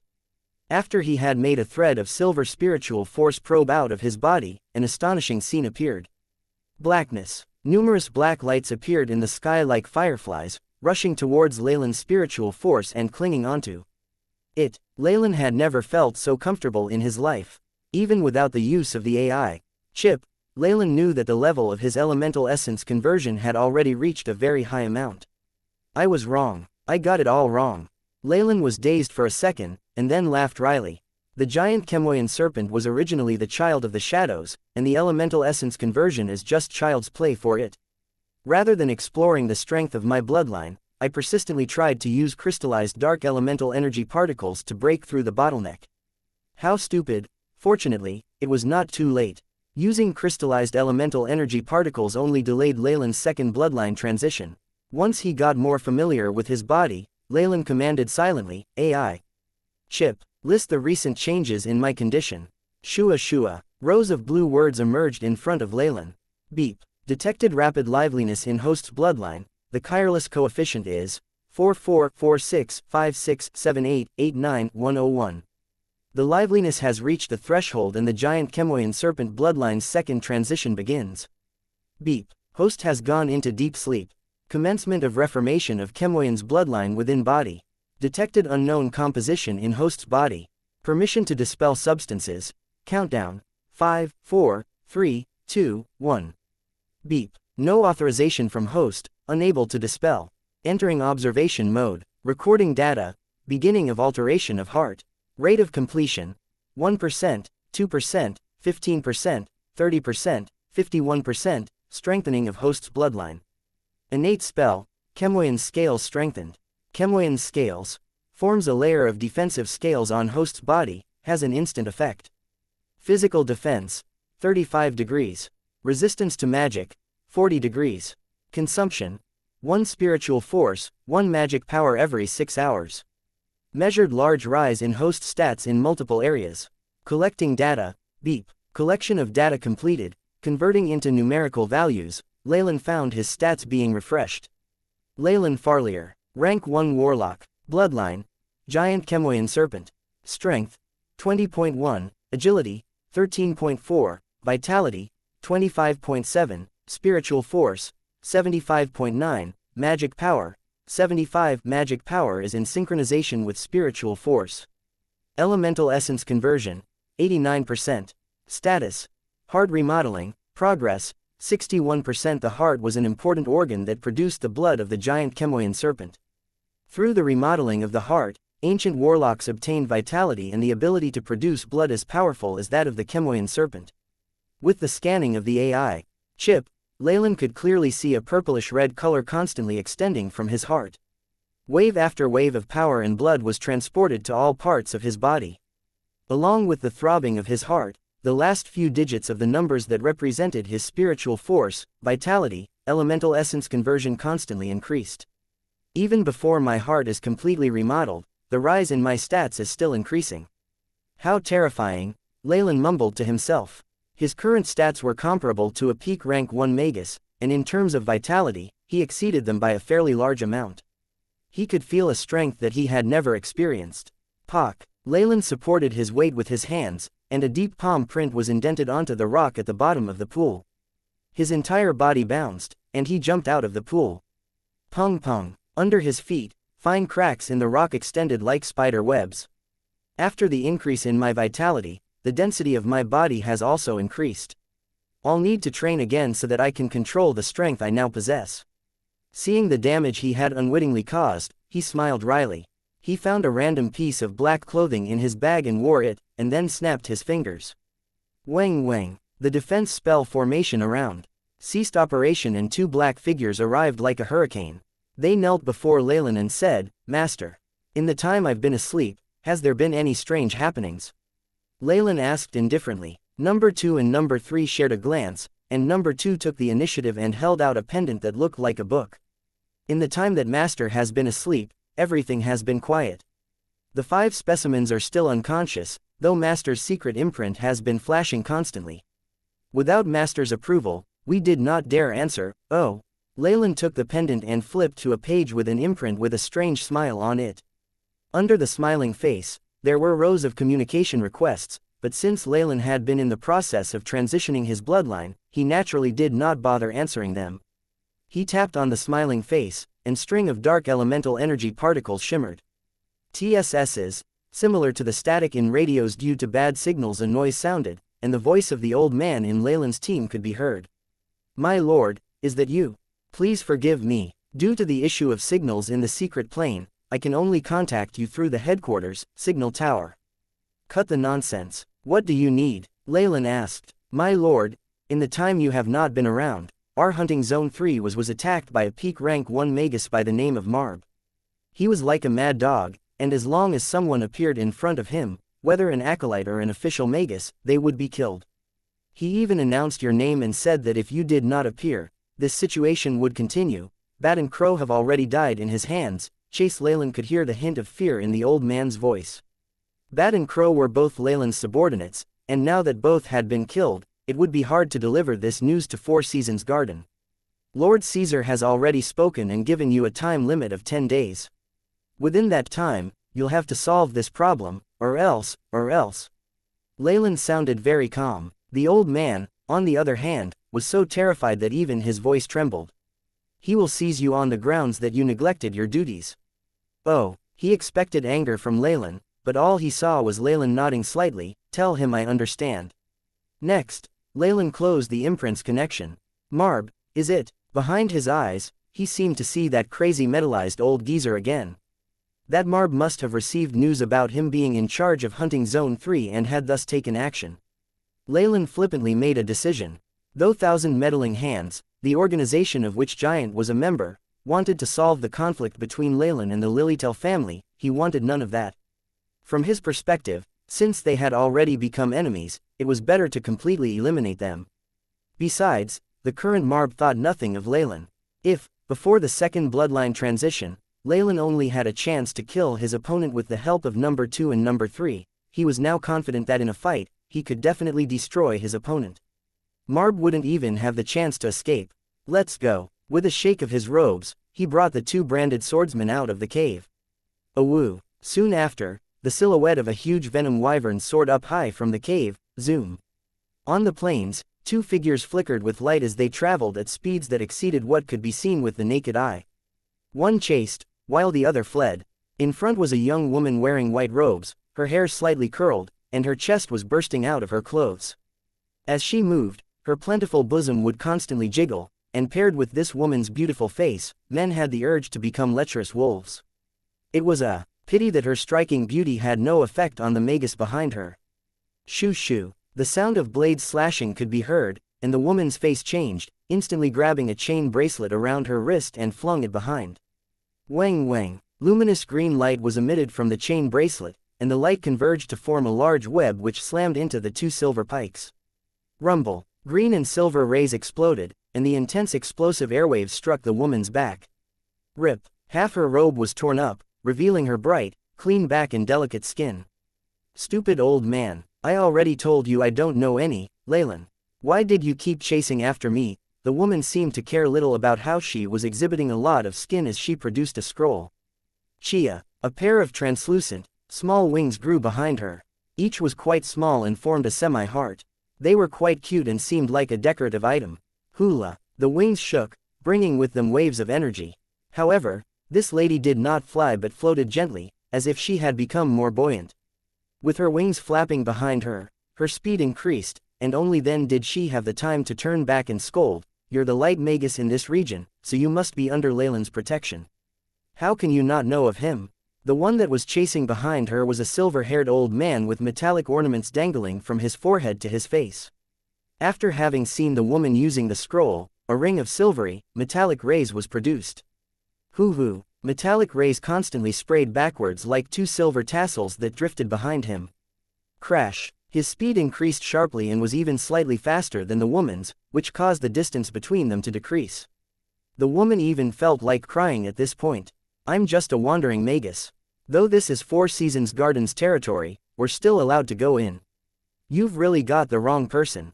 Hearing her explanation, Marb's face did not change and he extended his right arm, a silver-white metallic bomb appearing in his hand. His pupils had no life in them and he was unmoved, as if this scantily dressed woman was just a rotting corpse. With a wave of his hand, the metallic bomb traveled in a beautiful arc and landed in front of the woman's path. Boom. The silver bomb blew up with a loud rumble, fire constantly spreading and metallic debris constantly flying everywhere. The look on this woman's face was terrible. She was barely able to dodge the aftermath of the explosion. Most of her wings were blown away, and as a result, her speed immediately decreased. She could even feel a bloodthirsty gaze on her basically naked back, as if it was looking at prey. This gaze was different from the lustful looks from many male magi. It was pure killing intent without the slightest bit of desire. Hence, she was very clear that the moment she was in his hands, all that awaited her was death. Her pretty face, which was something she had always been proud of, served no purpose in this situation. Though you're a wandering magus, you must belong to some part of 4 Seasons Garden. If you die here, it'll be bad for him anyway. Marb coldly stated. In order to force Leylin out, there was nothing he would not do. In a place where rank 2 magi were in charge, with his strength as a peak rank 1 magus, it was still possible to kill as he liked. Damn it, how did I get so unlucky as to meet a lunatic like him? The curly-haired woman cursed, desiring to cry as she quickly ran. Escaping, do you think you'll actually succeed?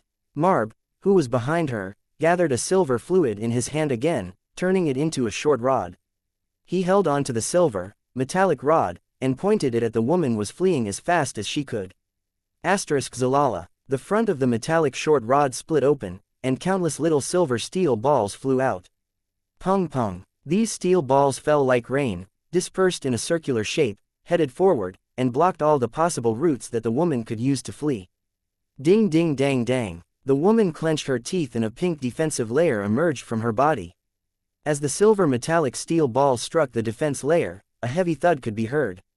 Transform. At this moment Marb, who was behind, shouted coldly, his two hands clawing forward. TSS's. The steel balls that were hitting the pink layer suddenly melted to form a silver liquid that covered the layer. Along with Marb's clawing motion, a formless column of air seemed to strike on the silver liquid, the large strength it had constantly pulled the woman backwards. Rumble. Marb clenched his right fist, silver fluid coated his hand, which caused it to become an eye-catching silver color. The silver, metallic fist mercilessly struck the pink layer. The layer was immediately dented to a terrifying extent. As Marb increased the power of his attack, terrifying cracking sounds could be heard. Finally, under the woman's desperate gaze, the pink layer was completely shattered by the silver fist, turning into shards that gently fell like butterflies. Phew! With her innate spell broken, the woman paled and as if she had been struck by a hammer and collapsed. Damn it, I'm going to stay right here. Just do whatever you want now. She watched Marb, and closed her eyes as if in resignation. However, the moment she closed her eyes, her legs spread open and her robes ripped apart, revealing the underwear underneath. The black shadow in the middle was enough to cause anyone to go mad and have the desire to explore further. All these little actions at this time. Marb snickered. Most magi liked to enjoy themselves after they advanced and were open about their acts in this area. This was the case for both male and female magi. But Marb was different. He was already one with metal and had lost the ability to have children. This was why he valued Bosane, his only blood relative, so much. Shortly after, his right hand turned into a chopper. Rest in peace. Nobody will save you. After having heard Marb's declaration, hopelessness welled up. She was merely a semi-converted magus and was probably slightly competent when it came to fleeing. However, in front of Marb, she was like a frail child. Am I going to die here? Mentor, I'm sorry I couldn't complete the task you entrusted to me. As the chopper struck down, the woman mumbled under her breath. Really? Boom. The pain she anticipated did not arrive and instead, a third person's voice rang out in the field. The female magus opened her eyes to the sight of a giant black serpent, scales flickering with black light as it broke the chopper with a single bite. After breaking the chopper, the serpent turned into black smoke and floated to the back of a very handsome male magus. It turned into a ring of black elemental particles and hovered over him like an aureole. What a familiar face. This seems to be the person in charge of hunting Zone 3, Leylin. The woman inwardly heaved a sigh of relief, though outwardly she appeared to be indifferent to the situation. The female magus then stood up as if nothing had happened and quickly rushed off, covering a large distance in a short period of time. By the way, do I know you? Leylin rolled his eyes inwardly. This was an area he had jurisdiction over, and all magi who were in the light faction or any wandering magi were supposed to greet him. However, Leylin was always indoors and rarely showed himself, so it was natural he did not know this woman. However, if she were to die here, it would put a mark on his record, so he decided not to bicker with her about it. Leylin's full concentration was now on Marb. Determination. After seeing Leylin, Marb's gaze, which was as sharp as knives, was fixed on Leylin. So, you've finally appeared, Leylin. Marb spoke softly, but the coldness and determination were apparent in his voice, causing the female magus nearby to break out in cold sweat. In their previous battle, Marb had witnessed Leylin's power and the rate at which he grew stronger. Fear and regret crawled around and constantly gnawed at his insides like ants. He regretted it. He regretted not deploying more manpower to the Great Canyon Margaret and thoroughly eliminating Leylin there. Now, Leylin had already grown stronger and was quickly becoming the Lilytail family's worst nightmare. In the beginning, he had only just advanced to a rank 1 magus, but now, he was capable of fighting on equal grounds with Marb. In the entire magus history of the South Coast, this was a rate of improvement that only the cream of the crop had. Presently, Marb could still suppress his opponent, but even he himself had no confidence in being able to do so in the future. By that time, Leylin would definitely destroy the entire Lilytail family. Marb did not want to be one responsible for his family's death. Hence, in this period of time, he was like a madman, looking for traces of Leylin. He did not even hesitate to anger a rank 2 light magus as he slaughtered a large number of magi in the light magi zone. Finally, he had forced Leylin to come out. Marb stared straight at Leylin, as if afraid that at the slightest blink, Leylin would escape once again and disappear. "It's been a long time. I've been looking for you for a long time," Marb mumbled under his breath. "I've waited quite some time. This really has to end soon." Leylin clasped his hands behind his back and spoke. This indifference obviously caused Marb to become suspicious. The current Leylin's aura was even more difficult to make sense of, and even he was unable to accurately judge Leylin's strength. However, in order to force Leylin to make an appearance, he had no other choice. "Die!" Marb suddenly made his move as he roared. Ka-cha! Ka-cha! In an instant, he turned into pure metal, rays converging in front of his chest and spell formation that emitted brownish-yellow light. Metal transformation. Gravity spell formation. Fully aware that Leylin was no easy target, Marb used his trump card right away. Wang wang. A ring of brownish-yellow light extended across the entire area.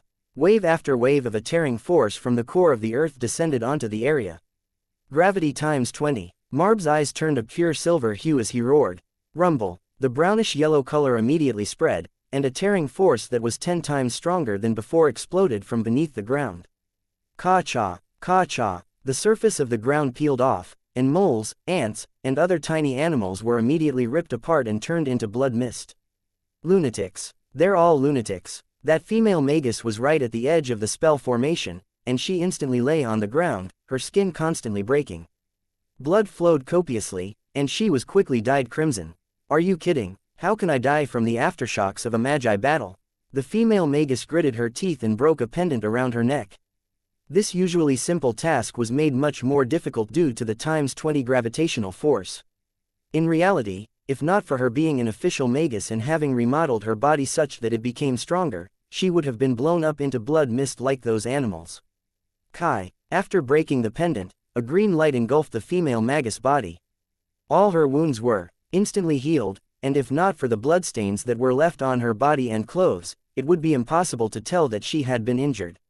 The green light traveled across her body, and she could immediately feel the effects of the increased gravity lessening. She quickly used her 4 limbs and crawled out of the area that the brownish-yellow gravity spell formation affected.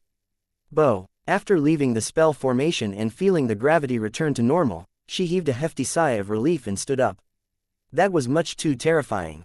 As expected, it's impossible for a semi-converted magi to interfere in battles between rank 1 magi who are at the peak. Boom, boom, boom. At this moment, the sound of metal clashing against metal produced ear-piercing sound waves. As if bitten by a snake, the female magus took 7 steps back and glanced at the middle of the spell formation. At the center, there were 2 human figures that had slammed into each other. In their surroundings, whether they were large trees or rocks, all were reduced to powder once they were brushed past. This is too dangerous. The female magus expression changed, and she immediately fled further until the 2 magi were on the verge of disappearing from her line of sight. Only then did she halt her steps. It should be fine here, right? Though this was what she told herself, the wind elemental energy particles around her feet did not dissipate as she made preparations to leave if she saw the need to. Bam! Covered in a layer of black scales, Leylin struck Marb's curved, metallic knife. Sparks flew, and the clash produced an ear-piercing sound, causing the area around them to quake. There were even some black cracks around them that slowly extended outwards. Ping-pang! At this moment, the sound of metal breaking sounded from the middle. The 2 figures that had been fiercely fighting quickly retreated. Leylin swung his arms, and in his hand was the sharp tip of a blade. In the fight just now, Leylin had actually used brute force and broken one of Marb's blades. At this moment, the tip of the blade was still wriggling about and had transformed into multiple metallic teeth that were biting at Leylin's palm. Ka-cha! The metallic teeth bit at the scales and produced crisp sounds, but there was not a trace left on Leylin's hand. When the bloodline transitioning had occurred, Leylin's innate spell formation, Chemoyan's scales, had also powered up. Its physical defense and resistance to magic had risen by more than 30 degrees. With the added power from Leylin's magic, Marb's metallic weapons were now unable to hurt Leylin. How dare you resist? Leylin furrowed his brows, and immediately after, the muscles on his right arm bulged out. More than 20 degrees of strength were displayed. Wang! Clenching his fist, a miserable shriek of someone at death's door could be heard from the space between Leylin's fingers. Leylin then opened his right hand and threw a few bits of metal that had clearly become dented out of shape, and thus become useless, onto the floor. As Leylin had crushed the metal, Marb had trembled slightly, as if he had been wounded. With a liquid metallic body, Marb's spirit was spread out evenly throughout his body. The moment Leylin completely destroyed the liquid metal in his hands, a part of Marb's spirit had died as well. You're actually completely fine. This entire area actually has 20 times the usual gravity. Seeing that Leylin was completely fine, Marb's face was filled with disbelief. Just 10 or so days ago, he had used this spell and caused Leylin to have no choice but to flee. However, currently, Leylin was actually so nimble even with the effects of the gravity spell formation. This situation caused Marb, who had recently experienced the pain of losing part of his spirit, to become terrified. Though he was aware of Leylin's talent, Marb realized that the rate at which he improved was far above his expectations.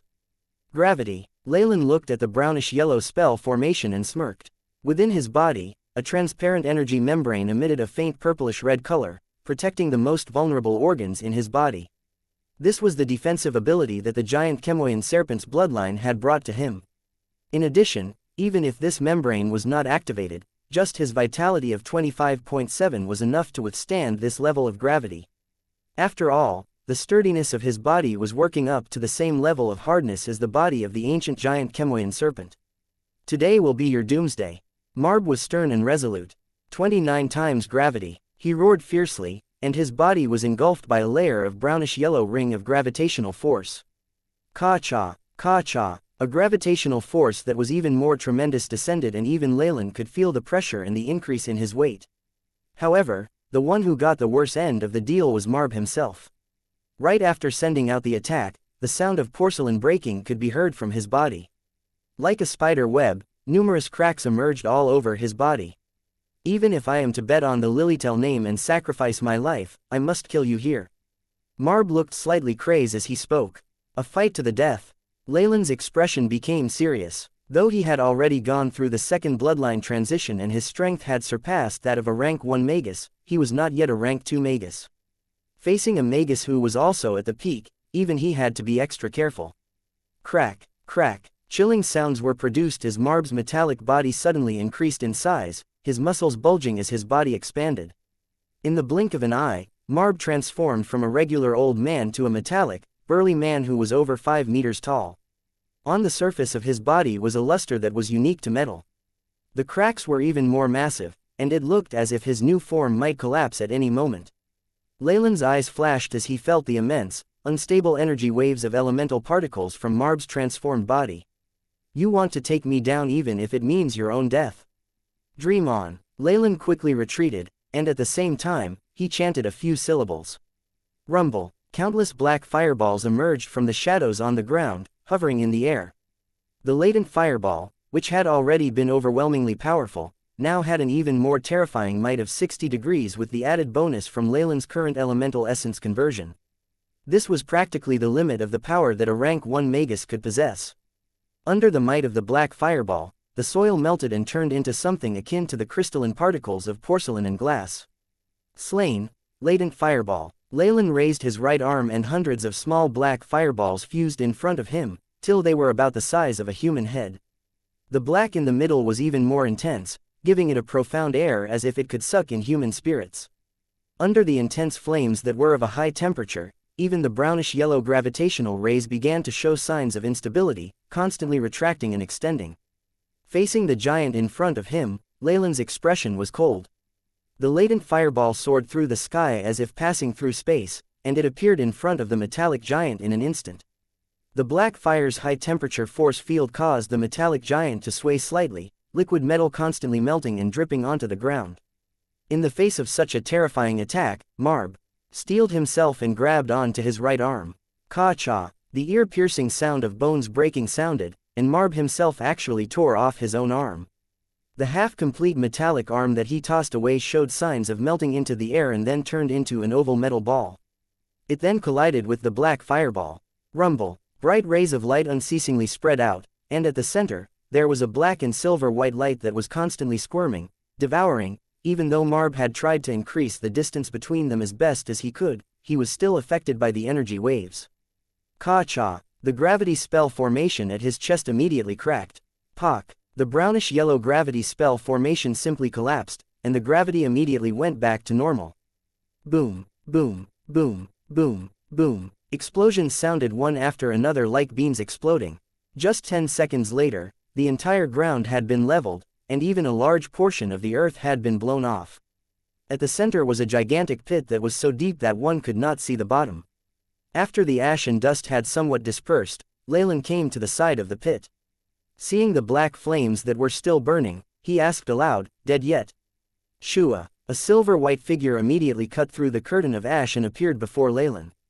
Marb, producing an expression of pure shock, he quickly backed away. Ah! Ah! Ah! Marb's current condition was very pitiful. Not only had he lost his right arm, even his chest and thigh had injuries that were so deep one could see the bone. This was especially so for the injury above his waist. It looked as if he was on the verge of being broken into two. If this were an ordinary human or even an official magus, they would find it difficult to survive, let alone go on the offense with such dangerous injuries. But Marb was evidently different. Liquid metal unceasingly flowed and covered several areas, forcefully patching up his body. Upon seeing Leylin, silver light that seemed to have turned solid shot out of his eyes. Bang! 2 metal bombs behind his back exploded, the force instantly acting on his back. Using this method, he was able to catch up to Leylin. We shall perish together. Marb pounced forward. While in midair, his entire body dispersed and turned into a silver-white curtain. The metallic curtain seemed to have a life of its own as it bundled Leylin within, leaving behind his head on the outside. An interesting attack. Is this your final attack? Leylin watched the silver liquid metal wrapped around him like a cocoon, his expression cool and not the least bit flustered.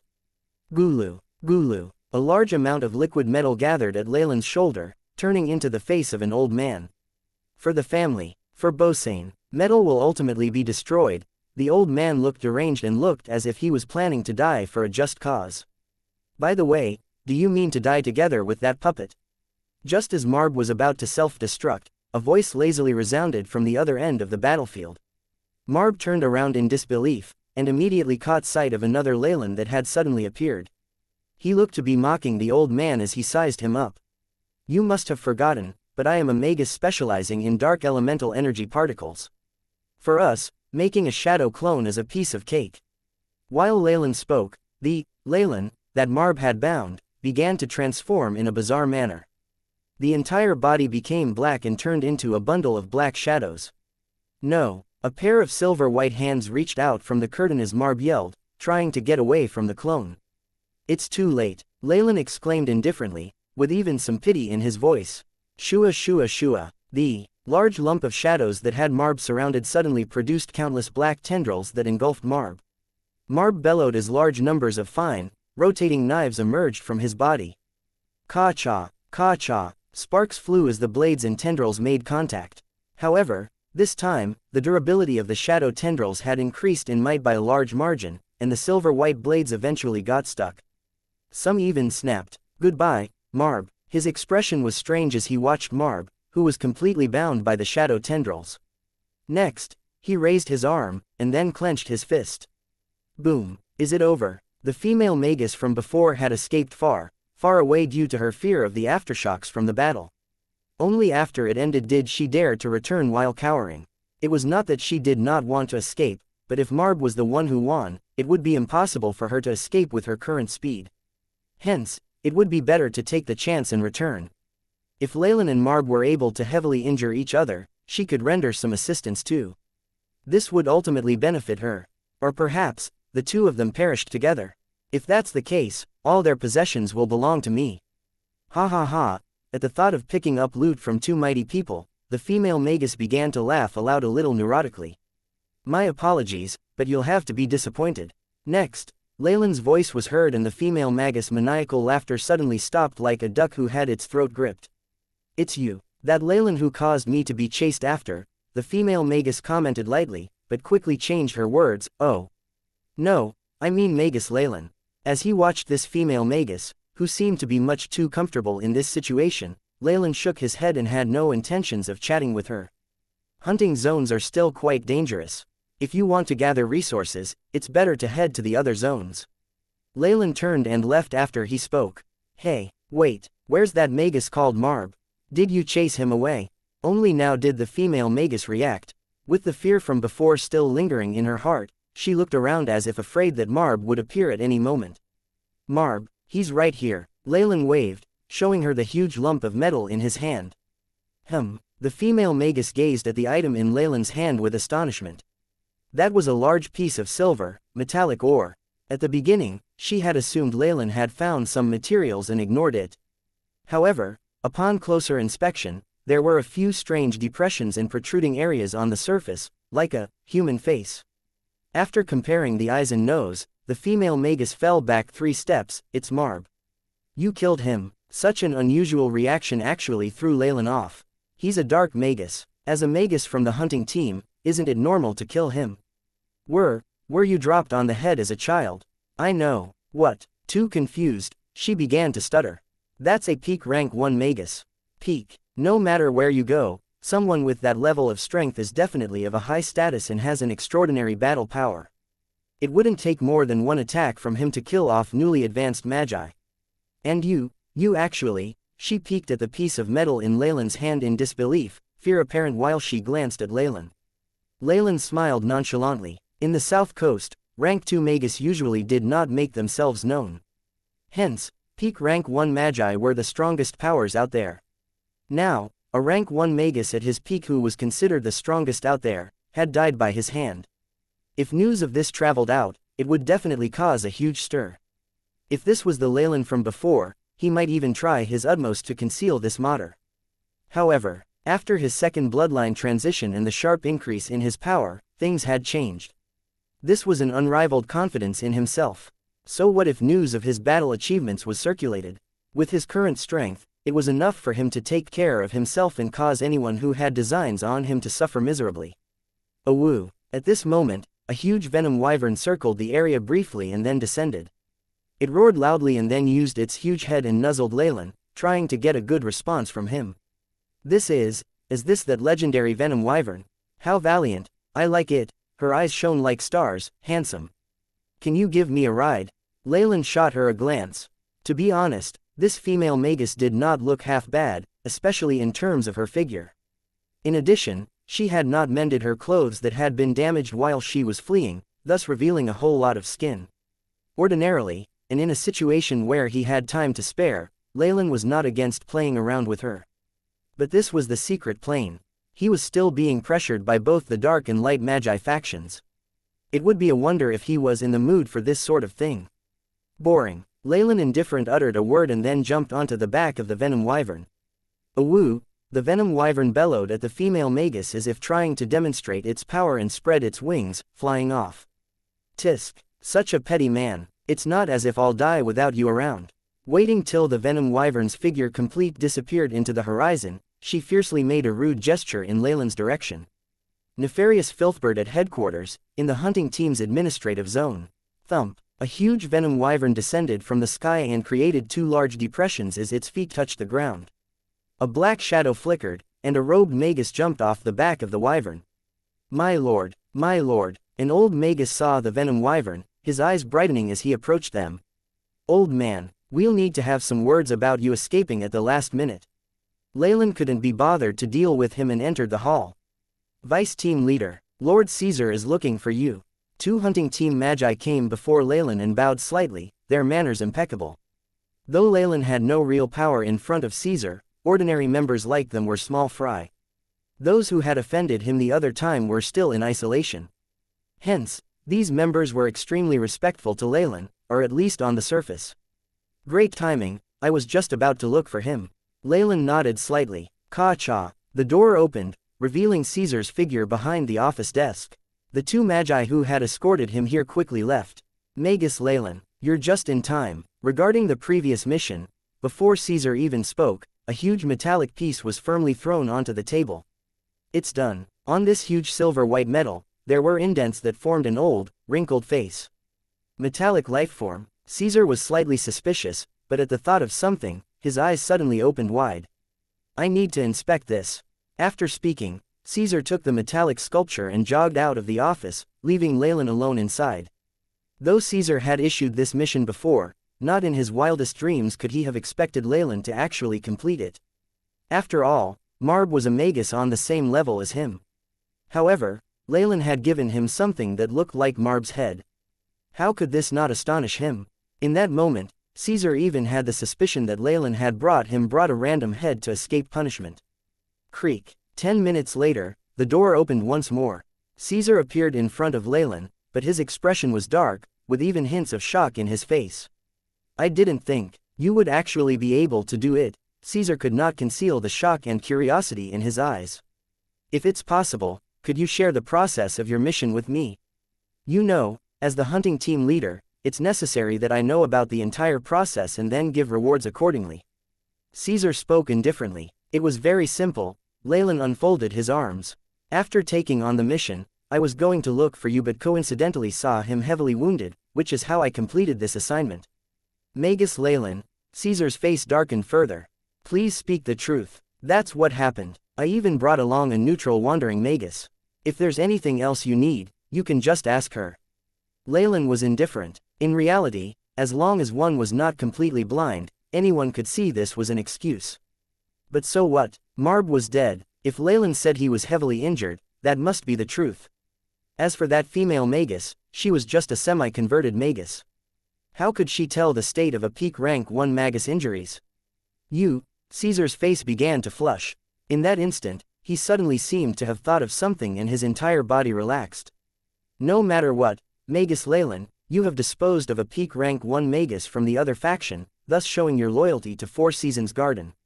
Your bravery will be known by all light magi, and you might even be recorded down in history. Caesar congratulated him with a fake smile. Thank you for your compliment, but I want to know more about the substantial rewards I will be getting. Leylin nodded nonchalantly and then spoke. For him, having a reputation wasn't all that important. With the prerequisite that the situation would not be unfavorable to him, he was, of course, willing to do some good deeds and obtain a good reputation. However, if there were no advantages in him needing to put in so much effort, making a name for himself in history was just something that only idiots would bother doing. Caesar breathed in deeply to calm the fire within his heart and said icily, there will naturally be rewards. As for any promotions, that will have to wait. However, the contribution points have already been issued to you, 1,500 points. Don't worry, the organization is very strict when it comes to things like this, so I don't have the authority to dock points from you. Immediately after, Caesar produced a green crystal card from within his robes and passed it to Leylin. An obscure look flashed past Leylin's eyes as he held out his hand to take the card. Ka-cha! That instant he took the card, a slight explosion happened. Leylin and Caesar's bodies shook for a second, and they immediately sprang apart. What a terrifying rate of improvement. Magus Leylin. His expression held a trace of fear as Caesar looked at Leylin. Before, he still had the confidence that he could suppress Leylin, but now, after the probing, he found that this magus who he had looked upon with contempt had already caught up to him and become a mighty peak rank 1 magus. He might even be stronger than him. Caesar could not be so casual with Leylin any longer. Leylin's ranking in his heart had already risen to the same level of opponents who were of equal strength as him. Leylin only gave a slight smile in response to Caesar's exclamation. He had even concealed a part of the strength of his warlock blood. If not, Caesar might be completely stunned. He took his own contribution point card and swiped the green crystal card above it. Beep. A light flickered and the 0 on Leylin's own card changed to 1,500. Alright, Magus Leylin, you may return and take a rest while waiting for news from the elders. Caesar spoke slowly. Leylin's transformation made him feel a little uncomfortable. He was currently in need of some time to come up with a counterplan. Thank you. Leylin stood up and took a small bow, each action revealing an unspeakable sort of elegance. Really, his strength exceeds yours. In a room made primarily out of plants, Reynolds placed the white porcelain cup on the table, a hand supporting his forehead and a finger curling his hair. Another hand was unconsciously striking the table, producing the dull, thud, sounds. The current Reynolds looked like an old man who was not in the best state of mind, but all those who were familiar with him could tell this was him pondering over something deeply. Caesar stood aside, waiting for the final decision from this elder of the Four Seasons Garden. If that's the case, we'll give him the position of the head of patrolling at the headquarters.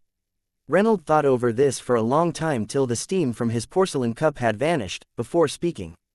All right. In response, Caesar merely nodded.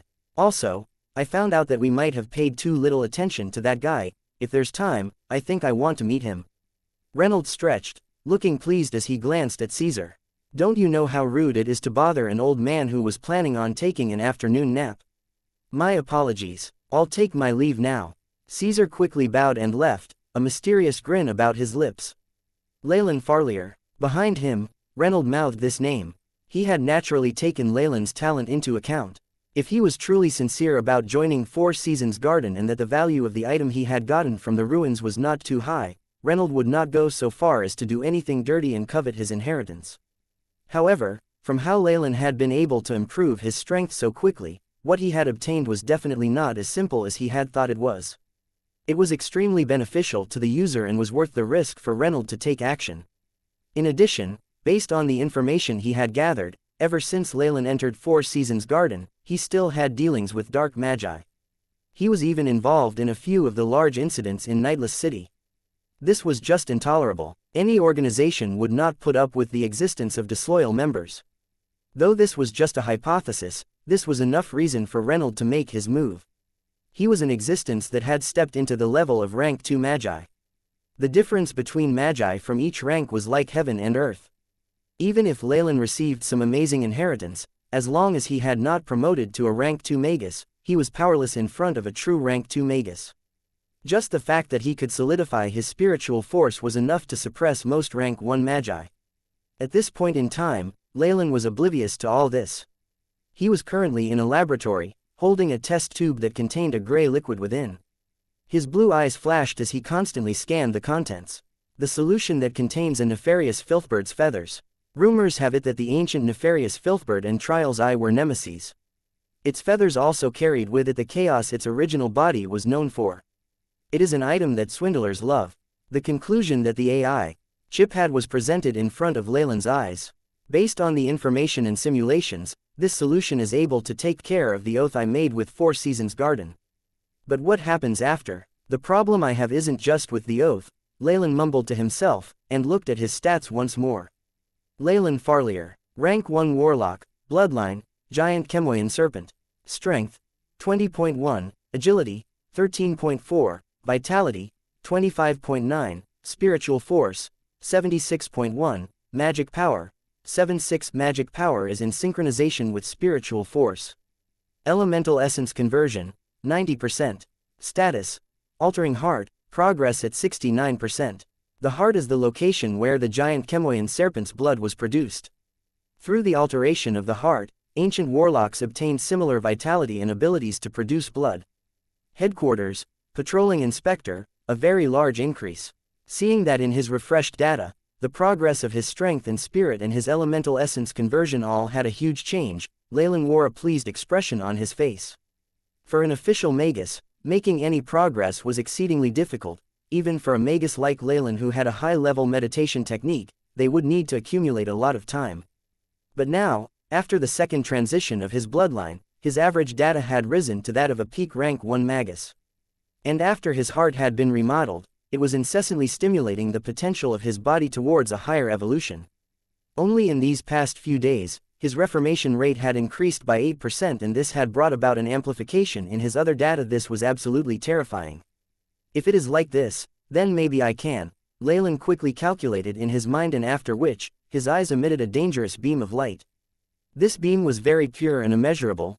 Leylin's eyes, which were brimming with this beam, felt as if it could even absorb a person's soul. But, a split second later, Leylin had already hidden this beam deep inside the solvent of the nefarious filthbird's feathers. Leylin once again focused his attention on the gray solution, and a blue ray of light from the AI chip flashed occasionally as he scanned the test tube, and a large amount of data was being projected in front of Leylin's eyes.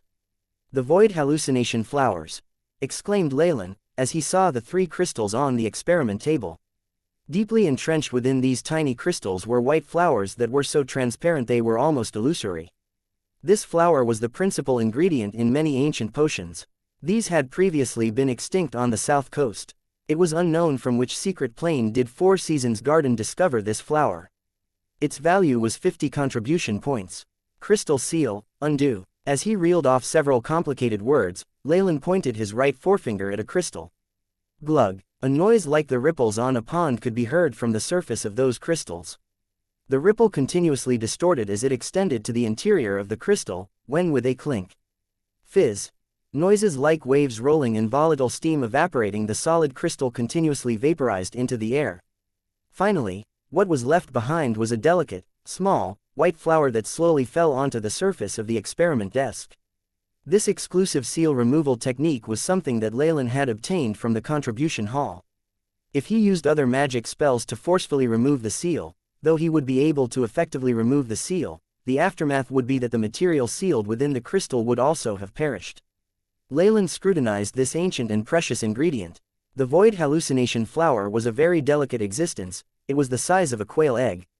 Moreover, some veins, like those on a leaf, appeared on the translucent surface of the flower. This void hallucination flower, the moment it was exposed to the air, it fell down and started to melt. This is truly a fragile thing. No wonder that it is now extinct on the entire south coast. Leylin muttered this as he used a pair of white tweezers, which he had prepared for such a situation, and quickly put the flowers inside a blue Borneol beaker. The properties of the void hallucination flower are very surreptitious. By blending it, one can form 43 different kinds of ingredients. Thus, it was a popular major ingredient of many of the ancient potions. Leylin mumbled, and seeing the continuously dissolving white flower inside the beaker, the corners of his mouth curved into a smile. Patrolling troops at the headquarters. What is the position? Leylin gaped in amazement at Caesar. After a busy evening within the lab, he had just come out for a well-deserved rest, when he saw the Magus Caesar. Caesar's face was all smiles. The vertical third eye in between his brows, which emitted a furtive radiance, now appeared to be gentle. This was a position personally drafted for you by Chairman Reynolds. Caesar laughed and gave an explanation. You know, during wartime, Four Seasons Garden's rule is that the elders have the authority to set up new posts, and this head of the patrol of the headquarters is one which Lord Reynolds has specially endorsed for you, Leylin. In theory, in the Eternal River Plains secret plane, regardless of the headquarters, every branch and hunting zone's magicians all will be under your supervision. Is that so? Asked Leylin, expressing his skepticism. This was clearly a troublesome task. It had no clear-cut authority, and only had supervisory power. It seems that in this post, he could manage everything, yet do nothing at the same time, and also would be able to offend more people. After all the leading magi of every branch and every hunting zone were each powerhouses in their own right. How would they listen to orders given by a central supervisor? It was obvious that this Reynolds had thrown an annoying task towards him. Also, before I came, Lord Reynolds also made a private request. After handing over the appointment letter to Leylin, Caesar brought up yet another matter. A private request? What is it about? Leylin looked alert. A rank 2 magus was not someone his current self could contend against. However, the current him, even if he is unable to defeat his opponent, he still had his means of escape, and therefore, he was not particularly afraid. Lord Reynolds is trying to find some time to talk to you. Of course, this will be private, and is not an order. Seeing that although Leylin was beginning to get nervous but still managed to appear calm, a flash of amazement appeared in Caesar's eyes which he quickly suppressed. He meant to convey this to Lord Reynolds. A lengthy conversation. Leylin's heart throbbed. It seemed that his recent chain of high-profile actions finally came to the attention of this rank 2 magus. However, this was also a part of his plan. Thus Leylin nodded and said, certainly. I can meet with Lord Reynolds. It is my honor to do so. That is good. I shall immediately go and make some arrangements. Lord Reynolds was the overall commander for Four Seasons Garden within the Eternal River Plains secret plane. He handled numerous matters every day, and if it were not for Leylin having performed such a meritorious deed, he would not have had the opportunity to see him. And this time, the meeting was of a private nature. There were many protocols for this. But Leylin need not pay attention to all this. Caesar could arrange for the time, and when Caesar calls him, he could go to meet Lord Reynolds. Thank you very much. Leylin gave a nod of thanks. Don't mention it. It is nothing. With his face full of smiles, Caesar, very quickly, left. Seeing Caesar disappear into the horizon and finally vanish from his sight, Leylin appeared more and more solemn. Finally, his expression turned as dark as ominous clouds. This Reynold, a rank 2 magus, now seemed to him like a mountain, extending as far as he could see. Everything will soon begin, Leylin whispered, inside the Merit Points Exchange Center. Hello, sir. May I ask if you need to do any transaction? Behind a transparent glass window, an employee asked Leylin. Through the glass, Leylin could see shelves all over, covered with all kinds of precious objects and high-grade information. There were even many magic artifacts and single-use only scrolls, and also some secret techniques used by magi. These secret techniques were the skills and application of spellcasting. These techniques could, often, only be learned by official magi. After having successfully learned them, they could be used to temporarily increase the magic power, or increase the might of a magic spell to the maximum in the sort. Leylin had viewed them as the next best thing after high-level meditation techniques. Even if a magus's degree of elemental essence conversion was sluggish, he could use these secret techniques and increase his magic power. This was no different to increasing the elemental essence conversion. Unfortunately, this was only an exterior item. The body's own strength is the most important. But even if the elemental essence conversion and secret techniques can amplify the magic power, this also depended on the original might of the magic spell. The foundation was sturdy and the growth rate was high. It was the most useful for a peak rank 1 magus. If the foundation was not good enough, no matter how high the growth rate was, they would not be able to beat another magus with a low elemental essence conversion but solid foundation. All in all, among the spells that increase amplification, the most specialized magic spells can only amplify the basic power by 40%. And the most amplified power of elemental essence conversion was not greater than approximately 90%. Be it whatever type of amplification spells, up till now, Leylin hadn't seen any which was capable of providing a 100% or more of power. It was as if there was an invisible wall blocking the steps of the majority of the magi. I am the new patrolling inspector from the headquarters. I believe there is a problem here with the transactions. Leylin took out the recently received appointment letter and flashed it at the employee. The magical radiance on the letter was a characteristic of a rank 2 magus and caused a blinding pain to the employee. My lord, the employee was dumbfounded. After all, this position was really bizarre. It could inspect any activities, but in reality, the authority to actually execute anything was not that powerful. While stalling Leylin, the employee pushed a red button located under the desk. Leylin noticed this small act, but he smiled and did not do anything about it. My lord, our transactions here are completely equitable and in keeping with the laws, and it is definitely not.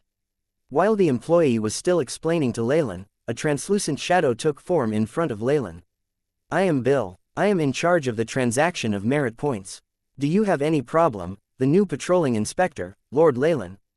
The shadow's face, on the exterior, looked to be about 50 to 60 years old, a male. He wore an eyepiece on one eye, and his hair was combed carefully and well groomed, and he wore a dark red-colored formal robe, which did not have even a minute crease upon it. This image caused Leylin to recall the land surveyors and gem appraisers of his previous world. And, the fact that he knew Leylin's identity so fast showed this in charge Bill's capabilities of gathering intelligence in his wide network. I have my doubts that the exchanges here and the permissions I need to examine. Leylin stated this matter-of-factly. He deeply understood this authority he owned had an expiry date tagged to it. It was all the more so, especially when it was a predestined rebellion. Swindling from this inessential role that Reynold had assigned him as the headquarters patrolling inspector, Leylin could tell that Reynold had designs on him. Even if it had nothing to do with the suspicion of him being a dark magi, the fact that he increased his strength so quickly had caused Reynold to be wary of him. In this situation, no matter how hard he tried to keep himself low-key, it was useless. Since it was like this, why should he not use that bit of power he possessed and gain some benefits? After all, before Reynold officially stripped him of his role, his cover as the patrolling inspector at the headquarters was still able to intimidate a great number of people. For instance, like this man in front of him, at the Merit Points Exchange Center. Are you trying to tarnish my reputation? Upon hearing this, the face of the apparition called Pierre darkened, eyes seemingly producing crimson rays. No, not tarnishing it. This is just the usual procedural checks. Leylin smiled gently. The instant the words left his mouth, a ring of energy particles exploded between him and Pierre. Rumble. Though the two of them had tried their best to suppress the excess waves of energy from their battle, they still attracted the attention of several magi bystanders. Pierre took several steps back before rebalancing himself, revealing a shocked expression on his face. A peak rank 1 magus. Seems like, metal lunatic, Marb really did die by your hands. This information had been proved right before him, and he could do little but be in shock. Just from that short fight, Leylin had revealed a strength that could rival a peak rank 1 magus. Based on the information he had gathered, Pierre was almost sure that the metal lunatic Marb of the Lilitel family had most certainly died at Leylin's hands. Goodness, even Pierre himself was but a peak rank 1 magus. A peak rank 1 magus, Marb, had died at the hands of Leylin.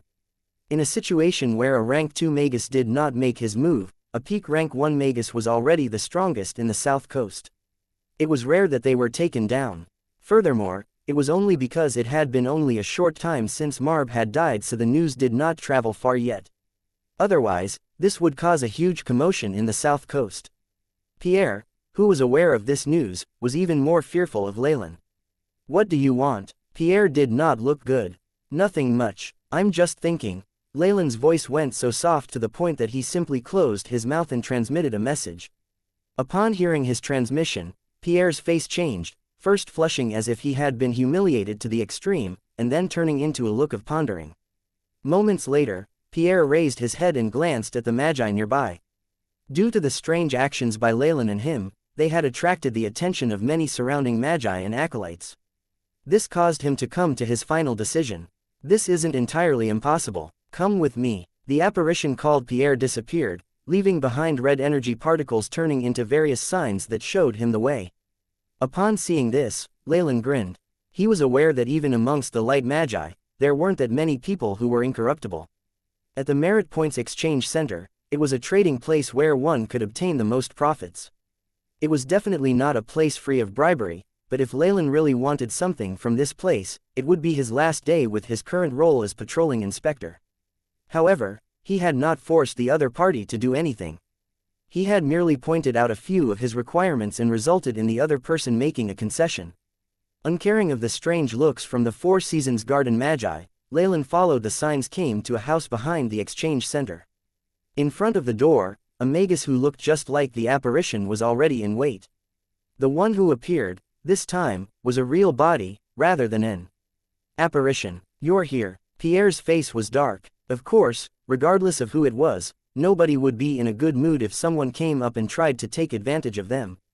Leylin briefly nodded his head and did not speak further. Pierre gave Leylin a meaningful look as if trying to inscribe his appearance to memory. Come with me. Next, without waiting for Leylin, he simply stalked off. Leylin rubbed his nose, and with a smile he followed. On the way, various seals and defensive layers were seen everywhere, but with Pierre, who was familiar with this area, it was obviously a smooth sailing. Ka-cha. Pierre produced a black copper key and opened a large door, which was full of runes on the surface. Rumble. In an instant, the sparkles of various treasures and crystal balls, as well as the smells of many precious ingredients filled Leylin's eyes. In front of him was an impressive, huge storage warehouse. Various precious resources were placed in front of him, so much so that it seemed they were endless. With my authority, I can only open this secondary warehouse to you. Also, I can give you a 40% discount. That is the bottom line. Pierre was resolute. From his wounded expression, it was obvious that these were his limits. Hence, Leylin did not press on. All right, I won't be too difficult to you. Leylin spoke without sincerity and walked into the warehouse. The way Leylin treated this place like it was his own home had Pierre grinding his teeth in annoyance, but he did not dare say anything else. To be honest, there was something here that would result in him being apprehended if it was ever found out. He would be stripped of his position and would even face punishment. Compared to this, letting Leylin taking advantage of the situation wasn't much. Leylin walked past piles of potions and ingredients that were worth thousands of merit points, looking rather calm. For him, there were very few items that he coveted. In addition, what he was in urgent need of were methods to increase his battle power. Hence, a few offensive techniques were of more value to him. Leylin's footsteps did not stop until he came to the side of a wooden frame with an intellectual crystal ball on it. Research, experiments, secret techniques. At the side of the frame, there were all sorts of detailed inscriptions that recorded all sort of intellectual type information and what they included, making it easier for Leylin to search through. He came in front of the column that had secret techniques. High energy eagle eye, dog nose transformation, liver transplantation, fire elemental negative energy layering spell. All sorts of secret techniques, with some that even Leylin had not heard of, were displayed before him. He was almost getting dizzy with the sheer amount there was. Excuse me, can you deactivate the defense formation? I want to take a look at the content. Though Leylin sounded apologetic, his actions were nothing but that. Pierre was speechless but still headed over, fished out a token from his robes and flashed it at the frame. Wang! A milky white magical light was emitted from the token, and soon after, the spell defense formation around the frame deactivated. With my authority, you'll at most be able to see the first 1/3 of the contents. Any more than that and the spell formation will start working again, and I have no way to do anything about that. Pierre spread his hands while he explained. That's enough. Leylin nodded, taking the information that recorded the way to have eagle's eyes and sped through it. On the surface, he was skimming over the crystal ball and trying to find the information he wanted, but in actuality, the AI chip was hard at work in his brain, recording down all the information he read through. There he only had access to 1/3 of the information. This was already enough for the AI chip. Based on that, it could deduce the rest of the information. It was just a matter of time. Half an hour later, Leylin had already looked through all the information in the intellectual crystal ball.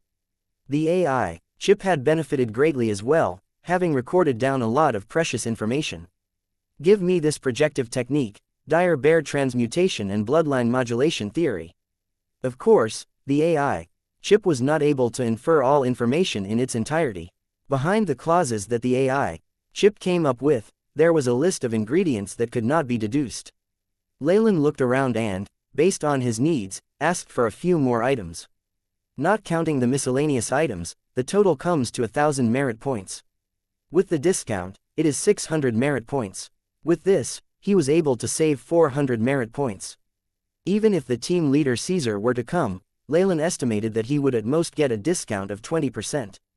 However, he had been able to get a 40% discount on any of the items in this treasure house.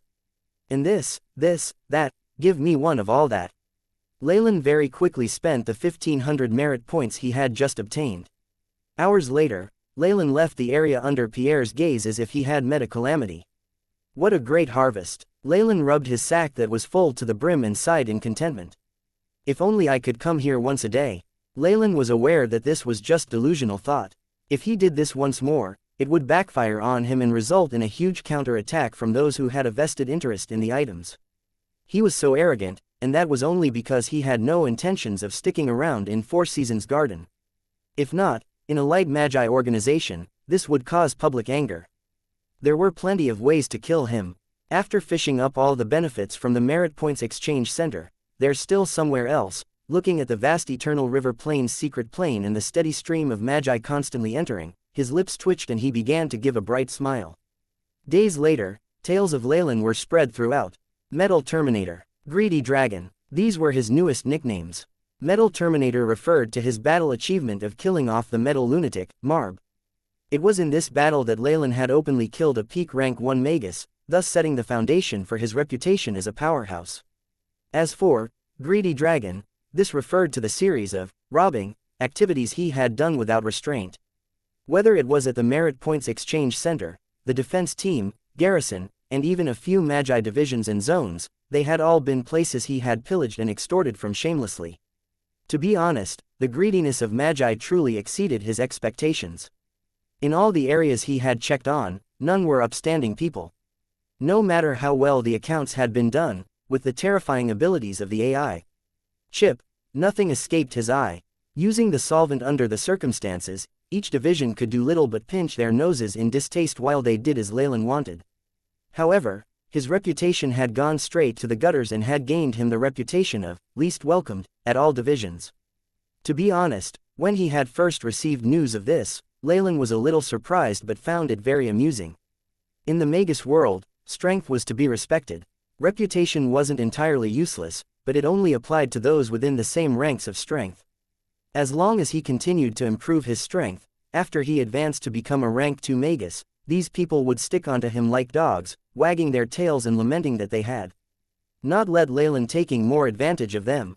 Magus Leylin, Greedy dragon. Lord Reynold would like to see you tomorrow at 7 p.m. Please be prepared, Caesar expressionlessly announced in front of Leylin and left. This is a little earlier than expected. Have I finally angered the heavens? Leylin laughed without fear. He did not take his position as the patrolling inspector seriously, and on top of that, he had been doing all sorts of things. It was no surprise that all of the Four Seasons Garden viewed him as an enemy and opposed him. If he did not make any preparations, he was going to die.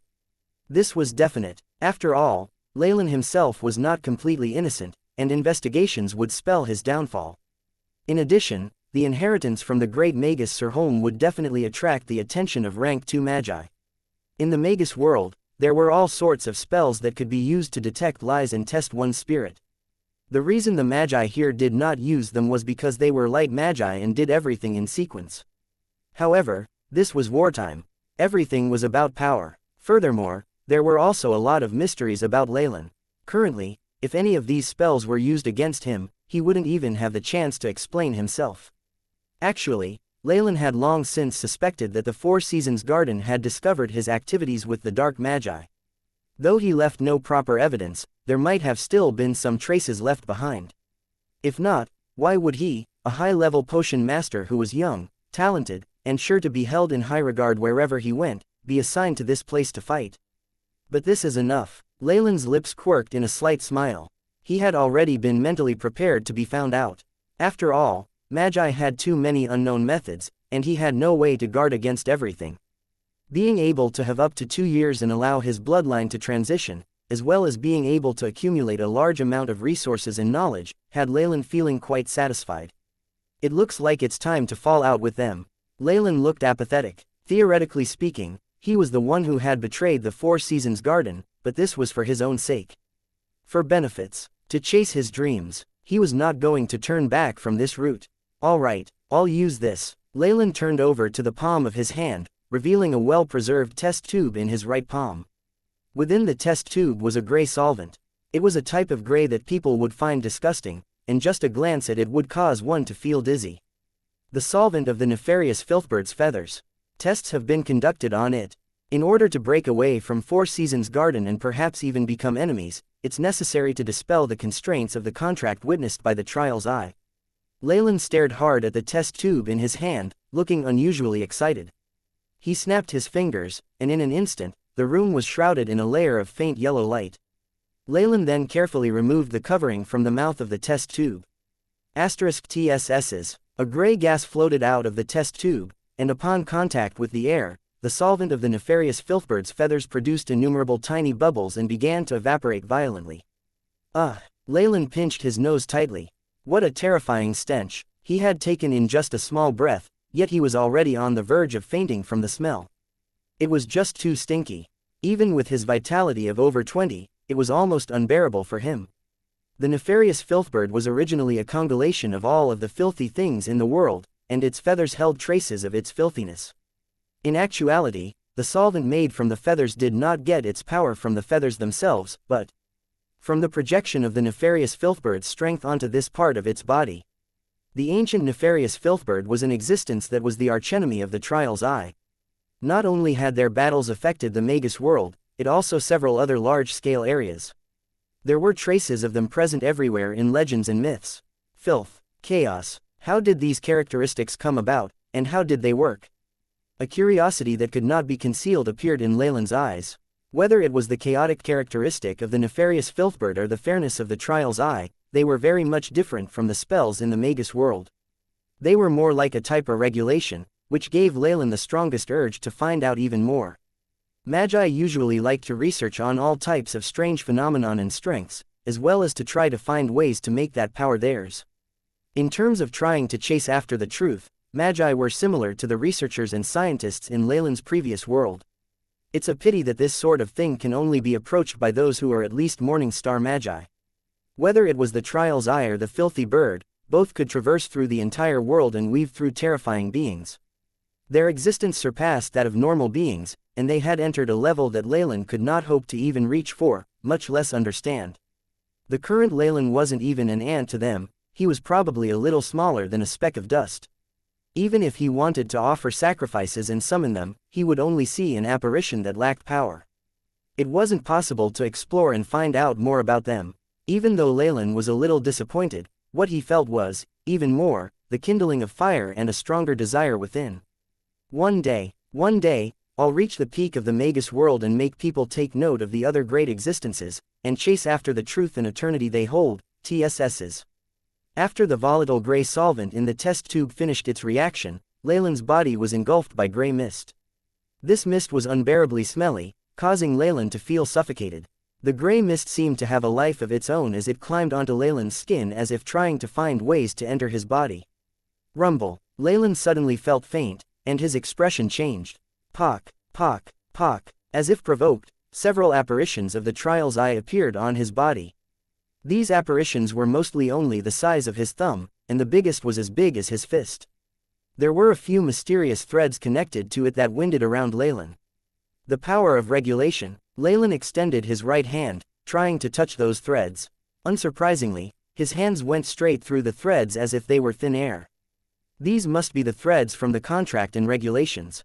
The small Trial's Eye represents the agreement I had with the old witch, while the largest one is the contract I made that was witnessed by the rank 2 Magus, Reynold. The largest Trial's Eye had the thickest threads and was inseparably close to Leylin's body. Some part of him gave him the idea that if he went against the contract, these lines would break, and it would end in a result he did not want to even think about. *TSSS's TSSSS. After witnessing the apparitions of the Trial's Eye, the fluctuations from the gray mist became more intense. Through an unknown channel, a mysterious piece of information was transmitted to Leylin. One feather solvent can only dissolve one contract. Leylin nodded, and spoke in the ancient Byron language, I choose this one. He pointed at the largest Trial's Eye. Not only was the ancient Byron language the basis of spellcasting, it even held a mysterious power that allowed all beings with spirits to be able to understand its intended meaning from its words. Hence, it was a language used throughout the Magus world and in other places. Chi. After receiving Leylin's answer, the gray mist quickly became denser, and the chirps of a bird were sounded in the middle. The coarse chirps of this bird was extremely unpleasant to hear, like the bawling of a woman. Along with the chirps, the gray mist spread out 2 wings and turned into a faint, large gray bird in the mist. Is this the actual body of the ancient nefarious filthbird? Leylin carefully took down the filthy bird's appearance.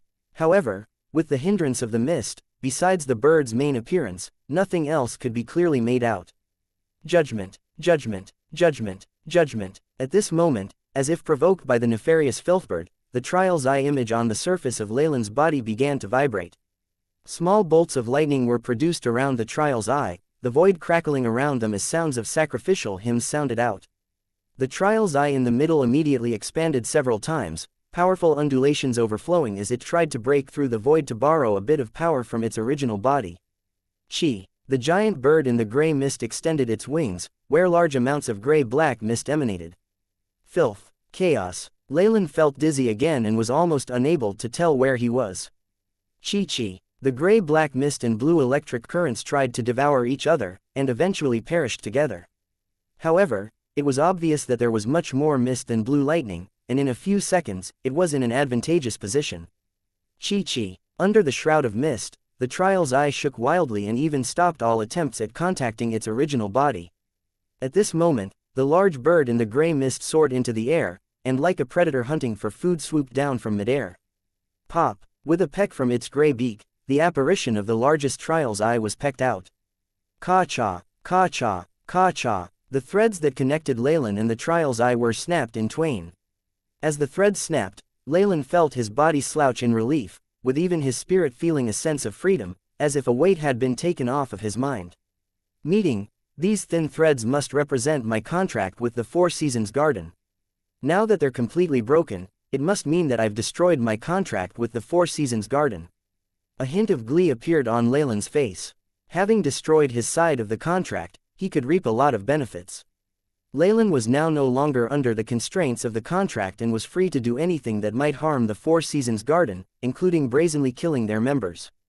As for Reynold, who represented the Four Seasons Garden, and was the one who Leylin had made a contract with, he had to abide by the regulations stated in the contract. Without evidence, he would not be able to do anything against Leylin. Also, this method of destroying his end of the contract would not alert Reynolds. This was one of the special chaotic characteristics of the nefarious filthbird. Rumble. The nefarious filthbird, which was hovering in midair, swallowed the trial's eye down its beak.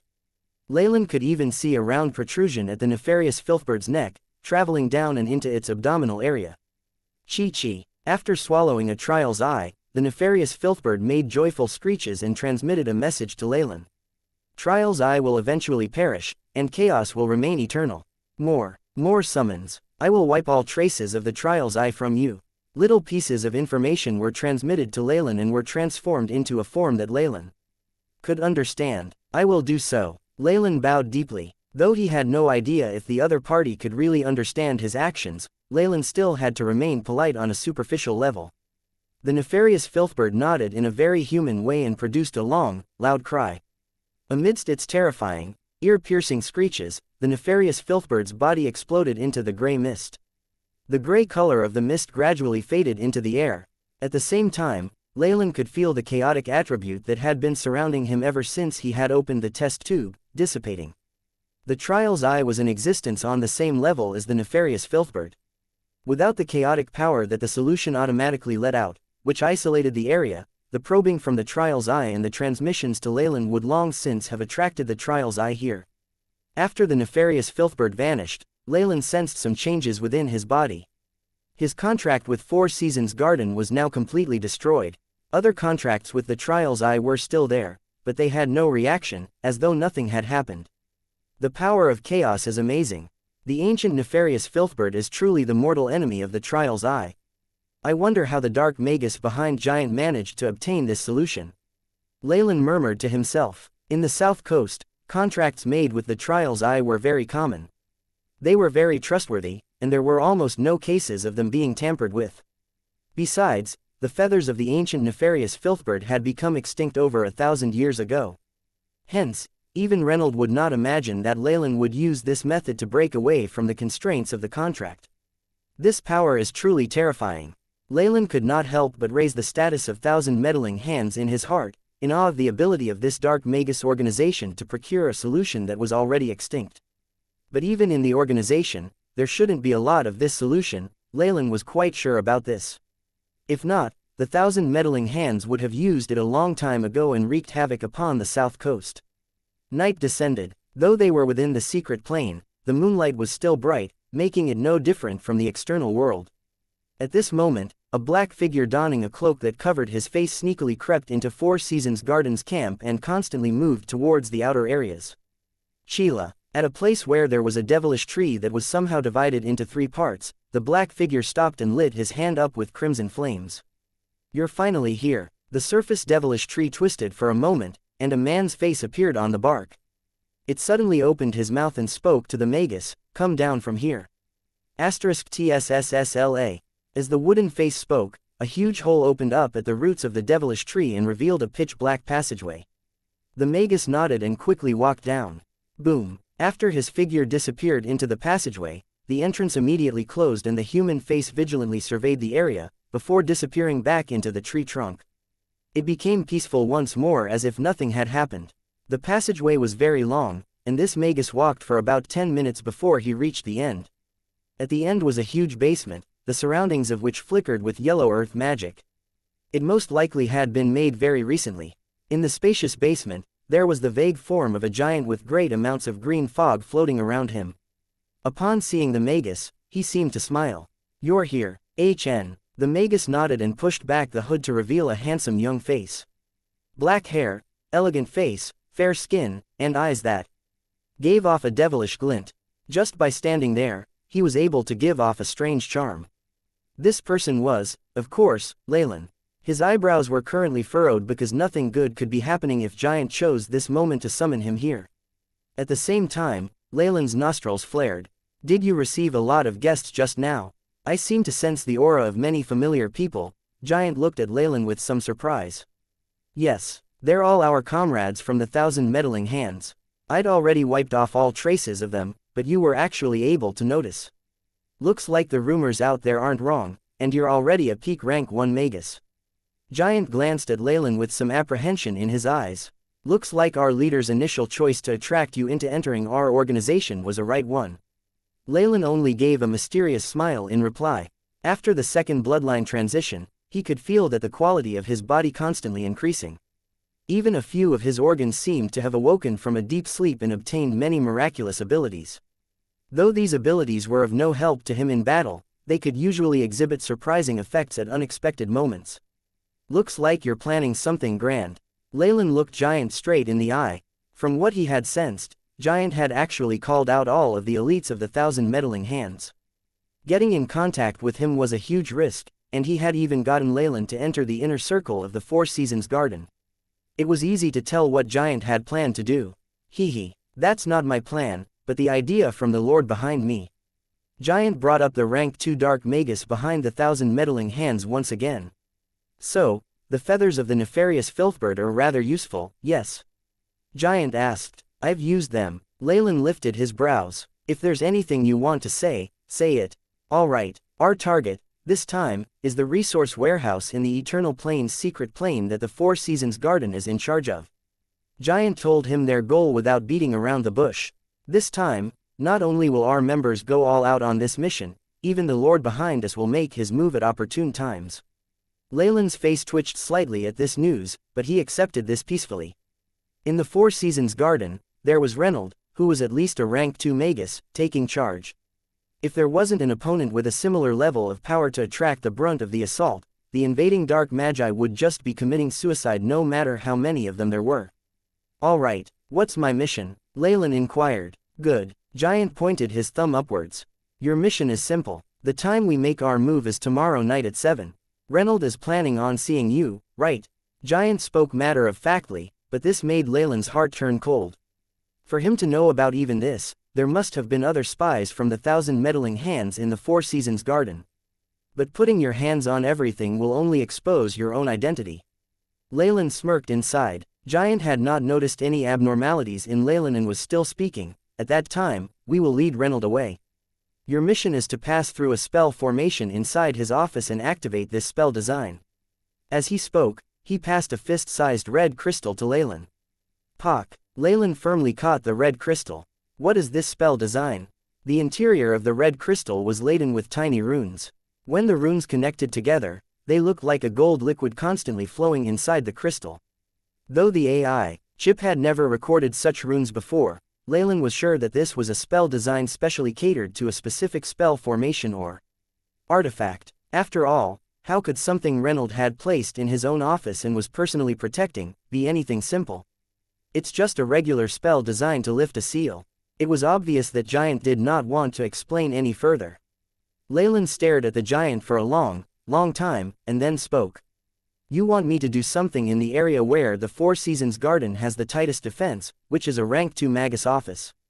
Are you trying to get me killed? As he spoke, Leylin's eyes turned into an amber hue. A powerful spiritual force with a depthless darkness quickly descended upon the area.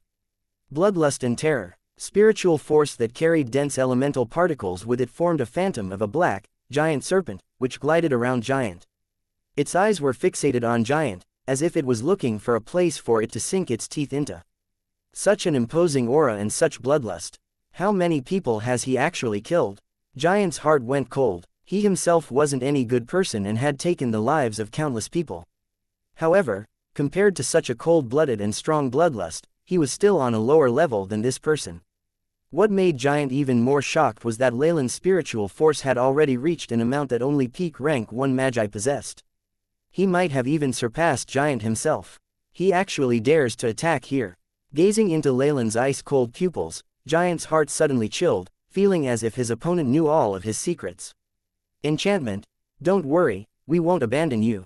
Giant tossed a detailed map that had a route marked out in red to Leylin.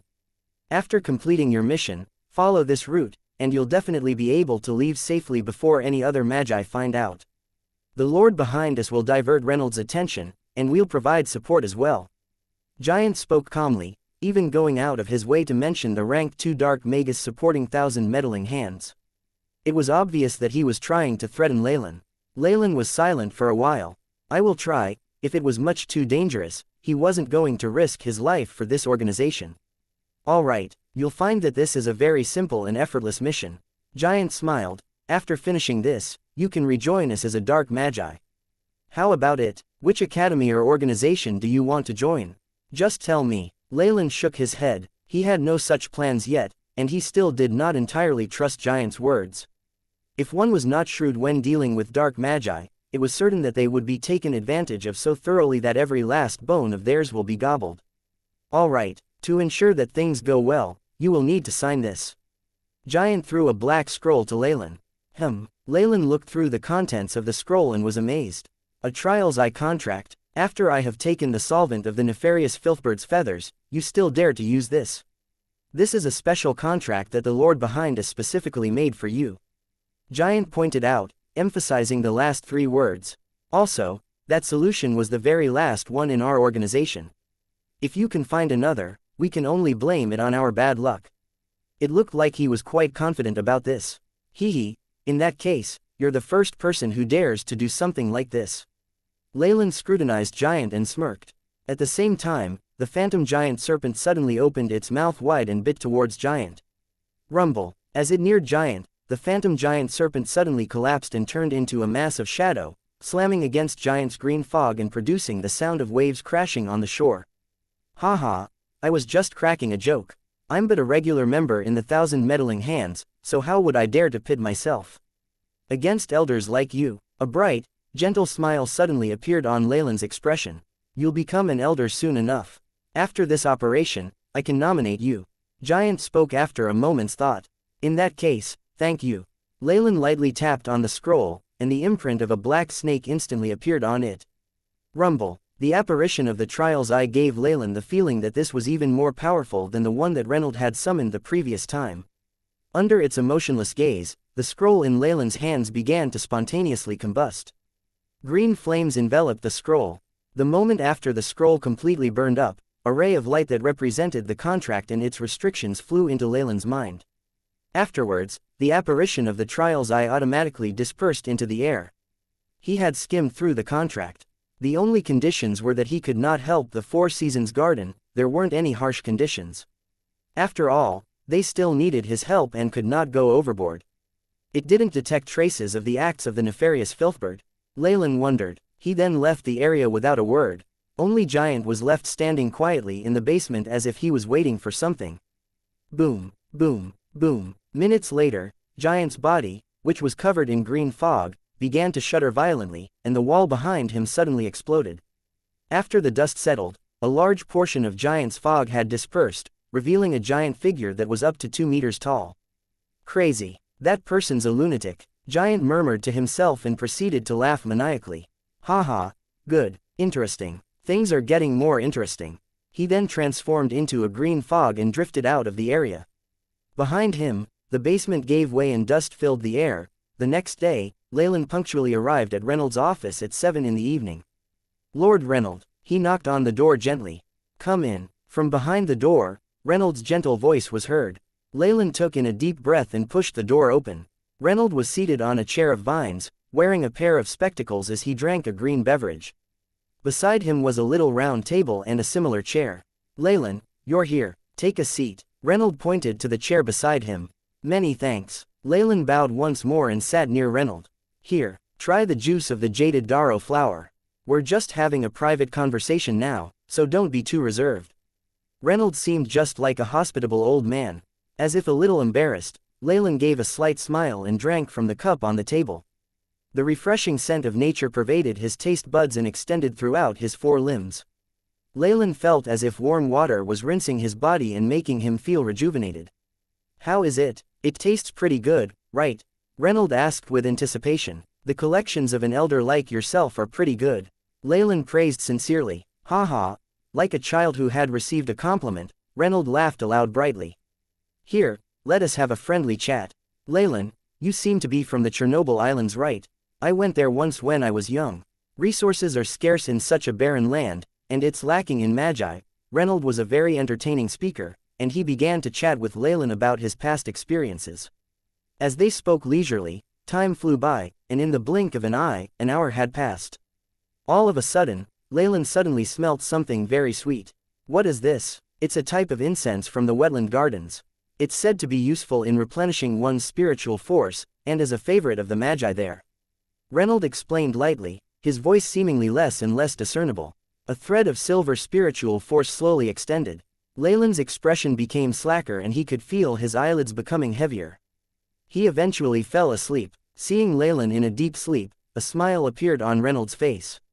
He took off a ring on Leylin's hand and inspected it closely. Ring of sobriety, looks like it has a few other effects that can defend against probings. There are 7 different potions smeared on it as well. Looks like you've prepared well, but it's a pity. Reynold glanced at Leylin with a victorious smirk. The juice of the jaded darrow flower, as well as the pollen from the intoxicated dragon petals, are something even a rank 2 magus might not be able to withstand. What use is a mere ring and potion? These 2 items were a special combination that Reynold had picked out specifically for Leylin. Some of them even had to be transported from the secret plane, and he had used up a portion of his allowance as the chairman to obtain the items. This had delayed his plans and allowed Leylin to have the chance to wreak havoc in the Four Seasons garden. Of course, since he had paid such a huge price, the effects were superb. A peak rank 1 magus was an existence that even a rank 2 magus like Reynold needed to be careful of.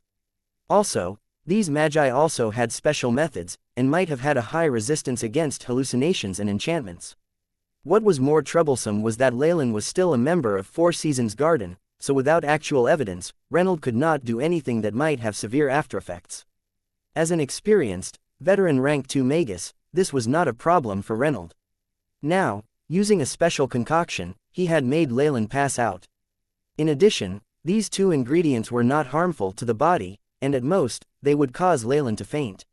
His resistance to hallucinatory magic would be temporarily lowered, but after this, his body would ultimately benefit in the long run.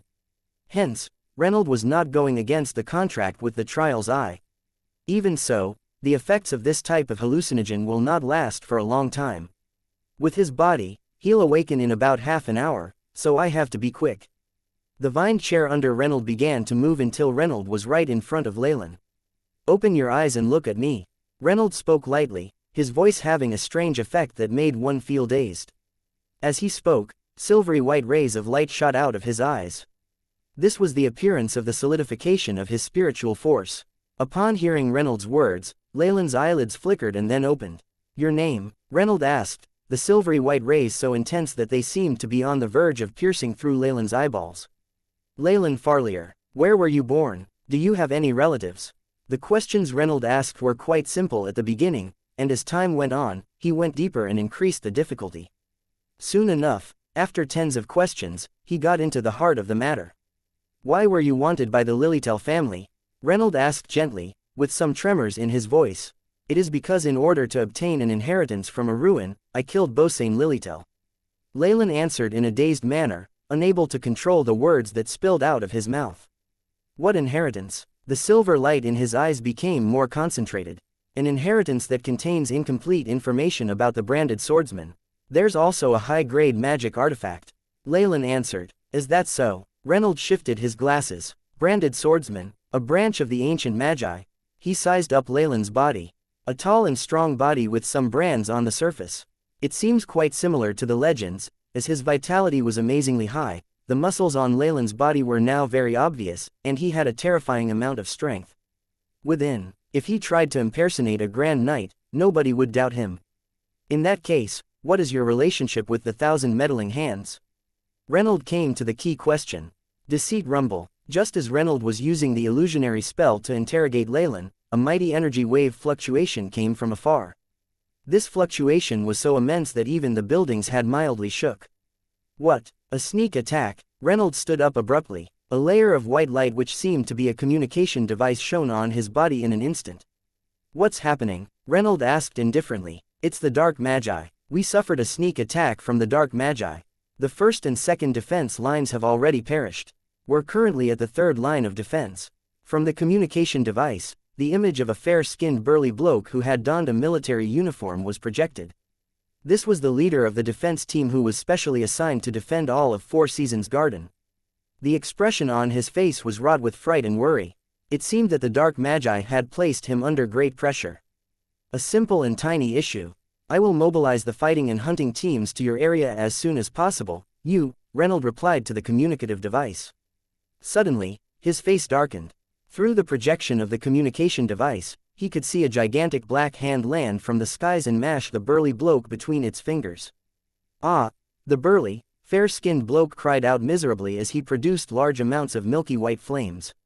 Ka-cha, ka-cha, a large number of miserable-looking faces appeared on the gigantic black hand, their mouths opening wide as they swallowed the milky white flames.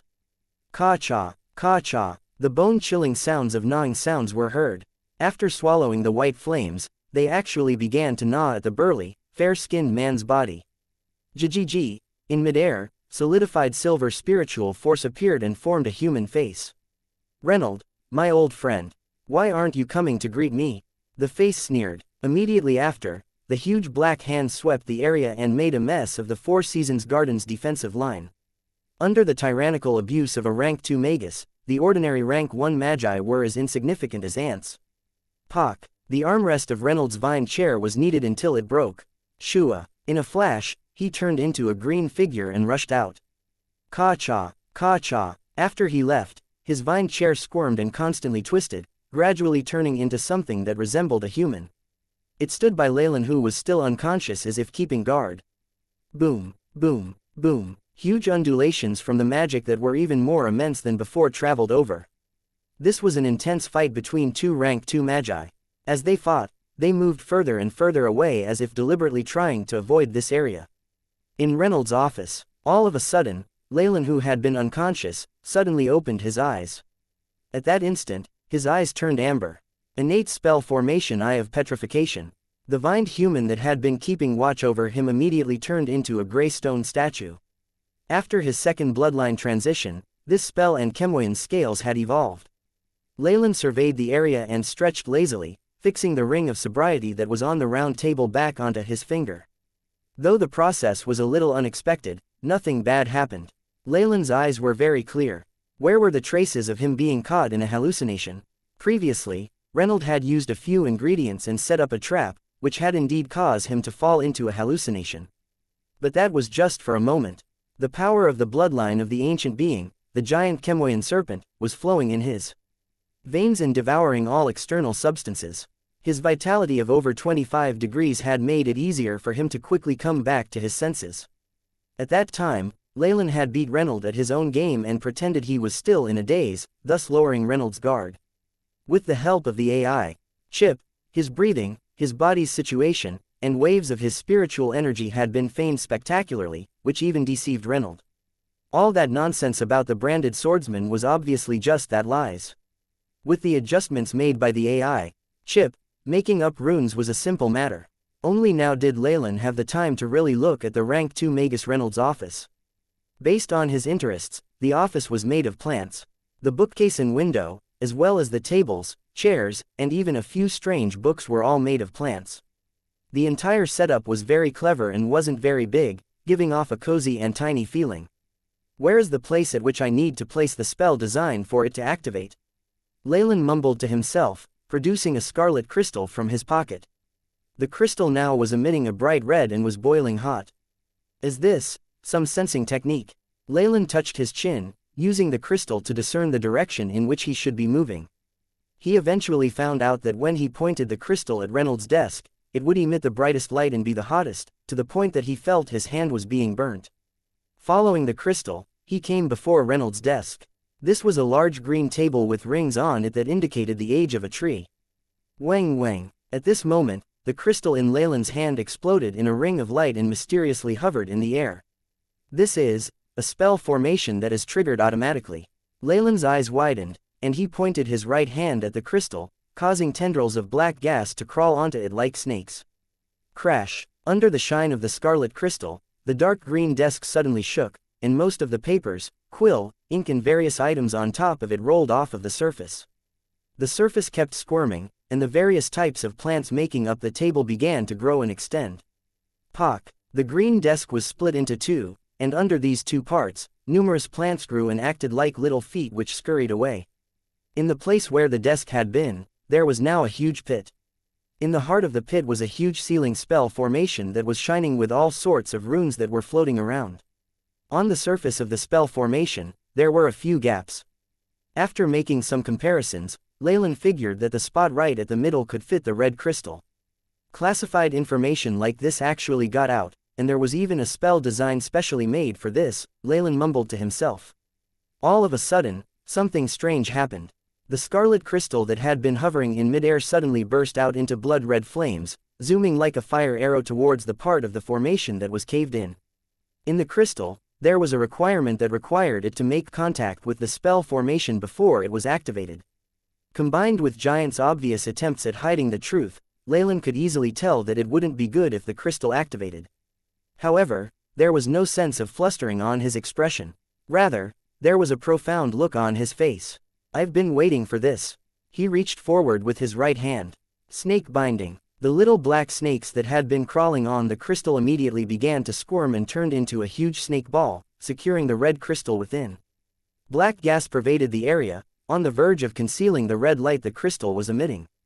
Wang wang. The red crystal constantly expanded, and Leylin seemed to hear a sound of unwillingness from within. As expected, there's even a backup plan. It's a pity. Leylin rapidly chanted incantations and sprinkled some light blue powder into the air. Freezing river. As he finished the last syllable of the incantation, a light blue light surrounded the snake ball. *TSSS's. White threads of mist were produced, and on the surface of the snake ball, the white mist condensed and turned into a layer of thin ice. The amount of ice became greater and greater, until, at the end, a thick layer of ice had been formed around the snake ball. The entire snake ball seemed like it had turned into a huge ball of ice.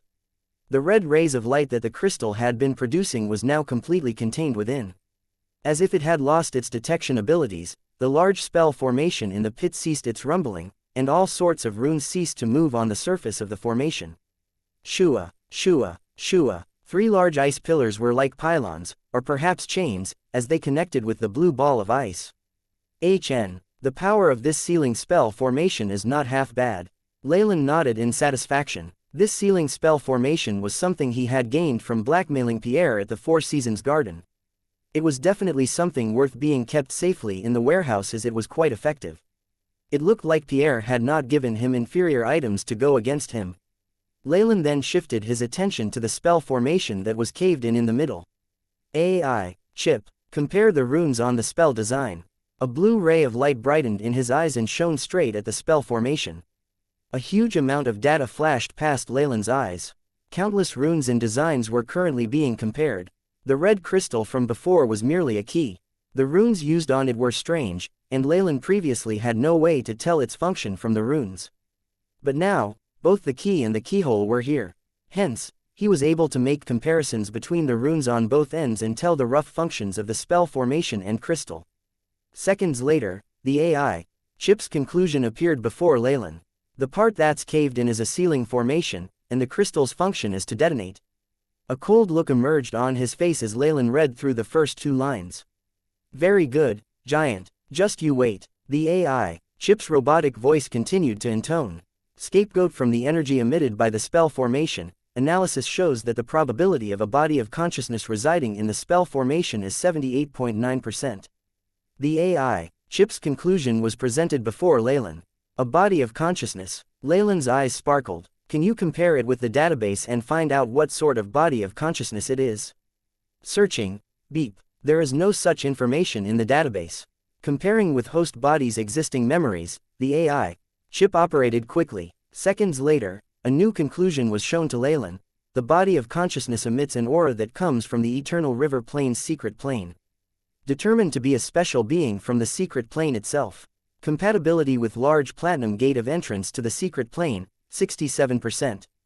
Platinum gate. Leylin's eyes widened, suddenly thinking back to the platinum gate that seemed like an ancient existence, right across from the headquarters. Incomplete spiritual force waves were emitted by the gate. From the looks of it, I'm afraid that the platinum door has already evolved to have its own intelligence. However, it was removed by Magi from Four Seasons Garden and sealed here. Hence, its spiritual force waves gave me such a strange feeling. Leylin slowly came up with the entire process that led to this result.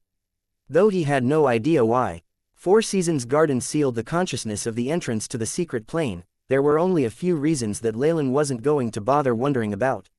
What he was more focused on was what would happen to the entrance to the secret plane if its consciousness was destroyed. After all, the red crystal that Giant gave him was no unsealing spell design. Instead, it would control the spell formation as well as the consciousness within, and destroy them together. AI, chip, simulate the consequences of the destruction of the secret plane's body of consciousness. Leylin spoke quietly, his expression dark and dreadful. Beep. Mission established, beginning to compare with high-level patterns. Importing data, the AI chip intoned loyally, after which, the result was placed before Leylin. Based on simulated experiments and remnants, if the body of consciousness is damaged, the possibility of the Platinum Gate being destroyed is 79.8%. Entrance will automatically close and be sealed shut. Another 15.2% chance of the opposite happening. The entrance will then become a public entrance and be open to any living beings. The last 5% possibility has unknown consequences. Leylin, who was silently reading the conclusion, suddenly understood everything. The most important part in the battle for the Eternal River Plain's secret plane was the acquisition of the entrance. 7 entrances had been discovered, with 4 being controlled by the Light Magi. This control referred not only to the Magi army set up on the outer areas but also to a certain key that could control the opening and closing of the entrance. From the looks of it, these keys referred to each gate's core body of consciousness. If I detonate this area, there's a large probability of Four Seasons Garden's entrance disappearing. The Dark and Light Magi will then hold the same number of entrances and there won't be any disadvantages when trying to take over the secret plane. Leylin could easily tell the intentions of the Dark Magi. These Magi were planning to destroy the entrance here. Gaining control of the entrance meant obtaining a large amount of land, plentiful resources, as well as a huge number of troops. Most importantly, the speed at which spoils of war were transported would be increased. Light Magi currently held possession of 4 entrances. Whether in terms of the areas with radiation or potential battle power, they exceeded the Dark Magi by a large margin. Hence, the Dark Magi had to think of ways to make up for this handicap. Even if this place was not destroyed, it was still necessary to rob this place from the Light Magi. They would rather have this place become a public domain than let it be controlled by the Light Magi. Shrewd. A very, very clever plan. Leylin, who had made sense of this whole situation, couldn't help but praise the person who had come up with this operation. However, as the very last chess piece in this game, he was in a very difficult position. If he destroyed the body of consciousness now, the gate to the secret plane would immediately be damaged and perhaps permanently lose its abilities. This may or may not be a good thing. Leylin, who had completed this task, would be held in high regard by the Dark Magi, but the Light Magi would definitely not let him off so easily. This was a decision that he needed to think through carefully. Just for that little bit of merit, was it actually worth it to offend the entire Light Magi alliance? Is there still a need to consider any further? Leylin's eyes brightened. From this crystal and the extremely opportune timing, it looks like there's someone in the shadows controlling everything. This person also has to have a high position in Four Seasons Garden, or else it'd be impossible for him to do this much. I'm almost sure of who it is. Once this operation is over, he'll be the one reaping the most benefits. I might even be labeled as a traitor and be chased to death, while he will get the most merits for everything. Leylin's lips quirked in a cold smile. Since ancient times, a spy's position was the most difficult. Even if they succeeded, if the person who instigated the operation was not willing to tie up loose ends, the spy would be the one who would stand to lose the most. Besides, compared to a lowly spy like him, there was another spy with a higher position, had been in Four Seasons Garden longer, and was an even more loyal choice. If there were conflicts of interest between them, who would Thousand Meddling Hands choose? This was a rhetorical question. Besides, the contract he had signed with Giant only specified that he could not help Four Seasons Garden, but the reason he was doing this was for his own benefit. With his own desire to get some benefits from Four Seasons Garden, it was evident that he would not suffer any backlash from going against the contract's terms. Afraid that Leylin would not agree, Giant did not dare to make the conditions too strict. If the conditions stated that he had to destroy specific things, then Leylin would definitely investigate further and could decide not to sign the contract at all. Shatter. Leylin clenched his fist while facing the blue ball of ice. Ka-cha, ka-cha. Countless shards of ice fell from the ice ball, and immediately after, innumerable cracks appeared on the surface of the ice ball. Crack, crack, crack, crack. Finally, the entire light blue ball of ice cracked, and along with it, the red crystal dispersed into powder. This spell design that would cause the spell formation to implode was destroyed by Leylin, just like that. Leylin had thought this through. It was alright to betray Four Seasons Garden. At most, he would have become the enemy to one more organization, but destroying the gate of the secret plane would mean offending the entire Light Magi Alliance. The current Eternal River Plane's secret plane was a huge chunk of flesh that Dark and Light Magi alike were waiting for an opportunity to swallow into their stomachs. The gate to the secret plane did not belong to just Four Seasons Garden, but the entire Light Magi Alliance. Four Seasons Garden was but one of the characters who would look over the entrance. The moment Leylin destroyed the entrance, all Light Magi forces would lose their advantage in this battle. Since ancient times, destroying a person's livelihood was akin to murdering one's own parents. For Magi, the secret plane was a huge gold mine where one could obtain a limitless amount of top-grade materials. If he pitted himself against the Light Magi like this, he would be chased to the ends of the earth and there would be no end to it. On top of that, all of the Light Magi powers would be working together to exterminate their enemy. The dangers of this operation were way above that of the times previously when he had gathered spirits and plundered brazenly. In the south coast, Light Magi were at the top. If the entire Light Magi faction was against him, it was impossible for Leylin to stay alive.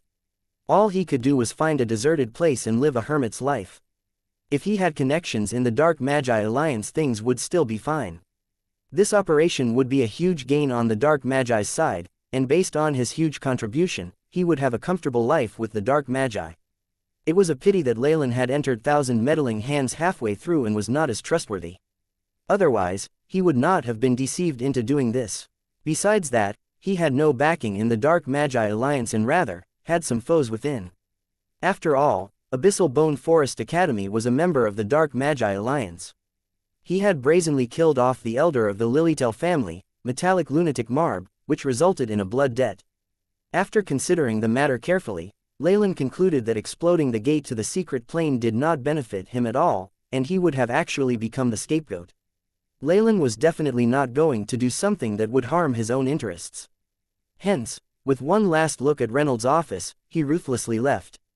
Rumble. Within the headquarters of Four Seasons Garden at the Eternal River Plane's secret plane, immense energy waves from spells exploding could be felt everywhere. Mixed within those sounds were miserable cries and maniacal laughter.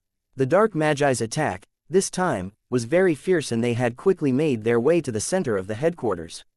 Hence, Leylin found very few official Magi along the way. Nobody bothered to interrogate him either, so his whole journey out was very smooth sailing. Many Magi in black cloaks were freely venting their dark desires, and some Magi could be seen bursting into flames.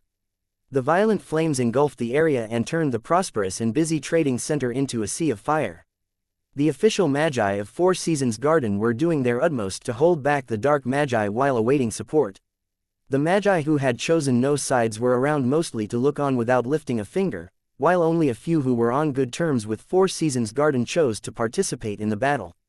Magi were a bunch of cold people, and seeing that the Dark and Light Magi were participating in a large-scale battle, most of the Magi present chose to look after their own hide and observe. This was obviously the case for acolytes. While official Magi were fighting, they did not even have the chance to intervene. Usually, just a stray wave of magic from an official magus could cause a large number of deaths. Things seemed to be rather chaotic. Leylin laughed without care. Though he was wearing the attire that belonged to Four Seasons Garden, the expression on his face was very composed and as cool as ice, as if everything happening here had nothing to do with him. Magus Leylin, what are you doing? At this moment, a figure rapidly appeared before Leylin. It was Leylin. This vice-team leader of the defense squad cut quite a sorry figure, his white robes torn into shreds. Blood Rogue's appearance, Magus Leylin. In my authority as the vice-team leader of the defense squad, you will temporarily be expropriated. Those darned Dark Magi bastards are plundering our headquarters and killing our family and friends. I need you. Let us go and resist the enemy. Leylin looked as if he was in a frenzy and was burning with rage. It looked like he was truly loyal to Four Seasons Garden. As a large Light Magi organization, Four Seasons Garden had a very strong sense of unity. Hence, even under such circumstances, many official Magi, and even acolytes, were willing to risk their lives in fight. My apologies, but I won't do it. Leylin unenthusiastically spoke. What did you say? Dalaran became wide-eyed, unwilling to believe what he was hearing. I said I won't. I am now the patrolling inspector at the headquarters. Just my position alone means that I have the same level of authority as that dead team leader of yours. Even he didn't have the power to command me to do anything, much less you. Leylin squinted, causing Dalaran to seethe with rage. You dare? Dalaran gestured at Leylin, his finger trembling. Though his lips twitched, he did not say a word. Leylin's reason could not be refuted, and with his current position, he did not have the authority to order Leylin, who held a higher position, to do anything. Well then, Lord Leylin. Where are you going? Dalaran suddenly asked with his fists tightly clenched and his eyes fixed on Leylin. Are you trying to mind my business? Leylin spoke in a low register as he looked at this burly man. Of course not. It's just that an envoy just came down from the headquarters and is standing guard at Experiment Zone 3. I think you might want to see him. Dalaran lowered his head, though his words showed he had no intent of backing down. An envoy from the headquarters. Leylin furrowed his brows. This was a key position and represented the will of the entire Four Seasons Garden. This person obviously had a position that was much higher than his temporary role as a patrolling inspector. Why wasn't I informed of this? Who is it? Leylin asked on. It's Lord Reynolds' personal disciple, Lord Wade. The name that came out of Dalaran's mouth was unexpected, but at the same time logical.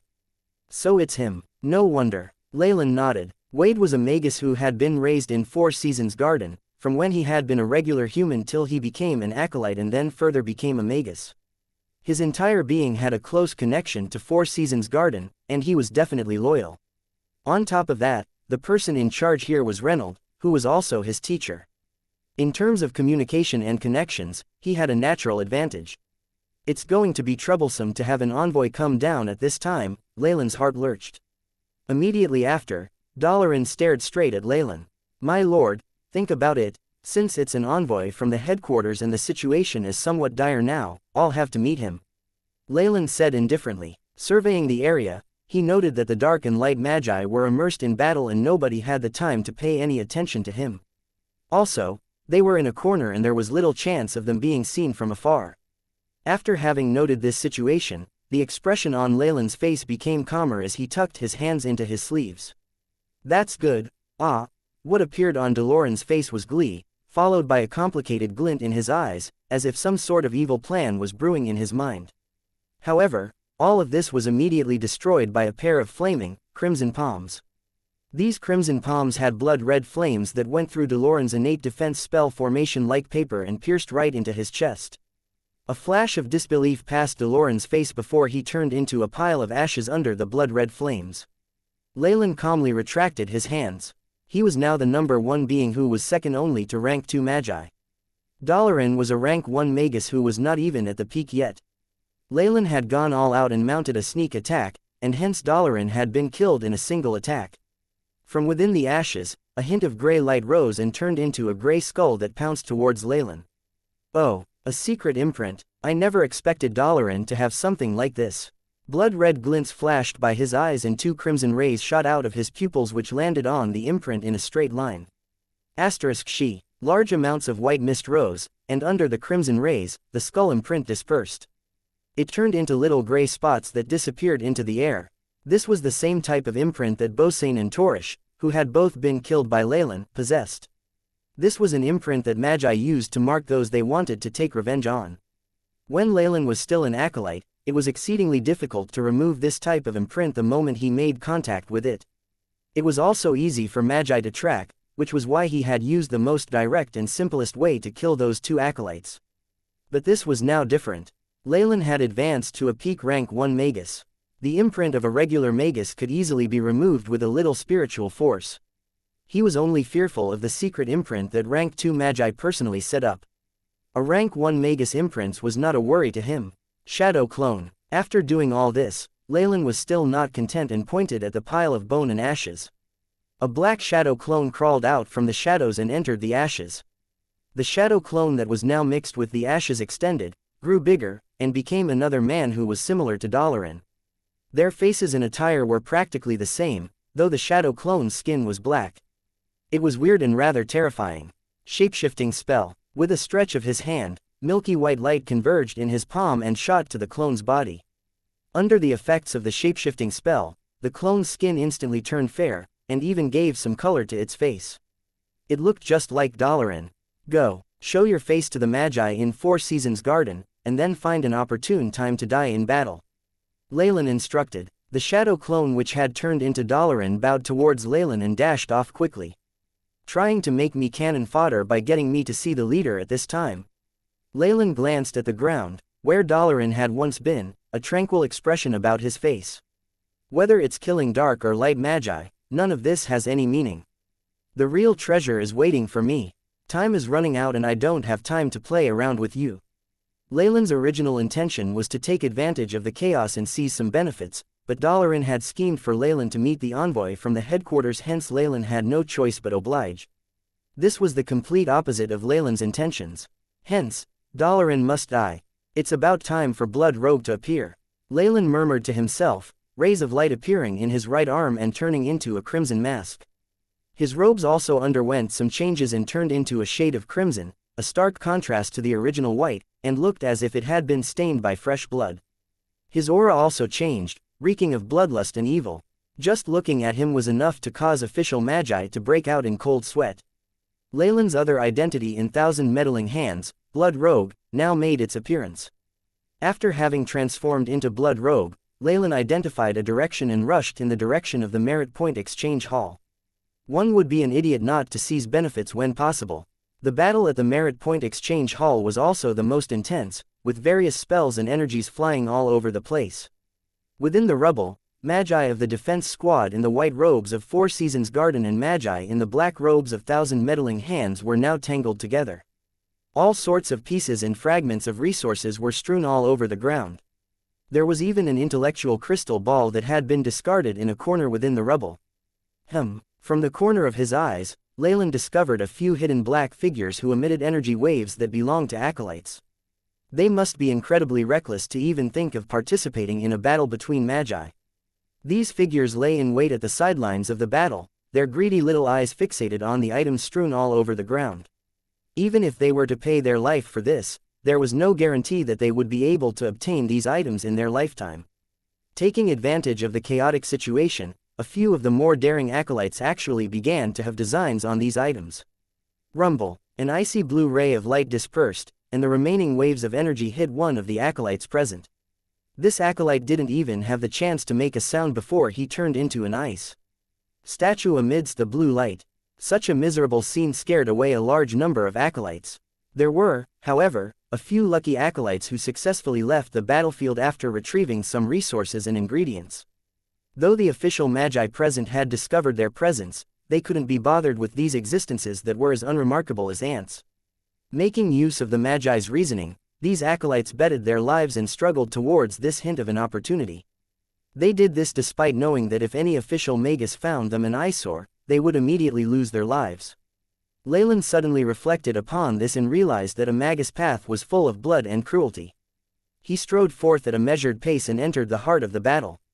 It's Lord Blood Rogue. Lord Blood Rogue is here. The Thousand Meddling Hands, Magi present immediately gasped. Amidst them was a huge black rodent-like magus who quickly got rid of its opponent and bowed before Leylin. It's actually Lord Blood Rogue. It's been a long time. The huge rodent now had green eyes that were the size of longan fruits and looked ready to bootlick any given moment. Ever since Leylin had displayed his exceptional battle strength in previous fights, combined with Bald Venom's disappearance without a trace, this large rodent had analyzed the situation well and apologized to Leylin. It had also sent a large number of precious items. From then on, it would eagerly approach Leylin and greet him, acting just like his servant.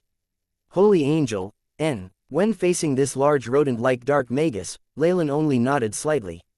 You're just in time. There are some areas that require your natural talent.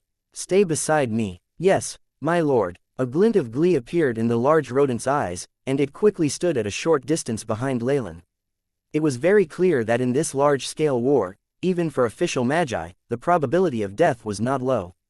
In order to protect itself, besides trying its hardest to raise its strength, the rodent magus also had to have strong backers to protect itself. This was a method of survival. Who is that? The opposing Four Seasons Garden Magi asked in suspicion as they naturally could not recognize Leylin as he was right now. It's blood rogue from Thousand Meddling Hands. It's said that his crimes are insane, and in just the short span of a year, he's already committed 9 major crimes and has been labeled as a notorious criminal on the wanted list. Another old light magi stared hard at Leylin, eyes revealing an unspeakable fear. Leylin merely laughed gently and approached them, while the 2 dark magi respectfully backed off. I'm only going to say this once. Move, he spoke brazenly to the light magi. Are you crazy? Seeing Leylin actually dared to threaten a whole group of light magi, even a few magi from the Thousand Meddling Hands thought Leylin to be crazy. However, the large rodent and the rest who knew Leylin better could feel their scalps numb as they retreated a few steps. Once Lord Reynold returns, the whole lot of you insane dark magi will, a light magus stood out and spoke righteously. However, shortly after, a translucent, black, giant serpent seemed to travel through space and appeared in front of him. Extending its mouth, which was full of sharp teeth, it bit down upon his neck. Ka-cha, a piercing sound was produced, and this light magus innate defense formation was destroyed to pieces in less than a second under the snake's bite. After that, the python directly bit the magus' unprotected nape. The spinal cord was ripped to shreds, and flesh and blood flew everywhere. Honestly, are all of you deaf? The light magus corpse fell to the ground with a loud thud, and Leylin's blood-red robes seemed to produce crimson rays of light. He faced the light magi in front of him and spoke peacefully. Just what level of this power far exceeds that of the semi-converted magus that he had been. Upon having seen Leylin kill an official magus in one blow, the large black rodent behind him couldn't help but be shocked. From what he knew, in Thousand Meddling Hands, there were only a few peak rank 1 magi, such as Giant, who could do this. However, another person had joined their ranks, Blood Rogue. It even went so far as to guess that Blood Rogue right now might have surpassed Giant and the other elders. At this thought, with a gleeful, and an even more intense gaze that could be seen on its slender and hollowed face, it stared at Leylin's figure. Togo. He actually killed Togo. A female Four Seasons Garden magus looked at Togo's corpse, evidently in disbelief, and went insane. I'll kill you. With a crazed look upon her face, she was then wrapped up in a bundle of milky white light. Ka-cha. Under the shroud of light, her clothes split and revealed the curvy body of a young woman.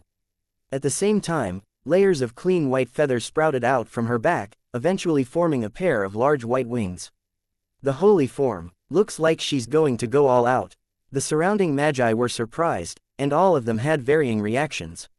Some chose to retreat, others rushed in from the sidelines, and even more light magi came in and surrounded Leylin. Holy judgment. As if an angel had descended upon the earth, the female magus face shone with a holy light. Her eyes turned pure gold as she pointed straight at Leylin. Light, pure, clear holy light formed a knight's lance, accompanied by a holy chorus in the background.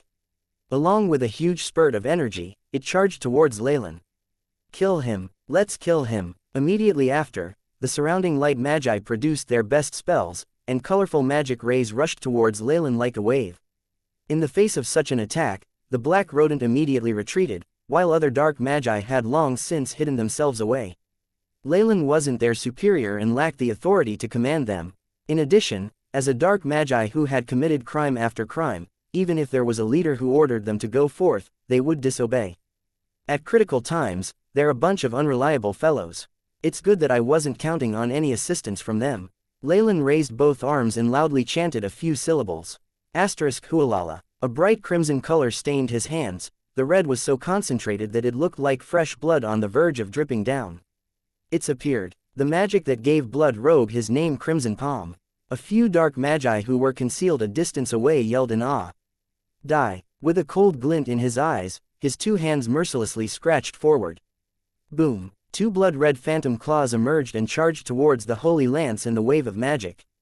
Rumble. On the surface of the crimson claws, large amounts of blood-red flames rose to the skies, virtually turning the sky crimson.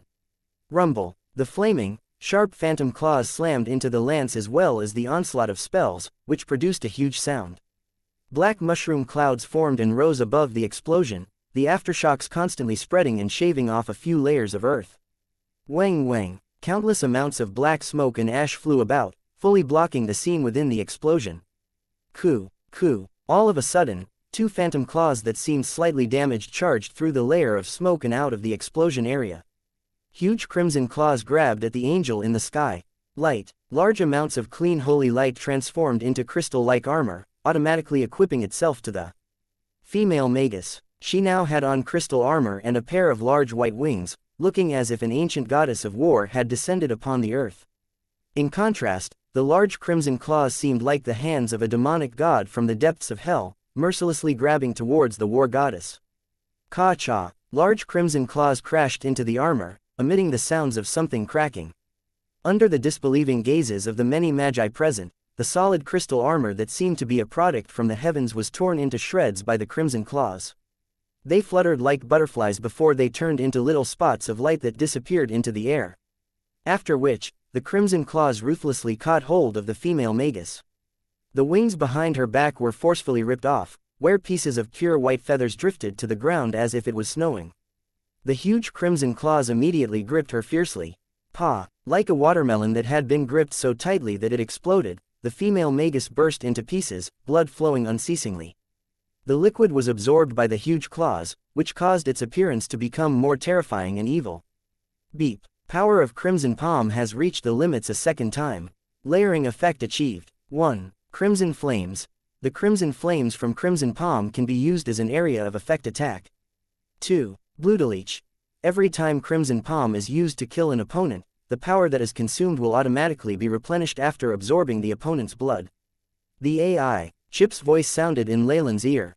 Oh, does that mean that every time I kill someone, Crimson Palm has the ability to automatically replenish its power and that the magus doesn't have to do it himself?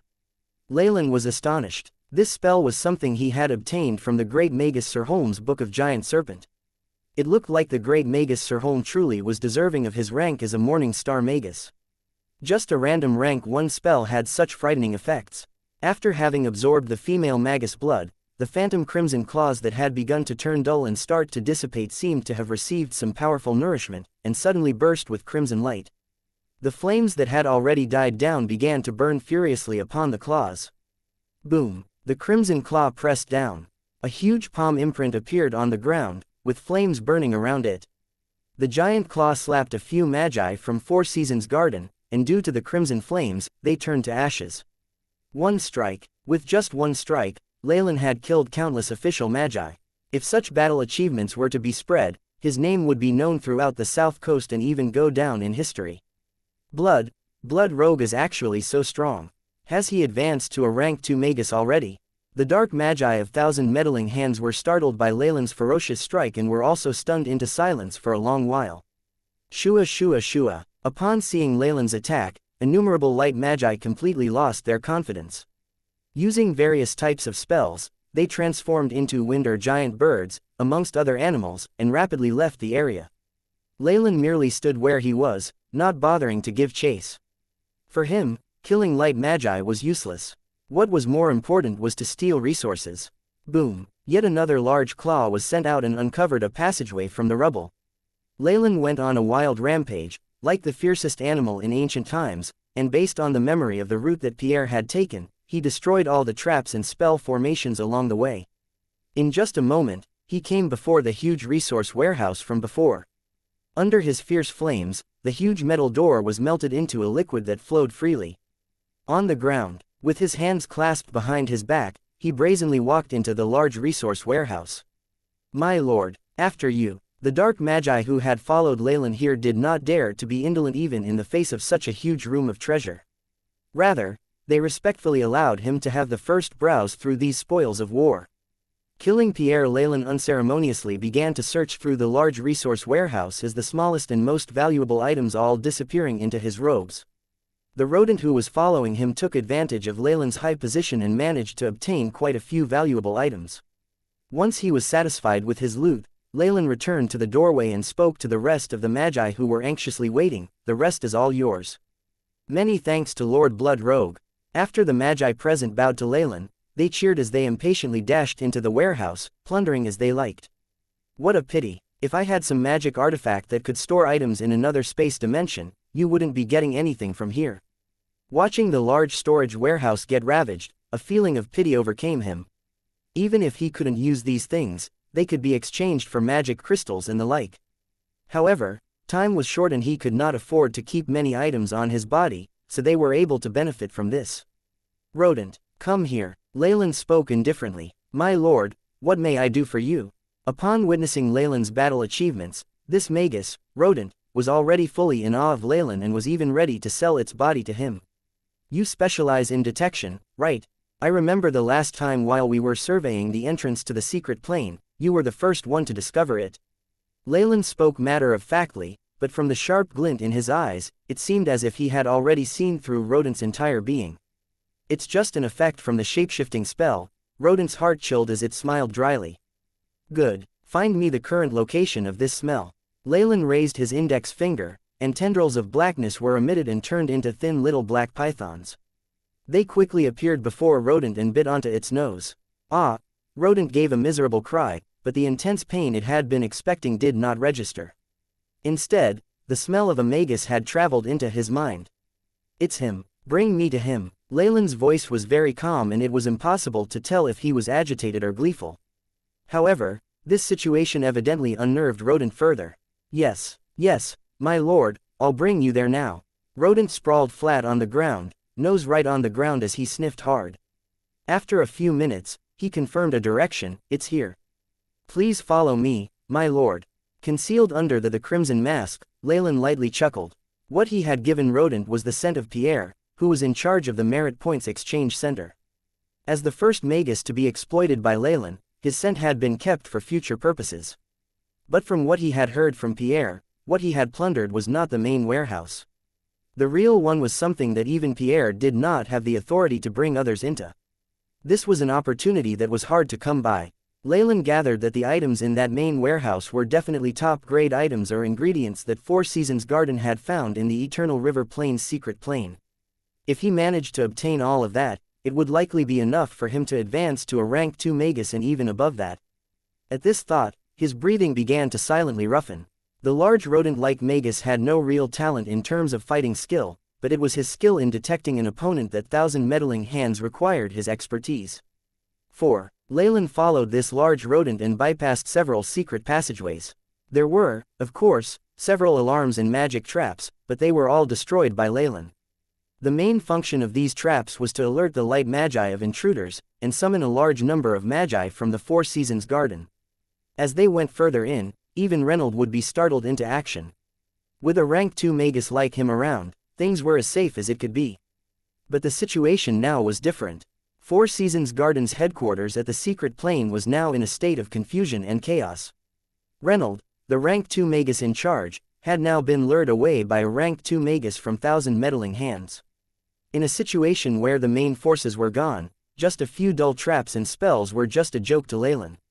We're here, my lord, if my senses don't fail me, the owner of the scent is within this passageway. After going through a maze filled with traps and crossroads, the large rodent pointed to a green passage at the opposite side and stated with confidence. This passageway looked extremely narrow, to the point that only one person could cross at a time. Within the passageway, there were innumerable vines that twined together to create a green wall, and there were even powerful energy waves emitting from it. The aura it emitted was vaguely familiar and was something that Leylin had felt not too long ago. It belonged to Reynold, the rank 2 magus. It can't be wrong. This is the place. Leylin inspected the restriction spell formation put into place, his heartbeat quickening. As the person in charge at the Merit Points Exchange Center, Pierre would definitely return to the main warehouse and oversee it. As this place was kept in a secret location and had a large number of defensive spell formations, it was much safer as compared to the outside, where danger lurked in every corner. Hence, Leylin was 80% sure that he had chosen to hide out here. Leylin had gotten Rodent to find his scent and was betting on this happening. Now, with the appearance of Reynolds, a rank 2 magus, defensive spell formations, it confirmed his conjecture. Even if it wasn't the main warehouse, there were sure to be valuable things around if a rank 2 magus had attempted to prevent others from going in there. With a lengthy whistle, his hands turned red and he activated the full power of Crimson Palm. Huge blood-red claws carried crimson flames about it as they struck the wall of vines. Rumble, immense energy waves shot in all directions, and the passageway shook a little, rocks and dust falling from the ceiling. After the dust cleared, the rodent-like magus who was hiding behind Leylin saw a hole that was as large as a basketball above the entrance on the wall. This hole was pitch black inside, with traces of crimson flames burning and extending within. Crash! Green light flashed and the entrance seemed to come to life, innumerable tendrils twisting together and filling in the hole. Rays of green light was emitted from the vines and they were entangled together, green and right mixing together before they died down. The defense formation set up by a rank 2 magus is indeed not simple. Leylin sighed in admiration, with no hint of disappointment in his eyes. Crimson Palm was just one of the spells he used to conceal his identity. It was definitely not representative of what he was capable of. The current him had already approached the realm of a rank 2 magus. Even if he were to meet one, there was a high chance of him escaping. A formation set up by a mere rank 2 magus was naturally not anything he worried about. AI, Chip, have they been recorded? Under the mask, a hint of blue flashed in his eyes as he inquired inwardly. Recorded 89% of the information. Regarding the spell formation, currently simulating experiments and calculating its weak point. The AI, Chip intoned loyally and then presented a few points where the amount of energy present was scarcer. Usually, when a defense formation was not activated, it was difficult for the AI Chip to obtain such specific data. However, through Leylin's attack using Crimson Palm, the formation began to operate and displayed all sorts of energy waves that the AI Chip scanned and gathered in detail. This was how it was able to see through it and ascertain its weak point.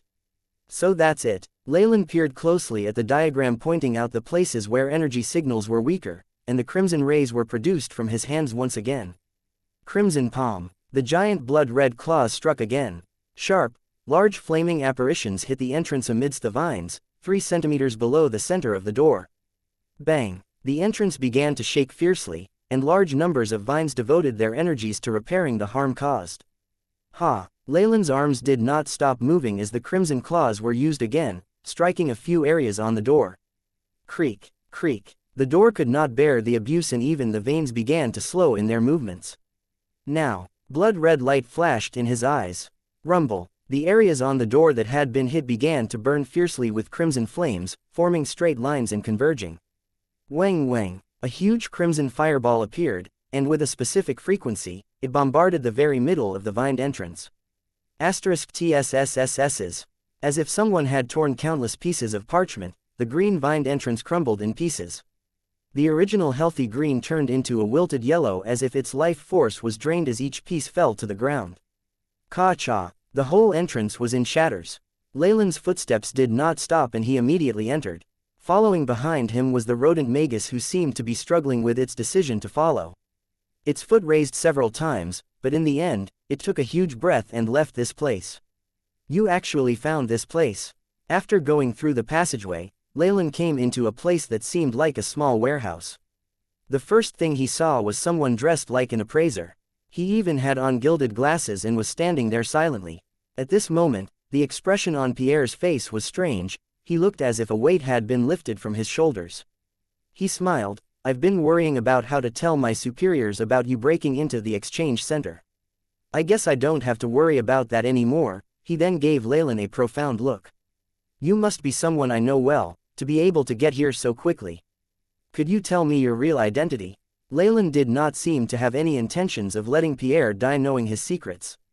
Boom! He fiercely took one step forward, and dark energy particles wrapped he and Pierre within like a fog, *she. Thick fog spread, but there was not the slightest sound produced from the inside.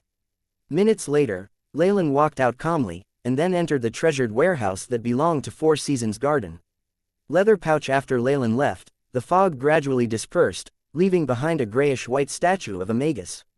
This statue looked exactly the same as Pierre, with a look of astonishment on his face. Pock, pock. Innumerable cracks began to extend across the statue like spider webs. Crack. Immediately after, the stone sculpture broke into little pieces with a loud sound.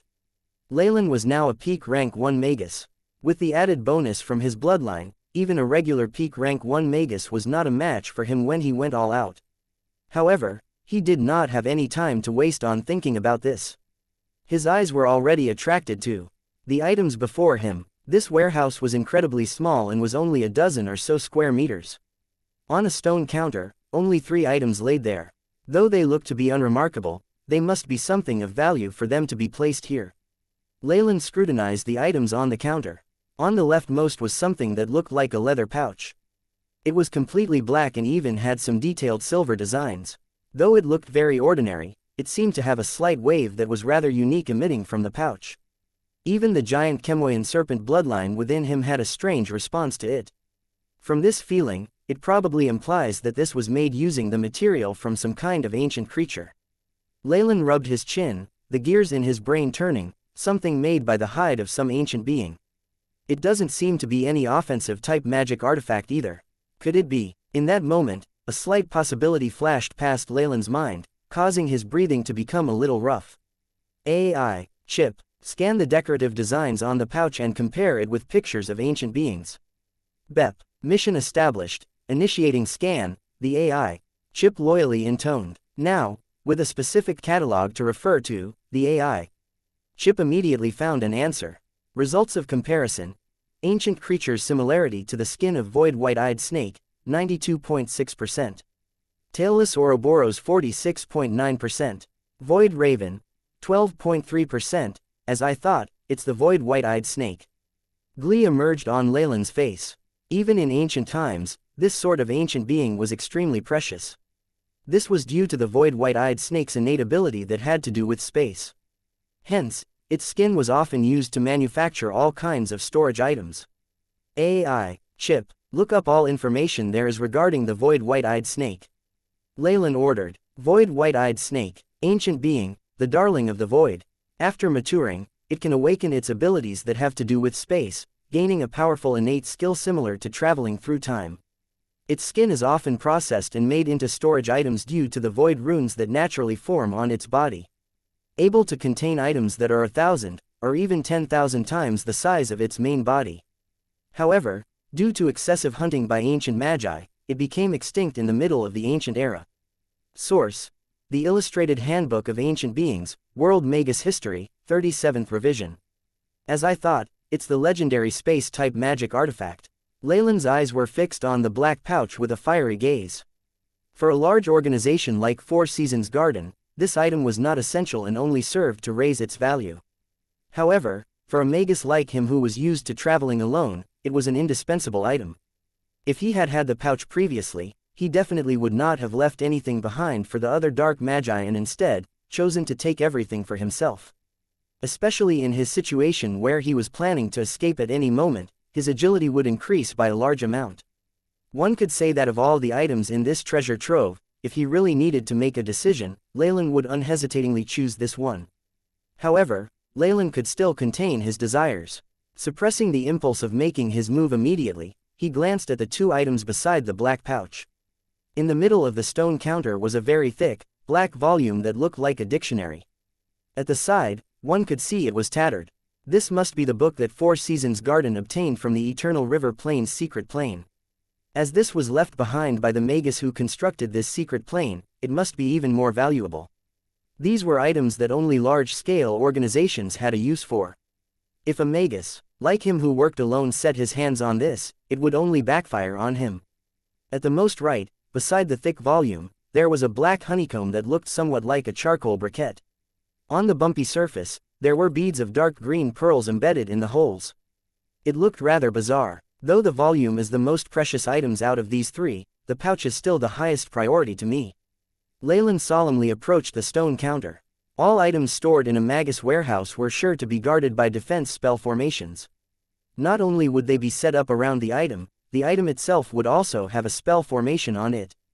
These spell formations usually had the ability to self-destruct, and the moment the method of approaching it was wrong, the item would be destroyed and cause the thieves to leave with empty hands.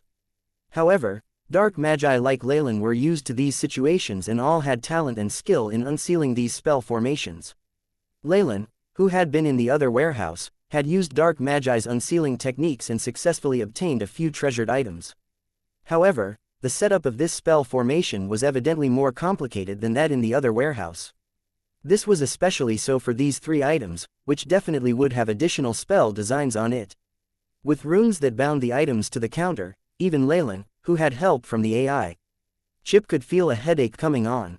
It's a pity. This is the main warehouse and even that dead man, Pierre's token and his authority is useless here. Leylin heaved a sigh and, from a small pouch, carefully poured the purple powder into his hands.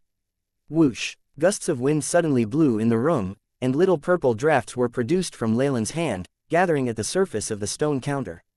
This was an unsealing spell design he had obtained from thousand meddling hands, specially designed to deal with these sort of self-destructing seals. After modification from the AI chip, its effectiveness had increased many times over.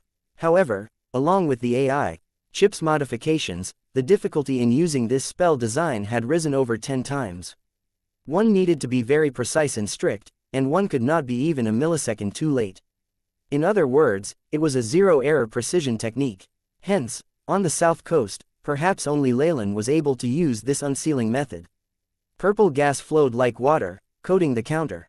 The runes on the counter merely flickered a little and then died down, not detecting any abnormalities around. Waiting until the moment purple enshrouded the counter, Leylin's eyes flashed resolutely. Now is the time. Magic transformation. He fiercely chanted a few awkward-sounding syllables, and strange ripples suddenly began to flash upon the counter. Wang wang. The purple streams of air solidified in a moment, turning into black, sticky liquid that surrounded the counter. Only at this moment did the runes on the counter react, and it struck back with its more powerful and violent attack. A series of lights exploded, almost breaking through the thick black liquid that shrouded it. Cover. Under Leylin's instructions, the black liquid was like oil and completely covered the counter, rays of lights from various runes completely disappearing under it. Now, Leylin produced thin blue threads from his right hand, which flew out like silk, and bound the black leather pouch. The thin blue threads seemed alive as they went towards the leather pouch, a series of slight popping sounds emitting as they moved. Most of Leylin's energy was spent on this unsealing spell design, to the point that his forehead was drenched with sweat. Finally, the silk-like threads bound the leather pouch tightly and looked like a blue cocoon. Leylin grabbed with his hands, and the blue cocoon automatically flew away from the counter and into his hands. All right, it's a success, Leylin exclaimed gleefully. Now, the black oil-like fluid seemed to be unable to cover the runes on the counter any longer, with hints of light passing through. I'll be quick about this. Once more, Leylin pointed again, and thin blue threads headed for the honeycomb-like coal briquet. For Leylin, the book in the middle was likely the diary of the ancient magus who created Eternal River Plain's secret plane. If he obtained it, it would only cause him endless troubles.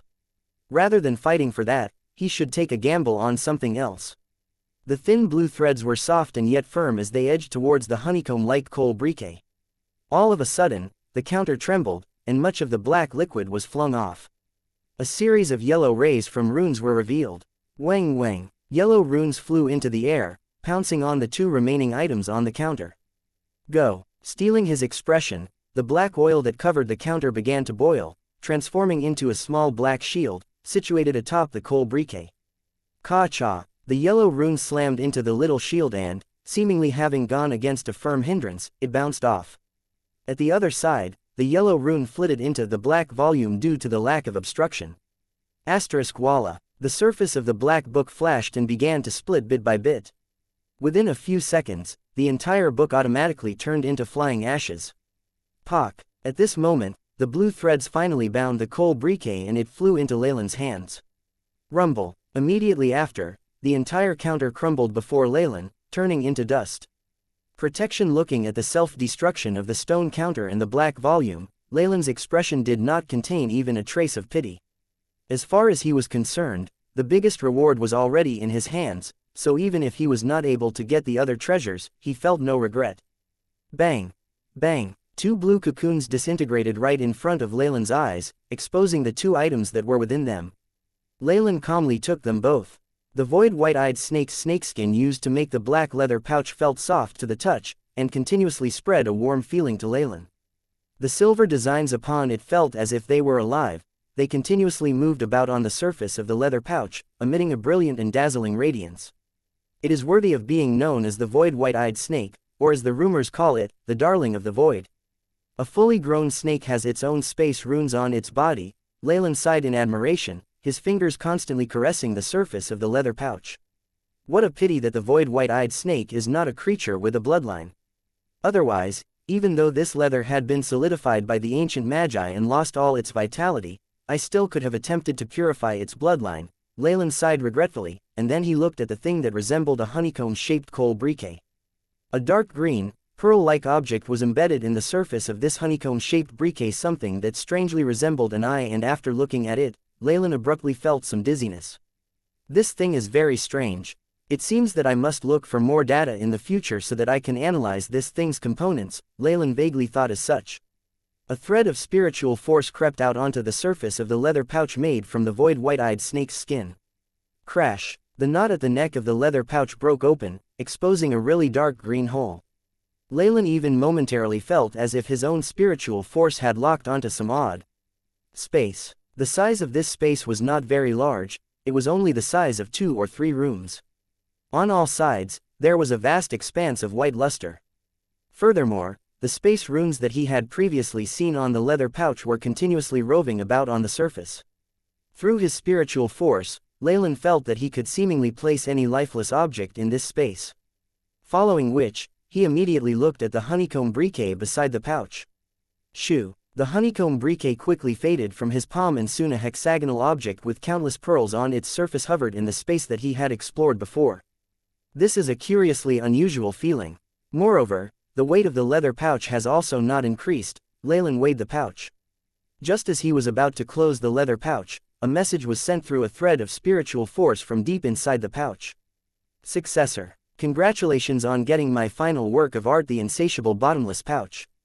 I originally created this item so that it could become a magic equipment that would allow my name to be known through the ages. Unfortunately, it was stuck at the level of a high-grade magic artifact. I hope you will treat it properly and also help to upgrade it, a namesake of myself, Mipes. Mipes. I have not heard of such a name. He must have been a potions master from ancient times. Leylin also took the full measure of the first high-grade magic artifact that he had taken into his possession. In the South Coast, inferior-grade magic artifacts were used by acolytes and mediocre rank 1 magi. On the other hand, semi-converted elemental magi and peak rank 1 magi all used medium-grade magic artifacts. Only rank 2 magi or those genuinely privileged might have a high-grade magic artifact. As for those magic equipment that were superior to magic artifacts, they were the highly kept secret treasures of every large powerful faction. Even Leylin hadn't heard of any information pertaining to them. And now, even Leylin had a high-grade magic artifact. Even though it was not of the offensive type, it provided him with assistance and was of much more worth than an offense-type magic artifact. Leylin swept a glance over the other goods in the surroundings. Surrounding the black counter, there were several small wooden shelves. Although there were not many items on top of these shelves, and they weren't comparable to those 3 items on the black counter, if they were to be placed outside, they would still be good things that would attract the attention of semi-converted elemental magi or even peak rank 1 magi. Since I am here, these all are mine. Leylin laughed, and a great amount of black fog turned into small snakes, which then pounced onto the shelves all around him. A dozen or so minutes later, Leylin, with a smiling expression on his face, walked out of this store. This time around, his harvest was plentiful. Even though some precious items were destroyed due to magic spells, what he had seized amounted to 80% of the hidden treasures. Those several precious materials inside caused a sparkle in Leylin's eyes. There were even some materials that his currently updated database did not have any records of. Leylin made a concrete estimate that the value of those materials would amount to at least 10 million magic crystals. These resources are more than enough to help me advance and become a rank 2 magus, and will also be beneficial to me for a long time. Leylin felt the black leather pouch that had been tucked away in his bosom, and the grin on his face only intensified. His biggest gain this time was this insatiable bottomless pouch, a storage-type, high-grade magic artifact. As far as rank 2 magi were concerned, they could only obtain such an item through good fortune. It could not be sought after. Currently, the leather pouch tucked in Leylin's bosom had a dusty, weathered surface, making it look like an unremarkable item. The previously seen illusory silvery space runes were now completely concealed. After having received the message of the potions master from inside the pouch, Leylin could easily control the leather pouch and had modified its exterior form. Currently, when seen from the outside, this leather pouch just appeared as an ordinary leather waist pouch, with no energy waves. This ensured that people would not associate this pouch with a spatial artifact. Apart from that, this space had a size equivalent to 2 or 3 rooms. After Leylin had stored inside all the goods he had previously taken from that storehouse, and also added the stuff that he had on his person, all of it only occupied one corner of the space. This leather pouch would be of enormous assistance to Leylin in future trips and adventures. Oh, rodent, that is one clever chap. Leylin saw that rodent had been missing for a long time and that the entire passage was deathly still. The floor of the passage was strewn with broken bricks and dust from the damaged wall. At a far-off region, minute tremors were felt from the bombardment of spells. Of course, during this time, on the surface, the 1,000 meddling hands, dark magi and the Four Seasons Gardens light magi were still fighting for their own goals. Not bad, it is time for the dark magi to retreat. Leylin calmly felt for his golden pocket watch, saw the time, and sneered.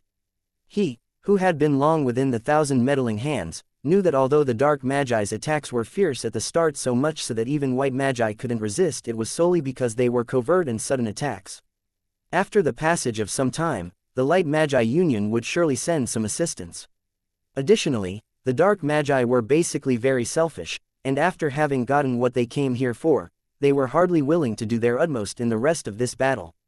Anyways, Giant and the boss behind him must be wondering why I haven't yet destroyed the huge metal gate's consciousness. The Eternal River Plain's secret plane was a very stable land, especially around the two regions' huge metal gates. Leylin perceived that the runes on the metal gate alone were very problematic. Moreover, the huge metal gate had been made from some kind of recovery metal. It had the ability of automatic recovery. Unless that entire metal gate was destroyed in a split second, or an attack that was an unusually high degree of power was used to bombard the gate, it would automatically rebuild itself. According to AI, Chip's estimations, only rank 4 Morning Star Magi or Magi of higher levels could destroy the entrances to the secret plane. However, in the current South Coast, it was unknown whether Magi of these ranks still existed or not. Leylin shook his head, and then chose a path, before vanishing into the darkness. She, a whirlwind of green fog spiraled forth, tearing down on the building, and causing large noises as it eroded the building.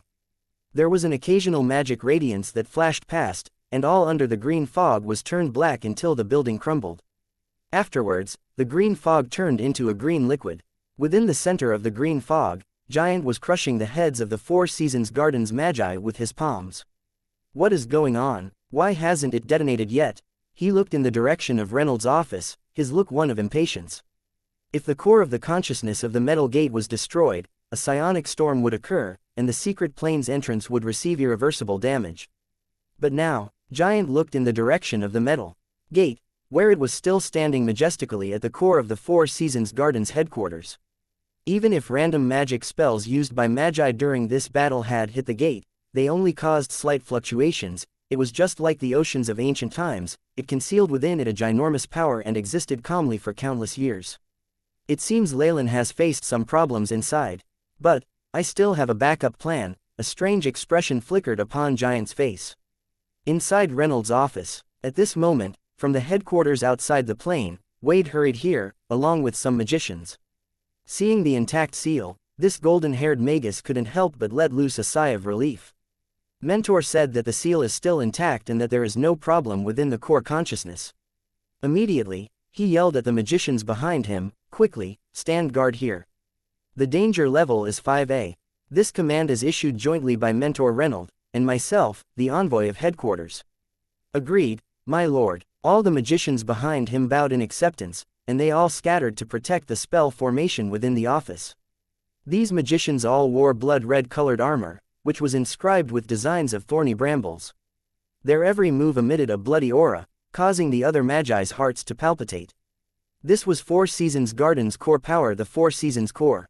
Every member of it was a powerful magus with an elemental conversion of 60% or more, was proficient in many kinds of secret techniques that could increase their power to the equivalent of an elemental essence conversion of 70% or more, and could also use cooperative attacks. This time, if it were not for Wade being made the envoy from the headquarters, they likely wouldn't have even come. My lord, should we also allocate some people to go to the Merit Points Exchange Center? According to information, previously, the S-rank criminal from the 1,000 Meddling Hands, Blood Rogue, had made an appearance there.